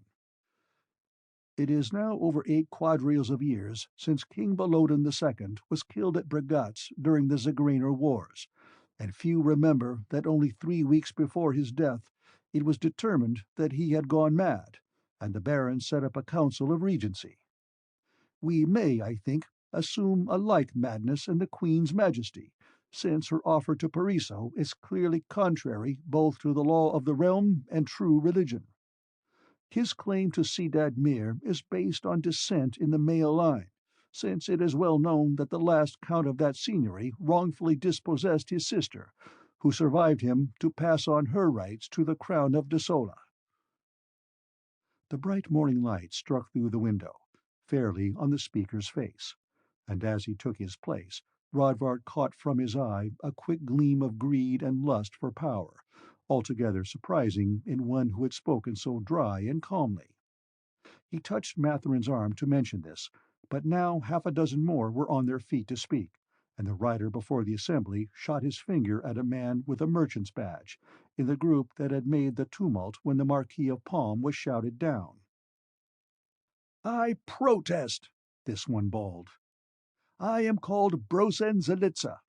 We are the assembly of the nation, and therefore already regents in our own right. Why vest the regency in a council? Why should episcopals have the temporal power as well as the spiritual? If no one else dares to speak, I will tell you why. It is because they are sold to Tritiulaca. They wish to have the power to complete Cleudi's contract, and their objection to it is only a sham." The voice had a curious dynamic quality that seemed to stir the very bones, but in Rodvard's mind, watching the face, there grew only a picture of something with teeth. He could not make out any mind or thought. "By the rule of these episcopals and their mercenaries of the priesthood, the old customs of Desola were set aside, and it is forbidden that women shall use the art. So Desola is being made a half-nation like the savage Germanish, with women in bondage, unable to defend—" The voice was stirring them, excitement in the hall, with movements and the scratch of a pushed-back chair, corrupt priesthood, refuge of scoundrels and bastards. Rodvard swept the line of the Episcopals, and though they were turned so he could catch no eyes, every pose told of rising indignation. Who cannot define the God they profess to serve. Stop! The Archiepiscopal was on his feet again, staff upraised. Ah, the sword bites, does it? Conspirator!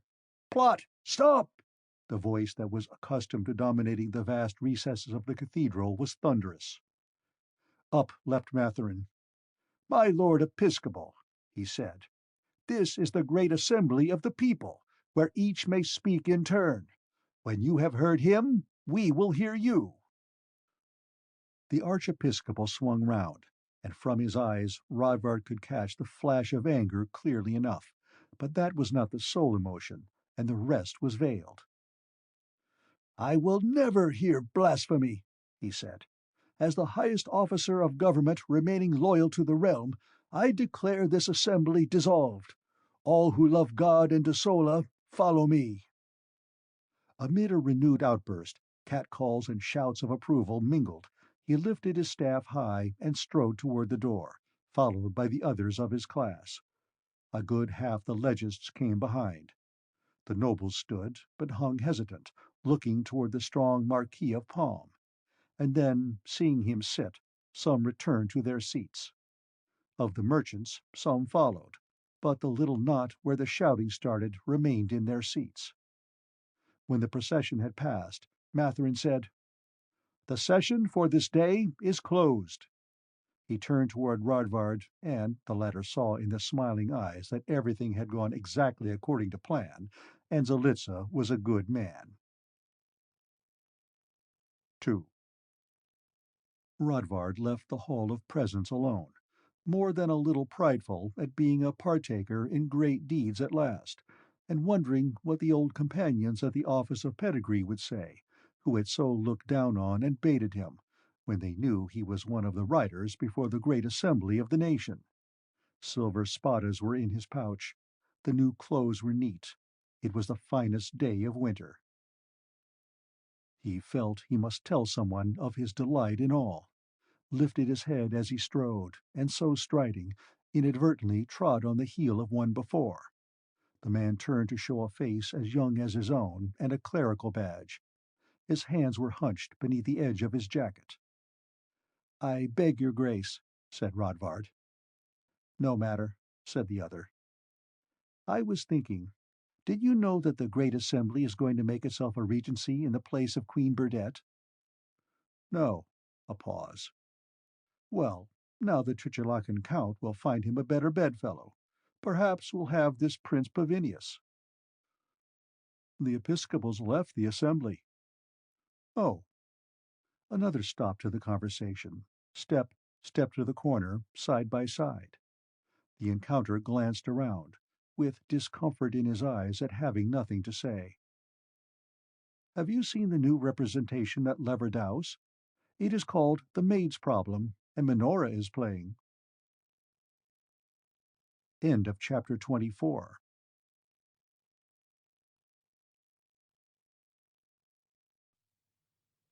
The Blue Star, Chapter 25. Interview at the Nation's Guest House. Lalette lay curled on the bed, half propped by pillows under her armpit. Tamade Slayer had unbelted his sword to sit down. It leaned against his chair. Matherin sat in the one by the table, the candle throwing his sharp profile into strong silhouette. Rodvard shifted in the damaged chair, whose lost stuffing made his seat uneasy. "And that was all?" said the writer to the assembly, pinching his lower lip. "Nothing more from Palm, nothing more from the other Episcopals? Pest Bergelin, you are less useful than I had expected." "There was the legist who spoke," said Rodvard. "I think he is a man to beware of. His thought was so ruthless and desirous of power that he would ride down anything." "You mean the Consular Escall?" "That is of some use at all events," said Matherin. "We need more like that, whether as allies or enemies. Things must be stirred. too many people are careless of who wins." He stood up and began to pace the floor slowly, head thrust forward a little, hands behind him. "Listen, Bergelin, I will be wholly frank with you. We held a meeting of the High Center this afternoon, following the session." Rodvard said, "Are the names of its members still a secret, except for yourself?" Matherin gave a snort. "They will not be long, for things have so fallen out that the High Center and the Council of Regency will be one. You will have guessed that Brozan Zalitza of Argin is one. There's the best speaker in Desola. General Stegaller. He's in charge of the Recruit Bureau technically, but is really organizing what will be a people's army. It may surprise you to know that your old friend Madame Kaja is a member. A wonderful woman for handling matters of detail, and we have to have one of her sex because of our position about the art. But I could wish it were someone beside her. She's so religious." Lalette made a little sound. Rodvard caught sight of her face, and knew she was about to burst into one of her angers. "Will no one tell me what has become of Dr. Remigorius?" he asked, hoping to forestall the outburst. Matherin's pacing stopped. "I forgive you and will tell you, but if you wish health, you will not mention him again. Rat, spy, tool, he has fled to his employer, Prince Pavinius, but he will not live long, so no more of him." Lalette thought, "These are the creatures around my husband, my man, if he is my man, and not merely using me in my blue star." "It was decided," Matherin began, but before he had finished, a mouse slipped from under the edge of the bed and ran rapidly across the floor as though on tiny wheels. Slayer's arm flashed up and out with the scabbarded sword like a striking bird. Blade and beast together arrived at the center of the carpet, and the mouse twitched once and died. Damati Slayer picked up the small corpse and stood looking at it. "Poor creature," he said. "I ask your pardon. Now your children in the hole will starve for lack of the food you went in search of." Rodvard was astounded to see a tear glitter at the edge of the swordsman's eye. "Ah, bah," said Matherin. "Will you defend vermin, Slayer? You'll have use enough for your steel when the new decrees are passed." Rodvard stirred. "What decrees?" Matherin turned, with his back carefully to the candles, Rodvard noticed, so that his face was dark. "There's to be a new court, to try special cases. It was what I was about to mention when interrupted. Treason against the people and nation. You will be writer to it. More important than the sessions of the Assembly." He turned to Lalette. "There is also a part for you. You are one of the keys now." Lalette said unhappily, "In what way?" "As versus these Episcopals. They spread venom, represent the greatest danger we now have to face. Pavinius? I give him a snap of the fingers. He is too nice, with his Mayern foreigners and Western herdsmen. The Tritulacans? Nothing by themselves. They had never beaten Desola in the former war but for the revolt of Manchuret, Mayern help, and the treason of the Germanish chieftains. The court? Now sold to Tritulaca, and destitute by its own action. But the Episcopals are still not out of credit with the people, who have been lulled by their solemn mummery. We drove them from the assembly of the nation this morning, good. But now they may join Tritulaca in the name of what they call true religion." "But what have I to do with the Episcopals?" asked the girl. "Child, fool, use your art. Not to the death. They'd only fill the office with another man. But paralyze, cripple, drive idiot. The Archiepiscopal Grodin notably. His loss would hurt them most." Lalette sat up.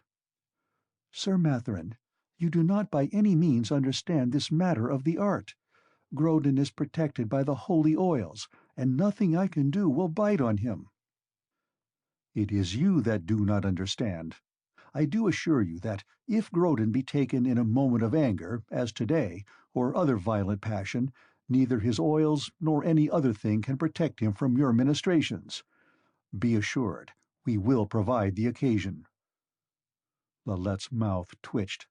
She wanted to cry, "Not for any reward or punishment you can give," but it was a moment before she said, "Am I the only witch in Desola?" Matherin made a grating sound. "No. I'll be open. We are pressing the search. Have found 3 others, aside from those who claim the art, but could witch nothing more consequential than a frog or chicken. One is an old beldam who has nearly lost her wits, and can be made to understand nothing. One's a young girl, witch enough, but never taught, did not know the patterns, and beside, she ran away. One we caught, not found. She was in Chancellor Floreston's pay." He drew a finger across his throat. "None of them heiress to a blue star." "I am not sure I can follow all the patterns myself," said Lalette. "I have used the art so little." Matherin looked at her sharply. "Hark," he said. "I see your slowness, but you more than another should be on our side, as witch and woman.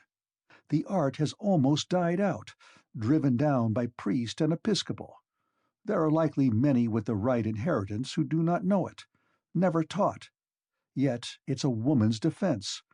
We have the butler Tuloan's blue star, for instance, but where's the girl can bring it to life? We do not even know her name." He whirled suddenly and flung out an arm toward Rodvard in an oratorical gesture. "Bergelin! I remember. That was the other matter. You were in the office of pedigree. Know its secrets. Forget the Great Assembly for the time. That's under control. Until the new court's set up, your task is seeking out Tuloan's heiress. I'll give you an authority." "It may be somewhat harder than you think," said Rodvard. "I did not say it would be easy. I said it would be done," said Matherin.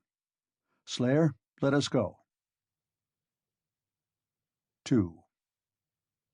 When they were out, he turned to look at Lalette. She had sagged down, with her face in the pillow, and now, without moving, she said as before, "Rodvard." He went across the room and put an arm around her. "What is it?" "My mother. She is with the court, and she knows the patterns. If that man takes her, he will have her throat cut." The fate of many thousands, and the guarantee of the future, with the art not in the hands of ignorant peasants, but women of intelligence and goodwill, balanced against one lie. But how to say it? He said, "Has she shown so much concern for you?" Lalette twisted under his arm. "If she had, would I know it?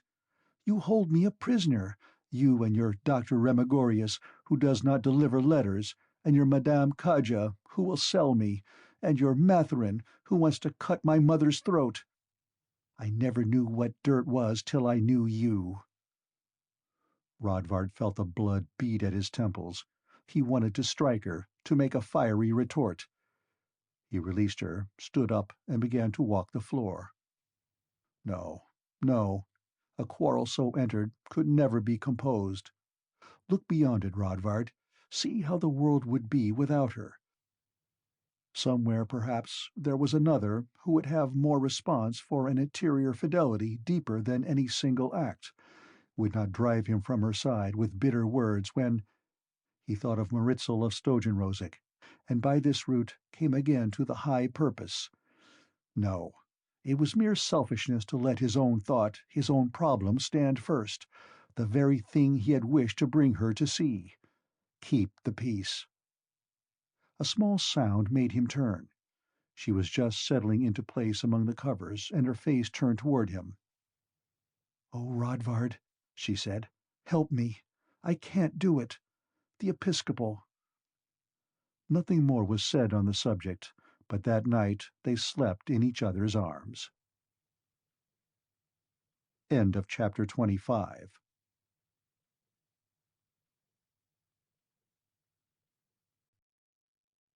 The Blue Star, Chapter 26. The Court of Special Cases.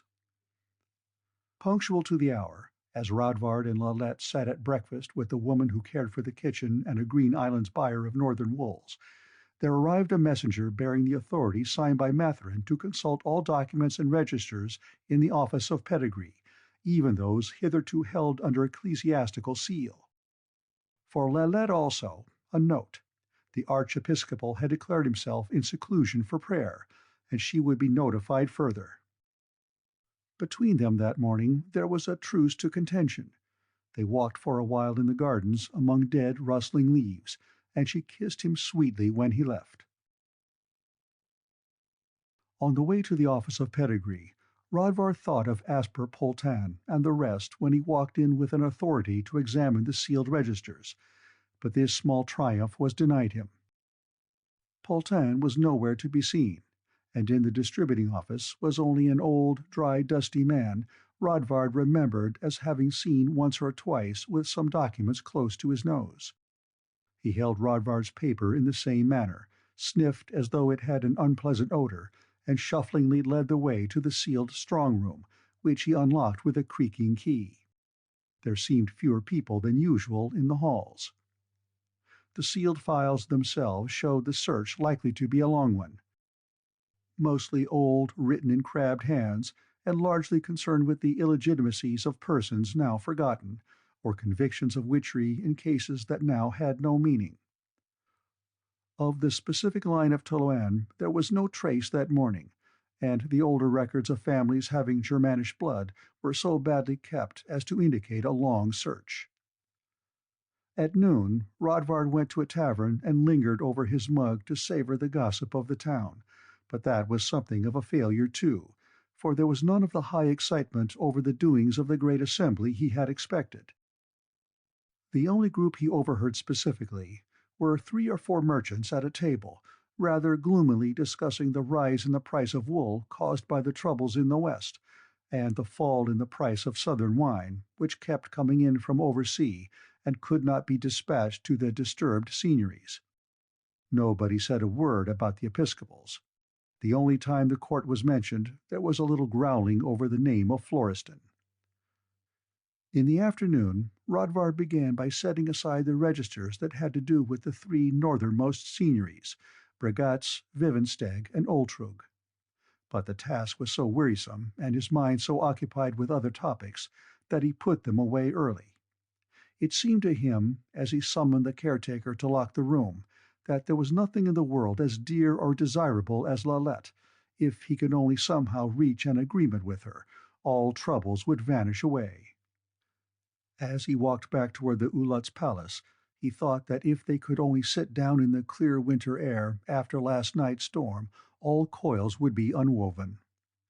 But she was not in the room when he arrived, and when he found her, it was on a bench among the garden alleys, wrapped in a cloak and laughing as she talked to Damade Slayer.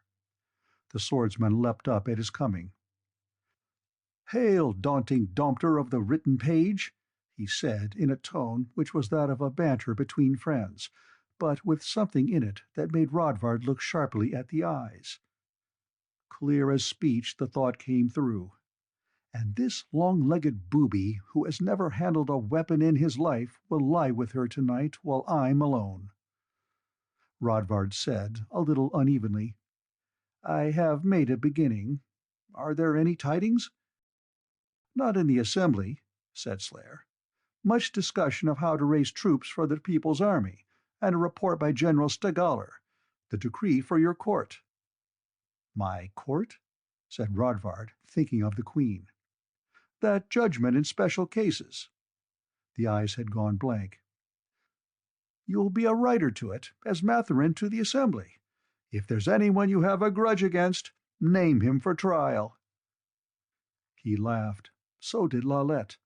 And as Rodvard caught her eye, he saw in it a color of regret that he could not be as gay as the swordsman, and a wave of dislike for the man who had rescued him from Charalkis prison contracted his veins. "I think I saw in the library a book by Momoroso that I have never read," he said. "I will see you before table, Lalette." 2. "The session will recess," said the Kranzlar Eskol. He rose and swept the courtroom with his curious lackluster eye that never seemed to be settled on anything. "I will go over the evidence with you, Bergelin." The legist on his right, the Zigraner, frowned. He on the left leaned his chin on his hand and his elbow on the table. The accused, a man with a coronet badge, iron-gray hair, and heavy dewlaps, looked disconcerted. Rodvard gathered his papers and followed the president of the court to the little room in rear. When they were there, "What have you found?" asked the legist. "I think he tells the truth," said Rodvard, "when he says he has given no help to the Queen's party or Pavinius. When you asked him that, however, there was something like fear, perhaps for his brother. It was not clear." "Ah." The legist placed his fingers together and studied them. "Bergelin," he said after a moment, "you are to remember that this is a special court of inquiry. We are empowered to handle not only direct treasons, but matters which the ordinary law holds criminal. Such acts dissipate the resources that of right belong to the nation. You tend to be narrow. Let us return." As they came in, one of the guards nudged the prisoner forward again. The jurist president frowned on him portentously. "Kettersell," he said, "a brief examination of the record shows no evidence of your giving aid to either of the two destituted persons who claim to rule the realm of Desola. Unless my fellow jurists disagree, of that you are acquitted." He glanced at one and the other. The Zigraner gave a somewhat unwilling nod. The third legist had only an absent expression. "But in pleading innocence of giving such aid, you are answering a charge that has never been brought. If you say you are not guilty of garroting people by night in King Crotinianus Square, we will find you innocent of that also, and so through a list of possible crimes, did it not waste this court's time to agree with you that you have committed none of them. But you are charged with treason to the nation, which, in its essence, consists not of any specific act, but of a point of view, which may be proved by a number of actions, in themselves bearing an innocent appearance until they are assembled with each other. I take it my fellow jurists agree?" He looked again, and again those in the lower seats nodded. "Kettersell," he said, "answer me. You have a brother with the court?" The man cleared his throat. "I have answered that. He is a capellan in the Eagle Shar of Her Majesty's Lancers." The shadow of worry was behind the man's eye, now deepened and very surprising in such a person, whom one would have expected to be concerned about gold scudi or the fidelity of his mistress. "The nation's Lancers," corrected Eskol. "Kettersell, are both you and your brother married?" "Only him, the Baron." "Has he daughters?" "No, only a son." "If your brother should fall in the fighting, where would the inheritance lie?" Now the fear was at the front and perfectly sharp. It was a fear of being left penniless. Kettersell said slowly and lying, "I am not sure. Would have to consult the Office of Pedigree. There is a cousin, I think, to whom the income would fall. The title and the estate would pass to the son, of course." "How old is the son?" 24. "I see." The jurist president moved his lips, and Rodvard observed that the man before him was perspiring with the effort to keep some thought down, a thought which came to the watcher dark as sin and midnight. "Is your nephew married?" "To one of the Blenau family." Rodvard sighed. Without appearing to see him, the jurist president said, "Kettersell, you are engaged in concealments. It is useless. What is the trouble between you and your nephew?"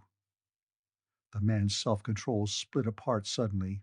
He flung at Rodvard a glance of purest venom and burst out, "The damned young puppy is trying to have his own father killed so he may have the title for his whore of a wife. There is no reason, none at all, why he should take a command in the Eagle Shar.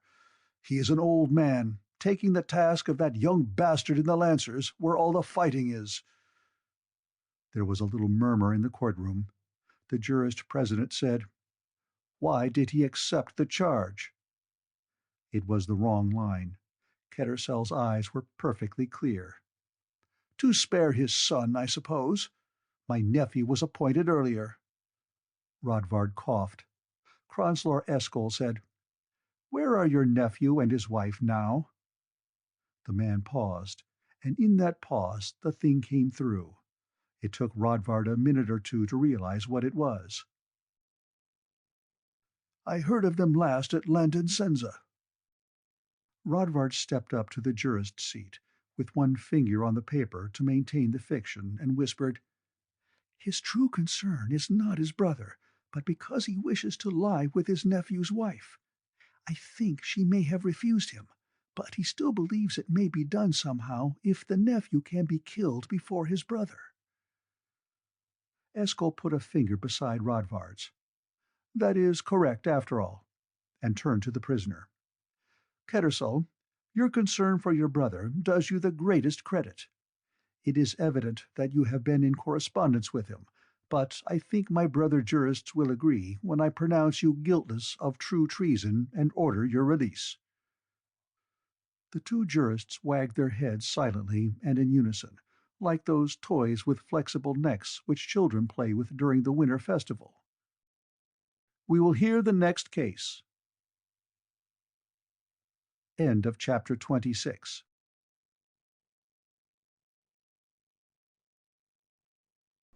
The Blue Star by Fletcher Pratt. Winter Light. As Rodvard left the courtroom, Demade Slayer fell into step beside him. The man was determinedly, if coldly, friendly. How to shake him off? Instead of leading him home to Lalette, and another of those conversations in 3, where Rodvard felt himself so much hearing a language he did not understand that he always ultimately fled them for a book or the outer air. "Eschol is one of our best," said the swordsman, kicking at the skin of a fruit, "but there is a judgment I fail to understand." "Which one?" "The merchant who was confiscated for bringing wool carts past the Iron Camp." "Oh, bah, no. He had money. The nation needs it. That's crime enough. I spoke of the Baron's brother, the noble Kettersell." "No more did I understand it," said Rodvard. "As dirty a character as I ever saw. But the Chancellor let him go and praised him." "Ho, ho!" said Slayer. "It begins to come clear. What's the tale?" "Why, he was after his nephew's wife. Whether for her money or her body the most, I am not sure. But he wants both." He could not resist adding, "And it's a poor task to break up a couple at any time, for it destroys two people's chance of happiness for the temporary pleasure of one." "Not always," said Slayer, avoiding his eyes. "But I am interrupting. Is there more?" "His only fear is that the Baron will die before the son, and so the right of remarrying the girl will pass to another family. I did not tell the Chancellor because it was not clear enough, but I think he is planning murder. Yet Eschol let him go." Slayer laughed. "Bergelin," he said, "do not lose your innocence. It may save your life some day, for no one will ever believe you are subtle enough to be dangerous. I said Eschol was one of our best. Depend upon it. He thought more deeply than you, and without any witchstone to help him. Why, it is precisely because Kettersell has murder and rape at the back of his mind that he was let go. For exactly the opposite reason, the court will condemn Palm as soon as there's a pretext for a trial. Matherin has arranged it so. I am innocent again, and do not quite understand the reason. Yet you will dabble in high politic. Hark now. Are not all of the noble orders enemies of the new day by constitution, by existence? Are not all their private virtues overwhelmed by this public fault? The true villains among them will sooner or later dig their own graves and save us the trouble, bringing discredit on the whole in the process. But when you have one like Palm, or the late Baron Brunevar, he's dangerous. Set people to loving the institution because they cannot hate the man, and so must be pulled down by force. For that matter, we need something to stir the people, make them fight for their liberty." "This seems a hard way," said Rodvard, trying to resolve the torsion in his mind. "It is a hard life, and hardest for those who avoid battle," said Demade Slayer. And Rodvard not replying, they walked in silence.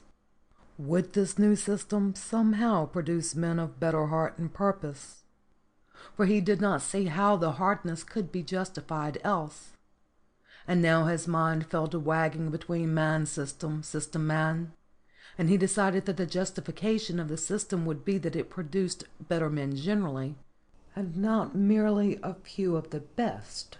No, not that either, for that was to confuse politic with ethic, and each was itself a system. For the one would make men good without regard to their happiness, and the other make them happy without regard to their good. Or what was good? Where was the standard? By the system of Mancheret. "Will you go on to the quays?" said Slayer's voice, suddenly, and Rodvard found himself 3 steps beyond the entrance to the palace Alutes. "I am weary tonight," said Rodvard, "perhaps because I am so innocent that this affair of spying upon the minds of my fellows is somewhat unpleasant." He extended his hand to bid good night. "Oh, I am going with you," said the swordsman, and he caught Rodvard's glance of aversion. "I cannot bear to be without your company." His face went sober, and he quick-stepped beside Rodvard's dragging feet up the entrance walk. "This is Matherin's arrangement, also, in case it troubles you. Did you not notice those 2 men who followed us from the court at half a square's distance? There will be another outside tonight. People's guards. But I have done nothing but your duty to the nation. True. And for that reason precisely, it is needful to guard you like an egg sought after by weasels. Do you think the fact that you bear the blue star is a secret? There are not a few persons who may be brought before the court that would rather conceal an assassination than what they have in their minds. You and I may have our fight on our hands." His face lighted with pleasure at the prospect. Part 2. They paced slowly through the dead garden, along a walk so narrow that shoulders sometimes touched. Lalette could hear the tiny tinkle of the chain that bound Slayer's sword to his hip when that touch came. She knew he was stirred, and the rousing of emotion was not unpleasant to her. Beyond the slate roofs of the town, the sun was sinking redly through striations of cloud. All things lay in a peace that was the peace of the end of the world. He turned his head. "Demoiselle," he said, "what will you give for news?" "Oh, hush," said she, "you spoil it. For a moment I was immortal." "I ask your grace. But truly I have news for you, and it should please you." "Sit here and tell me." She took her place on a marble bench beneath the skeleton of an espaliered peach against the wall. "You will not have to use your art against the archpriest, Groadon. Does that not please you?" "More than you know. What is the reason?" "He has fled, slipped through the watch set on his palace and gone. Whether to hell, the court, or Trat Ulica, no one knows." "I am glad." She looked straight before her for a moment. "Ah, if things were better ordered." "You are not as pleased as you might be." "Oh, I am, but Rodvard—" "What has he done? Oh, it's no fault of his." "You will tell no one." She laid a cold hand on his warm one. "He has found who the heiress of Tuolin is, but does not know whether to tell Matherin or not." "Who is she?" "A child, 13 years old. She lives at Daolina, up on the Ultrog signatory. But I do not know how long Rodvard will keep the secret. He feels a sense of duty. Why should he not? What withholds him from telling? I would have to teach her the patterns and everything. I do not wish it. She shivered slightly. And to be a witch. The rising shades had drowned the sun. A silence came on the garden, so utter that Lalette felt she could hear her own heartbeat, and Demade Slayers beside her. The trees stood straight. The ruins of the flowers did not stir. In that enchanted stillness she seemed to float without power of motion. He leaned toward her, his arm close against her back. His other hand crept over her too. "Demoiselle Lalette," he said in a voice so low it did not break the quiet, "I love you. Come away with me." Her bent-down head shook slowly. Tears gathered behind the almost closed eyes. The arm around her back slid slowly beneath her own arm. The hand groped to close slowly around one soft breast. As though it were by no volition of her own, her head came back to meet the kiss. The tears ran down her cheek to touch his. He drew from her and began to speak rapidly in a voice low and urgent. "Come with me. I will take you away from every unhappiness. We can go beyond finding. I am a fighting man, can find a need for my service anywhere. It does not matter. We can forget all this entanglement and make our own world. I have money enough. We can go to the Green Islands, and you will never have to use the art again. Oh, Lalette, I would even take you to the court and join your mother. Do you wish it?" Her lips barely moving, she said, "And Rodvard?" He kissed her again. "Bergelin, you owe him nothing. What has he done for you? And now he will tell Mathurin about the heiress of Tuolin, and there will be no more place for you, except with me. I will always have a place for you, Lalette, now or 1,000 years from now. Or do you fear him? I am the better man." Now her eyes opened wide on the first star, low in the darkening sky, and with one hand she gently disengaged his clasp from her breast. "No, Demade, I cannot. Perhaps for that reason, but I cannot. We had better go in now." Part 3. "Friend Bergelin! Friend Bergelin!" The voice from below stairs brought back to a consciousness of unhappiness the mind that had lost itself in the sweet cadences and imagined worlds of Momoroso. Rodvard sprang up and threw open the door. "What will you have?" "Someone to see you." Down the hall another door closed. It would be the little old man who asked so many questions, and went almost a tiptoe, as though always prepared to look through a keyhole. From the stairhead, Rodvard could see in the evening's first shades a figure covered with a long cloak, somehow familiar, with the face hooded over. "Beg her to come up," he called. The figure mounted with one hand on the banister, in the slow manner of the old. Near the last step his mind clicked. He was not surprised when in the room the hood fell back to show Madame Kaja. Face cold as ice, he remained standing. She came across the room in a whirl of skirts with both hands out. "My dear boy," she said. With the hangings at the window, it was too dim to see how far her sincerity went. "I am more than honored to have one of the regents," he said, and let it hang. "Oh, you are the most necessary of all," she said, and frou-froued to the best chair. "I hope you have forgiven me. It was so necessary. Someone had filed an information with the provost that I was part of the new day, and it was such a help. Isn't it too bad about the Episcopals not cooperating? But there are so many of the priests on our side." She had seated herself where her face was in the shadow. "Madame, why have you come?" he asked brutally. There was a silence in the darkening room. Then, "To help you," said the voice that, though it might no longer sing, had not lost its silver in speech. "I will make a light." She stirred. "Do not. It is better so. I know. You are thinking of the blue star. Do you imagine that I fear your using it? No."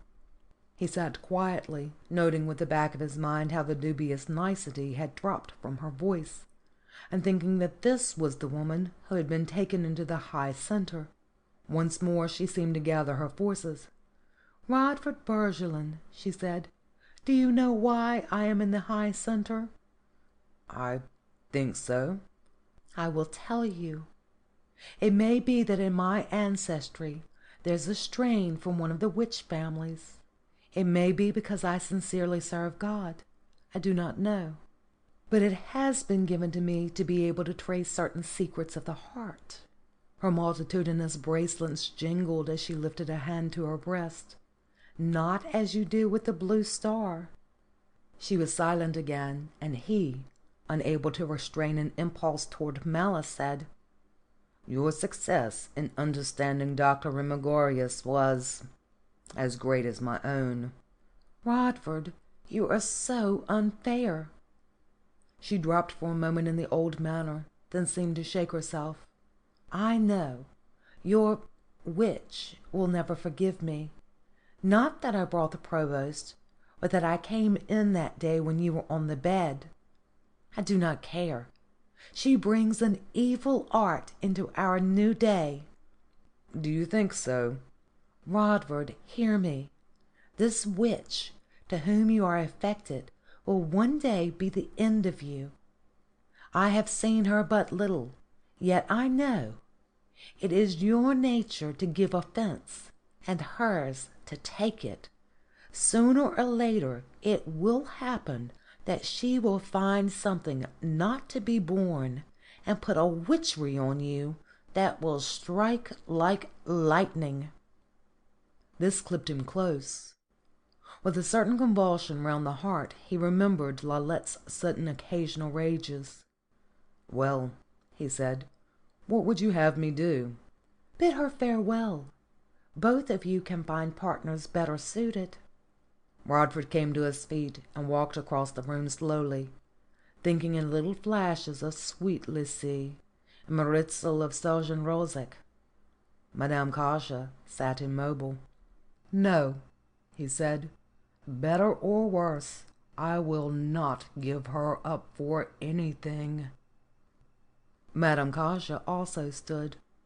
"Forgive an old woman," she said, and gathering her cloak around her, slipped out the door. End of chapter 27. Recording by Angelique G. Campbell. August 2018.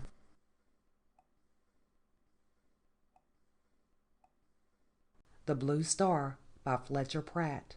Embers Revived. "We will hear the next case," said the Kronzler Eschol. The People's Guard opened the door to the room of the accused and called, "Bring her in," while a sharp-faced countryman stepped forward from the rear of the court, 2 more guards behind him. The countryman had a merchant's badge and so quick an eye that Rodvard gazed at him, fascinated to see what it would tell, and was therefore unprepared when he turned his head to see the accused. It was Maritzel of Stelzenrosek, a Maritzel pale behind her red lips, still even when she moved, and much changed. How? Rodvard asked himself, and could find no answer, but in a certain lessening of fibre that was expressed around the mouth, though the breathtaking thrill of her presence was still so much there that he swallowed. A crazy-faced prosecutor stepped forward.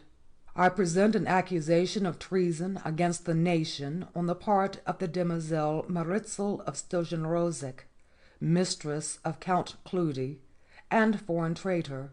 I call the innkeeper of Drog." Mistress of Count Cleudi? And Drog?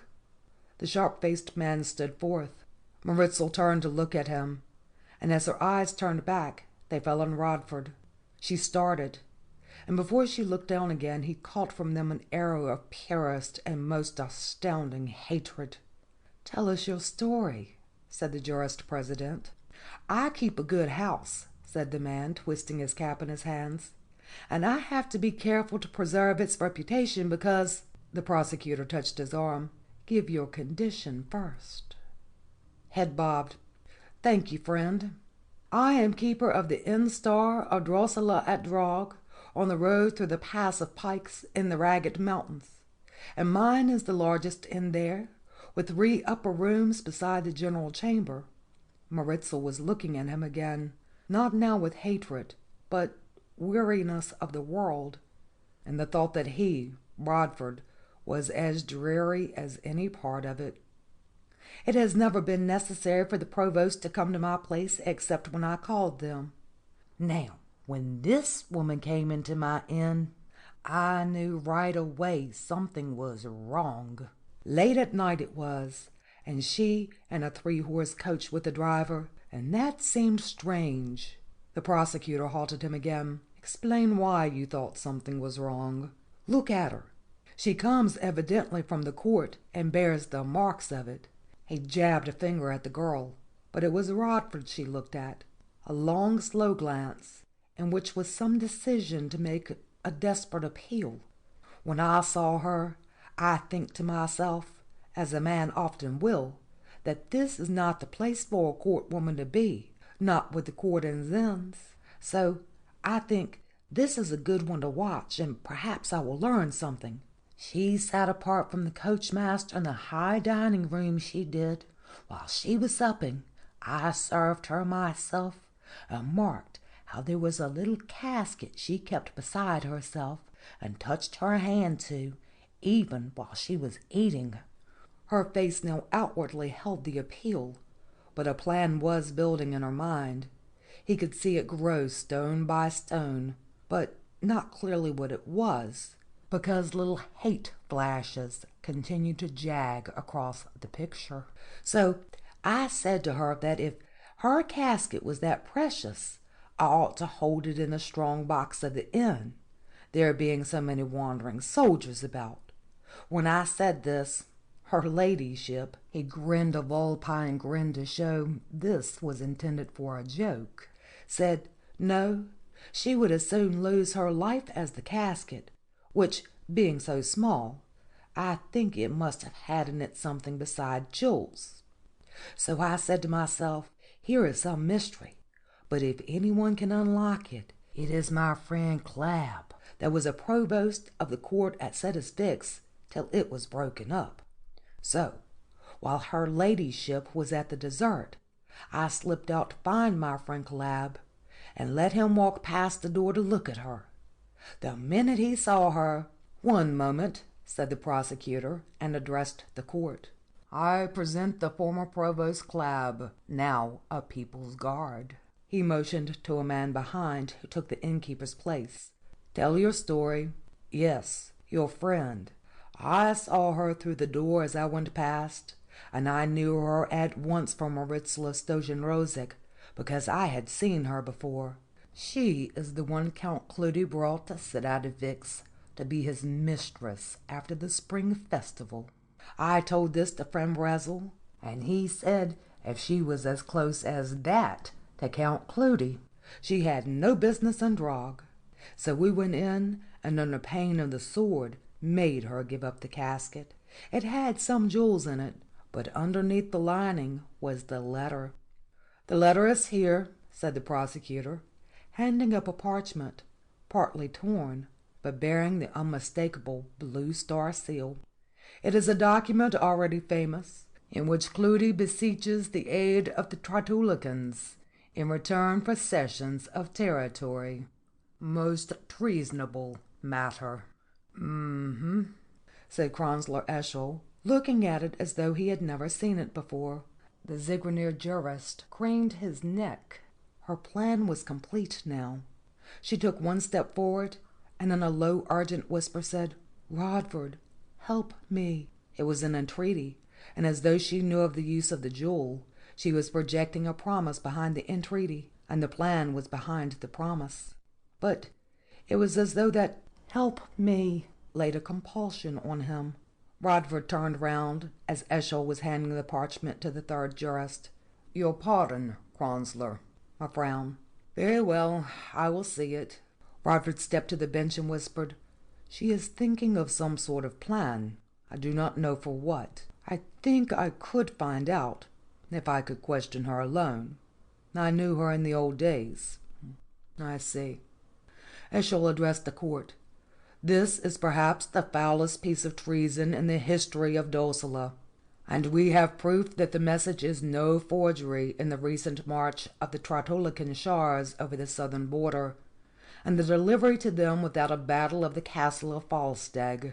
It is evident that the accused had full knowledge of the contents of this letter, and is therefore guilty of taking part in a vile conspiracy against the nation.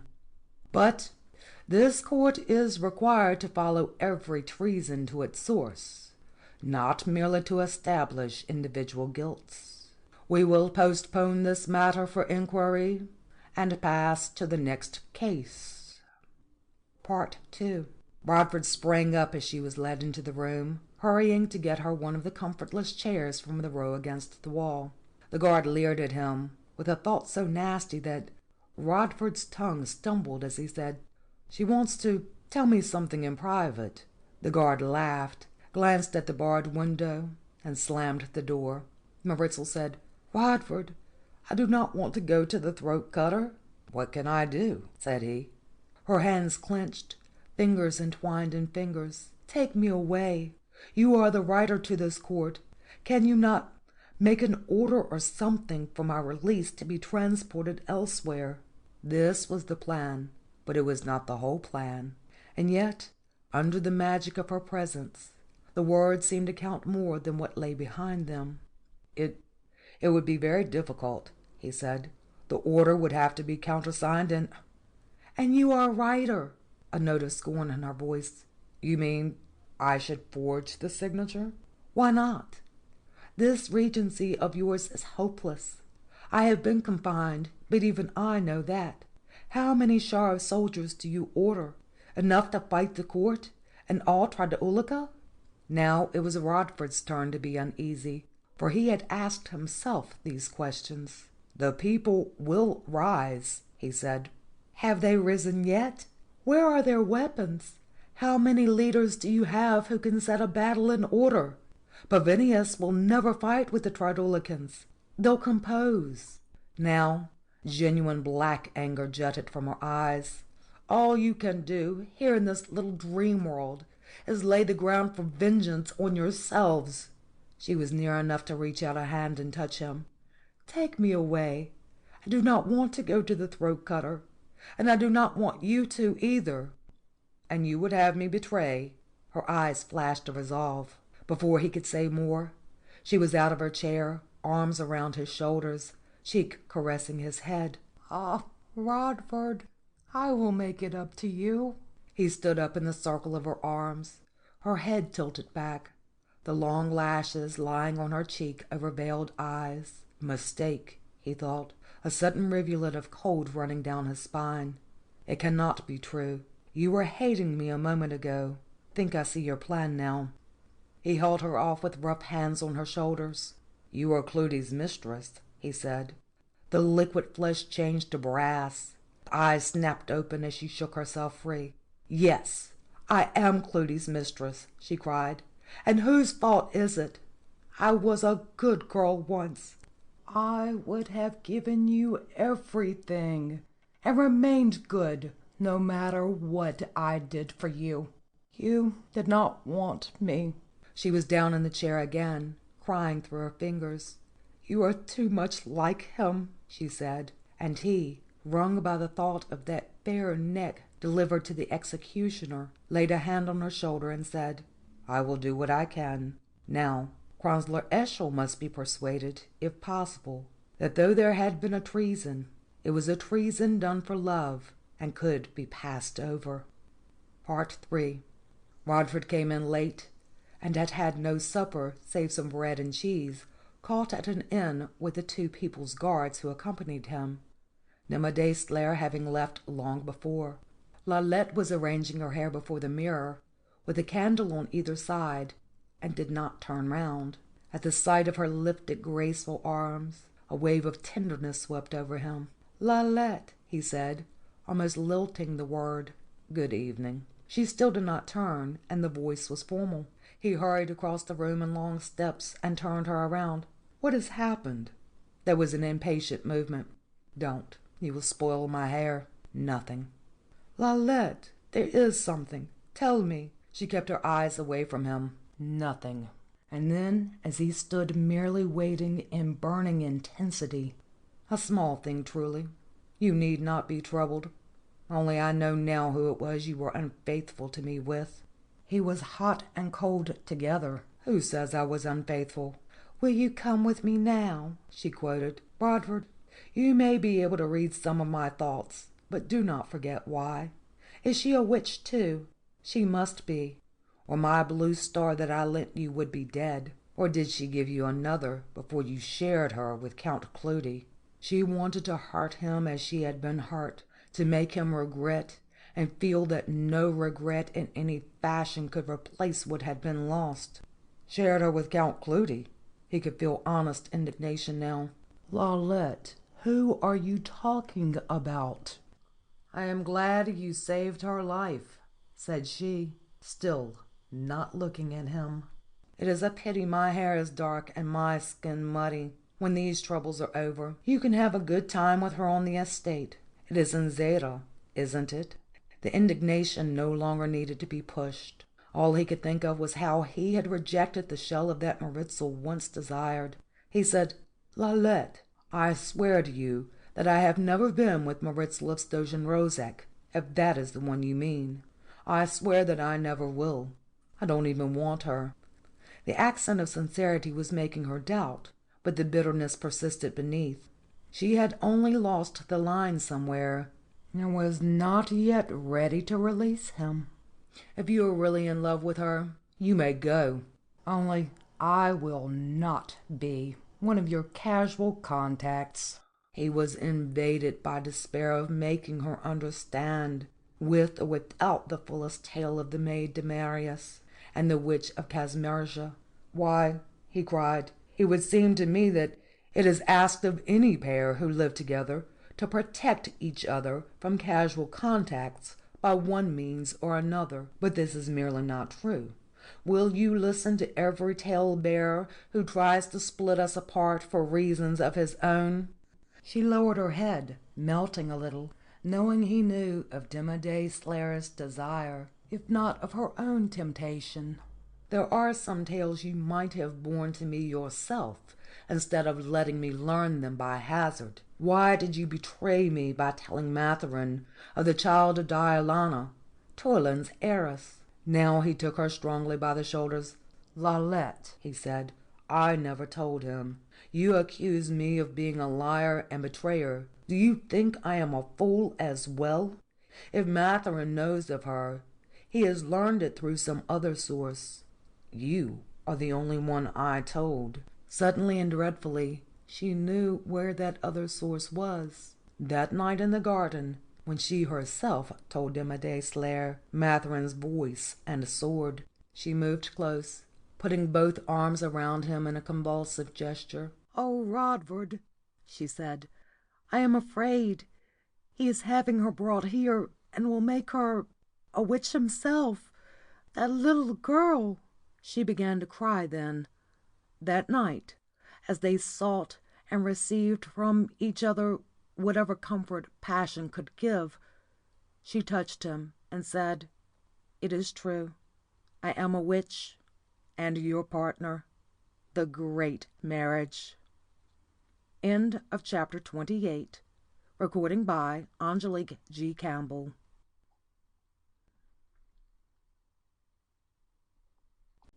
The Blue Star by Fletcher Pratt. No, and yes. "You helped me so much before," said Lalette. The widow Damajaic contemplated her tranquilly from among the husks of characters who never lived. "Yet you are again in need of help. The Mayonnaise, I could not. You could not give up the desires of this false material world for the God of love. However, It is not necessary to agree with everything that is done under the rule of the prophet, and when the matron and the diacondos tried to force you to an advancement for which you were not ready, they were also submitting to the rule of evil. It is asked only to take steps we are prepared for. Yes, said Lalette. I do not know whether I can help you. Let us examine circumstance. Are you still stricken by lack of money? I had not thought of it. Rodvard touches the fees of the court where he is a writer. Our needs are small. The widow's smile was approving. That is an element of progress. But he receives these fees because he uses the witchery of the blue star, does he not? Yes. Then that is an element contrary to progress and very dangerous. Lalette looked at the floor. I know. Everything seems to be a danger. I am so afraid of Matron. He keeps those guards around Rodvard, but I think they are more like jailers. One thing you must not do is let fear enter your heart, for it will breed fearful things. Remember that all in this false material world is only the reflection of your thoughts. Have you any word from your mother? Yes. A man brought a note. She wants me to escape and join her at the court. Do you wish to go? I would like to see her again. Lalette looked up to see Dame Angelique watching her attentively, though she remained very quiet, and under the pressure of that silent scrutiny the girl moved. She is under Count Cleudi's protection, and I told you about Demandé. He is very kind and gay, and I think he is in love with me, but go on. He told Matron about the little girl, the heiress. He was also trying to do the best for you, in his own way. Do you want to go, or would you rather stay with Rodvard? In a small voice Lalette said, I think I would rather stay with him. Is it wrong? Not if it is done in love and goodwill, rather than for any hope of gain. Have you asked him to take you away from the city? No, this Regency is so much to him. The widow stirred. You will find help, child. Come to me again when he makes a plan. She stood up, but before the words of farewell could be pronounced, the door was flung open, and the boy Lalette burst in crying, Mother, I was at the market and— Lalette, we have a guest. He looked embarrassed, and made to Lalette the bow of a miniature courtier. Oh, I remember you, he said. You are the Princess Sunema. Only you are not cold any more. I am glad to see you. He turned again. Mother, everybody at the market is excited. They say that there has been a battle in the Ragged Mountains, and Prince Pavunius has beaten the Trautulekans, and taken 3 of their generals, and the rest of them are all running away. Part 2. She had gone quietly to sleep. Rodvard had to rouse her with a finger touch behind the right ear that wakens without shock. Even then, she tried for a moment to draw him close until he whispered, We must hurry. Beyond the window there was only cold wintry starshine, and little enough of that. But Rodvard had hoped for rain or snow. Lalette gathered her smallest of bundles. He led along the balcony, 3 windows down to where the trellis was, and stepped off backward into night, resting a moment on each step before taking the next. Lalette's dress almost made her stumble on the last step. She sank into his arms with a little gasp at the bottom. They had carefully worked out the matter of getting over the garden wall, from the barrel to the shed roof to the wall itself. It was too late for the bracket torch on the back street to have remained alight. As soon as she was down, they dodged, shivering past the plane trees, across, around a corner, and into the appointed alley. Something jingled. The man said, Are you the travellers? Dame Angelique's travellers, said Rodvard, as agreed, and here is your horse and your let pass. Rodvard got up first. The man, whose features remained indistinguishable, helped Lalette up behind, and gave them a farewell in tones not unfriendly. Rodvard had seldom followed the maze of streets toward the northwest quarter, but it was fairly easy to maintain direction, and there was only one gate leading to the Archer's high road. The horse walked, and Lalette felt so sleepy that it was almost agony to keep her place. There was no one moving on any street, and hardly a light at any window. Once a wrong turn led into a blind alley, but that did not hold them back long, and now they were in the shadow of the gate, with a sentry barring the path with a pike, and another holding up a lantern. "This is a fine hour to be leaving the city," grumbled the first. "All hours are fine when one must go," said Rodvard, and produced his paper. This was the moment of test. The sentry puzzled over it a moment, looked back at them, to the paper again, and said, "Pass, friends." As he turned back to the sentry cachet with his pike-bearing companion, Rodvard caught a fragment of words. "Won't be too glad to see that couple," and wondered what the paper had said. As they reached the far end of the bridge, where the ancient stone leopard stands, he urged his mount to trot, but the pace was too fast for Lalette. She had to beg him not to. They moved for a long time through a space without figures until, like a conjurer's trick, trees and houses began to appear in gray outline around them, and then slowly to take on color. The road turned leftward, and the river was beyond, with ice on it. Lalette said, "Rodvard." He did not turn his head. "What will you have?" "Can you forgive me?" "For what?" "Taking you away from everything. Your new day, the work." "There is nothing to forgive. I had to go." They were silent again, and in that silence the sun grew behind streaked clouds. Lalette was so tired and sore that she felt she must say something about it, but just before endurance reached its limit, they came to the famous bridge of boats at Gogau, with its inn on the opposite bank, and Rodvard said, "Let us rest here and take refreshment." He helped her down and inside to a seat, still without words, and a round-cheeked innkeeper came to them with a good morning. After he had gone, Rodvard said, "No, I do not know quite what I wished, or what I wish now, but I am sure it is not to be compelled to use all I have in Matherin's way." He stared across the room away from her, and she, grateful that he was not looking to read her thought with the blue star, said, "Do you think he can make his regency stand?" "I do not know, but I think not in the long run. If Prince Pavinius has beaten the Tratulicans so badly," he touched the jacket where the cold stone lay, "this is not me, and I'll not be ruled by it, no more than you by your gift of witchery." She shuddered slightly. "It is a gift I never wished." Now his face showed trouble. He stood up and paced the floor, then turned to the inn portal, where after a moment she joined him, looking out. The sun had daunted down the clouds, picking everything out in winter's white gold. Beneath them the river hurried past, carrying little pieces of ice against the black boats. At last he said, "Somewhere I have lost the line. I suppose that the most we can do is try to use the lesser evil to overcome the greater, forgiving what we can.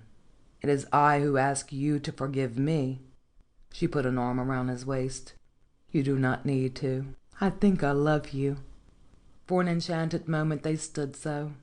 Then Rodvard's hands went to his neck, and with a swift motion he drew out the blue star over his head, and holding it in his hand, glanced at the stream, and then at Lalette. "Yes," she said. "It made only a small splash where it struck the water." End of chapter 29. Recording by Angelique G. Campbell. August 2018.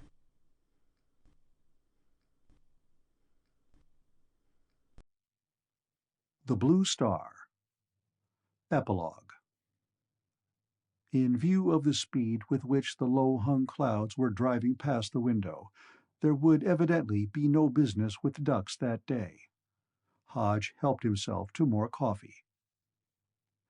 "I wonder what happened to them afterward," he said. "Does it matter?" said Penfield.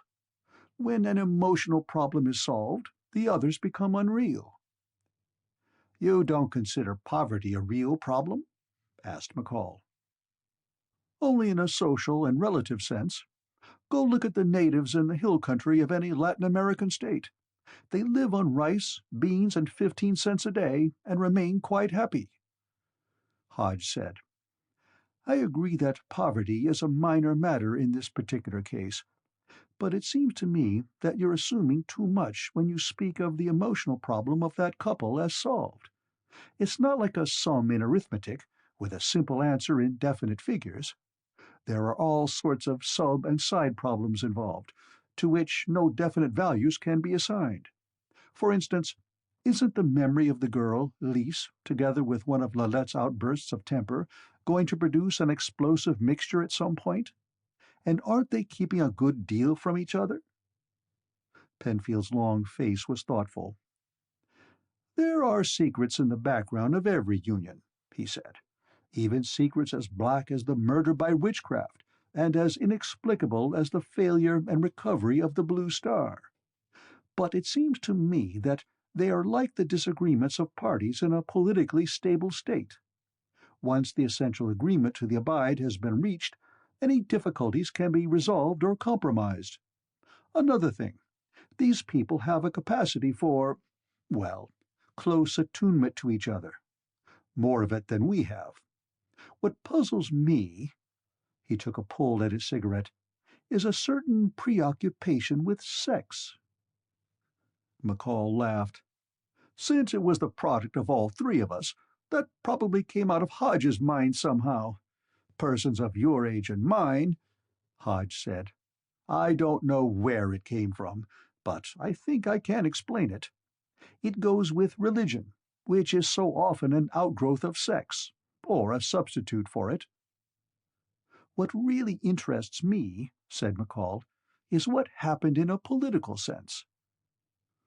Well, the short-range developments seem fairly obvious, said Penfield, and long-range ones are always unpredictable. I wonder if it really exists, said Hodge, as Penfield had the night before. Penfield got up, went to the window, and looked out at the scudding clouds. I wonder if we do, he said. The end of The Blue Star by Fletcher Pratt.